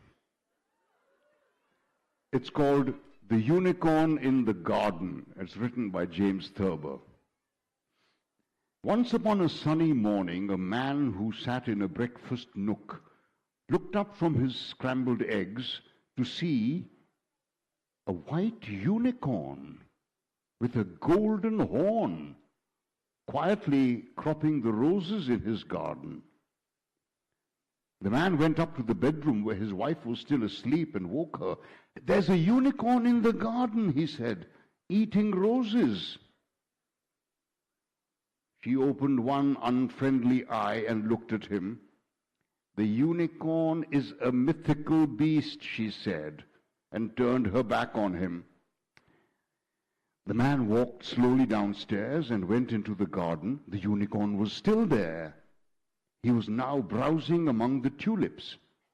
"Here, unicorn, unicorn, here, unicorn," said the man, and he pulled up a lily and gave it to him. The unicorn ate it gravely, with a high heart, because there was a unicorn in his garden.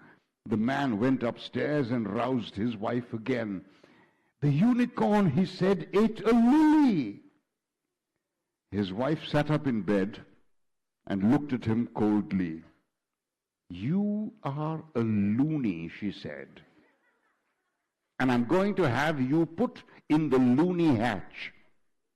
The man, who had never liked the words loony and loony hatch, and who liked them even less on a shining morning when there was a unicorn in his garden, thought for a moment.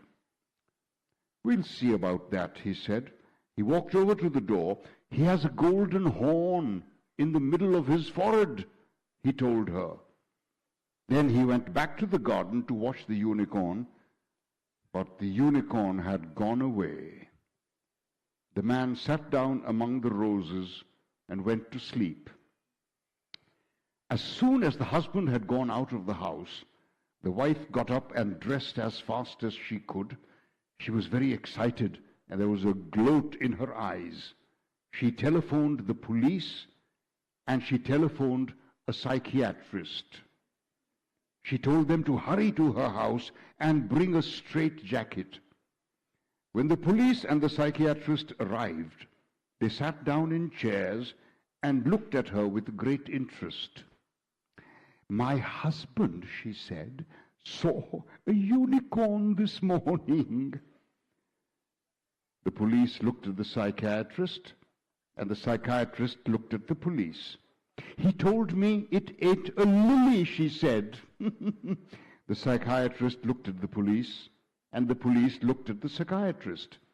"He told me it had a golden horn in the middle of his forehead," she said. At a solemn signal from the psychiatrist, the police leaped from their chairs and seized the wife. They had a hard time subduing her, for she put up a terrific struggle, but they finally subdued her. Just as they got her into the straitjacket, the husband came back into the house. "Did you tell your wife you saw a unicorn?" asked the police. "Of course not,"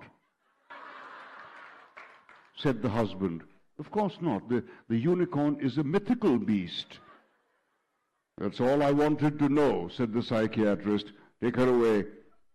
"I'm sorry, sir, but your wife is as crazy as a jaybird." So they took her away, cursing and screaming, and shut her up in an institution.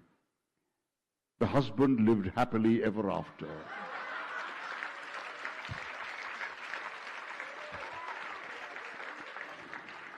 Moral,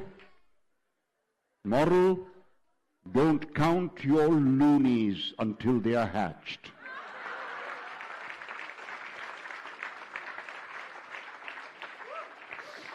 Thank you. And the final poem of the evening is something which I would like you all, particularly the children here. It's rather long. It'll tax your patience a little bit, but I would like you to listen to it very carefully, because it talks about something which is of extreme importance to all of us, and particularly to you. You are the people to whom we are leaving this world, and we must know what kind of a world we are leaving for you. If you have been reading the papers at all, you would know the horrors that engulfed Uttarakhand, Himachal, and most recently Sikkim. And all these horrors have been unleashed on us by man's greed. All these horrors have been unleashed on us by our desire to build and build and build, to create concrete jungles where there were forests, where there were trees which give us oxygen and which give us life. It is a very important subject, and it is up to you to look after this planet for the future. The planet is strong enough to look after itself. We must learn how to look after ourselves. So this poem is called The Elephant and the Tragopan. The Tragopan is a very beautiful bird of the pheasant family, very brilliantly colored, rather large, with a shape like a partridge. The Elephant and the Tragopan by Vikram Seth. In Bengal Valley, broad and green, where neither hut nor field is seen, where bamboo, like a distant lawn, is gold at dusk and flushed at dawn, where rhododendron forests crown the hills and wander halfway down in scarlet blossom, where each year a dozen shy black bears appear, where a cold river filmed with ice sustains a minor paradise, an elephant and Tragopan discussed their fellow creature, man. The Tragopan last week had heard the rumor from another bird, most probably a quail or sparrow. These birds have gossip in their marrow. That man had hatched a crazy scheme. To mar their land and dam their stream, to flood the earth on which they stood, and cut the woods down for their wood. The Tragopan, good-natured pheasant, a trifle shocked by this unpleasant, even if quite unlikely news, had scurried off to test the views of his urbane and patient friend, the elephant, who, in the end, had swung his trunk from side to side with gravitas and thus replied, "Who told you?" "Ah, the quail." "Oh, well, I rather doubt. But who can tell? I would suggest we wait and see. Now, would you care to have some tea?" He drew a lukewarm gallon up his trunk and poured his friend a cup. A week passed, and the Tragopan one morning read the news and ran in panic down the forest floor to meet the elephant once more. A cub reporter, Bison Calf, who wrote for Bengal Telegraph, had just confirmed the frightful fact in language chilling and exact. "Here, read it," said the Tragopan. And so the elephant began. Bengal, 5th April, Saturday. Reliable informants say that the great big shot number 1 Shri Padma Bhushan Govardhan and the Man Council of the state, intending to alleviate the water shortage in the town across our ridge and 10 miles down, have spent 3 cartloads of rupees so far upon consultants' fees, whose task is swiftly to appraise efficient, cheap and speedy ways to dam our stream, create a lake, and blast a tunnel through to take sufficient water to supply the houses that men occupy. "What do you think," the Tragopan burst out, "about this wicked plan to turn our valley blue and brown? I will not take this lying down. I'll cluck at them. I'll flap my wings. I tell you, I will do such things. What they are yet, I do not know. But take my word, I mean to show those odious humans what I feel. And the great partridge will reveal, that partridge dwelling in the sky, who looks down on us from on high.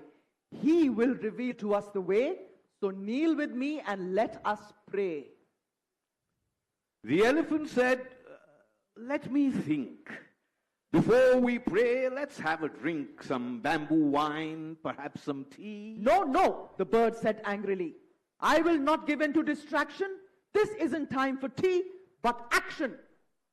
The wattled horns upon his head stood upright in an angry red. The elephant said nothing. He surveyed the landscape thoughtfully and flapped his ears like a great fan to cool the angry Tragopan.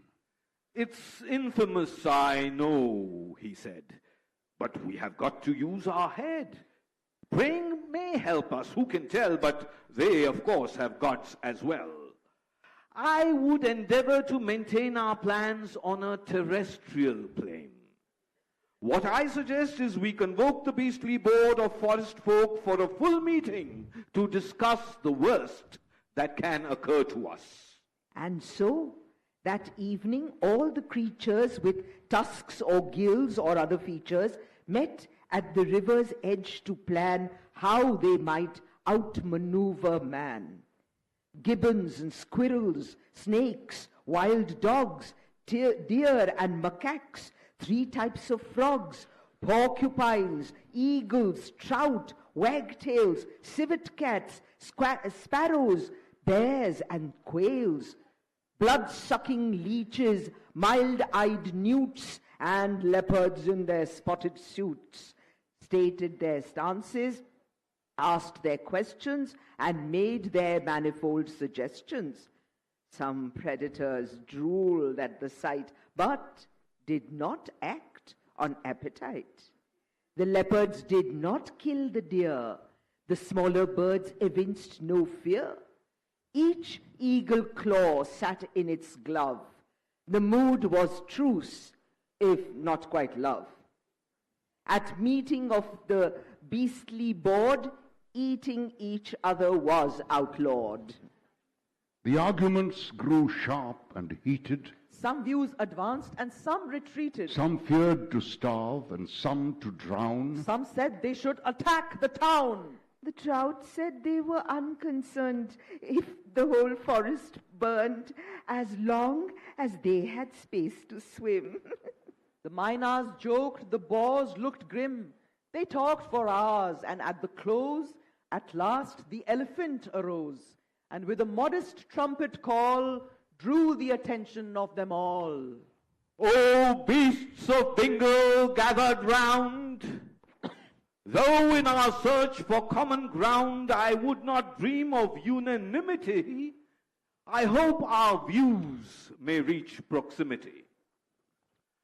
I speak to you as one whose clan has served and therefore studied man.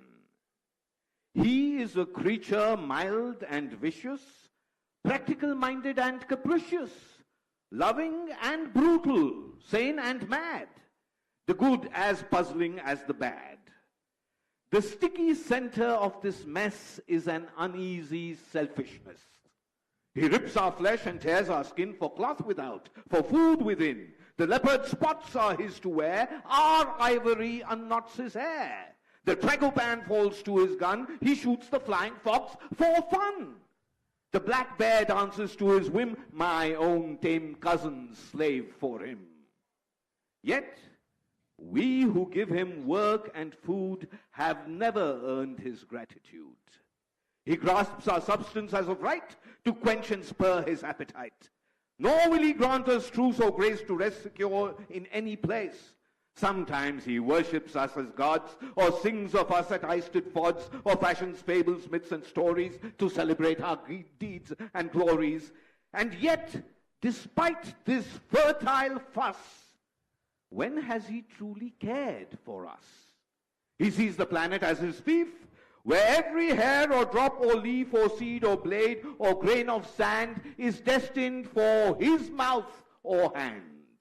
If he is thirsty, we must thirst, for of all creatures, man comes first.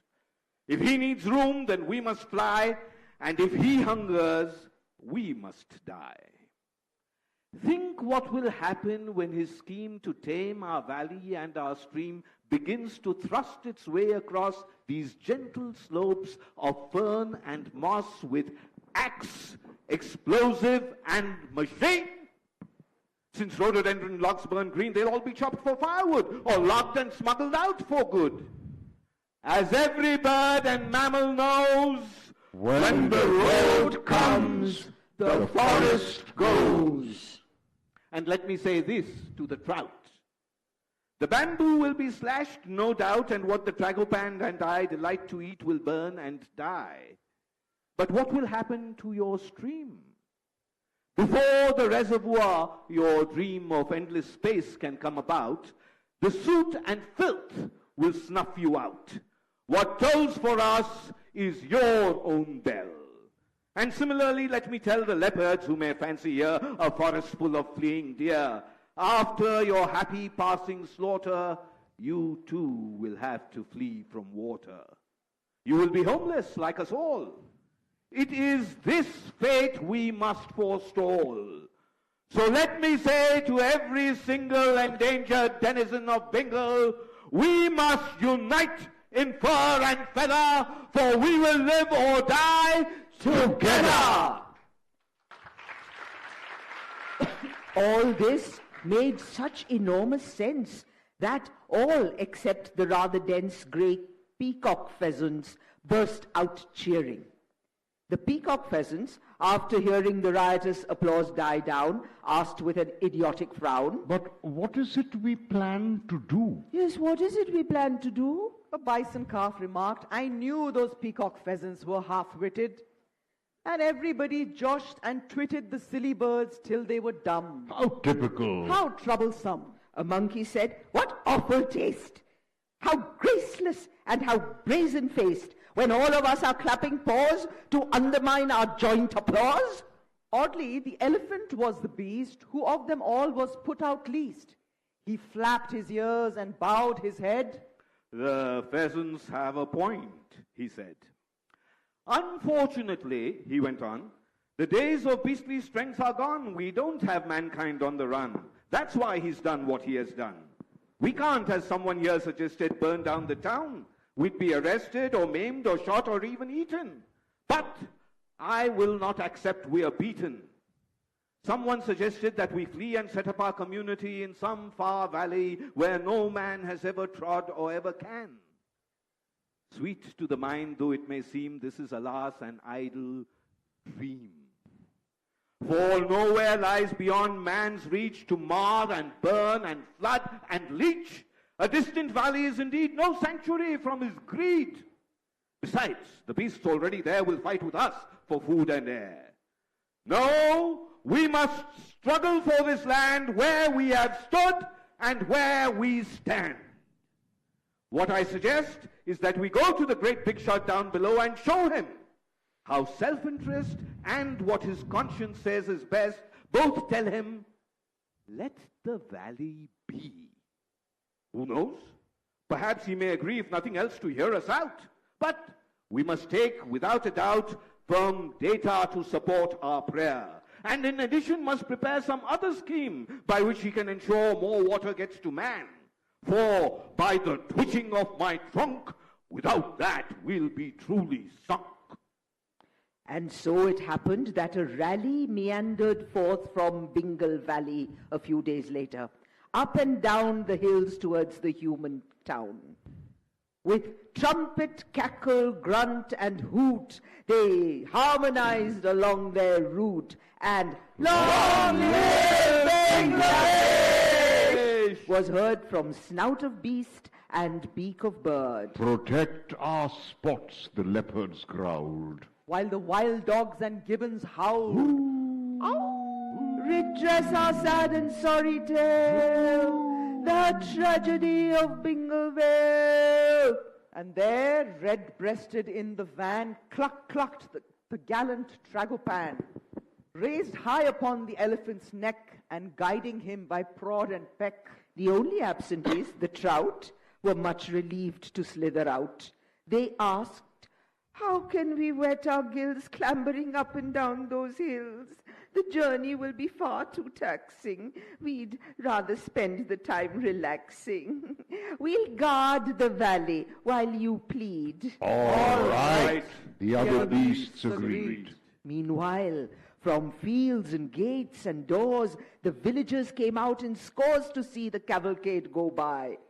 Some held their children shoulder high, while others clutched a bow or gun and dreamed of pork or venison, but none had seen or even heard of such a horde of beast and bird, and not a bullet or an arrow touched the least feather of a sparrow.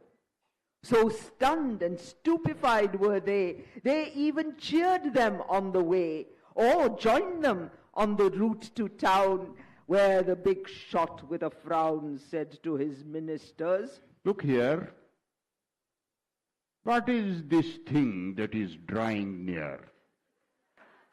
What is this beastly ragtag army? Have I gone blind, or am I barmy? Yes, sir, said the number two. I mean, no, sir. What to do? They have not gone through the proper channels. The protocol protection panels have no idea who they are, nor does the riffraff registrar.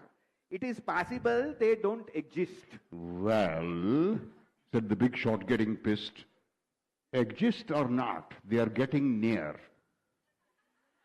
And you'll be number 12, I fear, unless you find out what the fuss is all about and tender us advice on what to say or do and think and be. Now off with you.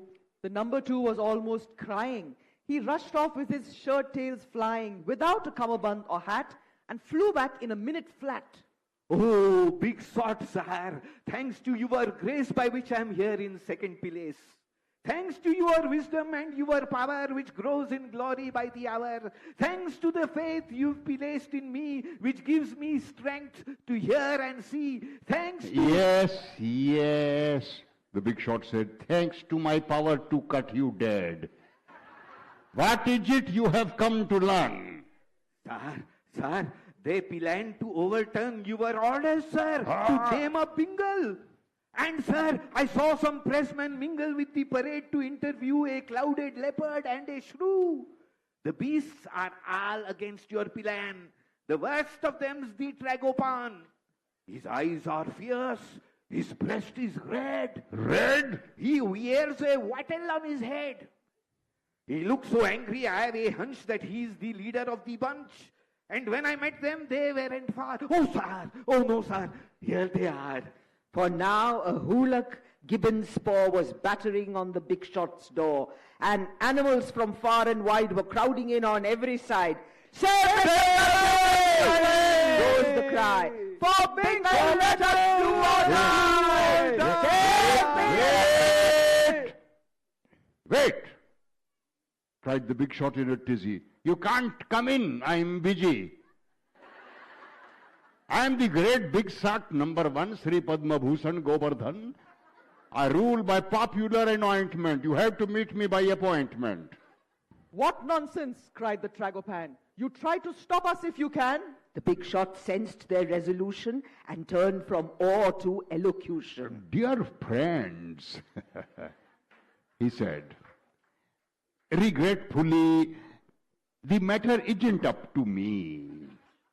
What the Man Council has decreed is not for me to supersede.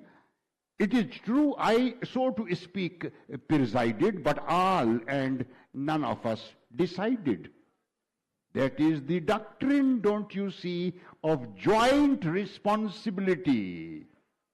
But if next year, in early fall, you fill in 7 copies, all the forms that deal with such a case, and bring them over to my place together with the filing fees and 3 translations in Chinese, the council at my instigation may give them due consideration. Meanwhile, my friends, since you are here, a little early in the year, but no fault of yours, of course, but still, it is not the best of times. I will invite you all to a mighty feast, where every bird and every beast will sup on simply superfood. And later, if you are in the mood, please come to hear the speech I am due to give this evening at the zoo. At this pathetic, tactless bribe, a sound rose from the beastly tribe, so threatening that the big shot trembled, and said to all who were assembled, my beastly comrades, bear with me. You are upset, as I can see. I meant the stadium, not the zoo. He gestured to his number 2, who scrawled a memo in his diary. Perhaps an innocent inquiry, the elephant said, may clear the air. Please tell us all, were you aware, Sir Big Shot, when you spoke just now, that even if we did somehow fill out your forms and pay your fees, your cure would post-date our disease? Before next fall, our valley would have disappeared, for ill or good. The remedy that you suggest, it might be thought, is not the best. A crafty look appeared upon the big shot's face, and then was gone. Of course, my friend, of course, it is slipped my mind, but these days I often find I have so many files to read, so many seminars to lead, so many meetings to attend, so many talks, that in the end a minor fact or 2 slips by. But elephant, both you and I appear to understand the world. And here the big shot's fingers curled around a little golden ring. This vast unwieldy gathering, dear elephant, is not the place where we can reason face to face about what can or should be done. We should discuss this one-on-one. To be quite frank, your deputation has not filled me with fond elation. Tell them to leave, I'll close the door, and we can continue as before. Although the other beasts agreed, the elephant declared, I'll need my secretary and Mahout to help me sort this matter out. Like all the rest, he's left the room, but he can come back, I presume. There's two of you and one of me, so I expect that you'll agree. The big shot nodded. Call the man. Quick as a quack, the Tragopan opened the door and strutted in to greet his buddy with a grin. The big shot and his number two scowled as they murmured, How do you do? How do you do? Tea came. The big shot looked benign. Milk Thanks. and sugar. One is fine. It's not too strong. I like mine weak. At last, the moment came to speak. You see, good beasts, the big shot said, we need your water, or we are dead. It is for the people that I act. The town must drink, and that's a fact. Believe me, all your agitation will only lead to worse frustration. Go back, dear beasts, to Bengal now. We'll relocate you all somehow in quarters of a certain size. He yawned and rolled his little eyes. Immediately, the Tragopan pulled out his papers and began with fact and query and suggestion to give the big shot indigestion. You say the town is short of water, yet at the wedding of your daughter, the whole municipal supply was poured upon your lawns. Well, why? And why is it that ministers his hill and Babu's barrow drink their fill through every season, dry or wet, when all the common people get is water on alternate days? At least that's what my data says, and every figure has been checked. So, big shot, wouldn't you expect a radical redistribution would help provide a just solution? The big shot's placid face grew red. He turned to number two and said in a low voice, This agitator is dangerous. Deal with him later. Then, turning to the elephant, he murmured sweetly, I'll be blunt. Your friend's suggestion is quite charming, but his naivety is alarming. Redistribute it night and day. Redistribute it all away. Ration each drop and you will still find demand will leave supply behind. The elephant first sipped his tea, then ate a biscuit leisurely, then shook his head from side to side and having cleared his trunk, replied, Well, even as regards supply, I do not see the reason why you do not use what lies to hand before you try to dam our land. Even my short walk through this town shows me how everything's run down during your long administration. Your pipes cry out for renovation, your storage tanks corrode and leak, the valves are loose, the washer's weak. I have seen the water gushing out from every reservoir and spout. Repair them. It will cost far less than driving us to homelessness by blasting tunnels through our hills and bloating your construction bills. But that's just one of many things. Plant trees, revive your wells and springs, guide from your roofs the monsoon rain into great tanks to use again. Reduce your runoff and your waste, rather than with unholy haste destroying beauty, which once gone, the world will never look upon. You, elephant, now overcome with deep emotion, brushed a crumb of chocolate biscuit off his brow. Dear chap, the big shot said, somehow I think you fail to comprehend what really matters in the end. The operative word is votes. And next to that comes rupee notes. Your plans do not appeal to me because, dear chap, I fail to see how they will help me gather either. He giggled, then continued, neither the charming checks, the generous firms with whom the council comes to terms, who wish to dam or log or clear or build, will come to me, I fear, nor votes from those who think my schemes will satisfy their thirsty dreams. It's not just water that must funnel out of the hills through Bengal Tunnel? Do animals have punds or votes or anything but vocal throats? Will you help me get re-elected? You're speechless, just as I suspected. I've tried to talk things out with you. Now I will tell you what to do. Lift up your stupid trunk and sign this waiver on the dotted line. Give up all rights to Bengal whale for fur or feather, tusk or tail. And sadly, since you are now in the know, I can't afford to let you go. Your friend will never leave this room. The Tragopan has found his tomb. As for you yourself, my number 2 will soon escort you to the zoo.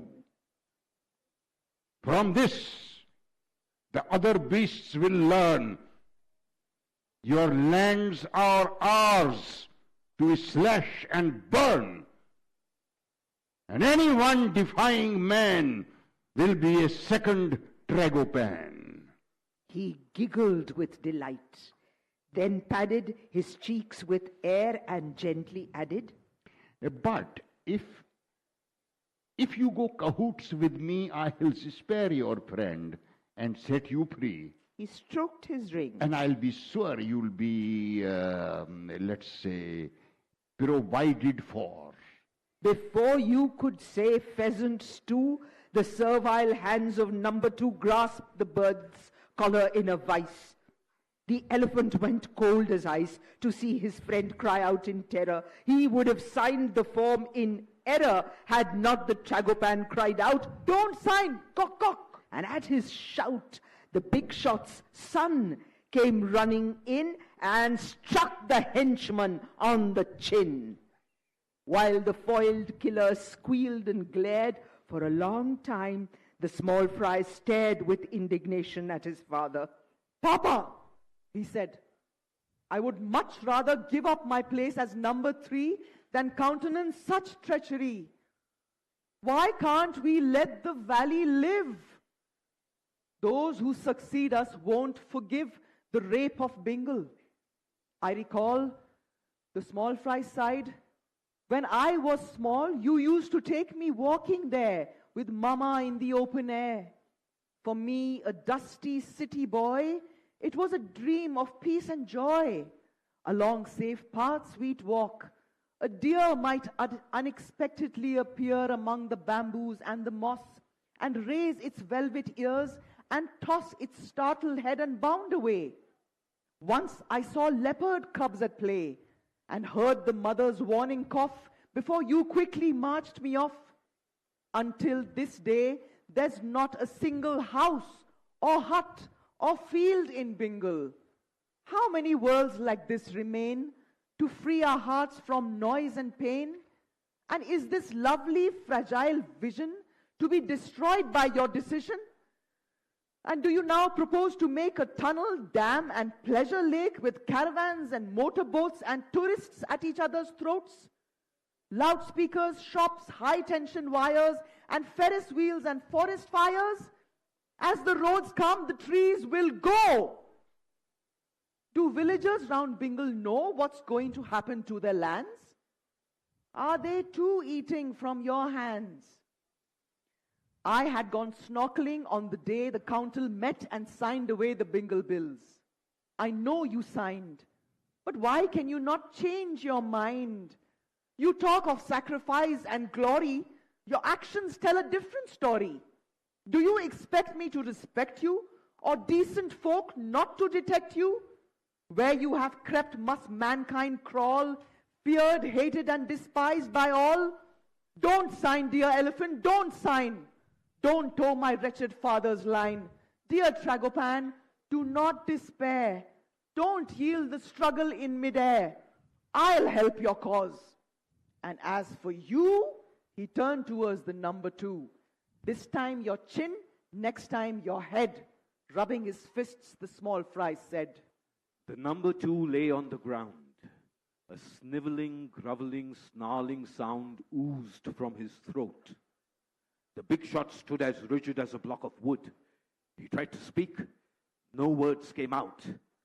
Then, with an eerie, strangled shout, he uttered, You malignant pop! Is this the way I have brought you up? Where have you learned this blubbery blabbering, your jelly liver jungle jabbering? Your education's made you weak. A no-good, nattering nature freak who's snorkeled half his life away. Who asked you to go off that day?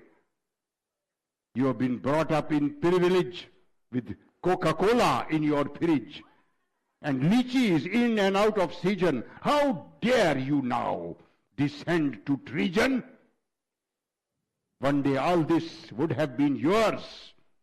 These antlers and these heads of boars, this office and these silver plates, these luminous glass paperweights, my voting bank, my number game, my piles, my fortune and my fame. I had a dream my only son would follow me as number one. I had been grooming you to be a bigger big shot after me. You might have been a higher hero and risen to be number 0. But now, get out. You are in disgrace, he said, and struck the small fry's face. The small fry, bleeding from the nose, fell, and number 2 arose and, slobbering over the big shot's hand, called him the savior of the land. At this, the elephant got mad, and putting down the pen he had clasped in his trunk to sign, instead poured the whole teapot on their head. The water in a boiling ark splashed down upon its double mark. The big shot and his henchmen howled. The Tragopan gawked and scowled. You wanted water? Here's your share. Then guards came in from everywhere, and animals came in as well. All was confusion and pell-mell. All was confusion and pell-mell. While news reporters clicked and whirled, clicked and whirled, clicked and whirled. At limb of man and wing of bird, wing of bird, wing of bird. The elephant stayed very still. The Tragopan rushed around until, provoked by a pernicious peck, the big shot wrung its little neck. The Tragopan collapsed and cried, "Cock, cock!" and rolled his eyes and died. He died before he comprehended his transient span on earth had ended.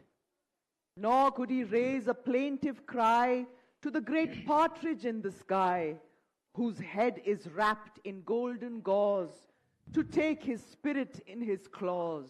What happened very fast. The melee was put down at last. The small fry cried out when he found the pheasant stretched out on the ground. The big shot, too, began repenting when he saw everyone lamenting the martyr's selfless sacrifice. He had the body laid on ice, draped in the state flag, and arrayed with chevron, scutcheon, and cockade. And all the townsfolk came to scan the features of the Tragopan. 4 buglers played Abide With Me. 4 matrons wept on a settee. 4 brigadiers with visage grim threw cornflakes and puffed rice on him.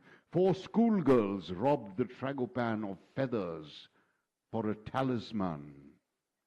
And everyone stood round and kept long vigil while the hero slept. A long, alas, a final sleep.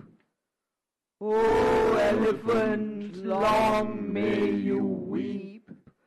Oh, elephant, long may you mourn. This is a night that knows no dawn. Ah, every Bengal eye is blurred with sorrow for its hero bird, and every Bengal heart in grief turns to its fellow for relief. Alas for Bengal, Who will lead the struggle in its hour of need? Is it the grief-bowed elephant who must now bear the beastly brunt? Or will the gallant martyr bird in death, if not in life, be heard? Dare the egregious big shot mock the cry, "Save Bingle! Gok, gok, gok!" And can a ghostly Tragopan help to attain a Bingle ban? For it undoubtedly was true that suddenly the whole state knew of Bingle Valley and the trek that ended in the fatal peck. And panegyrics to the pheasant in prose and verse were omnipresent. Suggestions for a cenotaph appeared in Bingle Telegraph, and several human papers too discussed the matter through and through. The water problem in the state became a topic for debate. The big shot struggling with the flood was splashed with editorial mud. Then intellectuals began to analyze the Tragopan. Was he a hothead or a martyr? A compromiser or a tartar? A balanced and strategic planner. Or an unthinking project banner. No, of course not. I don't know, of course not. It seemed that nobody could tell, and maybe that was just as well, for mystery matched with eccentricity provides the grist for great publicity. And myths of flexible dimension are apt to call forth less dissension. This is a tale without a moral. I hope the reader will not quarrel about this minor missing link, but if he likes them, he can think of 5 or 7 which will do as quasi-morals. Here are 2. The first is that you never know just when your luck may break. So you may as well work for your cause, even without overt applause. You might in time achieve your ends. The second is that you'll find friends in the most unexpected places, hidden among unfriendly faces, for small fry swim in every pond, even the doldrums of despond. Shall we? And so, I'll end the story here. What is to come is still unclear. Whether the fates will smile or frown, and Bingle will survive or drown, I do not know and cannot say. Indeed, perhaps I never may. I hope, of course, the beasts we've met will save their hidden valley. Yet the resolution of their plight is for the world, not me, to write.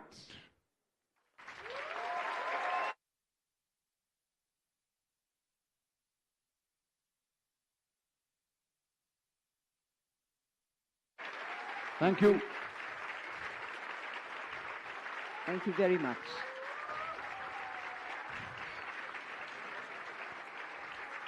Thank you all very much. Thank you for being here. Thank you for being such a wonderful audience. We hope to see you again. Bye-bye.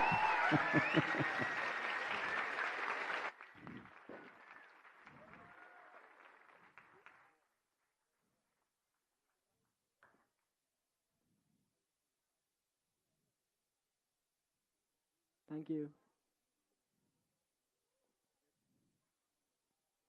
Thank you so much.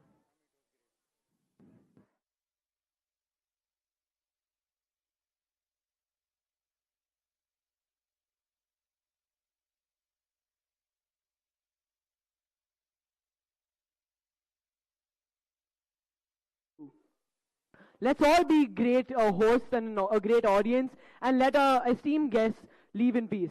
I request you all to remain seated and take in the amazing performance that you've just witnessed. Thank you.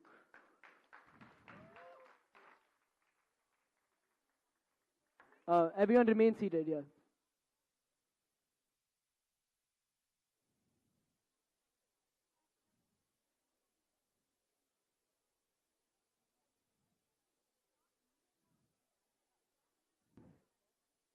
Everyone, please remain seated where you are.